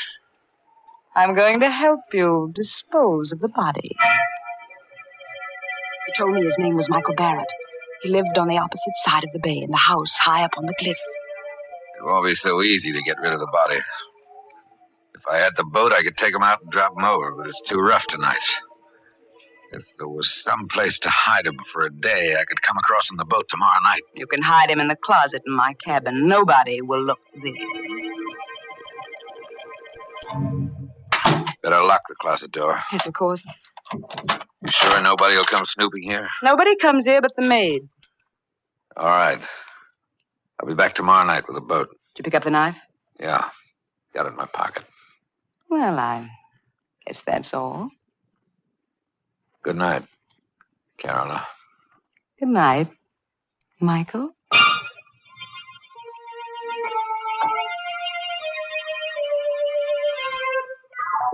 All night I sat up alone, with the locked closet door between me and the staring, sightless body of Mr. Field.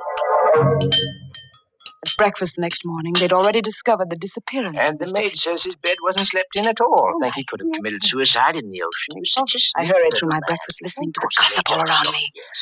Now, in broad daylight, I could hardly believe the thing had really happened last night. You know, the hotel manager thinks it might be murder. I heard him phoning for the police. The police? I hadn't counted on that. Anything wrong, my dear? You look sick. I do feel a bit dizzy. I think I'll get some fresh air. Oh, poor dear. It must be quite a shock to her. She came up on the train with Mr. Field,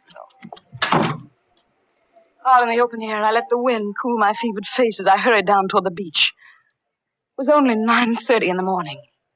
A whole day. A whole evening before Michael could come for the body. And the police would be around all day investigating, snooping. And all the time, Mr. Field would be sitting in my closet, staring blankly out of his sightless eyes. When I reached my cabin, I put a hand on the doorknob. Suddenly, I went cold all over. The door was unlocked. I stood still as a statue, listening. Yes, there was someone inside. Someone moving around. I only had my handbag. I had a pistol in it. I always carried it for protection. But my handbag was inside on the dresser. Slowly, I pressed the door open. Half inch, an inch.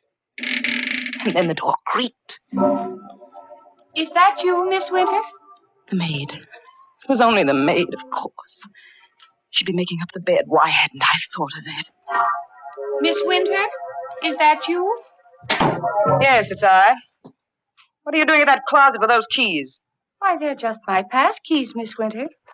I was just going to tidy up the closet. I didn't ask you to do anything to the closet. Well, but that's part of the job, Miss Winter. I'm supposed to do that in all the rooms. Well, you leave this one alone. Keep away from that closet, do you hear? Yes, Miss Winter. But I was only trying to help. When I want your help, I'll ask for it. Now, please leave at once. Just as you say, Miss Winter. I'm sorry if I did anything wrong. Did she suspect anything? I hadn't liked her tone. Why? Why had I been so sharp with her?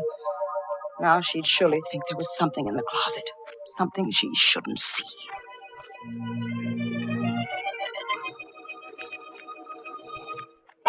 At lunchtime, I didn't want to leave the cabin. I sat at the window. And I could almost feel the sightless eyes of Mr. Field staring at me through the closet door. Someone at the door. Who? Just a minute. Miss Winter? Miss Carolyn Winter? Yes, I'm Miss Winter. I'm sorry to trouble you, Miss Winter. I'm Detective Sergeant Smith from headquarters. May I come in for a moment? Oh, yes, please do. What can I do for you, Sergeant Smith? We're out here investigating this Field business. He hasn't turned up yet. Well, I'm sure he will in time. Well, I wish I could be so sure, Miss Winter. What do you mean? We've gone through his room. Found some mighty queer things. Queer things? It seems this Mr. Field was in some sort of racket. There's a good chance he may have been murdered. You don't say. I understand you came up on the train with him. Yes, that's true. Yeah. Did you have any conversation with him on the train? No, none at all. You're the Carolyn Winter who writes the mystery novels, aren't you? The same. I've read every one of them. They're darn good, Miss Winter. Why, thank you. Do you think you'll get a plot out of this? Mr. Field. Why, I can't tell yet. I wish you'd keep me posted on developments in case it does turn out to have a plot. Well, I sure will, Miss Winter. By the way, we found this picture among the papers in Field's room. I'm showing it to everybody around in case they might recognize it. It's an old newspaper item, about 10 years old. Can't figure out why he was carrying it around. It's about a guy named Wycliffe. It's wanted for murder in Canada. Here, take a look at it. I felt the blood racing in my veins, pounding at my wrists. The picture of the man named Wycliffe, who was wanted for murder in Canada, was a picture of Michael Barrett.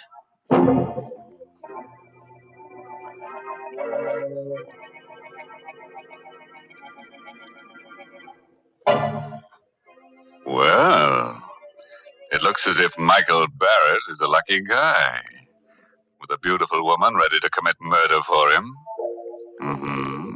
But what'll he do when she runs out of victims and begins looking at him with a calculating eye? As for Carola, she sinned heavily, because murder is the greatest sin. Yes, if you ask me, she'd better hope for a depression, then all wages will go down, including the wages of sin. Well, I never knew that murder and economics were related, Mr. Host. Oh, definitely, Mary. Take the high cost of living, for instance. Why, those prices are murder. Oh, yes, Mr. Host, it is difficult when the cost of living starts to climb. But then, so often, the things that really add up to good living are just simple, inexpensive pleasures. Like that piping hot cup of Lipton tea that many of us find waiting when we come down to breakfast each morning. As you read the morning paper and sip that cheery cup of Lipton's, the whole world seems brighter. It's simply wonderful the way that lively, spirited Lipton tea gets you off to a fresh start.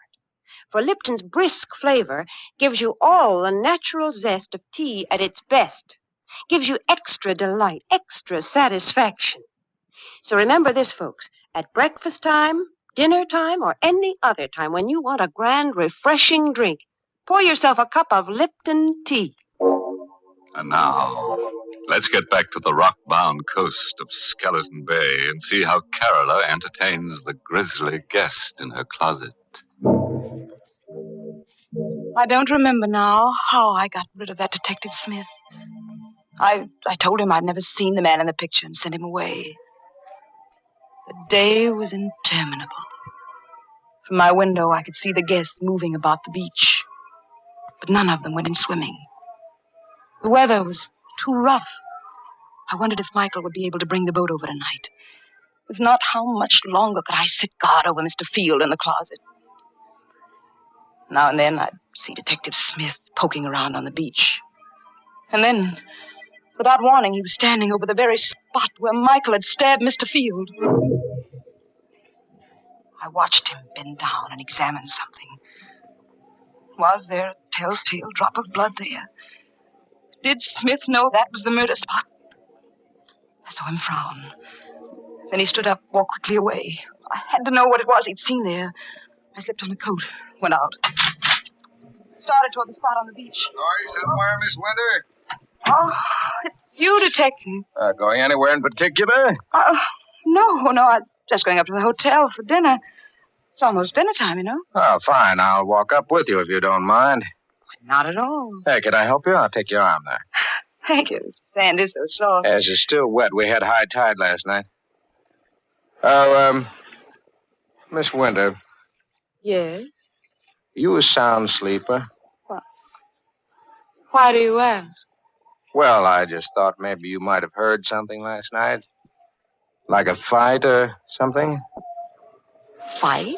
Yes. I was just looking at the sand back there, down near your cabin. It's all messed up, stamped around. What's that got to do with me? Oh, nothing at all. Except I think there was a fight there last night. Maybe that's where Mr. Field was killed. You think Mr. Field was murdered? It's beginning to look more and more like it, Miss Winter.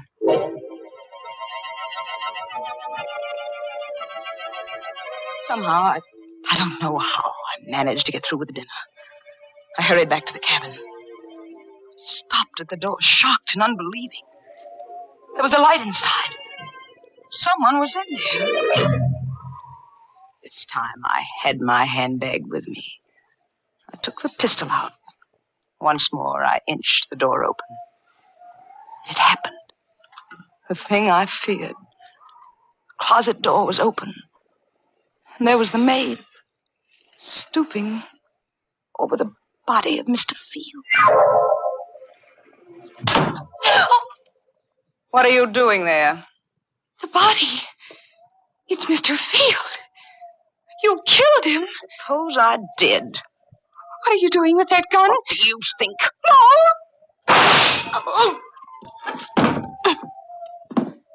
The wind was high, and the weather was rough. Unfortunately, no one heard the shot. I pushed her body into the closet next to the body of Mr. Field. Closed the door. Now I was a murderer, too.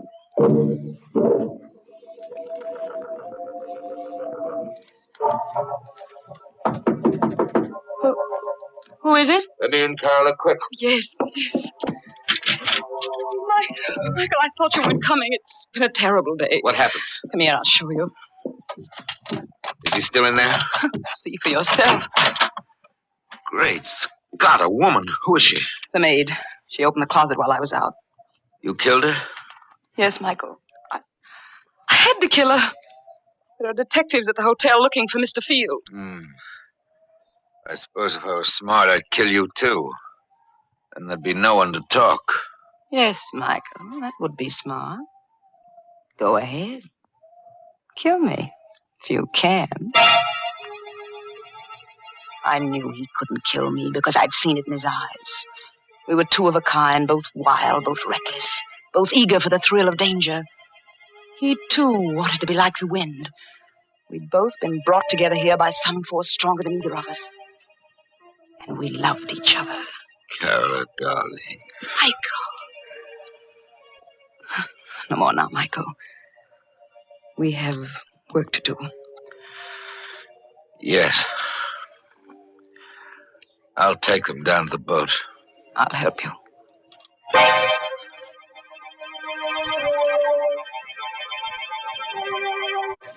We carried Mr. Field and the maid down to the boat. I'll take them out away and dump them. And after that, Michael? After that, then I'm going home. To your house on the cliff on the other side of the bay? Yes, Carola. Michael, take me with you. What?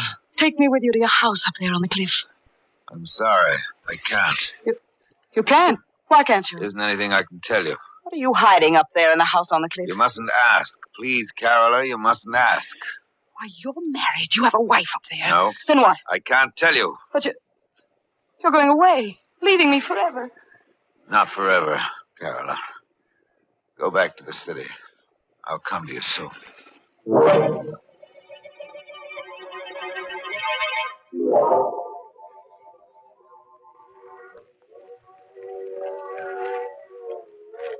I returned to the city and waited.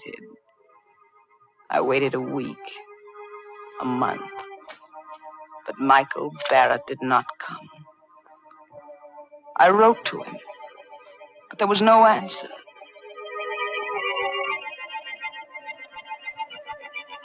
And then one evening, I saw him. I was returning home in a taxi, and I saw him standing across the street looking up at my window. He saw me get out of the cab. He turned and started to hurry away. Michael! Michael! Michael, don't go away! Michael! Michael, why did you try to run away? Don't you know? Why, you're afraid.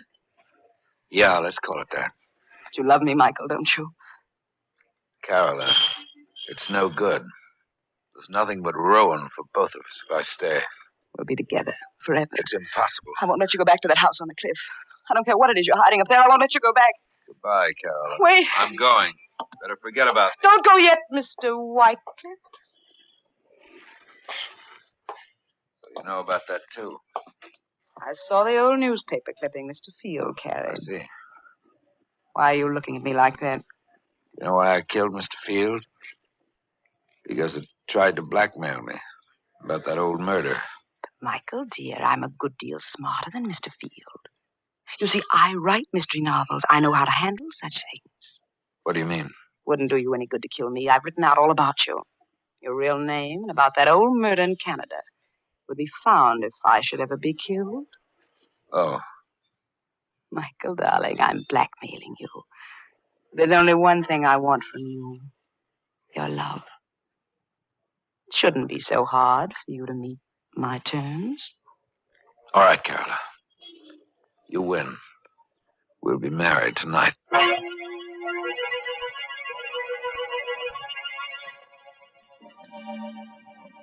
Soon after we were married, Michael began going out evenings. Once, sometimes twice a week. Staying out all night. He'd return late the next day. When I asked where he'd been, his temper would flare up into something terrible. I stopped asking, but I couldn't rest. I had to know where he went. One evening, I followed him. He boarded a train for Skeleton Bay.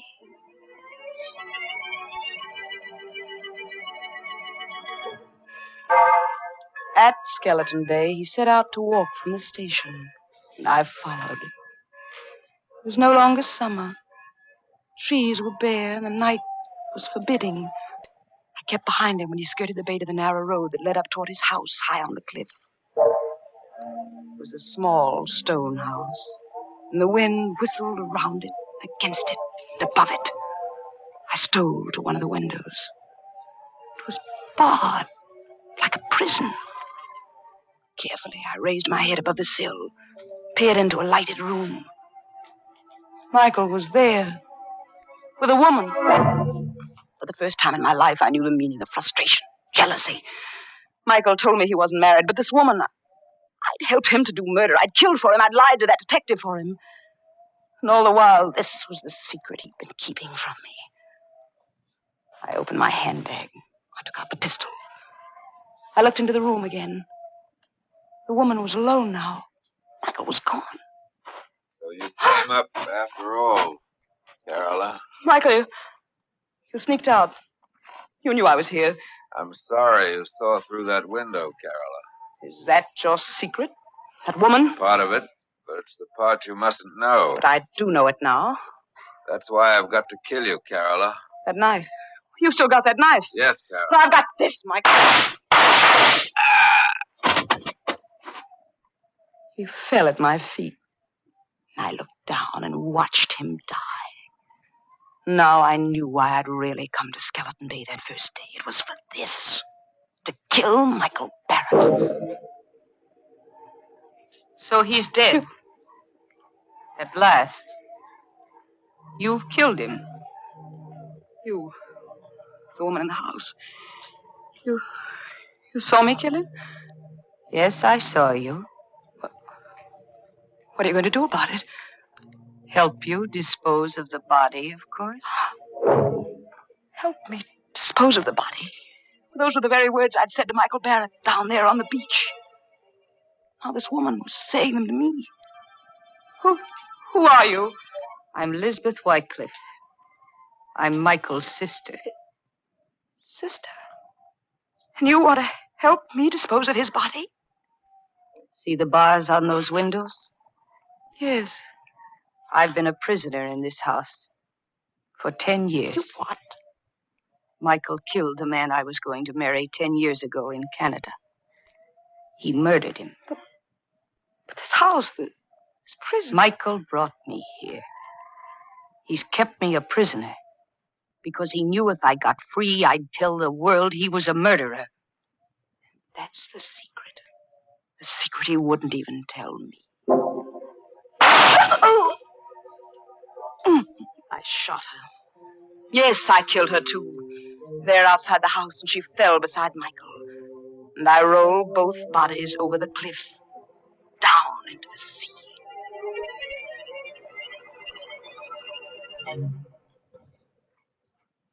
This is the end of my book. The best mystery novel I've ever written. I know that in writing it, I deliver myself into the hands of the law. But I can't stop. I can't help myself. So now, I'm finished. I will mail it to my publisher and wait for Detective Sergeant Smith to come and get me.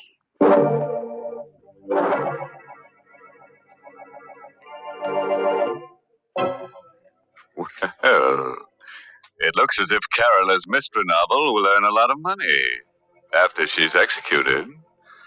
Yes, but I'd say it's tainted money. Why tainted? Because she'll be dead, and a ghost can't own money.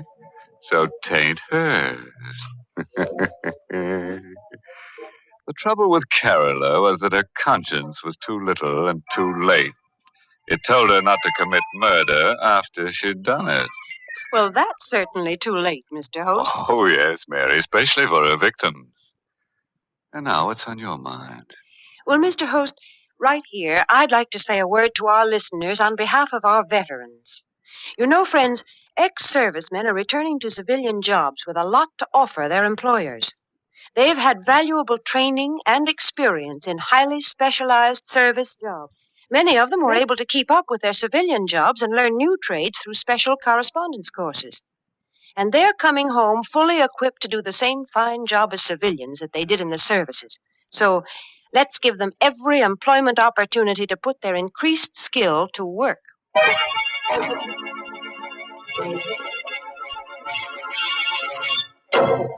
And so, friends, we take our leave of lovely Carola Winter.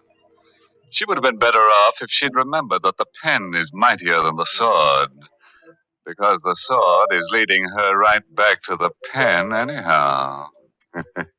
Oh, yes, and remember, friends, when you go on a vacation, always insist on plenty of closet space, as you never know what unexpected guests might drop in or drop dead.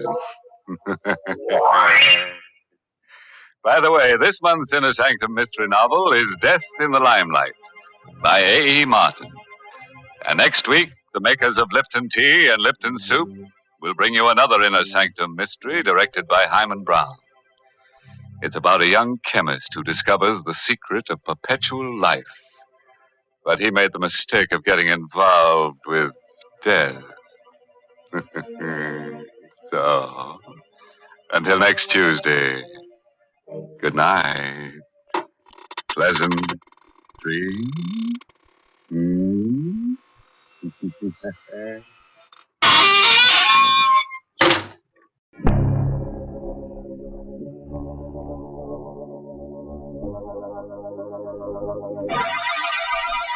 Lipton Tea and Lipton Soups present Inner Sanctum Mysteries.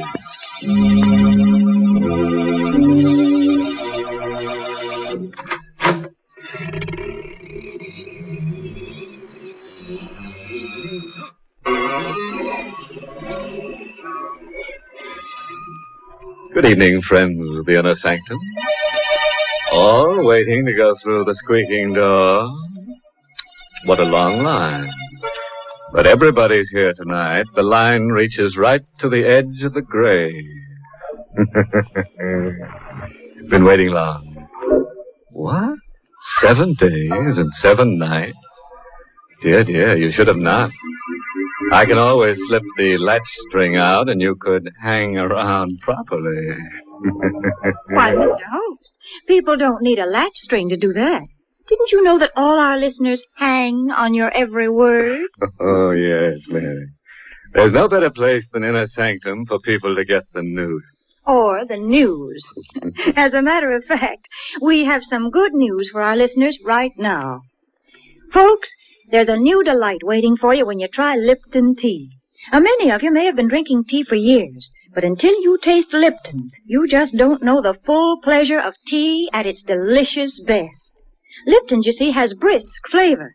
In fact, brisk is the very word the tea experts themselves use to describe Lipton's spirited, full-bodied flavor. Unlike ordinary dull-tasting teas, Lipton's is never flat, but always hearty and satisfying. Lipton tea gives you more contentment in every cup. So do try it soon. It's tea at its tastiest. Lipton tea, with that grand, brisk flavor.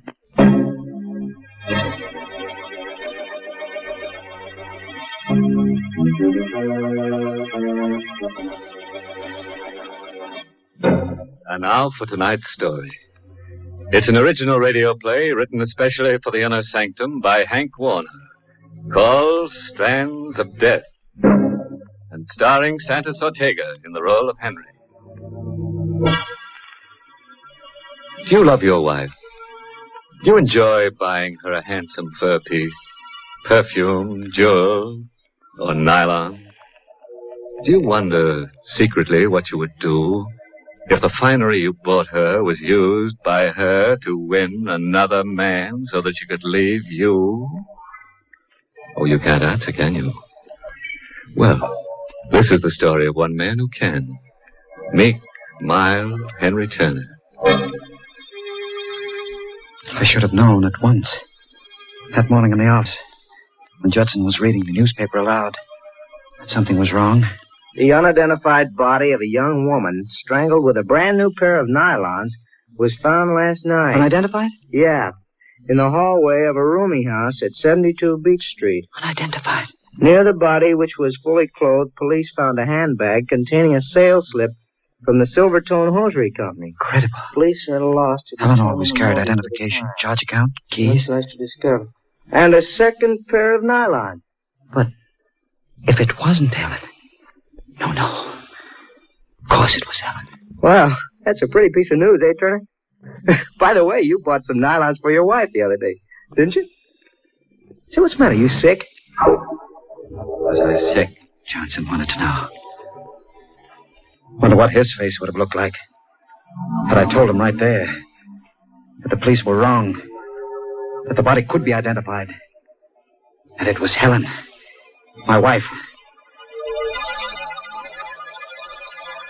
I went to the police. The body was at the morgue. This way, sir.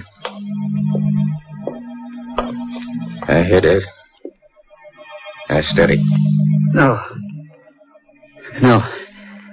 It's not Mrs. Turner. It's not Helen. I know how you feel.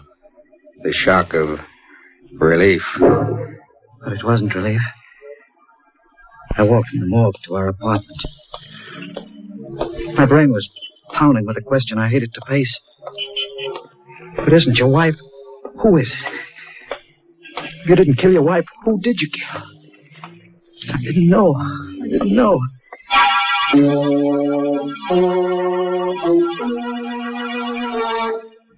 I got to the apartment. Weary, exhausted. Questions unanswered. My foot kicked a telegram that had been slipped under the door. I tore it open. It was from my wife. From Helen. The telegram was like a hand tearing the black curtain from my mind's eye. Could at last recall what had happened. What I had done. Why I had killed a strange woman. Thinking it was Helen. It swirled across my brain like a crazy picture. The night I came home after a hard day. Hello, baby. Hello. Gosh, I'm tired. Anything special for dinner? I could stand a good meal right now. What do you expect me to do? Slave over a hot stove for you? Helen, please. I'm sorry. I'll enjoy whatever you've got. Maybe you will. But I'm sick of potato salad and cold cuts. Oh, well. That's all you ever say. Oh, well. Look, darling, I'm tired. Let's not argue. Please. After all, things could be worse. You get your permanents, new dresses all the time, shoes, hats. Why, you're the best dressed woman in the crowd. I suppose you'd like me to wear rags. Ah, that's where you're wrong, baby. You're a good looker and you need pretty clothes. And you can have all my money combined. Happy? Let's have a kiss, huh? Oh, I guess you're good to me, Henry.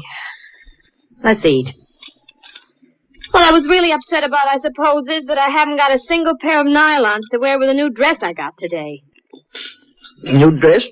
Lovely, you like it. Black. I plan on wearing it tonight.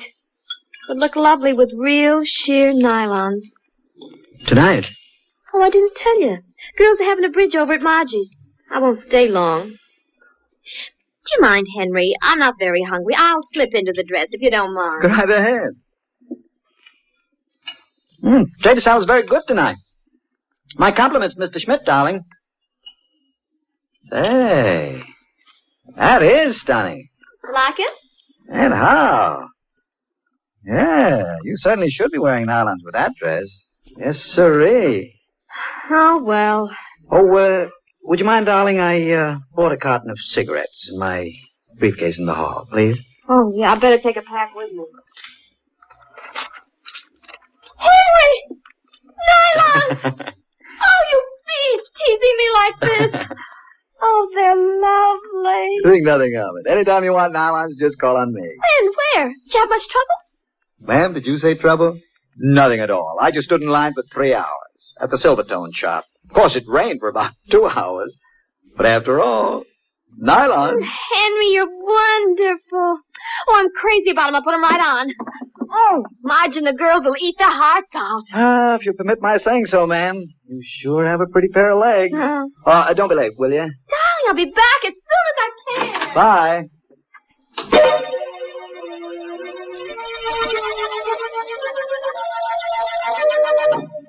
I sat around listening to the radio and reading the paper, waiting for Helen to come back. Hello? Oh, Henry? Helen there? Oh, hello, Marge. Didn't she? Oh, she went out about 2 hours ago. Why? Oh, just thought I'd tell her Silvertone's got some nylons. I'll tell her. How's your bridge party? Bridge party? Well, that's tomorrow night. Be sure and remind her, please. I will, Marge. All right. Good night. Bridge party. Tomorrow night. Marge's. I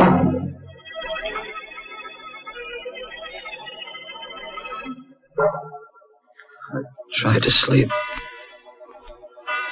I couldn't. I rolled around from side to side, thinking, wondering. It was no use. I got out of bed. I paced the floor. I didn't dare call Dottie's. Oh. Hello, darling. Helen, where are you? Lake Placid. Surprise.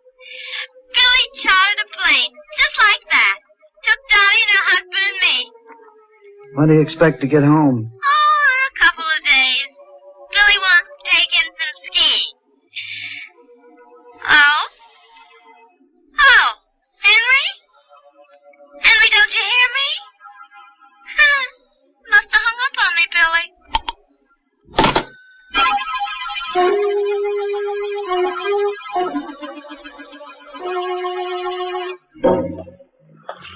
How I managed to get dressed and shaved, I don't recall.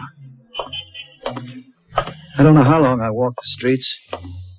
My briefcase was in my hand. Must have plodded from one account to another because my sales book shows that I took orders for some of my firm's new carpeting that day. These things I don't recall at all. But the line, the nylon line. Strange that I shouldn't remember getting on it. All I know is that suddenly I found myself part of it. How long I'd been on line, I don't recall. I told myself I had no business being on this line. I should have been out getting orders. But I felt chained to the line, waiting for the store to open. Finally, the line started moving. I asked for the same size and shade I bought for Helen. Then I saw her, leaving the store. I walked after her. Helen! Yes. Oh, I thought you were... Helen? Yes. I hope you'll excuse me. Did you get some nylon? Yes. Sometimes I wonder whether it's worth the trouble just for one pair. So exhausting. I could stand a cocktail. Why are you looking at me like that? Where shall we have it, Helen? There you go again, Helen. You sure have Helen on your mind. Call me Louise.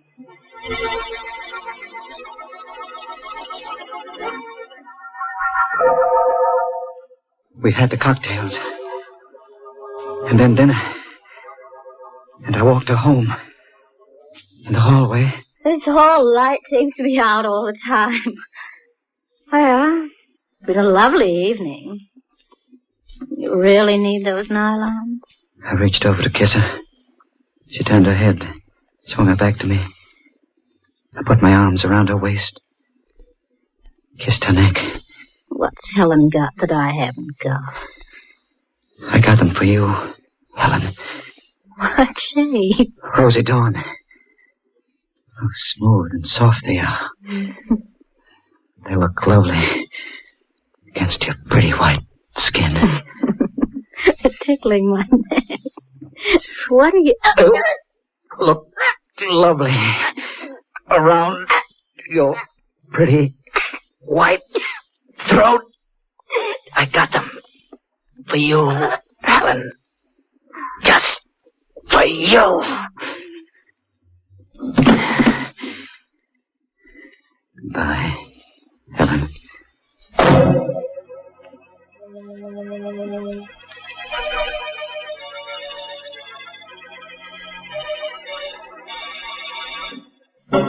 Well, that's what happens in a dark hallway when a girl embarks on, shall we say, sheer folly.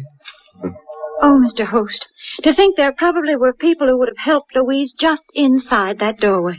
But they couldn't hear her, Mary. Nylon stockings aren't like chains. They don't rattle when they're wrapped round someone's throat. Well, at that hour of the night, folks aren't expecting murders on their doorsteps. The family was probably out in the kitchen having a last-minute snack before bedtime. Perhaps the radio was on, and they were all listening to the latest news headlines. Meanwhile, Mother would be fixing up a plate of sandwiches and brewing up a pot of Lipton tea. For Lipton tea would surely be part of the picture. Served with a late evening snack, it gives a happy ending to the day. And because it's so relaxing and enjoyable, a piping hot cup of Lipton's adds extra delight to any meal. Why waste time just thinking about it? Why not get a package of Lipton tea tomorrow and treat yourself to its mellow, full-bodied flavor? Remember, Lipton's gives you brisk flavor.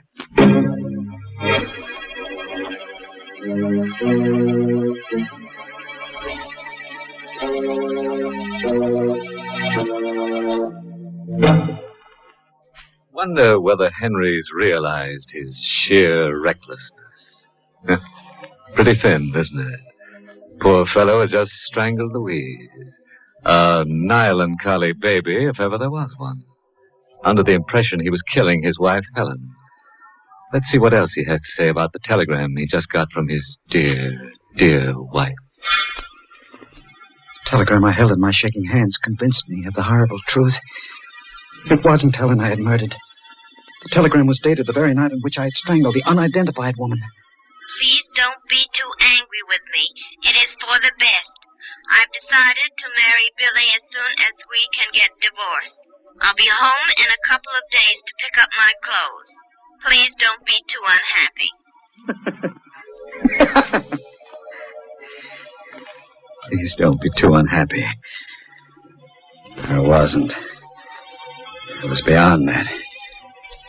I would never be unhappy again. Or happy. I felt only one desire. Kill Helen.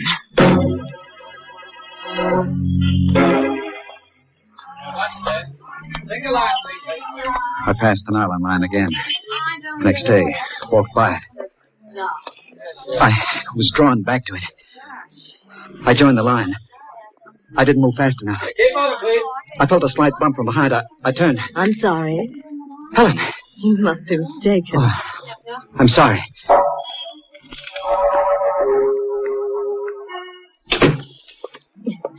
We got in just in time. They're closing. Sold out.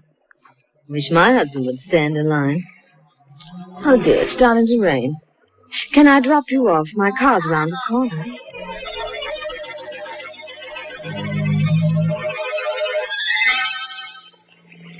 We drove a bit into the country. She was nice. Just bored. We pulled into a side road. He's out of town so much. My arm was around her shoulder. She snuggled against me. The same heady perfume. Helen's perfume. My free hand reached for the bag with the nylons. Thanks, dear. They hung around her like a necklace. I pulled both ends and twisted.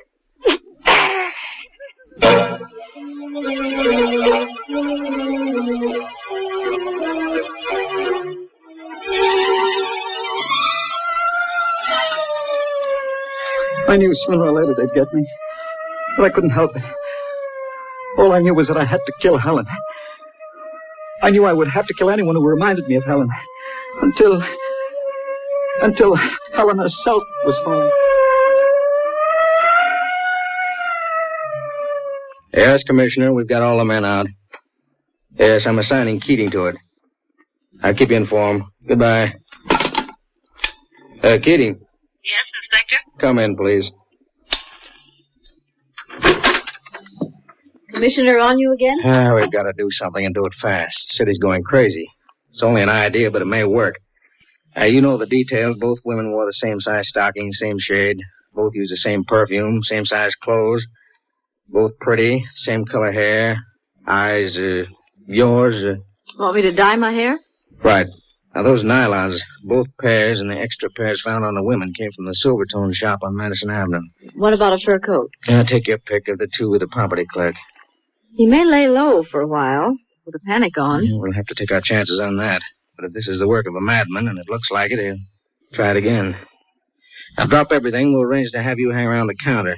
The shade is Rosy Dawn, size 9.5, 51 gauge. There'd be more than one man asking for that. It's the vogue right now, you know. Yeah, we'll have to take our chances.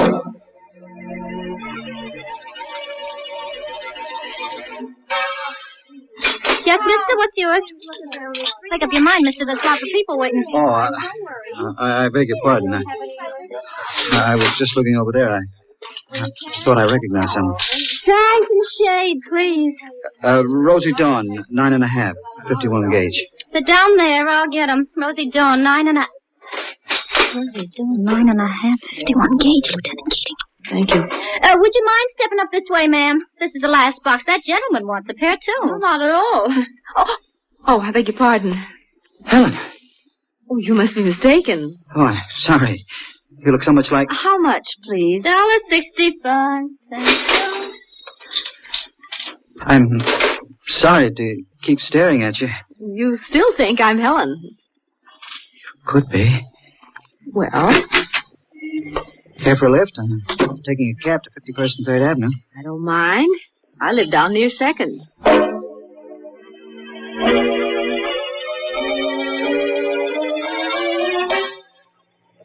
Stop, driver. I thought you said... Never mind.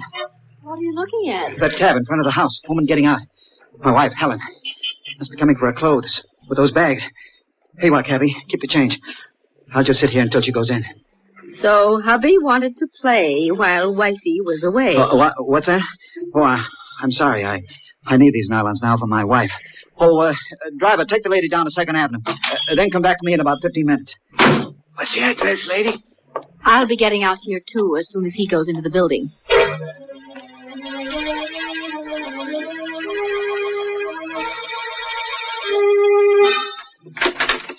Who's there? Anybody there? That you, Henry? Yes, darling. It's me. You scared me. I scared you? Mild, meek, adoring Henry? Your husband? Scared you? Don't talk like that, Henry. I explained everything in my wire. You got it, didn't you? Your wire? Yes, my darling. Made everything clear. Very clear. The cold and the wind and the rain. Standing in line for hours and hours. For nylons. My darling. Don't come near me. Stay away from me. Don't be alarmed, darling. I brought you some nylons. Look. Pretty? I really don't need them. I got plenty. But you won't need any more after these. Stop it! You won't need any more nylons. I could hear her trying to revive Helen. It was no use. She'd come in too late. And she bent over me. Summoning what strength I had, I grabbed her leg, tripped her. As her head hit the wall, the gun dropped. I grabbed her. Better not. Get up. Sit in that chair. You're the nylon murderer, aren't you? Yes. You're a detective. Pretty smart. What are you going to do? Strange. I wanted to kill you. When I saw you in the store, Miss, Lieutenant Keating. Now that Helen is gone, I feel at peace. I don't want to kill anyone. I know how you feel, Henry. I loved her. You believe that, don't you? Sure. She was no good. Get up. What for? Get up, I said. I'll walk over to that closet. Go on. Open the door. Now turn around. Don't try anything or I'll have to shoot. Walk in. I'm sorry. So sorry, Miss Keating. Now, they can come and get you. Both of you.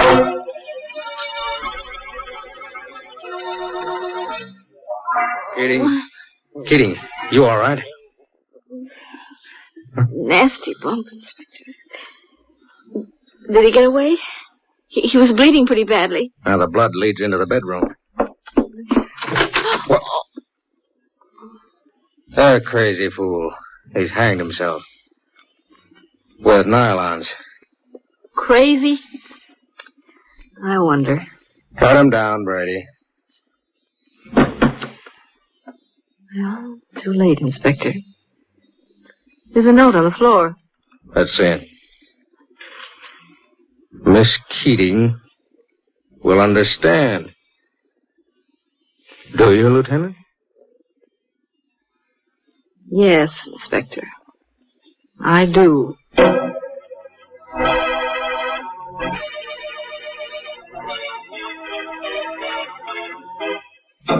Now, wasn't that a wasteful cop? Imagine cutting poor Henry down. Ruined a perfectly good pair of nylons. You should have untied the knot. Well, one way or another, it goes to prove that when you've got a case of nylons, you've got your hands full. As for poor Henry, one way or another, he faces a long stretch. Well, there's one good thing about it, Mr. Host. With Henry dead, ladies can stand in nylon lines once again without being afraid. Yes, Mary, tomorrow is another and a happier day for the ladies. Oh, but it needn't be just for the ladies, Mr. Host. Tomorrow can be a red-letter day for their families, too. That is, if they remember to put Lipton tea on tomorrow's grocery order tonight.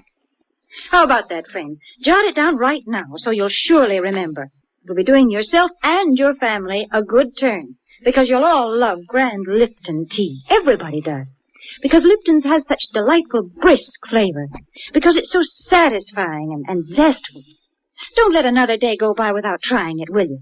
Tomorrow, be sure it's Lipton tea you ask for and Lipton's you get. Because Lipton tea has that wonderful, brisk flavor.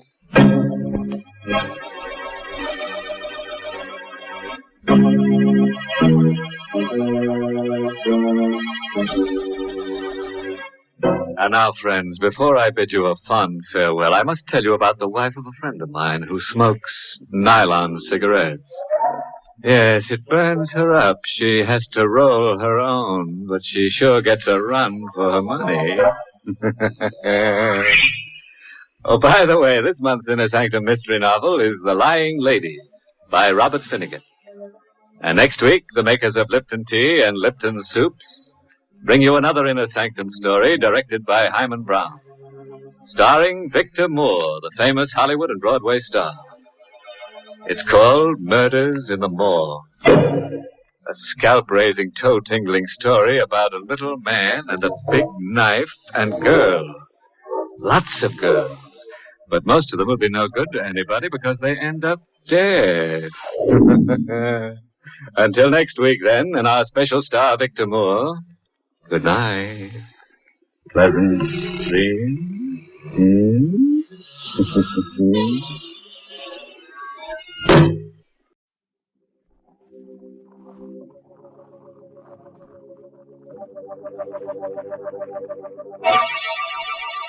Lipton Tea and Lipton Soups present Inner Sanctum Mysteries.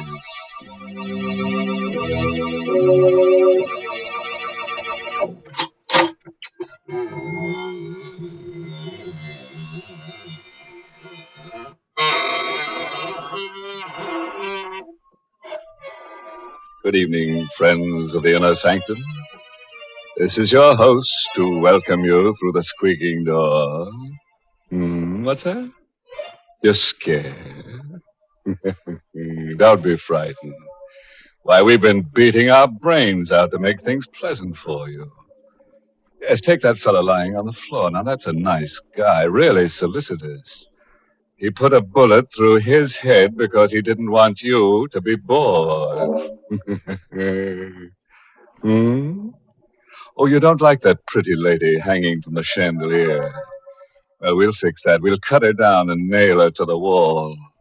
Then she'll be a pin-up girl.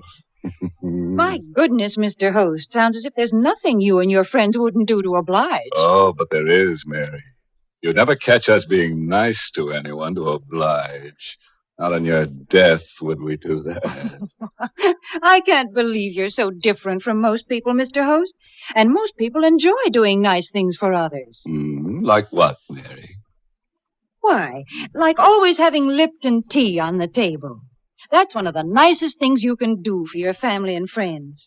Why do I say Lipton tea? Well, there's a good reason for that. Lipton's has that wonderful brisk flavor. And brisk flavor is the thing that makes a world of difference between Lipton's and other teas.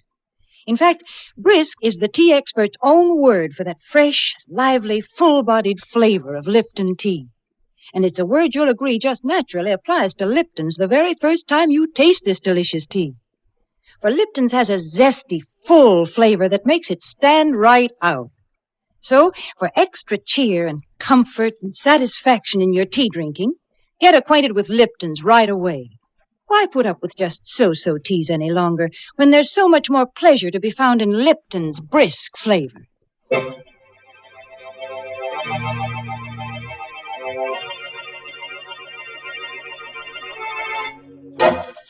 And now, friends, do whatever it is that you do when fear fastens cold fingers on your spine.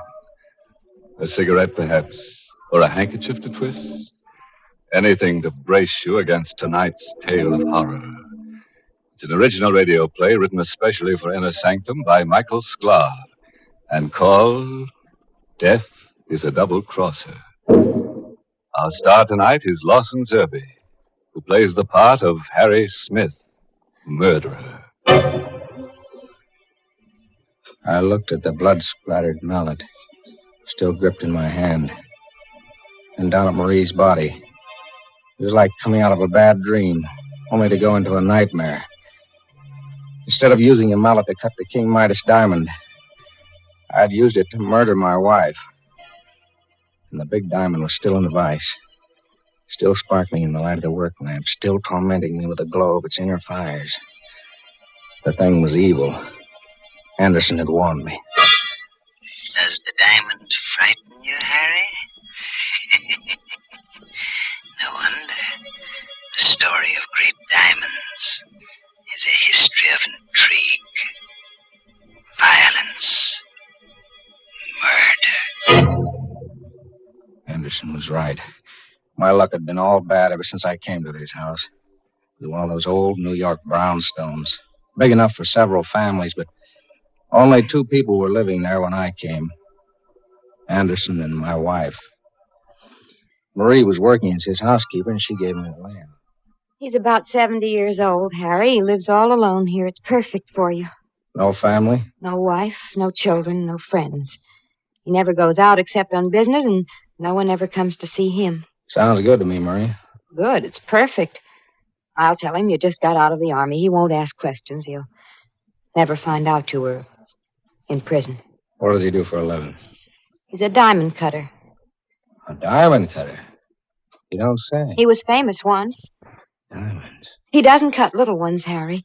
Only the great big diamonds worth thousands of dollars.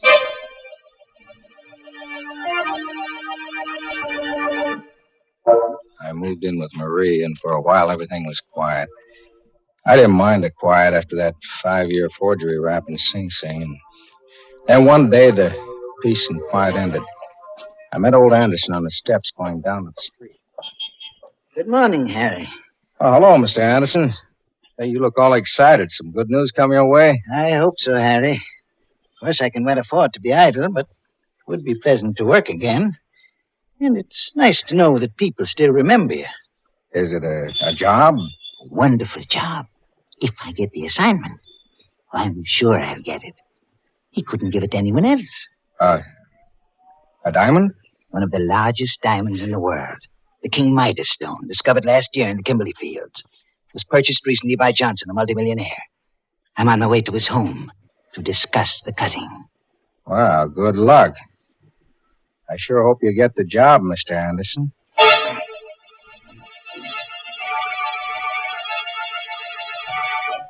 The next afternoon, Anderson invited me up to his workroom. On the bench was a square black velvet covered by a white cloth. Something big was underneath that cloth. Anderson lifted it, and for the first time I saw the King Midas diamond. What do you think of it, Harry? For a second, I couldn't talk. The blood was pumping too fast. 215 carats. When I'm finished cutting, it'll be reduced to 125. How much will it be worth? Diamond like that? You could get $100,000. And no questions asked. It's funny. It's kind of oily on the surface, but down inside it gleams like it's on fire. Does it frighten you? Yeah. Stone like that does things to you. The story of great diamonds is a history of intrigue, violence, murder. You said something about cutting it. I'd have to study the King Midas until every detail of the task is clear in my mind. Then just a few light blows of the mallet on the chisel, and the result will be a flawless diamond. How long will it take? Oh, I should say about 2 months, Harry. I went downstairs to Marie. One look at me, and she knew something had happened. I told her my plan.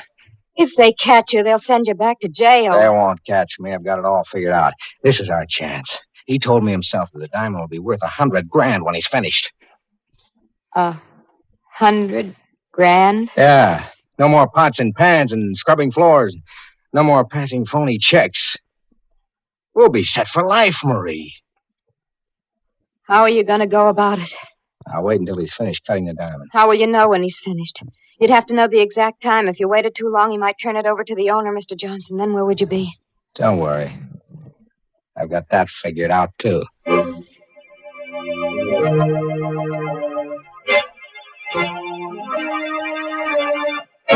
So you want to become a diamond cutter, Harry? If you'll teach me the work, Mr. Anderson, I promise it won't be any bother. All I want to do is watch you while you go about cutting the King Midas. Diamond cutters aren't made overnight. Takes a great deal of time. I spent 50 years learning the craft. Oh, please, Mr. Anderson, you don't know what this means to me. Well, all right, Harry. I'll let you watch me as I work. So that's how it began. Every day for 2 months, I went upstairs and watched Anderson as he studied the King Midas diamond. Cleavage must take place along planes parallel to the octahedron faces of the crystal. Step by step, he explained the job, how he would split it, where he would place the notches so that the diamond would split along the exact lines he wanted. He went over every detail again and again and again. Finally, he cut the notches for the splitting. Slowly, carefully. And then he placed the diamond in the vise. He got out the chisel and the mallet and placed them on the workbench. It was like a wedding ceremony. I was on fire. I couldn't wait. Just a few taps with the mallet, and it's done. Are you going to do it now? No, Harry. Tomorrow. Tomorrow. He kept putting it off. Then I realized what it was. He was scared. He couldn't trust his unsteady hands. It hit me like a ton of brick. He was never going to cut that diamond. You're so smart. What are you going to do now? I'm going to cut the diamond myself. You? Yeah, me. I know how to do it. It's all set. There's nothing to it. But what about Anderson? We don't need Anderson anymore. You mean... Yeah.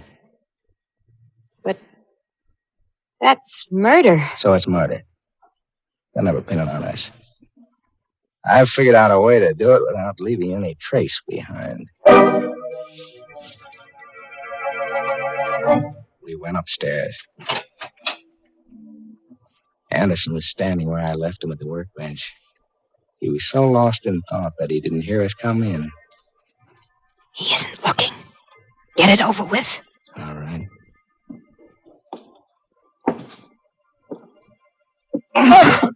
Harry, let go of me. I don't like to do this, Mr. Anderson, honest.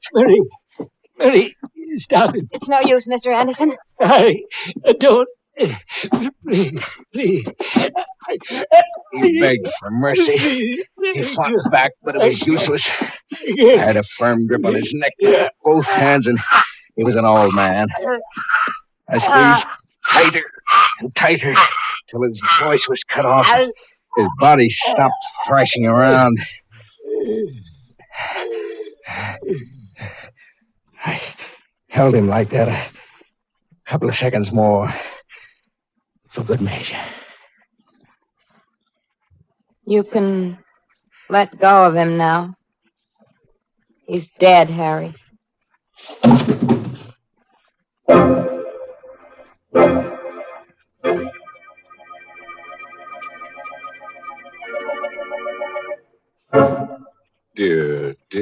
Dear. Imagine that. Cold-blooded murder. Killing a harmless old man like Mr. Anderson, choking him to death. Doesn't that slay you? And all because of a piece of ice. Why, it makes me hot under the collar. And that cool cucumber, Harry Smith. I'll bet he gets so hot that he'll burn before he's through. Brr, Mr. Host. I'd surely hate to look forward to such a fate. Oh, no danger, Mary. That is, unless you plan to embark on a crime career just for excitement. Oh, no, thank you, Mr. Host. I find enough excitement in the little everyday pleasures of life. Take yesterday, for instance. I was in the middle of the luncheon dishes when the doorbell rang, and in walked my cousin Betty, a whack just back from overseas. You can imagine that called for a real celebration. And in no time, I had the tea kettle on, and we were sitting down to a real gab fest over our friendly cups of Lipton tea. We were in the sunroom, and the sun was streaming in, lending its bright golden rays to cheer us on. We just sat there sipping and talking. Oh, it must have been for hours, because the sun was going down in a rosy blaze when we finally tore ourselves away. And believe me, Lipton's played a lively part in the fun we had. Even Betty remarked on it. When she got up to go, she said, "You know, Mary, it's tea like that makes a person glad to be home again." And friends, that's really true. Lipton's grand, brisk flavor is worth hunting the world over to enjoy. It gives you such extra delight, complete satisfaction. Try it yourself. Tomorrow, start enjoying Lipton's, the tea with brisk flavor.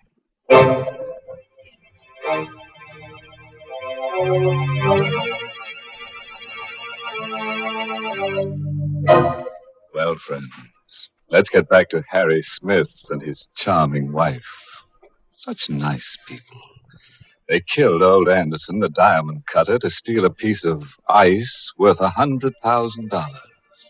And unless they have a lot of another kind of ice handy, they'll have to do something fast to get rid of the body. We carried Anderson's body down to the cellar and broke open the brick wall. Placing the old man's body behind it, we bricked it up again. Then we went through my plan. I wrote a suicide note. To whom it may concern, I, Olaf Anderson, because I failed in the task of cutting the King Midas diamond, have decided to take my life. When this note is found, I will be dead. It was easy for me, a professional forger, to fake the suicide note in Anderson's handwriting. I had him say he was going to end it all in the river and that he was taking the diamond with him to his death. And that night, Marie and I took a walk across the footpath over the Hudson River Bridge. When we reached the middle, Got the suicide note in Anderson's overcoat pocket. Yeah. No cars coming from either direction. Now's a good time to drop it. Yeah. The cops will find the coat and figure that he took it off before he climbed the rail and jumped. All right. Come on, hurry. Let's get away from here. We went home. Marie telephoned police headquarters and asked for the Missing Persons Bureau. Hello? I want to report a missing person. It's the man I work for, Olaf Anderson. Yes, Anderson. I'm his housekeeper, and I'm worried because it's so late and he hasn't come home. My name? Mrs. Harry Smith. We went to bed.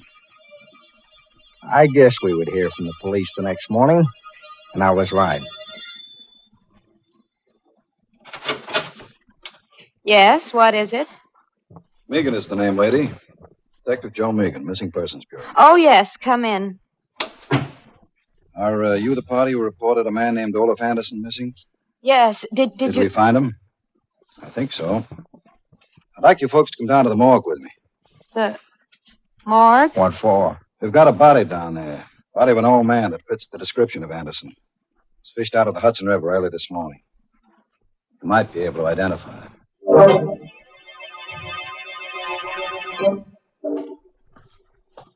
Here we are, folks.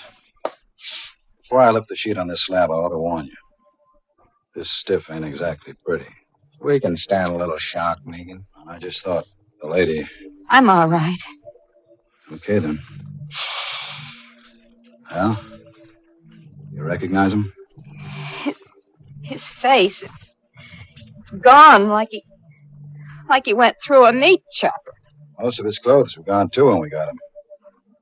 Poor guy must have got caught in the propeller of a passing ship. Marie, It's Mr. Anderson. Harry. Don't you recognize the pants? They're from that old suit he always used to wear. Oh, yes. Yes, you're right. So you can identify him, eh? I'm sure that's Mr. Anderson. Well, I guess that closes the case. Suicide. Body recovered. And a great big hunk of diamond at the bottom of the Hudson River.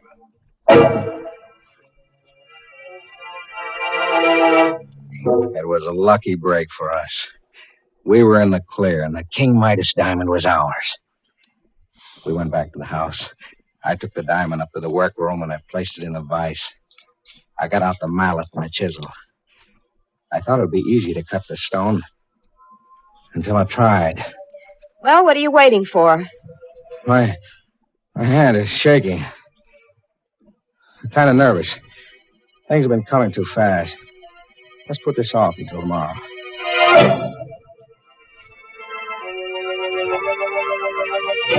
I know I said I'd do it tonight, but... But what? I don't feel so well tonight, Marie. You're lying. How long are you going to keep this up? I take it easy. You said you knew how to do it. I do. Well, then cut it. For heaven's sakes, get it over with. Don't rush me. If I make a mistake, it'll cost us $100,000.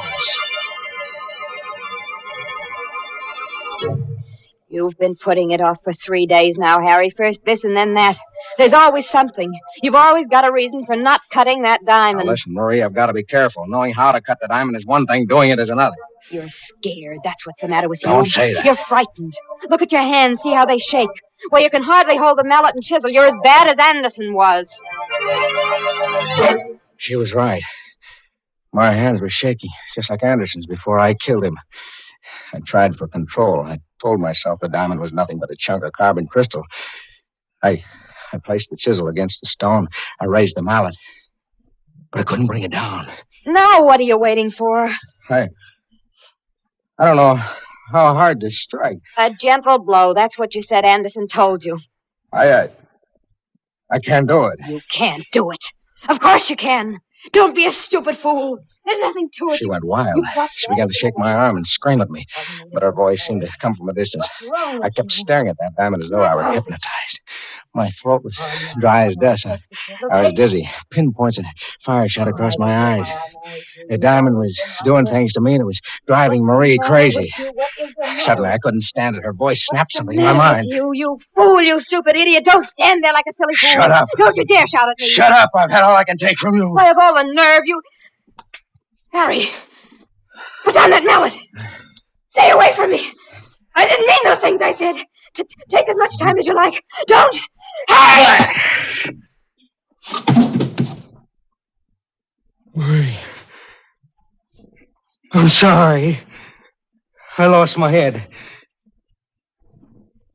Marie, say something. She's dead. I killed her.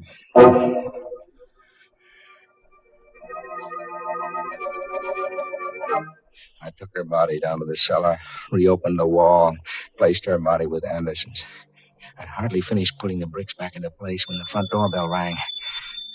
I cleaned my hands, went upstairs, and opened it. Hello, Smith. It was Megan, the detective. He came in, looked around suspiciously, and closed the door behind him. What's the matter with you, Smith? Me? Yeah, you. You look sick. Me sick? I never felt better in my life. Maybe it's the light. Is your wife at home? No, she isn't. Expect her home soon? Oh, I know. No, she went to Baltimore to visit her mother. Left kind of suddenly, didn't she? What are you driving at, Megan? Take the chip off your shoulder. Nobody's picking on you yet. What do you mean? This Anderson suicide. You said the case was closed. It's closed until this morning. Now there's a couple of angles in the case that don't make sense. I'm not even sure the old guy we pulled out of the river is Anderson. But I identified him. Sure you did. Yesterday, a guy named Keeler showed up at the morgue and swore that same body was his father. It must be Anderson. A suicide note. Suicide note said Anderson was killing himself because he made a mistake and ruined the King Midas diamond. There, don't you see? But Anderson never got the job of cutting that diamond. Hey, what? Say that again. Anderson never was commissioned to cut the King Midas diamond. How do you like that? It can't be. He told me himself. I got that information straight from the owner, Mr. Johnson. I don't believe it. Johnson was out of town until this morning. I got in touch with him, making a routine check on the facts. He told me he never commissioned Anderson to cut the stone. Said Anderson was too old and unreliable to be trusted with the job. But I saw the diamond. Saw it on Anderson's workbench. The diamond you saw must have been a phony. A diamond. Still upstairs in the workroom. Still waiting to be cut. I couldn't believe it was a phony. I wouldn't believe it. It had to be the King Midas. Megan was getting more and more suspicious. I had to act fast before he got down to the cellar and noticed the fresh plaster on the wall. I had to make sure about the diamond. I'd gone too far now to back out. I hit Megan on the head with an andiron. He was unconscious. I dragged his body into the closet and locked the door. Upstairs in the workroom, I grabbed up the chisel mallet. No time to think now, no time to be frightened. I had to know if that diamond was the King Midas. I put the edge of the chisel to one of the cleaving grooves and struck with the mallet. It chips like glass. Yeah, it is glass. Megan was right. I went through all this for nothing.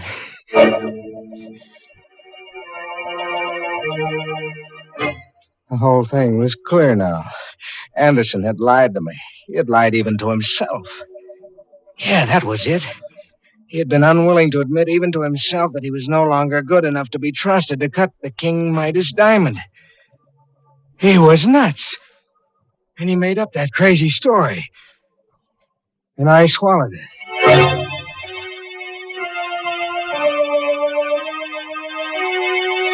There was one thing left to do. I had to get away. As far away as possible and as fast as I could. I ran to the stairs.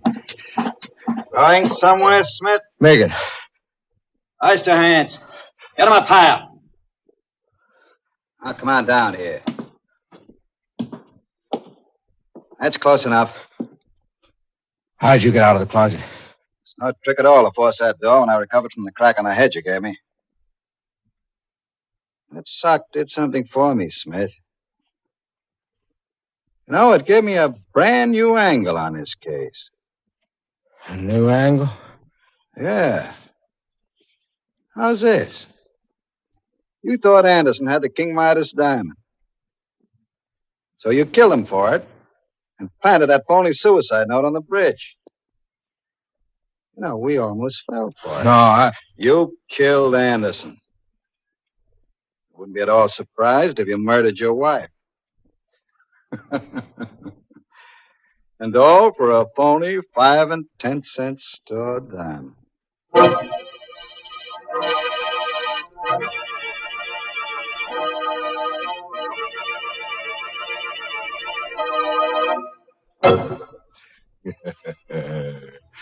Poor Harry Smith.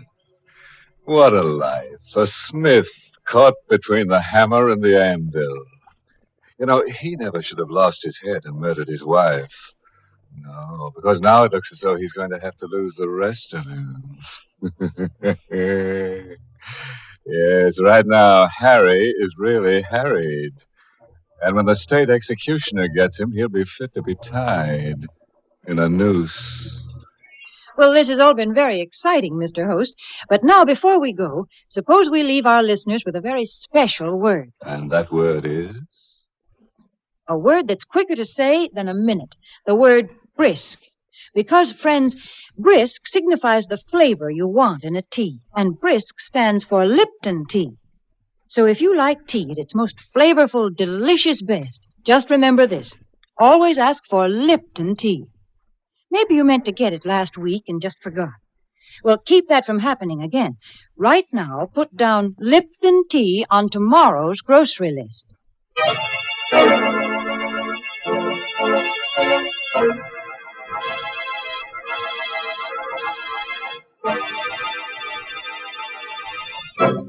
And now, friends, a few parting words of advice culled from the case history of Harry Smith. Remember, you can't afford to cut up when you cut diamonds.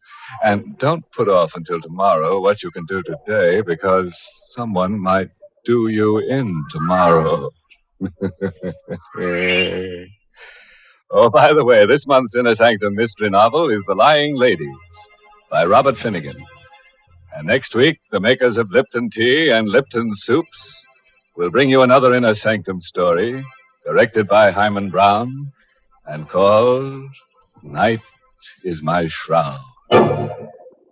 Where would you least expect to meet the man of your dreams?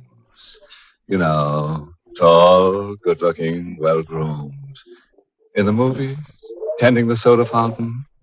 Or right in your own dumbwaiter? You'll be listening to Inner Sanctum at the same time next week to see how your dream may come true as only dead dreams can. Until then, good night. Pleasant dreams.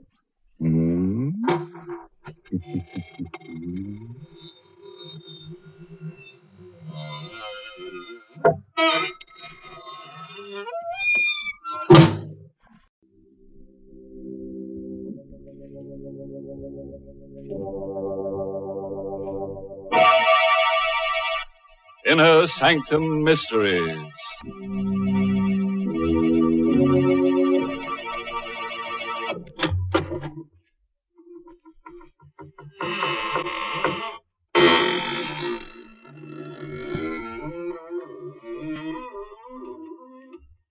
Good evening. Welcome once again, friends of the Inner Sanctum. Don't hesitate. Come right in. Once you get used to these grim surroundings, you'll never leave. Nobody ever does. Once you're in, you're out. This is the kind of place that grips you. The kind of place where the bars hold and no holes are barred. So come right in. Your only ticket of admission is your promise not to tell anybody about anything you may happen to hear tonight. Brett, what a coincidence meeting you here at the post office. Yeah, gotta mail a package. Yeah, so do I. Hey, our packages are identical. Yeah, that is a coincidence. Yeah. Same size, same kind of fiberboard boxes. Even the same reinforced wrapping tape. Well, I'm mailing something fragile. Oh. You should see the cushioning. Now, that's a coincidence. I'm mailing something fragile, too. 2 very rare unicorn lamps. I wrapped each one separately. Hey, it wasn't easy with those horns, let me tell you. Unicorn lamps? Yeah. I'm mailing unicorn lamps No. to a special someone in Cleveland. Cleveland? Now, that's really a coincidence. I thought Katie was going to be the only one in Cleveland with unicorn lamps. Katie? Yeah. Did you say Katie? Yeah.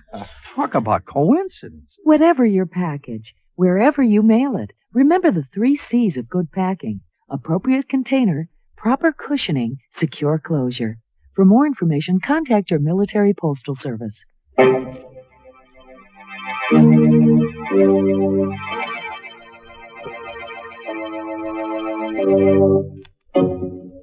And now for tonight's tale. Lady with a Plan. Written especially for Inner Sanctum by Michael Sklar and Richard Manoff. And starring Elspeth Eric. It concerns a lady living in strange confinement and her fiendish scheme for escape. Moore Penitentiary is a sprawling mass of gray granite on a deserted landscape. To this grim and forbidding place has come a man with a purpose: to visit with Gladys Cross. He's a newspaper writer, and she is tomorrow's feature story. It's not a pretty story. I'll tell it right from the beginning. I'm no stranger to Moore Prison. I was a bride when I first came here, wife of the warden, first lady of Moore Prison. What a laugh. It was a strictly business proposition. Edward got a wife, and I got security, in what I thought was a convenient way of life. But after 2 years of living like a prisoner in a house that was inside the walls of a jail, with a man who was 15 years older than I was, I'd had enough. But Edward had other ideas. Divorce. You don't mean a word of it, Gladys. Stop telling me what I mean. Will you give me a divorce? When you're feeling less excited, we can discuss this sensibly. No, you can't put it off. I've had all I can take. I don't understand you, Gladys. I've been a model husband. Model husband. You treated me the way you treat your prisoners. You don't beat them. You grind away at their nerves until their minds are so much mush. I'm getting out before it's too late. You're staying here with me where you belong. If you won't give me a divorce, I'll leave without it. Gladys, don't be a fool. No matter where you go, I'll bring you back. And I don't want to hurt you. You can't threaten me. Not you, my dear.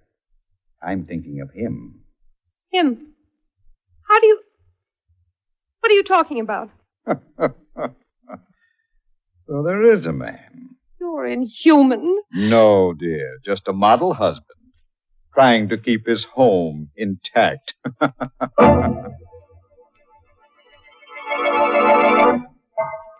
There was another man. Stephen Bromley and I are in love. Drawn together by a hate for more prison. Stephen was the assistant warden. I got word to him that I had to see him. To meet me that night at our secret rendezvous, a deserted side road 2 miles from the prison. When I got there in my car soon after dark, I didn't have long to wait. Stephen? Yes, Gladys. I came as fast as I could. Here, get in the car so we can talk. Something is wrong. I spoke to Edward this afternoon. He refused the divorce, and he threatened me if I left. He suspects there's someone else. What? He doesn't suspect it's me. You, his assistant, he'd never suspect you. He will eventually. We've got to get away. But Edward threatened me. Edward. Look ahead, Gladys. You know what'll happen. You've seen it happen to the prisoners. You'll snap. Your nerves will give way. He'll break you. Stephen, stop it. You know there's no way out. There is. If your game. I know what you're thinking, but that's impossible. We could never get away with it.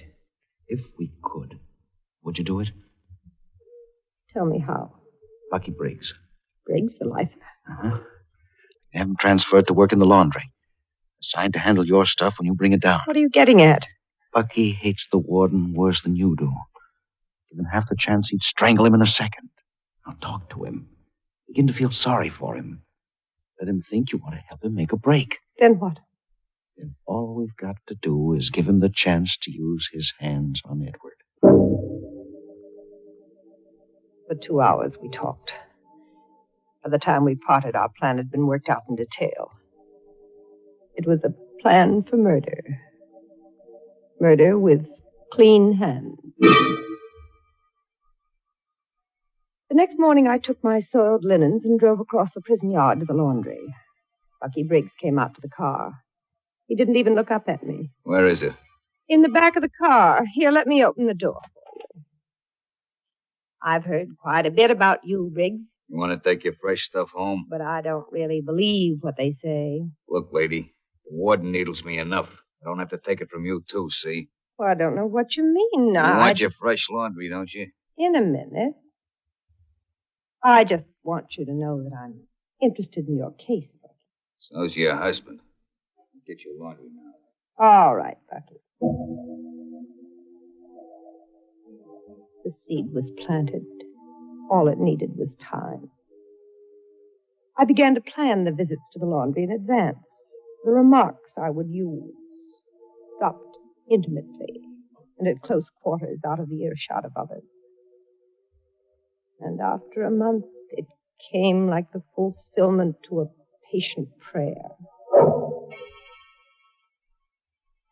I was at the laundry waiting for Bucky to bring my clean stuff to the car.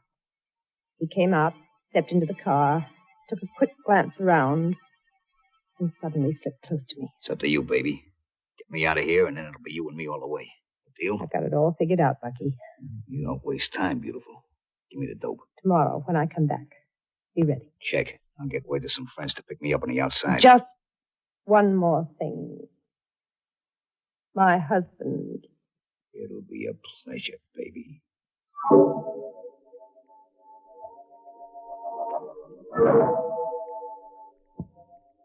I made a final check with Stephen, and then everything was set. I was sitting in the car the next day when Bucky came out. I reached over the front seat and opened the rear door for him. Get in, Bucky. Stay down. Spot me. It's been fixed. The guard's busy on the other side. Where we going? To the house. What about the warden? He's in town today. Stop asking so many questions. Okay, baby, this is your show. Just make it good.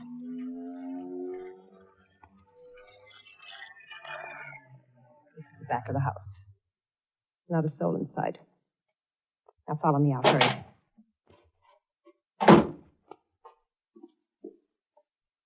That's the cellar door. Open it, Bucky. Right.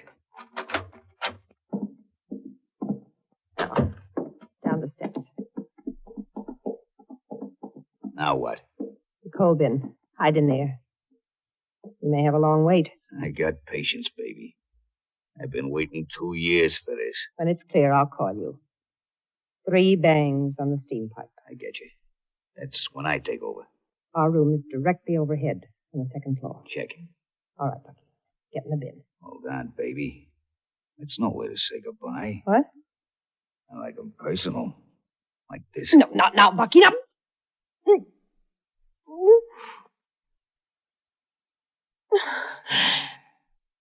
That's more like it. Something to remember you by.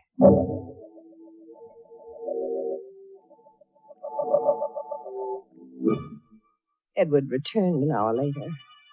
I was puttering around the dinner table, too jittery to sit and wait for the commotion to break. And then, quicker than I expected, it happened. Siren. That must be the break. I know they can't get away with a break here. Hello. What the devil's happened? Briggs. Form a searching party and wait for me. I'm coming over. Briggs is broken out. Any sign of how he did it? Nobody won't get far. I'll find him. And when I do, I'll break him for good.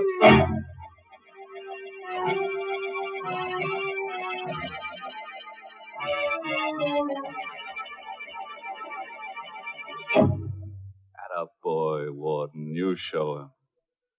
But instead of listening to that alarm, you should have paid more attention to that wife of yours. Because that siren is cooking up something that'll be a real scream.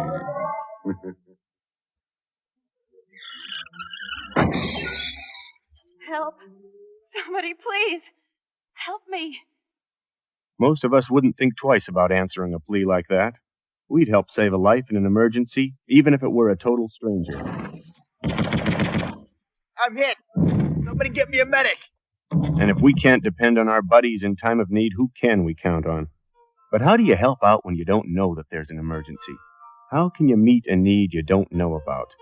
One sure way is by giving blood to the Armed Services Blood Program, where your blood can help save someone's life. That's because the Armed Services Blood Program is the primary source of blood for military hospitals. And they need regular donations from us and our families. So contact your blood bank or the lab at your medical treatment facility. Be a lifesaver through the Armed Services Blood Program. And remember, their supply is our supply. The Roberts. They gave us a toaster. Joanne and Ed. Toaster? Mrs. Perez. Toaster. When you're looking for the perfect gift for any occasion, don't forget about U.S. savings bonds. A bond is the gift that keeps giving because it pays competitive rates when held for at least 5 years and will continue to earn interest for up to 30 years. Bill and Martha. Toaster. Oh, your Aunt Libby. A hot toaster oven. Ooh, the Phillips. Toaster. U.S. savings bonds, because unlike many gifts, you can never have too many bonds. Contact your finance office for more information.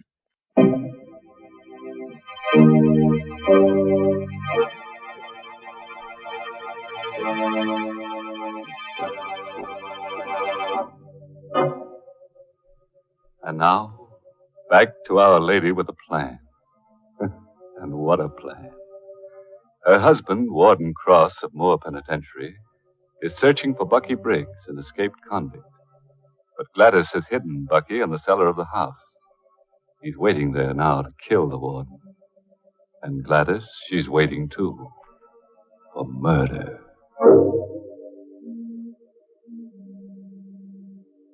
I went up to bed after Edward left and lay there tense. The sirens had stopped. For hours, there was dead quiet everywhere. Then, close to midnight, I heard the door open downstairs. It was Edward.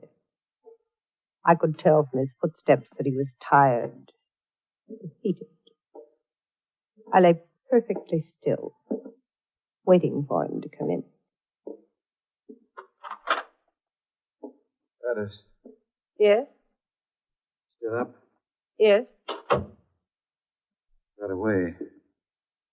Incredible. Got away. No one knows how. I didn't answer. He was a different person. Harried. Shaken. I watched him as he undressed. He looked suddenly older than ever, and I felt a sickening revulsion at the dejected spectacle he had become.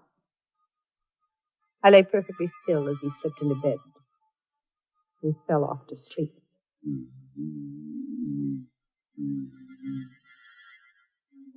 He was fast asleep now. I reached down over the side of the bed for my shoe and softly tapped its heel against the steam pipe. Edward was still asleep. I lay back and waited.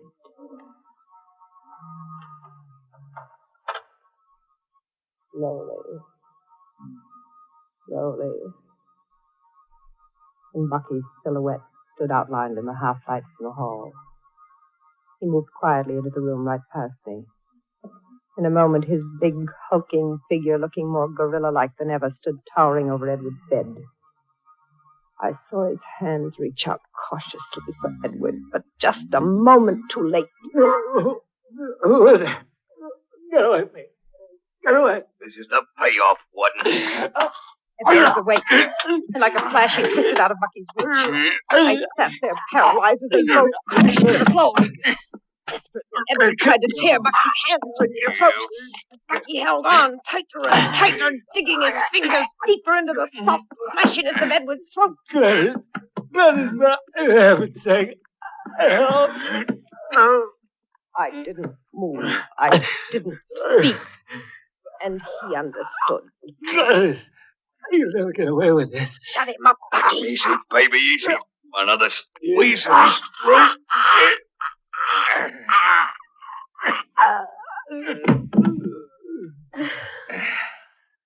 There.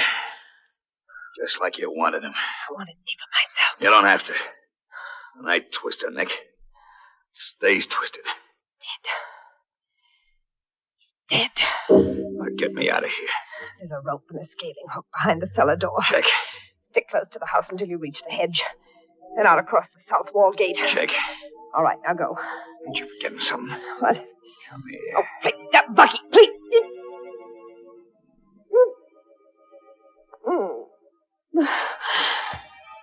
No. You gotta do this more often. I'm getting to like it. Please, go. Okay. Just one thing. Remember, wait 2 hours before you turn in the alarm. I'll be waiting for you out there. Goodbye, baby. As soon as he was gone, I glanced at my watch and followed the second hand around twice. Now I was ready. You know, who is this? It's Mrs. Cross. Bucky Briggs was hiding in our cellar all the time. He's killed my husband. What? Do something before it's too late. Which way to go? Toward the south wall. Nice. I put the phone down. My part was over. The rest was up to Stephen in the main tower. I waited 5 seconds, 10 seconds, 20 seconds. Then all of a sudden it came like a million shrieking demons.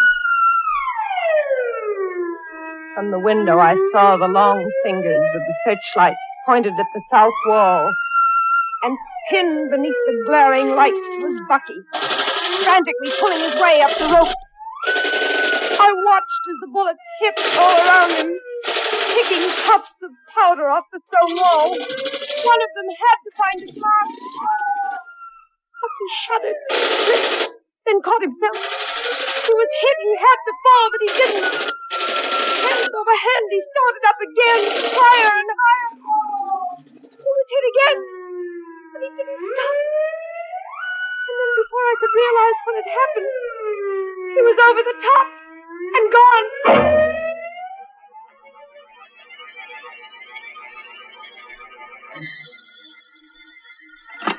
Hello? Mrs. Cross? You found him on the outside? No, to trace him. Bucky got away. But how? He was hit twice. That's right. The car must have picked him up. But we'll get him. Unless those bullets kill him first. He's got to die. He can't live. He mustn't live. Don't worry, Mrs. Cross. We'll find him. Dead or alive. I hung up. Dazed. Now Bucky was out there, waiting for me. A light. A machine gun. He knew now that I'd double-crossed him. And he was waiting out there to kill me. The next week was a nightmare. Edward's funeral, the messages of condolence. No chance to see Stephen alone. And then one night a week later, he came to me. Nervous, worried. We messed it up, Gladys. No trace of Briggs, which means he's alive and out there. That's not so safe for you. But we're safe here. Of course, Gladys. We just happen to be leaving here. Oh, no, Stephen, I'm not going. That's impossible. The new warden's arriving next Tuesday morning. Oh, I haven't thought of that. Gladys, even if you could stay on, I'd argue against it. But what about Briggs? It's a big world out there, remember? We'll get lost in it, you and I. So lost that no one will ever find us. Not even Briggs. Say you'll go. Well, I have no choice, I suppose. Good girl. Now listen, I've got it all figured out. My resignation is in, takes effect next Tuesday night. Tuesday morning, you take the train to New York and head straight for the Hotel Empress. Don't budge out of your room. I'll be along in the evening, okay? You're not listening. I was thinking of something. What? Something Edward said when he died. Hmm? You'll never get away with this.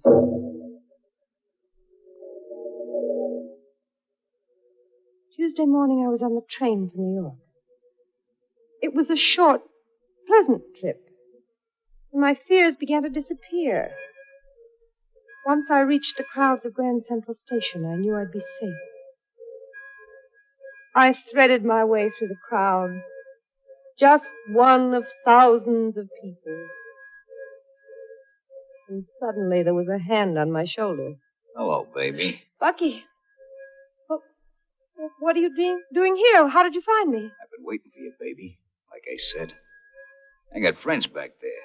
The grapevine tipped me off when you was leaving, and here I am. But I... The bullets, just like nothing. Takes a lot to stop me. Come on, let's get out of here before some bull spots me. No, wait, Bucky. Just give me a minute. I've got to call my hotel to hold my room for me. Can't I wait? Well, if I don't call, they'll cancel it. Okay, but only a minute. Make your call over there so I can keep my eye on you, sweetheart. I don't want to lose you. Bucky had nodded toward a drugstore. It was a slim chance, but it was better than I'd expected. I entered the store, made a quick dash for the other door. I flung it open and raced madly toward the taxi stand. Over my shoulder, I caught a glimpse of Bucky. He'd seen me. Hey, wait a minute. I ran to the cab and jumped in. Hotel Empress in a hurry and lose that cab behind us.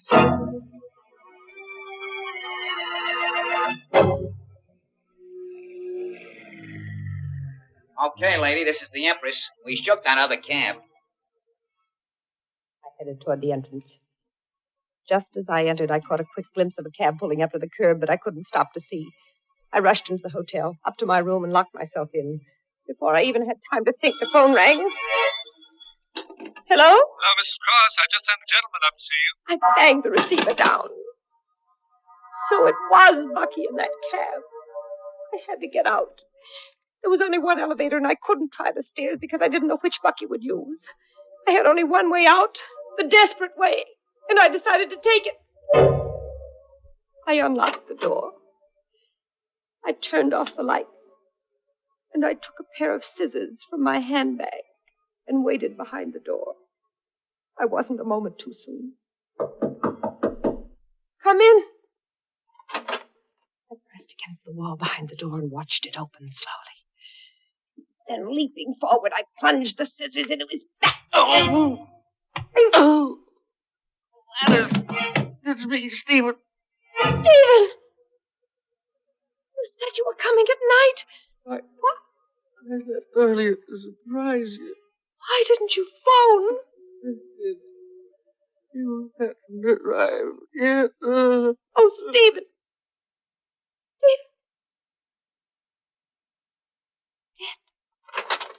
Hello, baby. Bucky! Surprised to see me, huh? Hey, who's that? Steve Bromley. You done him in. Nice work, baby, but why the chase? I had to run. I understand. Screw was following you. Thought you'd lead him to me. Yes.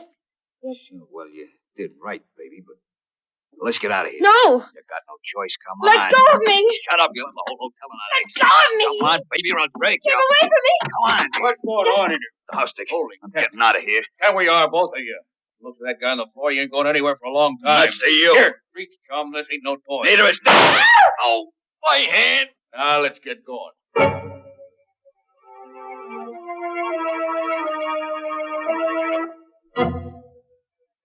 There isn't much more to tell. You were at the trial, you know the rest. I'm back at Moore Prison for good. As a real prisoner this time. And Bucky, he's got a few hours before they take him to the chair.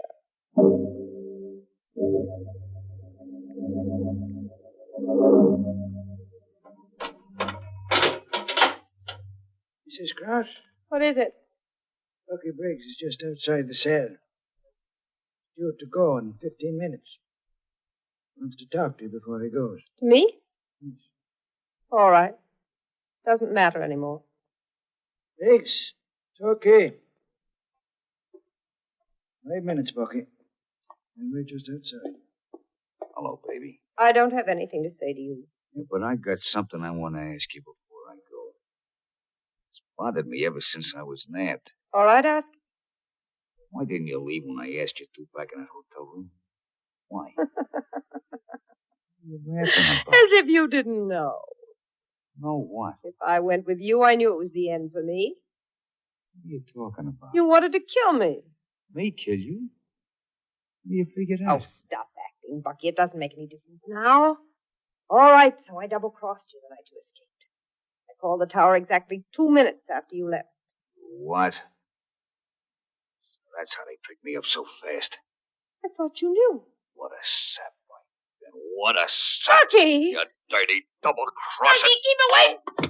Help! Double-crosser. Double-crosser. Get your I'll hand break your neck. Let it go, Briggs, or I'll shoot. You're too late, screw.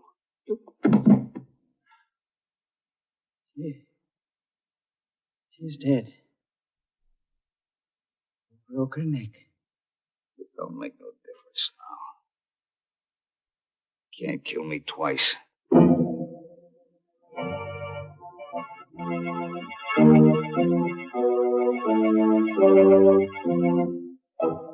Now, there's a nice, gentle character, that Bucky. Just a little too restless with his hands. Now, here and now, I'm starting a new movement for Inner Sanctum Mysteries. From now on, our slogan should be, when you grab a throat, stop and think, then stroke. Don't choke.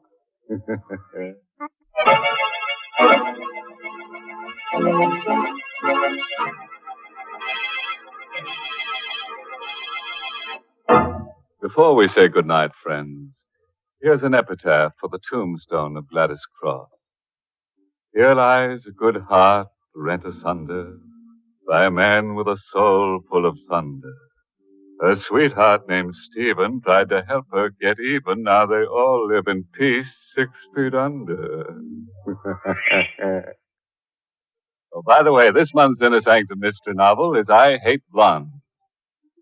Good night. Pleasant dreams.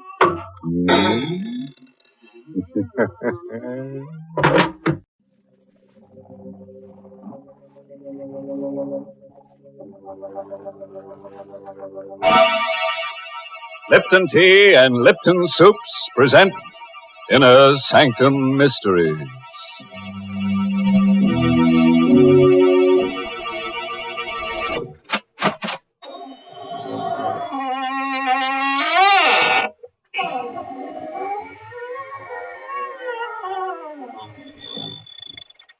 Good evening, friends of the Inner Sanctum. This is your host, opening the squeaking door for another session of the AGGMS, Association of Ghouls, Ghosts, and Midnight Spirits. Oh, may I see your membership card as you enter, please? What's that? Oh, no. It's not a printed card. All you have to do is show me your wrist. If there's any blood pulsing in your arteries, then you don't belong here tonight. Better come back and try some other time. After you've passed your mortuary test. Well, Mr. Host, I'm afraid I don't qualify as a member of your AGGMS, Association of Ghouls, or whatever it is. But I am a charter member of the ILLB Society. The ILLB? What's that, Mary? It's a new one on me. Why, those initials stand for I Like Lipton's Best. To join this club, all you have to do is see that the tea in your teapot is always Lipton's. The club password isn't a word at all. It's that familiar sound of appreciation, mm-hmm. For really, Lipton tea is delicious, as zestful and spirited as can be. And the reason? Very simple. It's Lipton's brisk flavor. Brisk, you know, is the tea expert's own word for the lively, full-bodied flavor of Lipton tea. That brisk flavor has made a lot of friends, for more folks buy and enjoy Lipton's than any other tea in the world. So try a cup of Lipton tea yourself. I know you'll say, as so many others do, I like Lipton's best.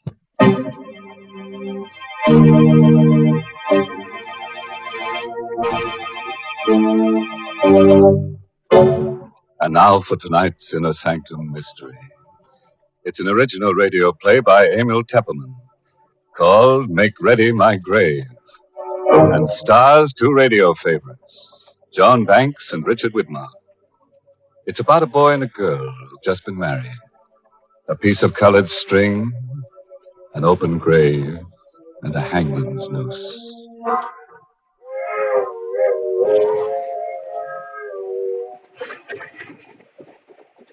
That train is the Southeast Limited.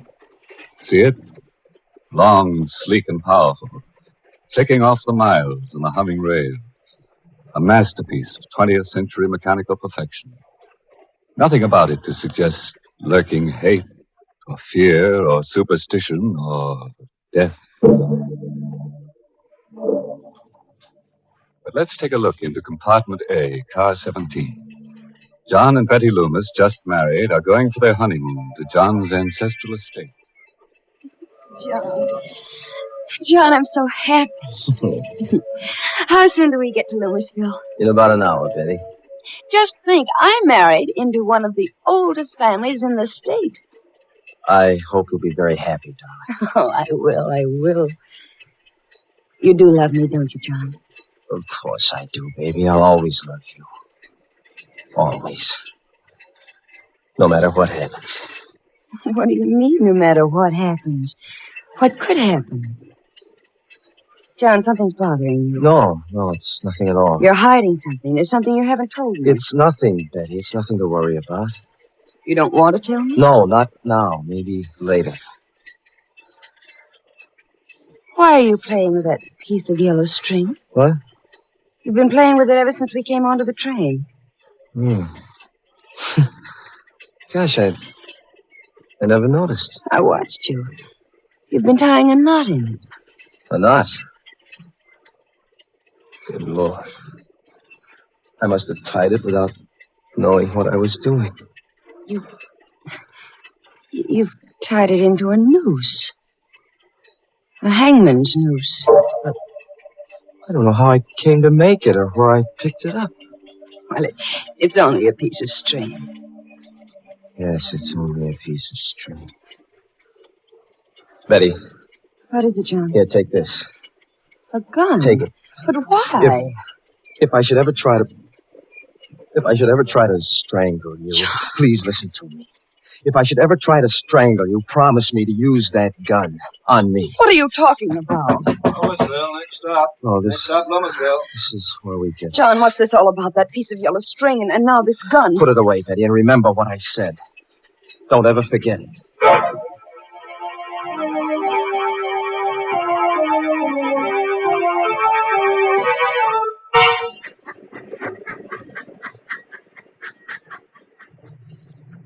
Why Why is it so dark here? This is just a way station. The train only stopped here to let us off. Otherwise, it goes right through. Oh? I thought Loomisville was a big town. Well, it used to be 100 years ago, but now there's only the Loomis estate. Are we far from the estate? About 2 miles. Old Herman Galt should be here to pick us up in the station wagon. Herman Galt? Mm-hmm. He's the handyman. There's been a Galt working for the Loomis family for the last 150 years. John, I don't like it here. Dark, and that wind. What the devil can Galt be? I wrote them what train we were taking. I'm right here, What? Mr. John. Oh, Galt, you frightened my wife. I'm sorry, ma'am, if I scared you. Oh, that's all right.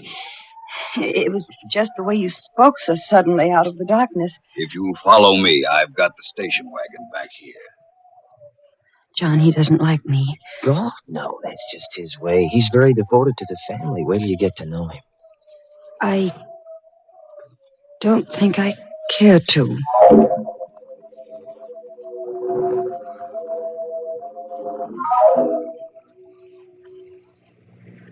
Johnny, he's driving too fast. It's so dark. Don't worry, Betty. Galt knows this road like the back of his hand. We'll be there in a few minutes. I'm frightened. Darling, please, tell me why you gave me the gun.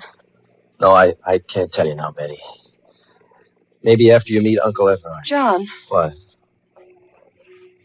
What's that in your hand? What?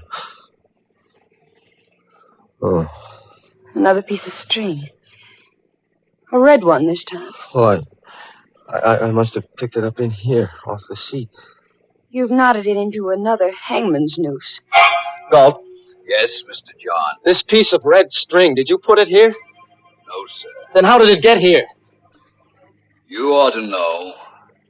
Yes. Yes, I ought to know. Galt, why are you stopping here? We're home, ma'am. This is the entrance to the Loomis estate. I've got to get out and open the gate. I'll be right back. Betty, I've got to get out, too. I've got to see for myself. See what, You John? stay here, Betty. But, stay right where you are. Wait a minute, I'm coming Go back, too. Betty. Get back in the car. Mr. John is right, ma'am. You shouldn't go with him. Take care of her, Galt. I won't be long. Galt, where's he going? That is the Loomis family cemetery. Cemetery? What does he want to see in there in the middle of the night? He'll tell you himself, ma'am. In due time. No, I'm going to find out right now. Better not, ma'am. Better come John! back. John, wait for me. Betty, I told you to stay I'm in the going car. with you. I want to know what there is in that cemetery. Get back in that car. I'm your wife now. I have a right to know what this is all about. I'm going with you. All right, if that's the way you feel about it. But hold on to that gun I gave you. Keep it in your hand all the time. John, why? You'll find out soon enough. This is the gate of the family cemetery. All the Loomises and their wives are buried here. It's so shadowy. White tombstones look like ghosts. Hold my hand, John. No. Just hold on to that gun. John, whose grave is this with the high tombstone? My great-grandfather's. Stuart Loomis. He founded the Loomis estate. This is my grandfather's grave. His wife. Here's my father. My mother. And that's all. That should be all. What do you mean? Come over here. This is what I came to see. This is what I've been afraid of. John, it's an open grave. Freshly dug. Yes, Betty. It was just dug tonight. But who is it for? Betty, darling. I'm afraid it's for you.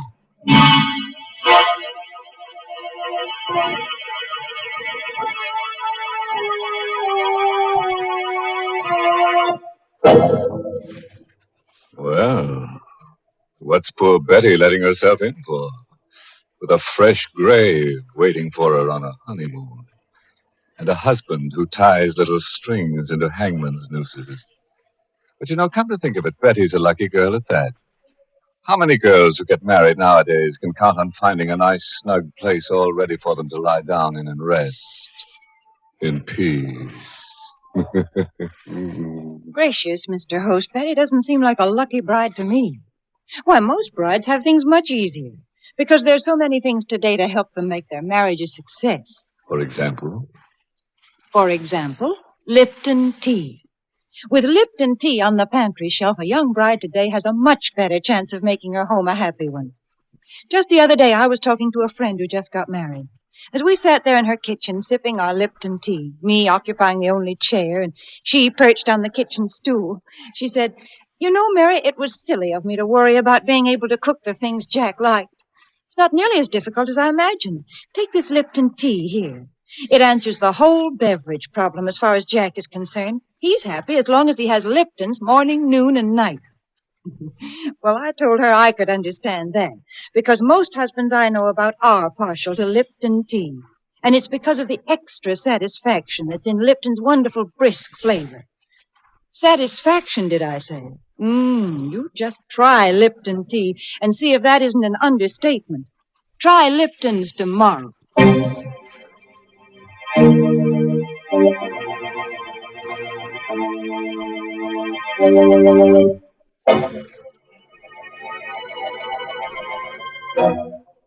Now, let's hurry back to our date in the graveyard. Remember? With poor Betty, whose husband has just told her he's afraid the freshly dug grave is for her. John, what do you mean? Who dug this grave for me? Who? If I told you, you'd think I was crazy. No, you've got to tell me. If I'm in danger, I have a right to know. Was it God? Your Uncle Everard? No, at least I don't think so. His wife, Christine. Betty, do you believe that a ghost could dig a grave? Ghost? Do you mean I'm in danger from a ghost? Oh, I told you you'd think I was crazy. John, why are you looking at me like that? I don't know. Betty, have you got that gun with you? No, I left it in the car. What good would a gun be against a ghost?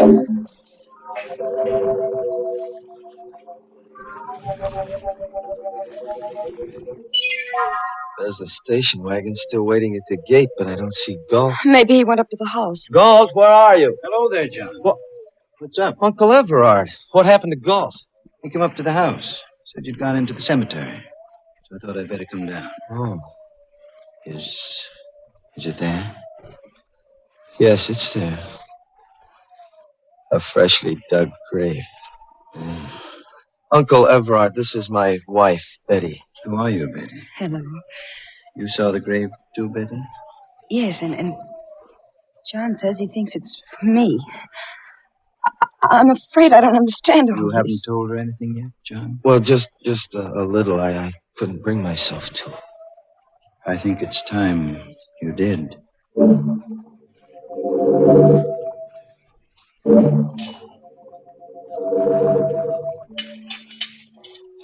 More tea, Betty? Thank you, Uncle Everard. I will have a little more. You, John? No, thanks. Too bad Christina's ill. She's upstairs in our room. But I hope she'll be better by tomorrow. You can see her then. Maybe. What do you mean? That grave out there. Maybe it'll be filled tomorrow. John, don't you think it's time you kept your promise to tell me what this is all about? You tell her, Uncle Everard. Well, Betty, there's a ghost in the Loomis family. That's it in a nutshell. Oh, I see. And it was a ghost who dug that grave. Huh? I know it sounds mad. After 150 years, we Loomises have come to the conviction that it can't be anything but a ghost. 150 years? You mean... John's great-grandfather, Stuart Loomis, settled this strip of seacoast under a patent from the colonial governor. Here's his picture over the fireplace. He doesn't look much like you, John. Stuart Loomis was a hard man. He was a French privateer in these waters who made a lot of trouble in those days. Gaston Leroux, who sailed the seas with his wife, Antoinette. What has a French pirate and his wife to do with that grave? Stuart Loomis captured Leroux and his wife, and under the authority conferred upon him by the governor, had the power to hang them. You mean the woman, too? Yes. He hanged them both on a gibbet where our family cemetery now stands. How terrible. Before he died, Gaston Leroux laid a curse on the Loomis family. He swore that just as his wife was hanged, so would all the Loomis women die. He swore that he would come back and dig a grave for the wife of a Loomis in every generation, and furnish the noose by which a Loomis would strangle his own wife. But that's incredible. Short while afterward, a fresh grave was found beside the gibbet where Leroux had been hung.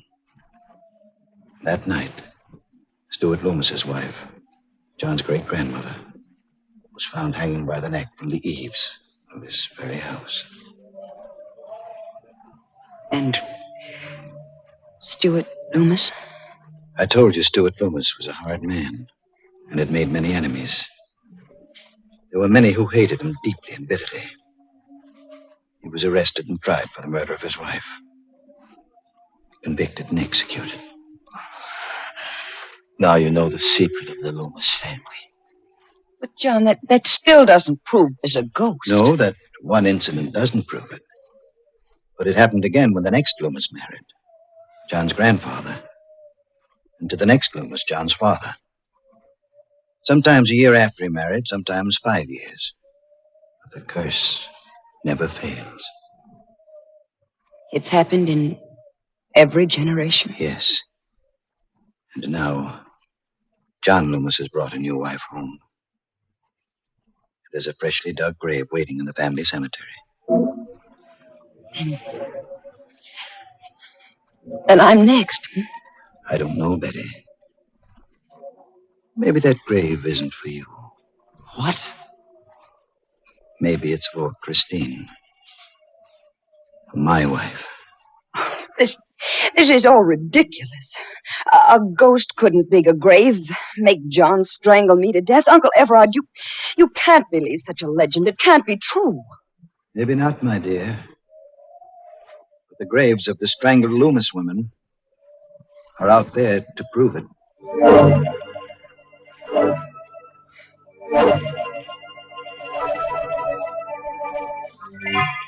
Well, this is your room, Betty. I'll have God call you at 8 tomorrow morning. Good night. Good night, Uncle Everard. Good night, John. Good night, Uncle Everard. This is such a big room. It's so gloomy. The whole house is like that. It lies gloomy and sullen under the Loomis curse. Oh, Betty, I love you so much. We'll beat the curse together. Let me go, darling. I want to change my clothes and wash. All right. There's the bathroom over there. I'll only be a minute. All right, darling. Oh, it's a lovely bath. Betty, what is John, it? quick. What? Look. Hanging from the shower bar. What? A hangman's noose. It's a real one this time. Of rope. Ready to hang someone. Who put it there? It's the Loomis curse. We can't get away from it. No ghost could have hung that rope there. Let's call Uncle Everard. All right. Have you got the gun with you? No, it's in my handbag. Well, get it. But Get John... it, I say. All right, John. Here. Here, I've got it. All right, now keep it with you all the time. And don't be afraid to use it. On me, if necessary. All right, let's get your uncle. This is his room. I wonder if I ought to wake him. It might upset Aunt Christine. She's sick. We've got to wake him. Better knock harder. Well, it wasn't locked. Call him. Uncle Everard. Uncle Everard? He doesn't answer. But there's a light in the room. Push the door further open. All right. Well, there's nobody in the room. The bed's empty. Uncle Everard? Aunt Christine? Maybe in the bathroom. The door is open. Betty! John! Aunt Christine. She's hanging by the neck. She's dead. It's the same kind of a noose as in our bathroom. Uncle Everard hanged her. It's the Loomis curse catching up with us.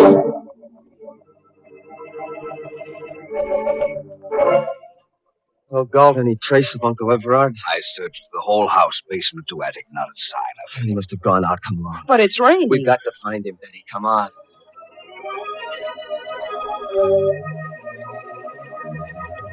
It's so dark out here. How will we ever find him? I have a flashlight, ma'am.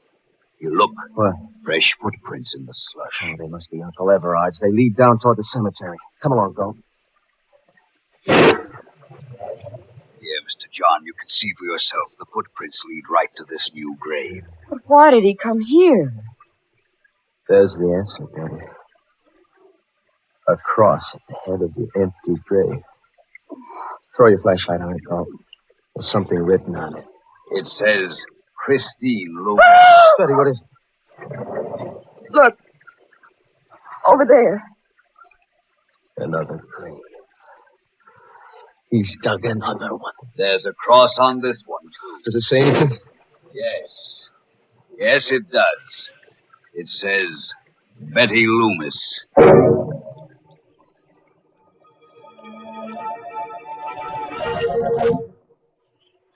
John, sit close to me.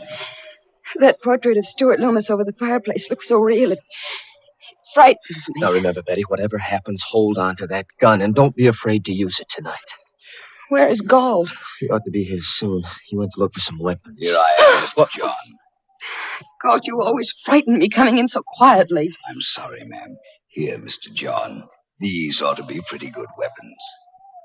Size? Yes, I had them sharpened only the other day. They could slice a man's head off in one stroke. Take one, Mr. John. Thanks.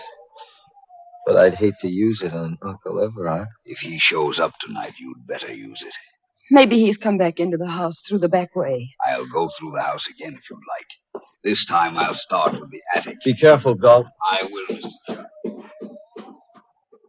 John, I don't like him. Galt? And I don't think he likes me either. Oh, that's not true. Darling, what's that? Must be Galt in the attic. Help, Mr. Galt! You must have met Uncle Everard hiding up there. Stay right here, Betty, and hold on to that gun. John, be careful. Don't worry, just take care of John, yourself. come back. I'm frightened. I'm afraid to be alone.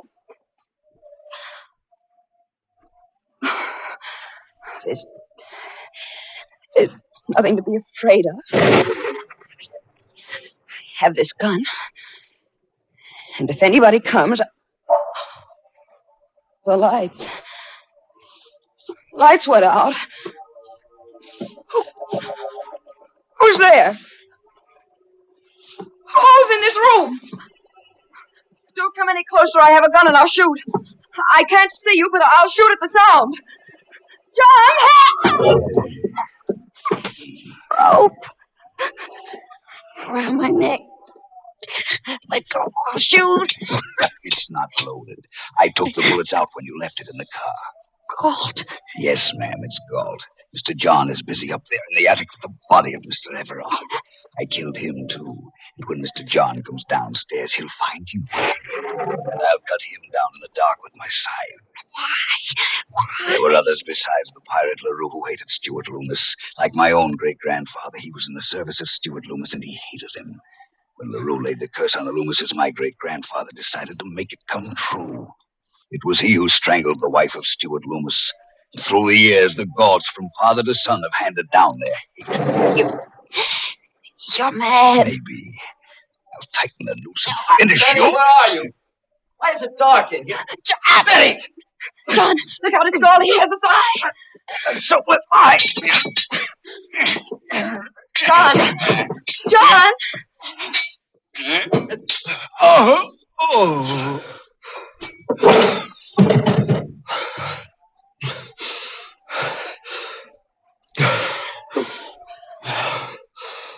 is it? Oh, darling. Where are you? Here, John, here. Oh, darling. We finished forever with the Loomis curse.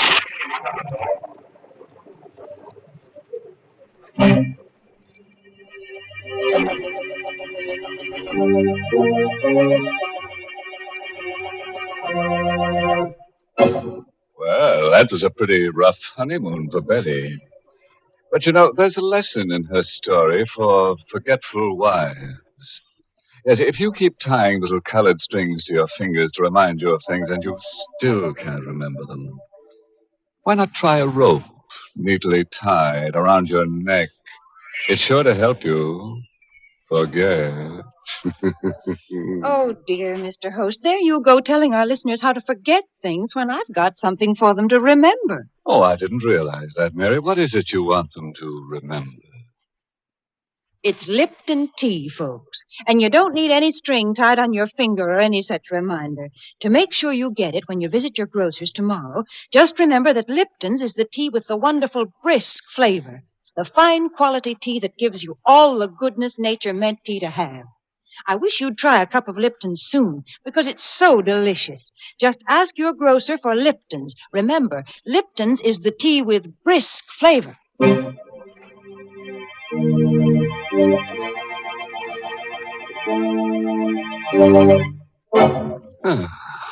And so our evening's over, with the usual quota of corpses to qualify for the ghoul school. We're working on a special matriculation for bachelor ghouls. In case you didn't know, a bachelor ghoul is one who believes that two can die as cheaply as one. Oh, by the way, this month's Inner Sanctum Mystery novel is I Hate Blondes by Wolf Kaufman. And next week, the makers of Lipton Tea and Lipton Soups will bring you another Inner Sanctum story directed by Hyman Brown and called Dead Man's Turn. It's a little night course in murder, that's all. As you have your choice of majoring in choking, shooting, drowning. But why don't you just listen in to Inner Sanctum next week and you'll get all the inside toe. Oh, yes, next week part of the country goes on daylight saving time. If your area remains on standard time, tune in to Inner Sanctum 1 hour earlier. Until then, good night. Pleasant dreams.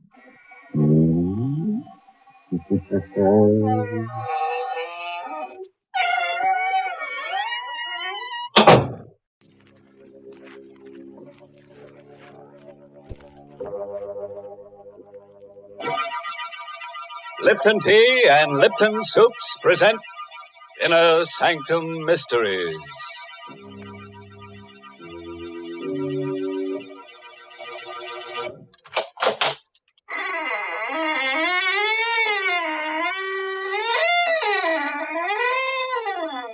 Good evening, friends.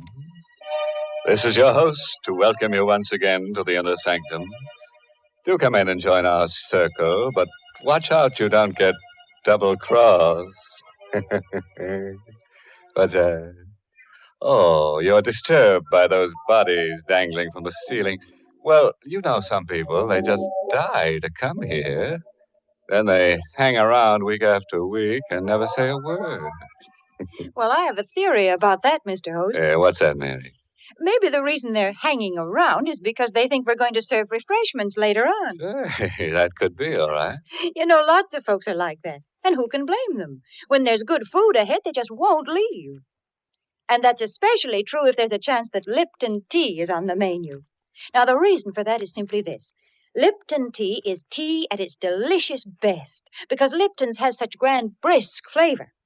In fact, brisk is the very word the tea experts themselves use to describe Lipton's full, hearty taste. You'll agree, I'm sure, the very first time you try it, for Lipton's is so lively and full-bodied and satisfying. Yes, it's that brisk flavor that makes more people buy and enjoy Lipton's than any other brand of tea in the world. So whenever you ask for tea, make sure you ask for Lipton tea.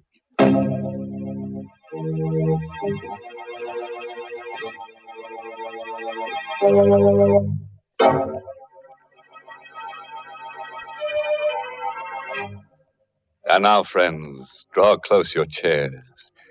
If there are no faint hearts among us, we'll begin tonight's tale of terror. A story written especially for Inner Sanctum by Michael Sklar. Our star tonight is Santos Ortega, who plays the role of Elwood Fitch in You Could Die Laughing. We wanted to escape our problem, to forget about it, so we went to the movies. But there was a doctor in the story, and every time he appeared on the screen, I remembered. Halfway through the picture, I couldn't sit there anymore. I nudged Catherine, and we got up and walked out. The street was cold and dark and empty. Elwood, what do you want to do now? I just want to go back home. All right, dear.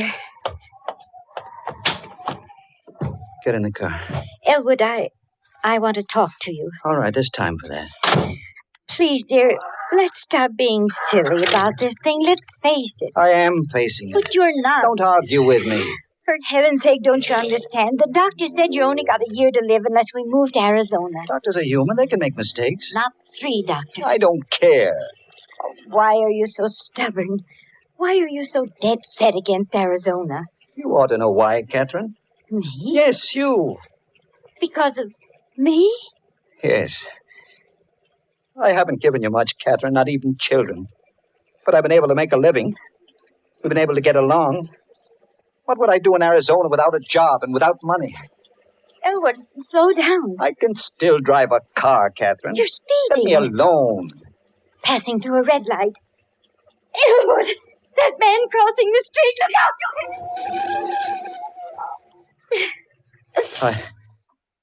Catherine. Did I? Yes, he's lying on the ground. Good Lord. He walked in front of the car. Well, we've got to help him. Is he? He's dead. Oh, Elwood. I didn't mean to do it. I couldn't help it. It happened so fast. Better call the police. Police? Well, you said he's dead. The police? Catherine, there's no one but us on the street. Nobody else saw it happen. What difference does that make? Get back in the car. Elwood, are you suggesting I was speeding. I passed a red light. And now this. They'll arrest me. They'll put me on trial for manslaughter. But my... He's dead, isn't he? We can't help him. It won't do me any good if I go to jail. But running away, leaving the body... Catherine, we've got enough troubles without this. We're going to get into the car and drive straight to the garage. I've got a year to live. And I'm not going to spend it in prison.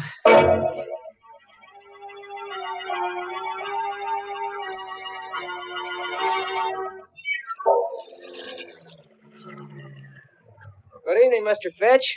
Want me to put the car away for you? Yes. Show must have let out early, huh? We didn't stay to the end, Anne. I didn't care for the picture. Ah, them pictures. I always tell my wife. Say, what did you hit? Hit? Yeah, your front bumper. Blood on it. That blood. A dog ran in front of the car. Do me a favor, Dan. Wash it off before you put the car away. Sure thing, Mr. Fitch.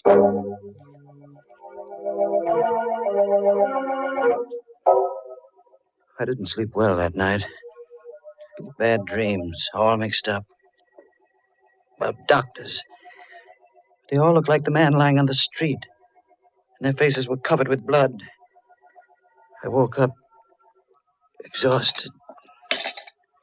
Breakfast is on the table, Elwood. Just a moment. That newspaper can wait. Your toast is getting cold. Oh, here it is. What are you looking for? The story. You mean last night? It's in the newspaper? Listen to this. Stenger, victim of hit-and-run driver. The body of Augie Stenger, underworld character, was discovered early this morning at the intersection of Broad and Main Streets. Police believe Stenger was the victim of a hit-and-run driver. The front door. Yes. Do you think it's the police? I don't know. Get a grip on yourself. I'll see who it is. Morning. You, Mr. Fitch? Yes. What can I do for you? I don't like to talk business on the front doorstep. Business? It's about last night, that accident. What accident? Don't try to act innocent. I saw that hit and run. Now can I come in? Let me handle this, Catherine. Who are you? The name is Chandler. I was sitting in my car last night at Broad and Main Street. I saw the accident and I followed you home. Thought I ought to talk to you about it this morning. What do you want? The cops are looking for that hit-and-run driver. I'm the only guy that knows you're him. It ought to be worth something for me to keep my mouth shut. You want money? Yeah. Blackmail. Don't talk to him, Elwood. Send him away. No, we can't do that, Catherine. He'd go to the police. But Elwood... Leave this to me. All right, Chandler. I'll give you the money. How much? $500. That's chicken feed. 1,000. Ah, now you're talking sense. When do I get it? I'll give it to you now. It's in my coat pocket. Here. Here it is. You'll find exactly $1,000 in $20 bills. Thanks. Now, get out of here. Now, wait a minute. Don't get nasty, Fitch. I'm doing you a favor. You got your money. Now get out. I'm going. But I'll be back. We'll call this the first installment. Elwood, where did you get that money you gave him? Money? Last night you said we couldn't go to Arizona because we had no money. Yet you just gave that man $1,000. Where'd you get it? I was ashamed to tell you. I took it from Stinger. Stinger? The man we hit. I put my hand inside his coat to see if his heart was beating. The money was in the inside pocket. Elwood, how could you? Don't look at me like that, Catherine. We've been married a long time. Long enough for you to know that I'm not a crook or a murderer. But to kill a man and then take his money. Try to understand. All day long I've been thinking. A year to live. A year to live. When you know you're going to die, it does something to you. You forget what's right and what's wrong. I thought, with that $1,000 and the few hundred we've got in the bank, I thought we might be able to go to Arizona after all. Well, the money is gone. Yes. Don't think about it anymore. How can I stop thinking? You heard what Chandler said? That $1,000 is the first installment. He'll blackmail us out of everything we own.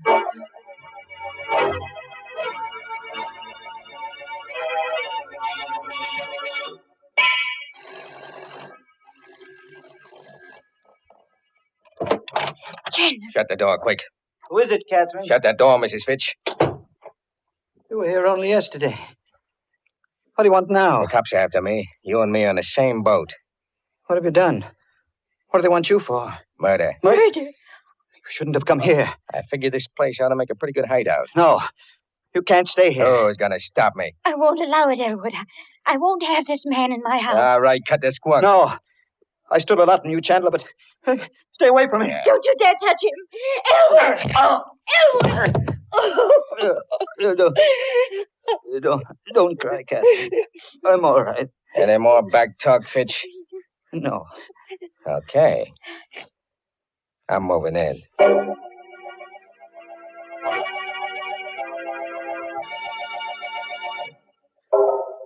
He took over the house.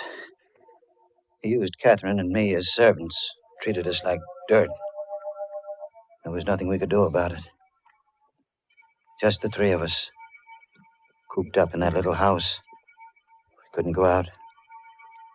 Food and cigarettes were sent up from the store. Went on like that until Tuesday morning. Hush, Elwood. Chandler will hear you. He can't. He's in the bedroom.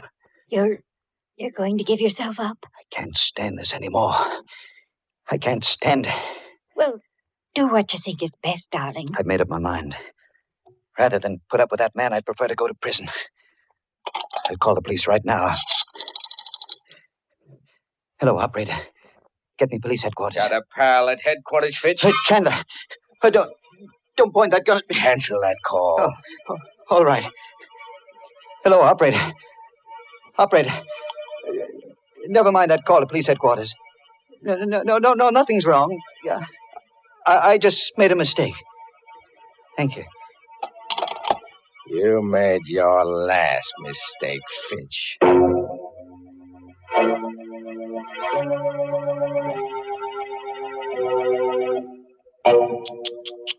Imagine that black villain, Jack Chandler. First he blackmails Elwood, then he blackjacks him, and now he blackballs him from using his own telephone. You know what I'd do if I were Elwood? I'd apply for a writ of habeas corpus. That is, if Chandler doesn't turn Elwood into a corpus first.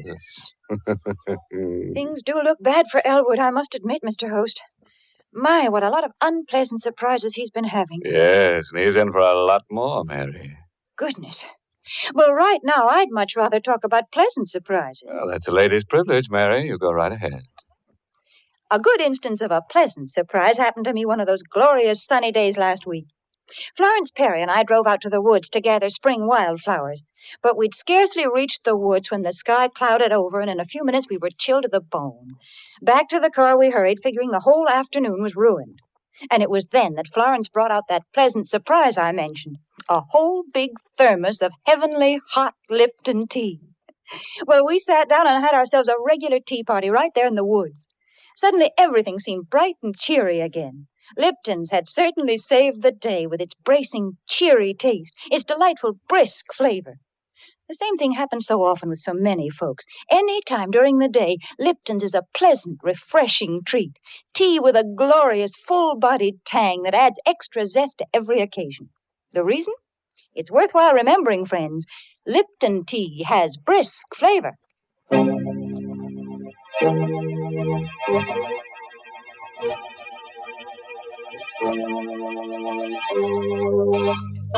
Now, friends, let's get back to those lovely people, Jack Chandler and Elwood Fitch.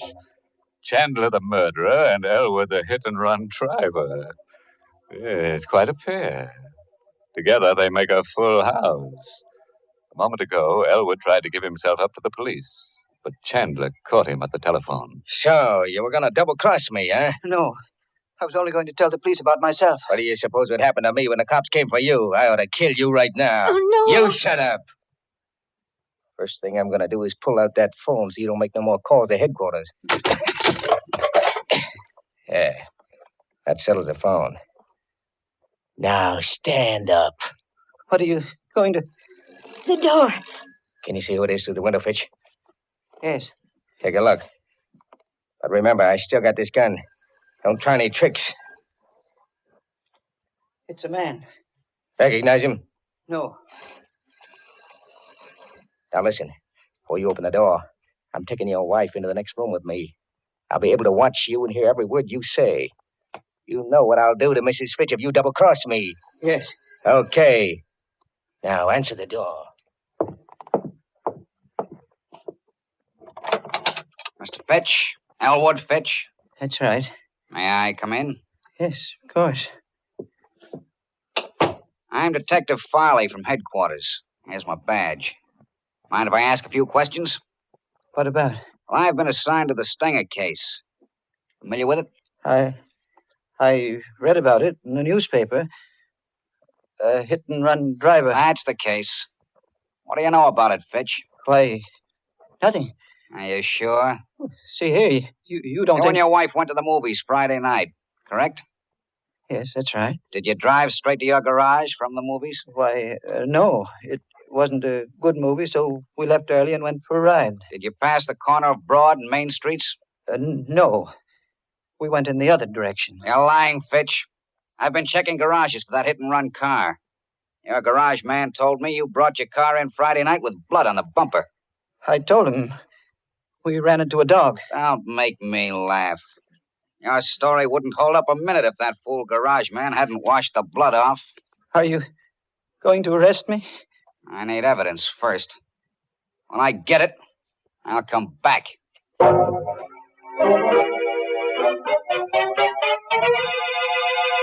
Blood on the bumper. That cop is wise to you, Fitch. He said he'd be back. Sure. He'll be snooping around looking for proof. Yeah, this is one heck of a hideout. I'm leaving. You're going away? Glad of that, ain't you? Well, you got nothing to celebrate. What do you mean? I need time, plenty of time to get away from the city. I'm not going to leave you here to squeal to the cops as soon as I'm out of the door. We wouldn't tell the police. Yeah, I'm going to make sure you don't. I got one murder rap on me already. It might as well be 3. 3? Elwood, he means... Listen, Chandler. I swear we won't tell. Why should we? Remember what you said. We're both in the same boat. The police are after me, too. You tried to double-cross me once before. I ain't taking any chances. Please. There's no use begging. It won't do no good. When are you going to do it? Before I go. Sometime after dark.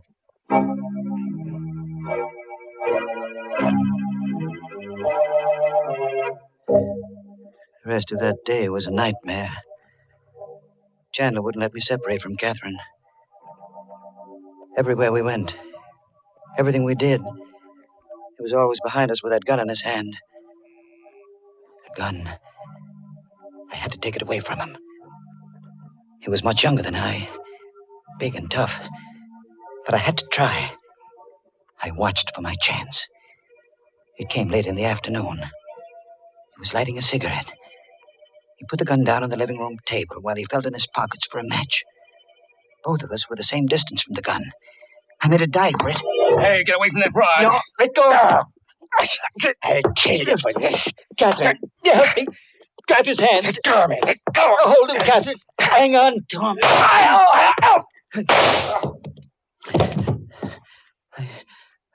He's dead. I had to shoot him. I had to. Now what will we do? I don't know. What would he do if the positions were reversed? Call the police. No. The money. The money I gave him. The $1,000 I took from Stenger. He still got it. It's ours again, Catherine. We're going to Arizona. Arizona? Don't you see? It's just like it was before he came. We'll take the money and we'll go to Arizona. But his body... He's a murderer, he said so himself. We'll put the body into the car, drive out to the suburbs, and leave it on the highway. The police will think it was just another gangster murder.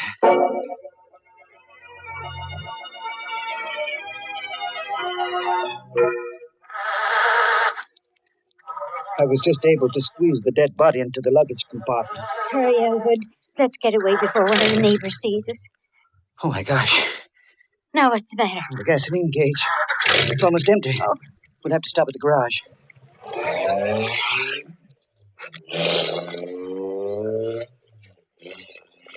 I drove back to the garage.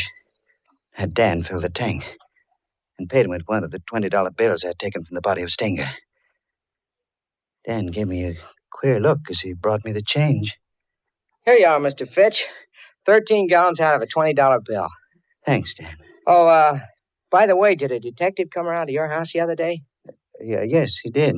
I hope you don't hold it against me telling him about that blood on the bumper of your car. Oh, of course not, Dan. Why should I? After all, I had nothing to hide. No, that's right.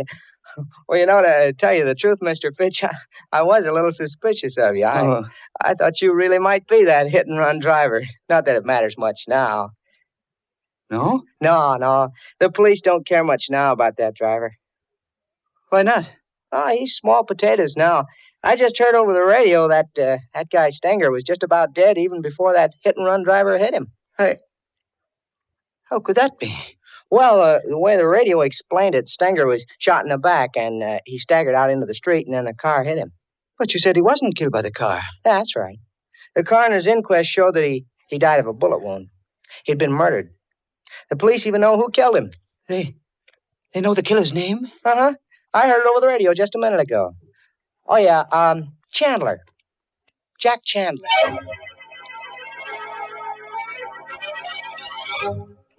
I don't remember driving away from the garage. It kept going around in my brain. Chandler had murdered Stenger. Catherine and I had run away from a crime we hadn't committed. No wonder Chandler had seen the accident. No wonder he feared the police. And now he was dead. His body packed into the luggage compartment of the car. Elwood, you're not listening to me. What? Oh, I was thinking about Chandler. That's what I was talking about. If he killed Stenger, why can't we go to the police and confess everything? Because we killed Chandler. Which was self-defense. Would the police believe that? They'd have to believe it. Even if they did, it would be murder in the third degree. They'd learn about the $1,000. I'd be held for trial. We'd never get to Arizona. No, Catherine. We've got to go through with our original plan. Elwood, that siren. It's a police car behind us. What are you going to do? They may not be after us. If they do stop us, let me do the talking. Hey, forward! Stop that car! Don't be afraid, Catherine. I'll handle it. Uh-huh. Middle-aged man and woman. You answer the description, all right. Name Fitch? Yes. What's the trouble, officer? There's an alert out for you. You bought gas back at your garage a few minutes ago. Paid for it with a $20 bill. That's right. Got any more of those bills on you? Why, yes. Hand them over. Here. Here they are. Uh-huh. Looks like it's all here. This is the stuff, all right. What stuff? What are you talking about? This money. It's counterfeit. Just like the bill you gave the garage man. Counterfeit? Phony money down to the last dollar. Move over. We're driving to headquarters.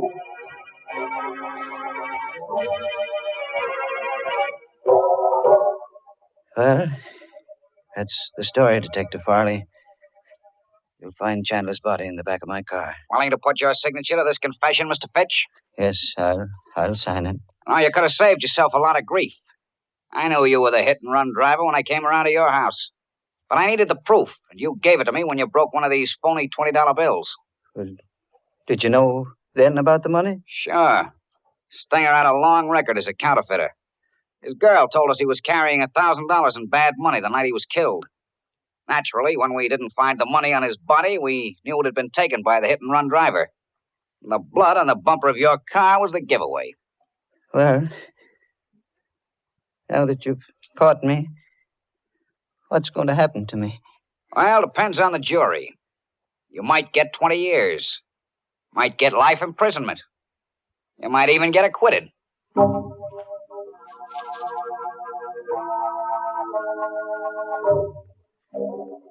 I'm in the courtroom now. Catherine beside me, waiting for the decision.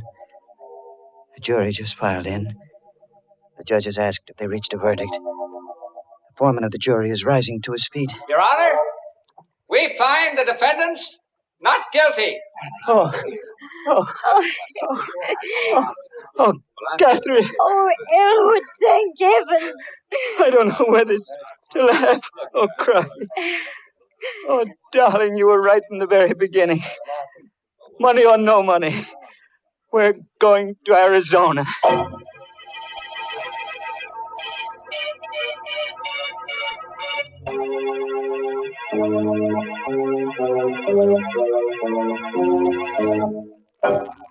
Well, fooled you that time, friend. Slipped you a happy ending when you weren't set for it.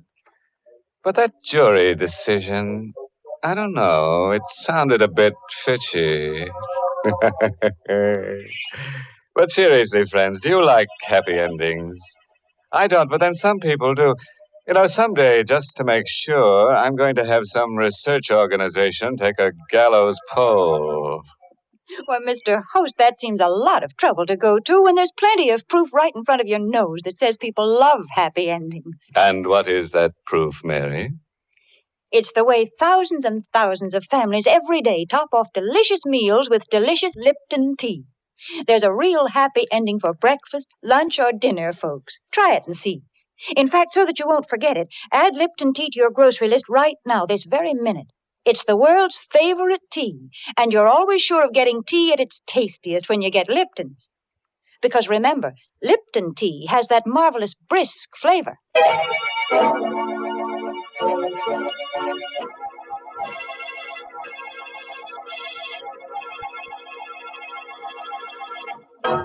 A parting word of advice, friends, drawn from the experiences of Elwood Fitch. If your wife wants you to take a trip, don't argue. No, don't protest. Simply bash her on the head and deliver her to the police. You can always say she tripped. Oh, yes, this month's Inner Sanctum Mystery novel is I Hate Blondes by Wolf Kaufman. And next week, the makers of Lipton Tea and Lipton Soups will bring you another Inner Sanctum story directed by Hyman Brown and called Screams in the Night. Of course, there'll be lots of screams. The kind you like, blood-curdling. And there's the usual triangle. A man, his wife, and another girl. But the joker is, he who grasps best, gasps last.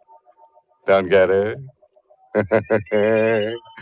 And for the details, better be listening to Inner Sanctum next week. Until then, good night. Pleasant dreams.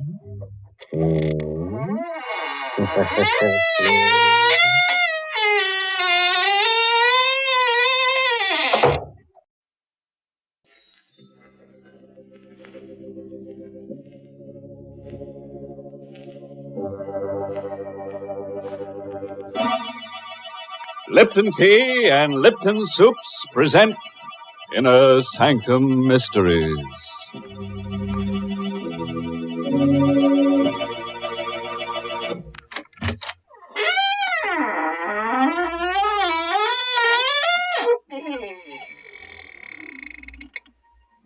Good evening, friends of the Inner Sanctum.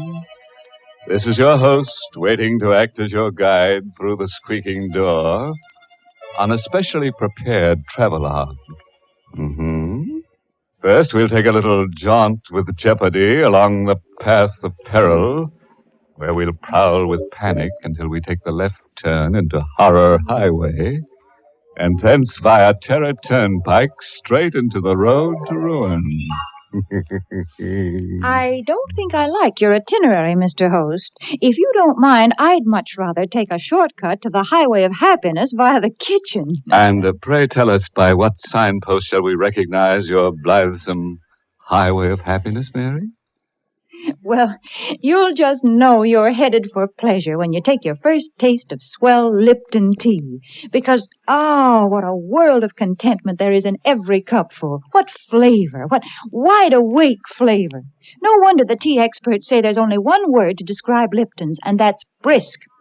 No wonder more folks enjoy Lipton's than any other brand of tea in the world. It's because Lipton tea never tastes dull, flat, or dreary. It's always lively and cheery.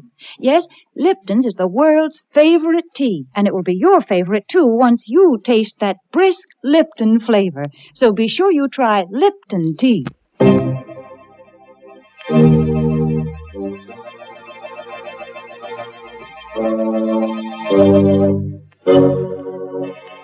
Listen now to the strange tale of a boy and his twin sister, and their dog, and the wreckers of Hurricane Cove. It's called Detour to Terror. An original radio play written especially for Inner Sanctum by Emil Tepperman.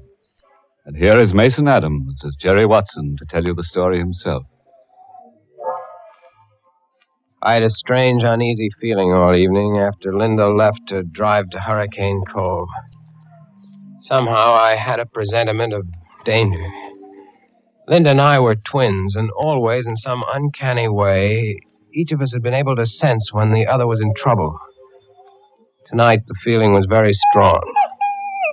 Butch sensed it, too. He was only a mongrel pup, but he was smart. I shouldn't have let Linda go alone, but she had insisted. She was a feature writer for the Manhattan magazine, and she'd run across the trail of a story about an old family of wreckers who lived down by the shore near Hurricane Cove. The tale went that this family had made a living in the old days by placing false signals on the shore in order to lure ships onto the rocks and then loot them. It was this story that she'd gone to investigate.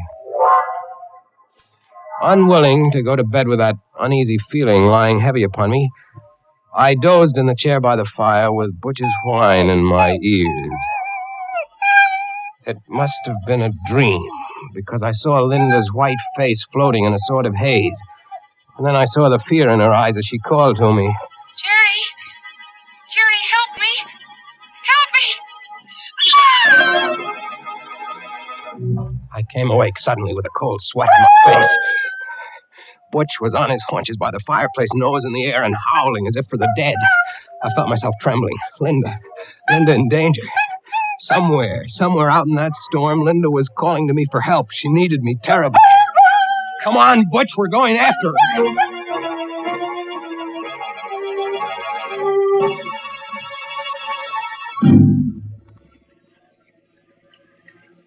Within 20 minutes, I was speeding through the storm out along Highway 9.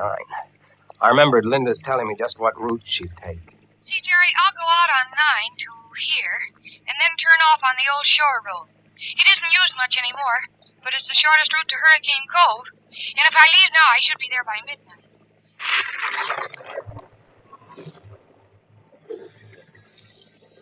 The mist lay heavy on the old shore road, and the rain drove against the windshield, and the swirling fog played strange tricks with my eyes. But I knew I was almost an hour behind Linda, and I had to make time. Now, don't worry, Butch. We'll catch up to her. We'll find her. If I could only go faster. This fog, I can't see 20 feet ahead of... Hey! There's a red lantern on the road. What? It's a detour sign. Bridge ahead, washed out. Detour. What'll I do, Butch? How do I know what Linda did? Did she drive straight ahead or did she take the detour? I've got to know. I can't sit here waiting. We'll take the detour, Butch, and pray it's the right choice.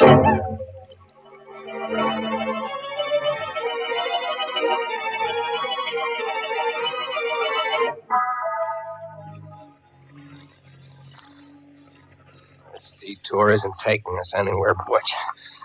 I don't think Linda came this way. Maybe she didn't see the detour sign back there. Drove into the washed-out bridge. Maybe that's what the danger was.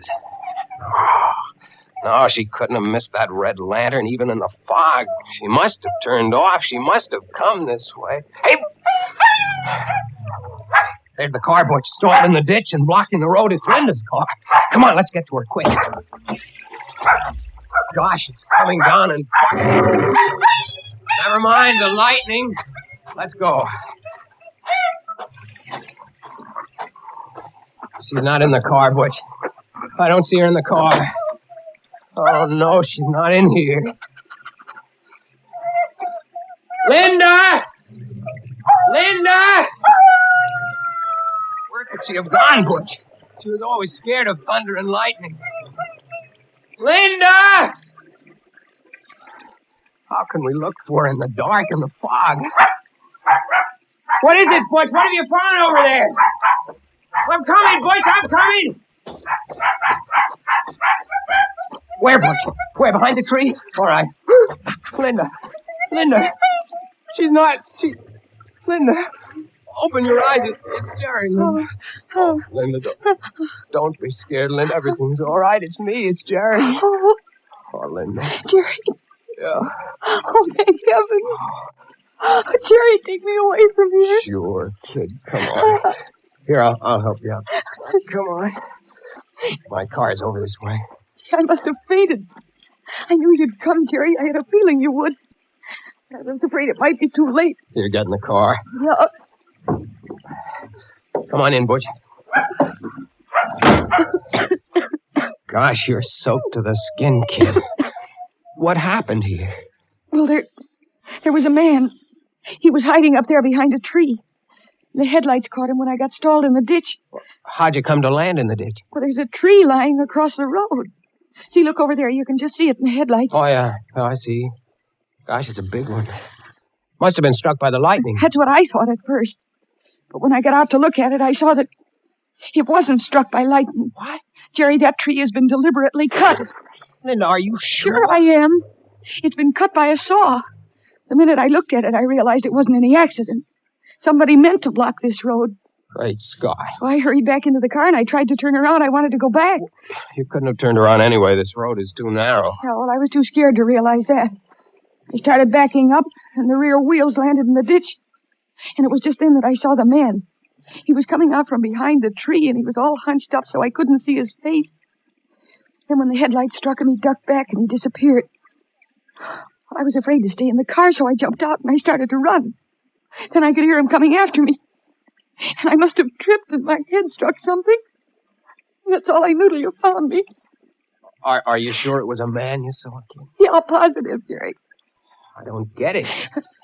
What was the idea of blocking the road? What's the matter, Bush? He hears something. Look over there. Someone running through the woods carrying something. I'm going after him. Careful, Jerry. Look, Butch has that man by the trousers. Oh, he kicked Butch. Hey, you don't kick my dog. Jerry, be careful. Come on back here, you. Jerry, I'm coming with you. Oh, it's no use. He ran away in the night. Are you all right, Butch? Look, Jerry. Whoever he was, he dropped what he was carrying. What is it? It looks like a big board of some kind. Here, I'll turn the flashlight on. What's the sign? It has lettering on it. What's it say? What's that? Great Scott. What is it, Jerry? It says, bridge ahead, washed out. Detour. Jerry, this is the detour sign from the highway. Yeah. They only put it up there to lure you onto this back road. Then they blocked the road with a tree. Kid, it looks like we're in some kind of a trap.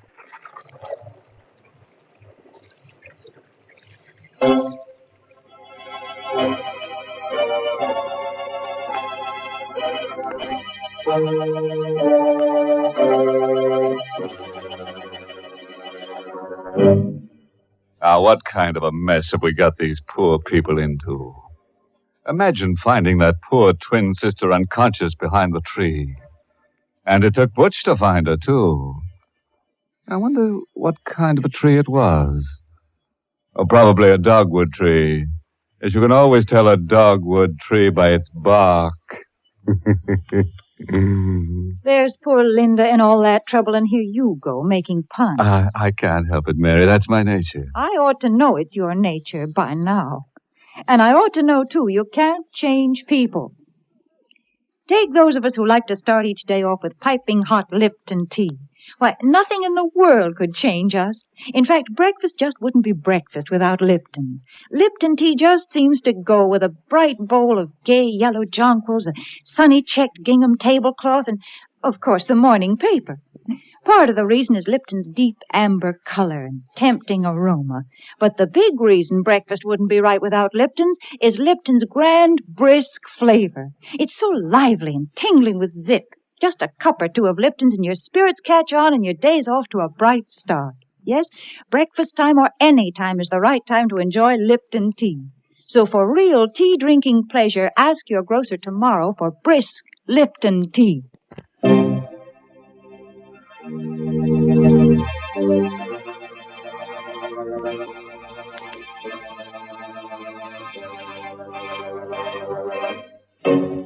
Well, let's get back to our story now and see what happens along that deadly detour. I have a hunch that Jerry and Linda are in for a lot of trouble. Trouble in twins, you know, never comes singly.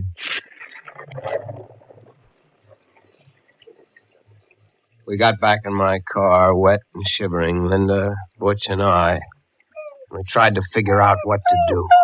Don't you see, Jerry? This is the way those old-time wreckers used to work. They'd place false signals on the shore so that the ships would be lured onto the rocks. Mm-hmm. You think that phony detour sign back It was there... just like a false signal to a seaman. It lured us onto this back road. When they get good and ready, they'll come for us. Maybe you're right, kid. Well, Jerry, we can't just sit here and wait to be murdered. Look, Linda, up there in the hill through the trees. See those lights? Looks like a big house. Hey, maybe they've got a phone. We could call the police. Uh-huh. And maybe... Maybe what, Jerry? Nothing. You think maybe they're the ones who lured us here? We'll have to take the chance, Linda.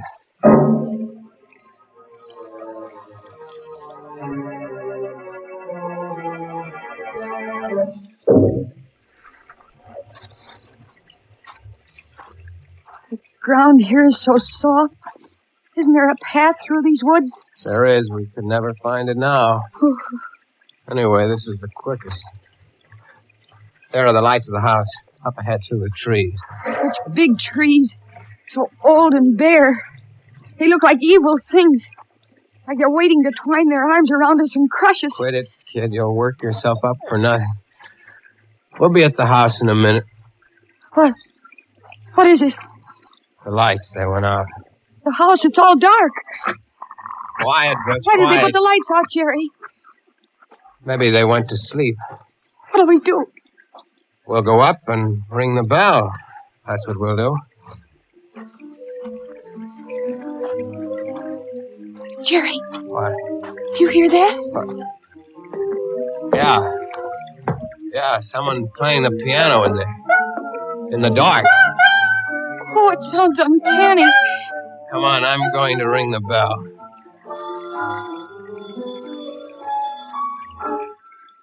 Piano stopped. Yeah.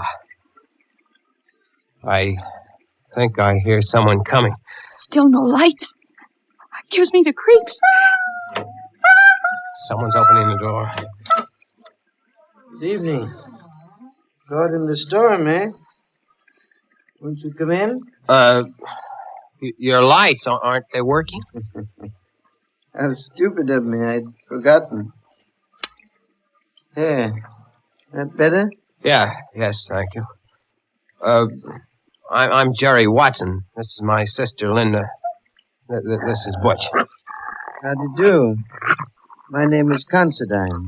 Gregory Considine. And you're quite welcome, I assure you. Mr. Considine, there's been a tree cut across the road down there. Tree? Cut? You mean struck by lightning? Well, I don't think so, sir. I think it was done deliberately. I like to use your phone to call the police. I'm so sorry. The phone is out of order. The storm, you know. I'm sure you must be mistaken about tree. You must be soaked through and through. Please follow me into the library. I'll get you some dry clothes. Jerry, did you see his eyes? He's blind. That's why I was playing the piano in the dark. Right in here, please. It's a nice crackling fire. You can warm up while I ring for my handyman. Matt will be here in a moment. I heard what you said to your brother, Miss Watson. Oh, I'm sorry. Not at all. I managed quite well. You live alone here, Mr. Considine? Just my brother Vincent and I. Matt, of course. We seldom see strangers here. No one uses this old back road. Mr. Considine, someone put a phony detour sign out on the main road. Really? Sounds almost incredible. Ah, here's Matt. You ring for me, Mr. Gregg? Matt, this is Miss Watson and her brother, and Butch. They've been caught in the storm. I think there's some dry clothing in the west room. Yes, Mr. Gregg. Yeah, this way, please. Are you in there, Greg? What have you done with those people? Oh, dear. It's my brother Vincent. I'm afraid I'll have to ask a favor of you. Please overlook anything Vincent may say. He's, shall I say, a bit strange. Oh, here you are. Well, introduce me to your friends, Greg. Go upstairs, Vincent. Go upstairs, Vincent. Is that all you have to say to your brother? What are you going to do to these people? What are you planning for them? Vincent. You can't shut me up. Look here, mister. And young lady, take a bit of advice from me. Don't stay in this house overnight, or you'll never live to see the morning. Get out, quick. Matt, you know what to do. No. Yes, Mr. Gregg. No, please, keep away from me, Matt. Keep away. I warn you, mister, get your sister out of it. No, hey, let go of me, Matt! Hey, he knocked him out. I regret that it was necessary, Mr. Watson. Vincent is difficult at times. Please pay no attention to what he said. I'm very sorry that you had to witness this painful scene. Matt, please carry Mr. Vincent upstairs and lock him in his room.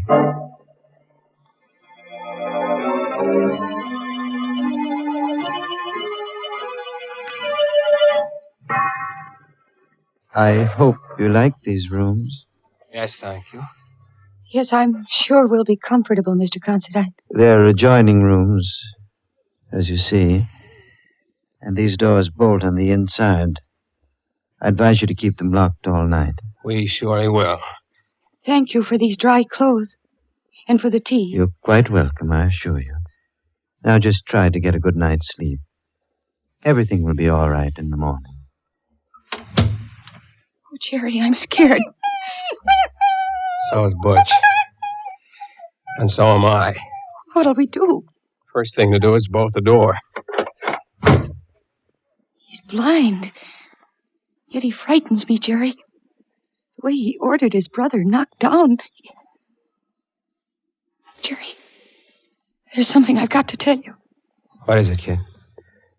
The name of that family of old-time wreckers is Considine. You mean these are the people? Their ancestors used to loot ships. And now they're working on motorists. Poor Vincent tried to warn us. Jerry, what are we going to do? We've got to get out of here before they come up to finish us off. Let's take a look out the window. Oh, it's pitch black out there. Look, by the streak of lightning. Did you see? Yes, I did. That man, that Matt, standing under the tree with a rifle. We're stuck. No escape. What's that? Someone tapping against the wall. In there. Can you hear me? Who is it? It's Vincent. I'm in the room next door to you. It's locked on the outside. Can you get me out? We'll be right there. Quiet, Butch. Oh, Jerry, maybe there's a chance if Vincent will help us. Come on, kid. Yeah. No noise.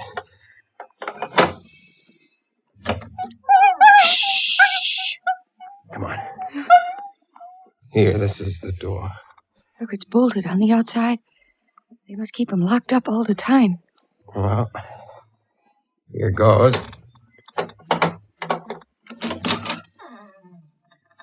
Vincent? Here I am. Don't make any noise. My brother has ears like a cat. And don't let him fool you. He may be blind, but he's more dangerous than any man who can see. How are we going to get out of here? Matt's watching outside with a rifle. Listen. The piano. My brother is amusing himself in the dark. He always plays the piano when he has something on his mind. Do you know any way for us to get out of here? Well, there's only a slim chance. Now listen to me carefully. The only chance is to get out the back way. But you have to pass the open living room door downstairs. And Greg is in there at the piano. And what'll we do? Oh, you wait here. I'll go down first. See if they've left the cellar door unlocked. I'll come back for you. Please, don't move until I return. Be careful. Don't worry. I will. Jerry, what'll happen if Greg hears him? Greg will probably call Matt and lock him up again. And what'll become of us? We'll worry about that later. Jerry, he stopped playing. Yeah. Do you think he heard Vincent coming down?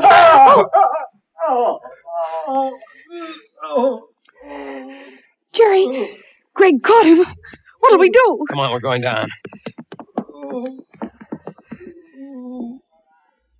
The lights are all out down here. I don't hear anything. Where do you think Greg is? Maybe waiting to jump us in the dark. Come on, I don't care. Stick behind me. We're going in the living room. Where's Butch? I don't know. What is it? My foot touched on a body. Then I'm going to take a chance on the flashlight. Stand by. All right. Great Scott. What is it? Look. What is it? That isn't Vincent. It's Greg. He's been stabbed. Watch out. Vincent is somewhere around. He'll kill you. What do you mean? My brother Vincent, the one who's been doing the wrecking.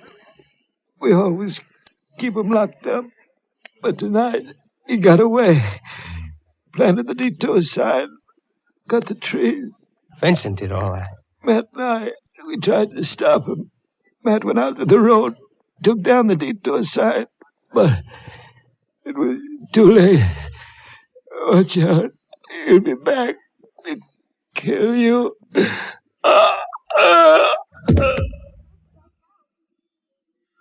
He's dead. Jerry. Poor Greg. And we thought of... Oh, the lights! Thank you for waiting for me. Vincent! Where'd you get that rifle? From Matt. He won't need it anymore. What are you going to do? What do you think? You're crazy. Well, aren't we all? Now, my good friends, if you'll just say a prayer. Any little prayer will do. Point that gun at my sister. It won't do you any good to stand in front of her. This rifle is a 30-30. Now, if you're ready... Jerry, he's mad. Look out! Wait! Attaboy, wait! Let go of the gun! The gun went off in his face. Oh, Jerry. Take it easy, kid. He's dead. Don't look at him. He isn't pretty to look at. What you did all right. Oh, kid, you can write your feature story now. The story of the wreckers of Hurricane Cove. And it'll be under your own byline, too. Oh, I'm going to write it under a double byline, Jerry. The Wreckers of Hurricane Cove by Linda Watson and Butch.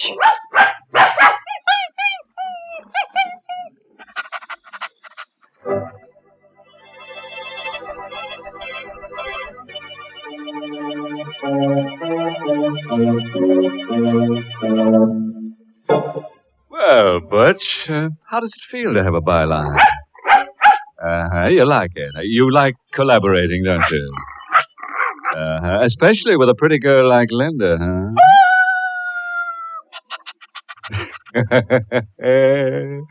Which just goes to prove that there's a little bit of wolf in the best of dogs.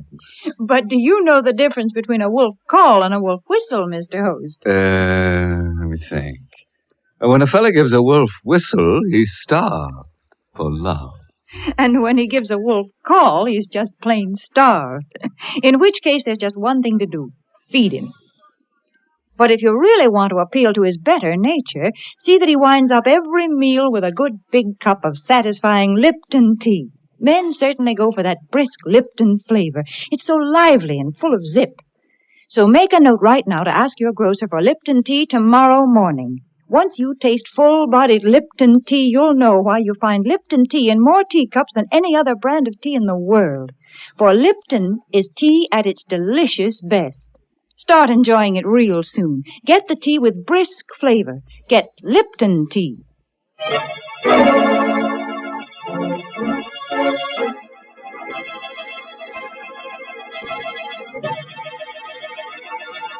A parting word of advice, friends. If you should ever awake from a hideous nightmare and find yourself driving in a mental fog along a lane that has no turning, with madmen lurking behind trees waiting to strike you down, and strange beasts with red tongues lapping at your ankles, and the bare and ugly trees stretching forth their gnarled arms to crush you, and there is no escape at all, why worry about it? You won't come out alive anyway. Oh, by the way, this month's Inner Sanctum Mystery novel is Benefit Performance by Richard Sane. And next week, the makers of Lipton Tea and Lipton Soups will bring you another Inner Sanctum story, directed by Hyman Brown, and called Murder in the Night. Correction. There'll be 3 murders. You know, it's going to take a lot of nerve to hear this tale out, so I don't suppose you'll be listening. That is, unless you've just got to find out how a brass button in a dead man's hand traps the murderer. If so, tune in to Inner Sanctum next week at this same time. Until then, good night. Pleasant dreams.